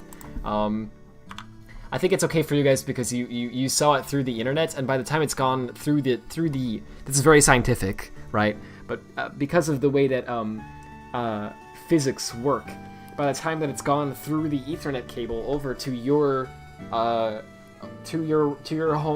to your router, and then to your device of choice, it's the cursed the dark magic surrounding this image has been reduced. See, so I think you all are good, but me, I'm probably going to die because I saw this. So thanks to Clareman. I hope you're happy. No, but seriously, thank me. Follow me on Twitter, only if you ask nicely, @nicely. Follow him. That's really good. I wonder, did he actually follow? I wonder. I was hoping that there, apparently it doesn't seem like that happened, but I was really hoping that there would be there'd be a follow-up where that guy would actually follow him. But anyway, that was from Taz. Thanks for sending that. Was a dank meme. We go for number 7. A tweet by number 7. You know, it's been a long time since I've seen Dad. It's okay, he's just getting milk and he's stuck in the line at the store, which is very long because everyone is trying to buy milk due to the outbreak of Crayola virus. See, he'll be back soon, hopefully. This is from Sonic. Yeah, this is a tweet that I saw going around a lot recently, and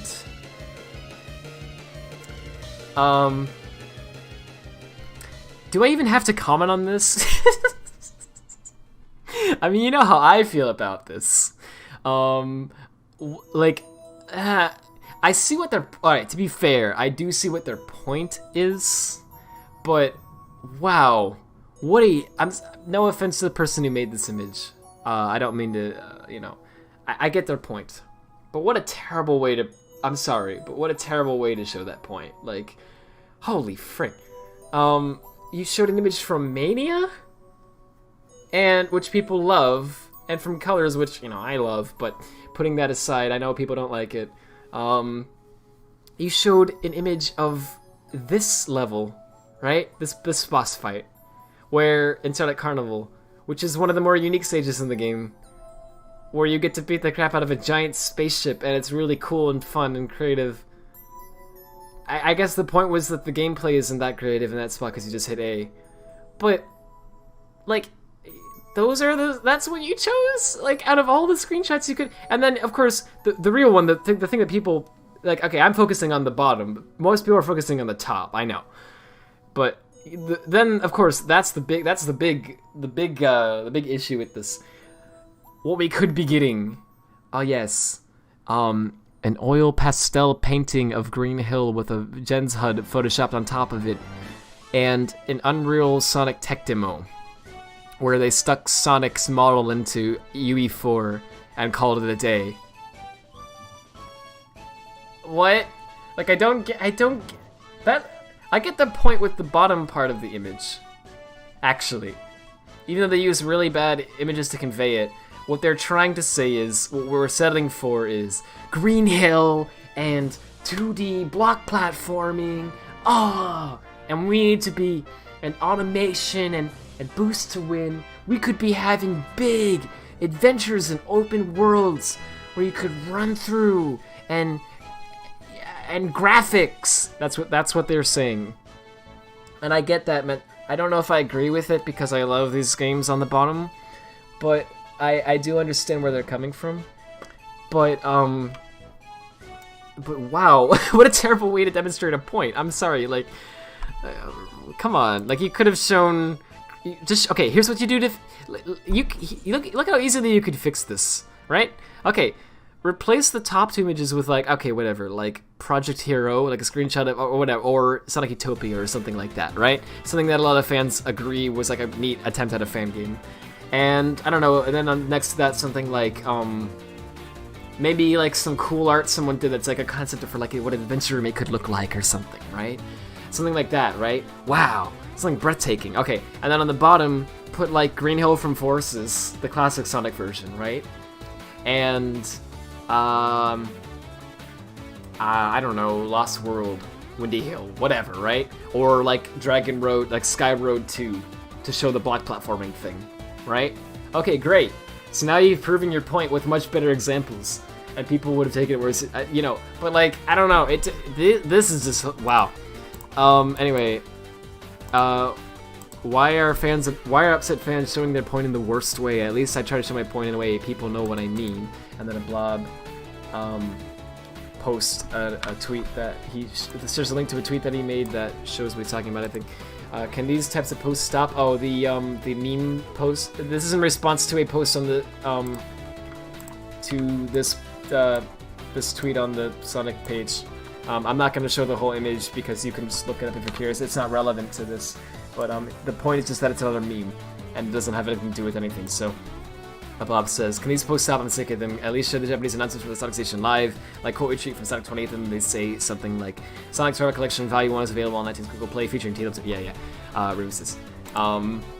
So, yeah, he what he's saying is he gets to his point right off, clearly, and there's no misunderstanding as to what his point is here, right?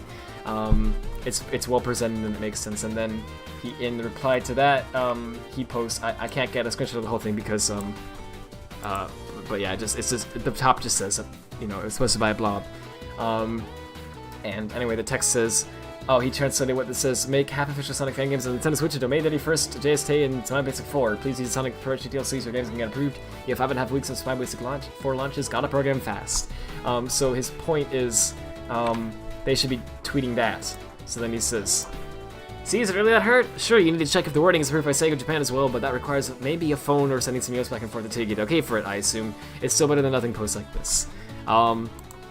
Yeah, I do agree. I gotta be honest, I don't know if I'm really sick of the memes. I like a lot of the Sonic Page's tweets. Though I will say, I think this month is the first time that I've really gotten close to feeling that. They've been posting so many memes. Okay, because like here's the problem. They said at the beginning of in March they said when Sonic was going to happen, and then it was announced when they first announced that it was canceled. Right? They made a tweet saying that they were saddened by the news, but they understood the decision and that they were going to give us the stuff they were going to do in a new form in April. More on this later. And so we're like, okay, great. Then March goes, then April begins, then we're halfway through April, right? Pretty much. And nothing. No new word on that. And they're just posting memes. They're posting tons and tons of memes. and they just like forgot about the announcement or something, and that did tick me off a little bit, because I totally understand it. I totally understand that they had to delay it and everything, but at the same time, it's like, guys, like, I don't know, it's just very, like, it's hard to be patient when we've already waited 3 years for this new game after another game that we waited 4 years for that then wasn't even that great, after another game that wasn't that great. We've waited at this point almost a decade? I know it sounds like an exaggeration, but seriously, Gens was the last game that I think, the last Sonic Team game that I think people agree on was pretty great, and that came out 2011. By the time that this next Sonic game releases, it will have been a decade since Sonic Generations. I mean, think about that. It's been almost a decade since the last Sonic Team game that we considered to be, people considered to be good. And like, we're getting impatient, you know? Because we're like sticking around in this fan base, and we keep waiting for the next game, and then the next game takes so long to come out, and then it finally does, and it's not that great, and it just keeps happening. And we're like, we know the announcement is right around the corner. We want to see if this one's worth all the time that we've waited for. But we can't, because the announcement's not here yet, because we have to wait even more for that. And we're patient. We are patient, but we've waited a long time. And we're getting to the point where that patience is burning up, right? People are getting to the point where they're like, stop wasting our time. We just want to see if the game's good. Just let us see the game, right? They're posting memes. So I do agree that ticked me off somewhat, because I was like, guys, the memes are great, but you need to like take it a little seriously right now, because it's been a long time of just memes, and people really are wanting an announcement. So yeah, I do agree with that, but yeah, but I don't think the memes need to stop. They just needed to slow down a little bit there, because they were really pushing out a lot of them, and they weren't giving announcements. People were just like, it's just hard to not get a little bit tired of them when given those circumstances. All right. Anyway, you didn't translate at all. You just said what they could be tweeting. Oh, you didn't translate it at all. You just said what they could be tweeting instead. Oh, okay. Sorry. My bad. But in any case, the top of the legend is supposed to be based in Ori and the Blind Forest. It was? Oh, geez. And you know, Ori looks prettier than that. Yeah, it looks way pretty. Ori is gorgeous. Like, I want to play that game. From what I've heard, it's fantastic. But yeah, but the visuals of that game are really good. That I want to say mind-blowing, but honestly, it blows my mind because it was made by a very small... It's like an indie team that made it. I don't know how they made it look that good, considering it's only a few people on there, and it looks better than most AAA games I've seen. So yeah, I wanna try it out, but Forza took 2 years. Sorry, Unleashed took 2 years. Forza took 4. Yeah. But which bothers me. But I get it. Different dev teams. Like the Sonic team is just not what it was. Sadly, that's not just me saying that to be me. Like no. Like seriously, they fired most of the team in 2012 to cut costs because of the bad economy and everything that was. So we're dealing with a budget version of Sonic Team right now, so as sad as that is, that's the truth. And so it's gonna take longer for the games to come out. I get that, it makes sense. They're gonna need to get in a better spot financially before they can fix that and hire more employees. I get it, makes sense. But yeah, it still doesn't change that fact that yeah, we wait this long for the games and then they come out and they're not even that great. So we're all really just, we're really just, I think a lot of people are actually just kind of, the other issue is a lot of people are kind of getting to the point where they're getting old, people are getting older, right? And this is a franchise primarily geared towards like children and teenagers, right? And people are getting to the point where they're adults now, they're young adults, and they still like this character, they still like this franchise a lot, and they're not sure if they really maybe should at that age or not, you know? They're questioning that. And these games are coming out and they're not great, they're not enjoying them, and so that what a lot of people are concluding is, I'm just growing out of Sonic, right? That's what they're concluding. Because it just makes sense when you put it together, like, that's just what it feels like. The thing is, I don't think a lot of people actually are growing out of Sonic, I think it's just the games are bad. But a lot of people are just to the point now where they're questioning. They're like, you know, am I still a Sonic fan? Am I still really invested in this franchise? I don't know, right? A lot of people are questioning that. Now I know I've questioned it. I've determined that I am still. But a lot of people have questioned it. They're not sure if they are. So they are waiting on this game to be their final decision, basically. This game is going to be their yes or no. If this one's good, okay. I think I'm still into this franchise. I think I'm going to stick around. If it's not, if this comes out and people are not feeling it, for a lot of people this is going to be it. This is going to be where they're like, all right, I'm kind of done with this. I'm just going to play other games, you know. And that's sad, but that's how it is. So people are just really waiting to see that announcement because they want to know if this is something that interests them or not, and if they're still excited by stuff that comes out of this franchise or not, right? Or if they've grown out of it, right? And so yeah, we're getting a bit impatient because, you know, it's kind of a big thing that people want to see, and to make a big decision, and it's you gotta wait, right? So I get that, I understand that. But anyway, with that said, remember when? Hey, Adventure T, how you doing? Now waiting for yours again, yeah. You were 9 when Forces came out. You were 5 when Lost World came out. 3 when Disney went. Goodness gracious, that's sad in retrospect. Yeah. Remember when Sonic Colors came out 2010 and the next Sonic game came out 2011? Yeah. Remember when Sonic? Okay. Remember when Sonic Unleashed came out 2008? Sonic and the Black Knight came out. Let me go back even further. Remember when Sonic 06 came out 2006? Sonic Secret Rings came out 2007. Sonic Unleashed came out 2008. Sonic and Black Knight came out 2009. Colors and Sonic 4 released 2010. Gens released 2011. And then Sonic 4 Episode 2 released in 2012. We got one or more Sonic games every year. And while some of those games I listed were not great, some of them were. And a lot of them, most of them were at least alright. You know? So, we went from that to 4 years per game, and then the game isn't even good. It's like, man, I know they fired people, but wow. that's bad. So I'm hoping that this game will do well for them, and then they'll be able to get money. And they'll be able to actually hire more people and get things back rolling again. No pun intended, I'm sorry. Oh gosh. I didn't mean to do that. Anyway, yeah, I will say though, it's really crazy how long we've waited. Because sometimes it doesn't feel like it's that long. It's like, oh, it hasn't been that long. And then I realized that Sonic Generations, which again is what many people consider to be the last good Sonic game, that came out when I was 11. Right? And I'm almost 20 now. Like, think about that. Dang.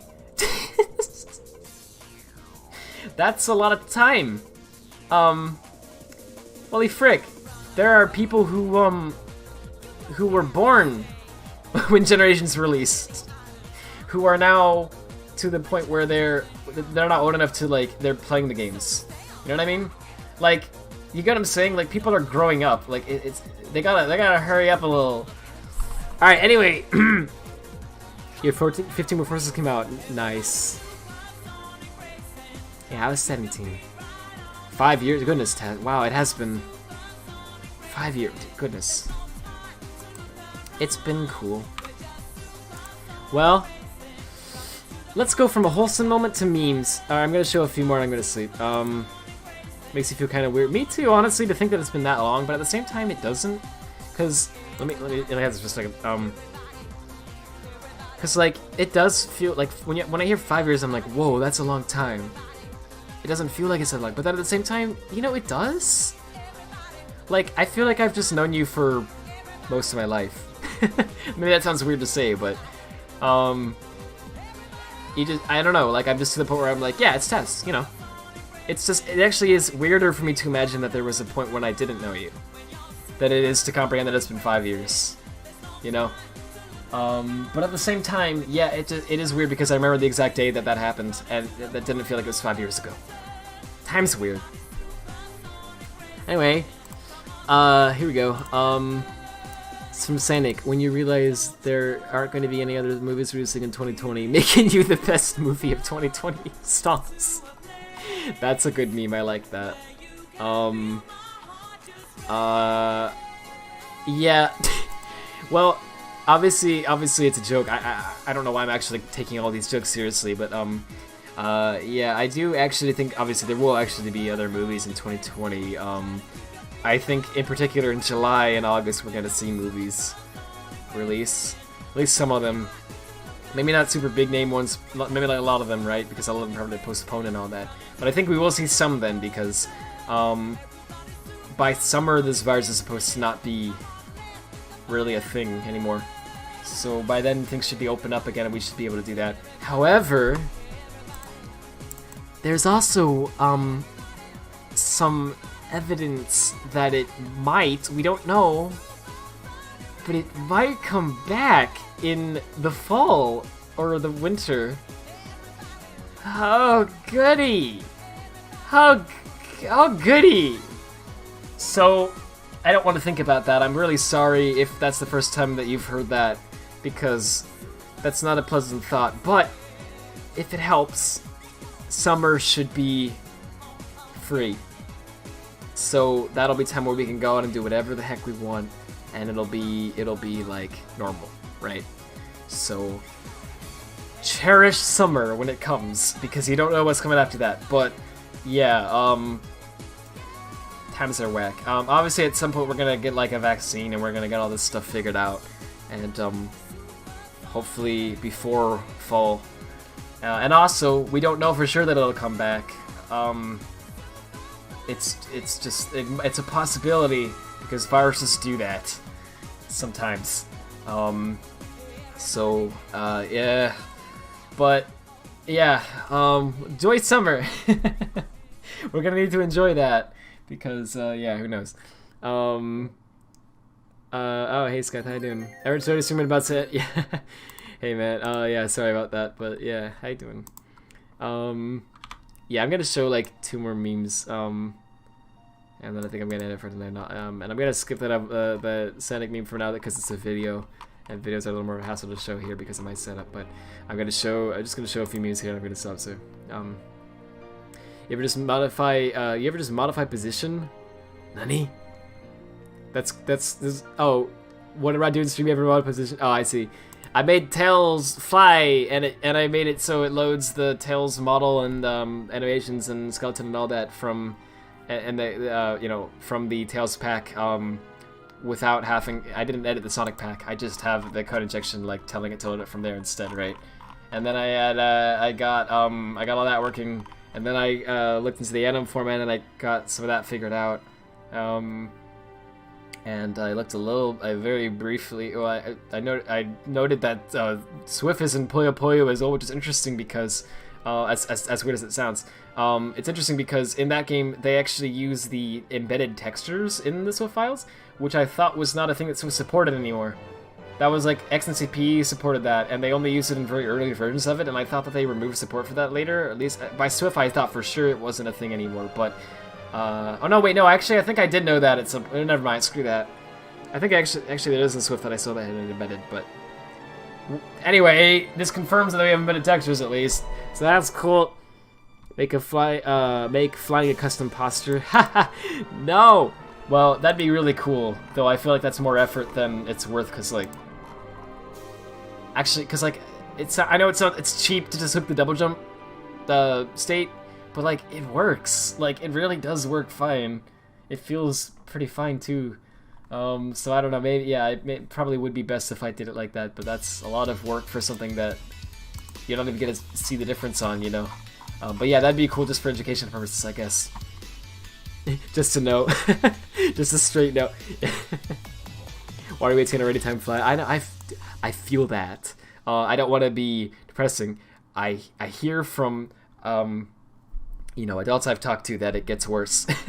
Apparently there's a point where you're like, so apparently you turn like 30 something and you just go, what? I feel like I'm 18. How did this happen? Apparently that's what it's like. So, oh boy, I can't wait for that. I already feel that with 20, actually. I don't feel like I'm 20 yet, but I'm going to be in under a month, which is weird. I feel more like I'm, I don't know, 16, 17. That probably sounds weird to say, but like age is weird, man. I'm not old, obviously, yet. You know, I'm still a Zoomer. Whoa, radical. But you know, it's just weird. It's not. You don't feel ready for when things happen most of the time. It's whack. So yeah, all I can say is it's actually not a depressing thing. It's actually not a sad thing. It's just a matter of like enjoy life, like legit. Just like freaking, just enjoy everything you can. Play out your time well, right? Because you know it doesn't last forever, but what does last is really cool, and you can do a lot with it. Anyway, stop talking like you're in high school. You don't need existential crisis yet. All right. Let me change the topic from existential crises to a dank meme from a Clareman. Me draw Sonic, my friends. Free. Wow, that is a dank meme. Good way to distract from our existence.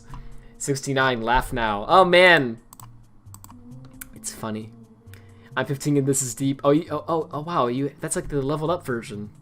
Normally I hear 14 and this is deep. Why did it fit? It did fit extremely well, didn't it? I was thinking that too. I was like, holy frick, okay. I was gonna be 20 this May. Yeah, you're gonna be 20 this August. Yo, dude. Yo, dude. Freaking nice. You're 12 and you have the opposite problem. The opposite problem? What do you mean? Oh, you feel like you're too young, I guess. Yeah, that's the weird thing about it though. Like, I felt like that for a while too. There was actually a while where I was like, I wish I was just older. I wish I could do all these cool things, and I wish it would come faster, right? And I felt like that for a little while, and then suddenly it's like, oh, you're 18. And it's like, well, what? Oh, wait, oh, really? Oh, I didn't think this day would come. Wow, this is cool. Well, anyway, cool. What do I do now that I'm 18? Oh, you're 19 now. What?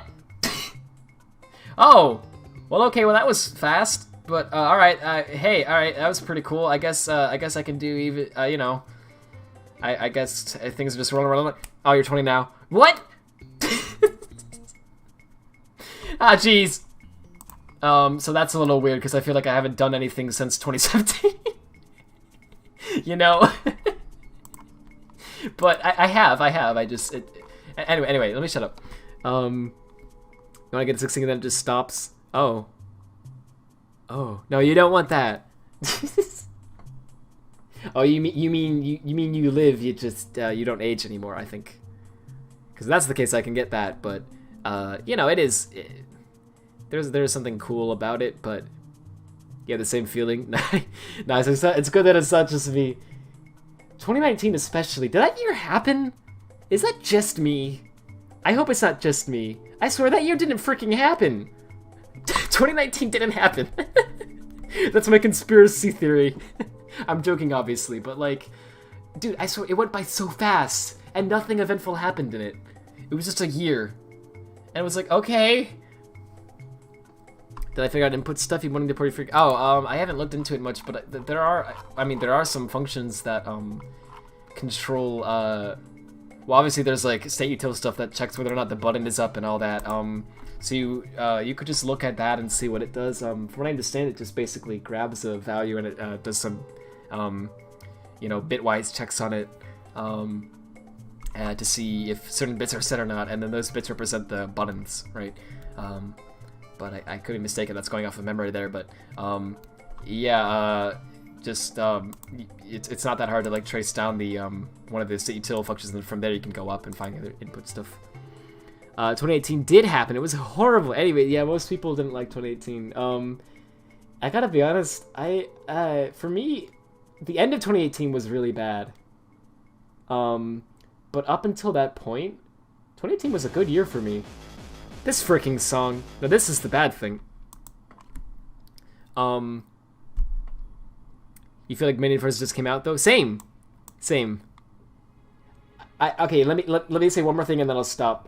Actually streaming for tonight, I think. But let me just be real with y'all for a moment here. Like, I'm not trying to be existential. I think this is interesting, and I don't know why it happened, and I'm just curious if anyone else feels like this or not, right? So, like, here's how I feel, right? 2016, cool. It was a year, right? 2017 was a year. Things were going. Things were moving, right?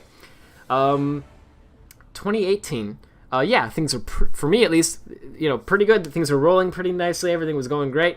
End of 2018. Time just freaking stopped. Everything plunged into the abyss. It was just like, whoa, oh geez. Okay. And everything just like stopped happening. And it was like, okay. Alright. It just felt weird. I don't know, like suddenly it was like, what's going on? And then 2019, just freaking, the whole year was like that. Just nothing happened in it at all. It was as if time paused late 2018, and I feel like it hasn't unpaused. Is that just me? I'm sorry. It's such a weird feeling, but I feel like at 2018, like it just freaking stopped. Time just stopped. And it like has not progressed since then. It's so dang weird. But obviously it has, right? But it just, I don't know, it's like nothing has happened since then, really, except for, like, well, I guess for me, Dead All Nightmares, but, sorry, I don't mean to get deep there, but, you miss when your Twitter was fun? That was nice. The only thing you can remember from 2018 is, here we go, that situation. I don't even know which one you're talking about, but I think it's about the person whose name begins with J that I definitely won't say this time like I did last time. Situation that shall not be named. Okay. Rad, nothing has happened since the... Yeah, for me, I guess it hasn't. Maybe it's just me. 2020, allow me to... Okay, well, let me rephrase it. It's like, I feel like I haven't done anything since 2018. You know what I mean? It's like, I feel like it's just been living through a bunch of nightmares. Like a bunch of, like the world just kind of fell apart and I've just been surviving since late 2018. I guess it sounds really sad and depressing. I mean, it's not, I don't know, it's not necessarily because I know that I'm not depressed. Really, I know things are going to get better and I know that it's going to stop at some point. And like, I do have faith that that's going to happen. And it's going to happen fairly soon, I think, too. But yeah, it's really weird. It's just really weird. I don't know. It just feels like nothing's really... it's probably just me that feels like that, because there were a lot of things that happened in my life that were personal that I've told you all about, a lot of them, but people have passed away and medical issues that we've been having to...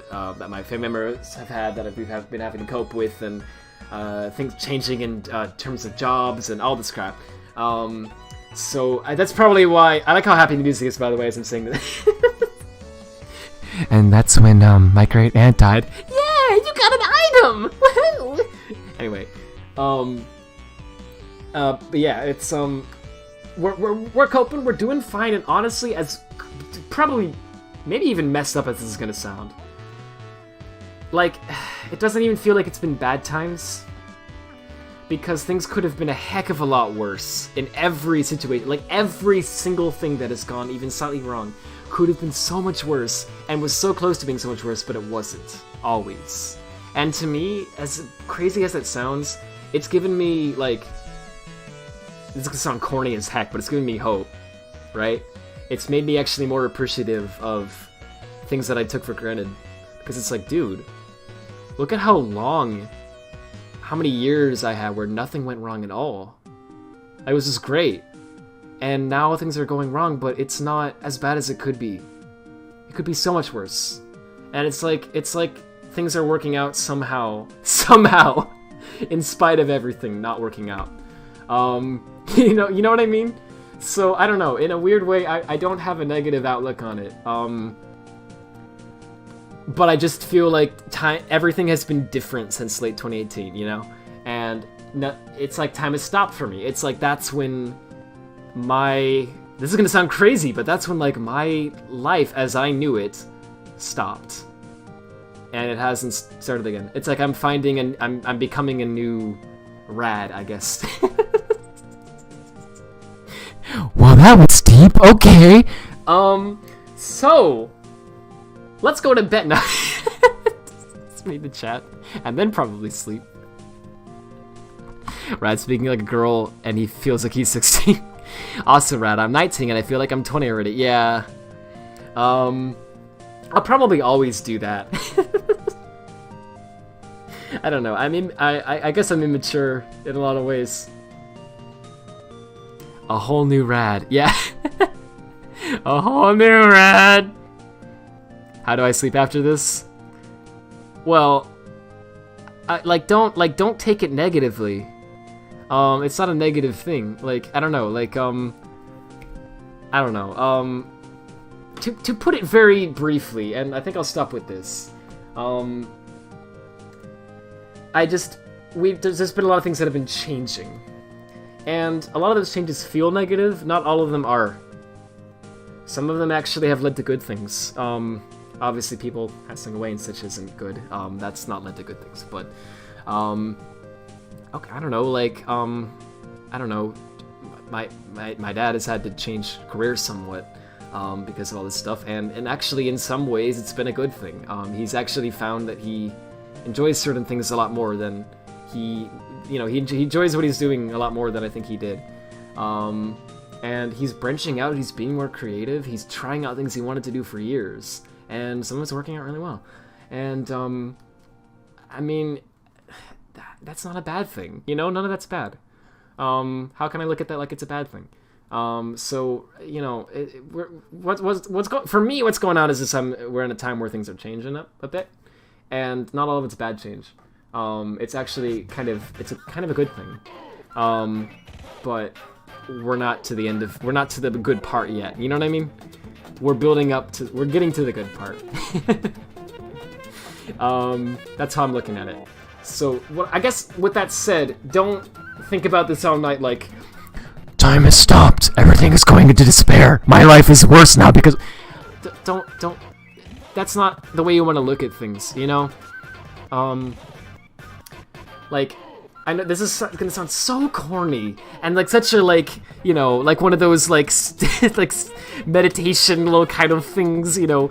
Yeah, yes, you need to think positively. I'm not, but, I'm not saying it like that, I just mean, like, legit, alright? It's good to look at the good things that are going on in your life, right? There's really no point in looking at the bad things. What's the point? What is the point of that? What does it do? Right? It doesn't do anything. It just makes you upset. So, you know, it's not...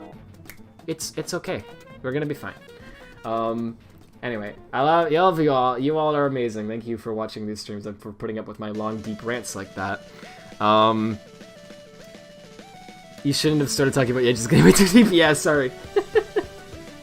Well, it's something I wanted to say for a while. It wasn't just you that prompted it, don't worry. But anyway, the good part of Sonic Shuffle 2. Yeah! Sonic Shuffle 2 is awesome. It's just like the first one, but I don't know. I don't know where the joke is going. You put your own joke there. Well, Shills, that's a bit deep too. I didn't mean to get down. I didn't mean to get all there, guys. I'm sorry. I'm sorry if I know especially some people have, like, they're more prone to, like, once they start thinking in a deep way, they, like, can't stop it. And I'm really sorry if I did that. I'm really sorry if I started making you thinking all, like, what is life? You know, I didn't mean to do that. Sorry.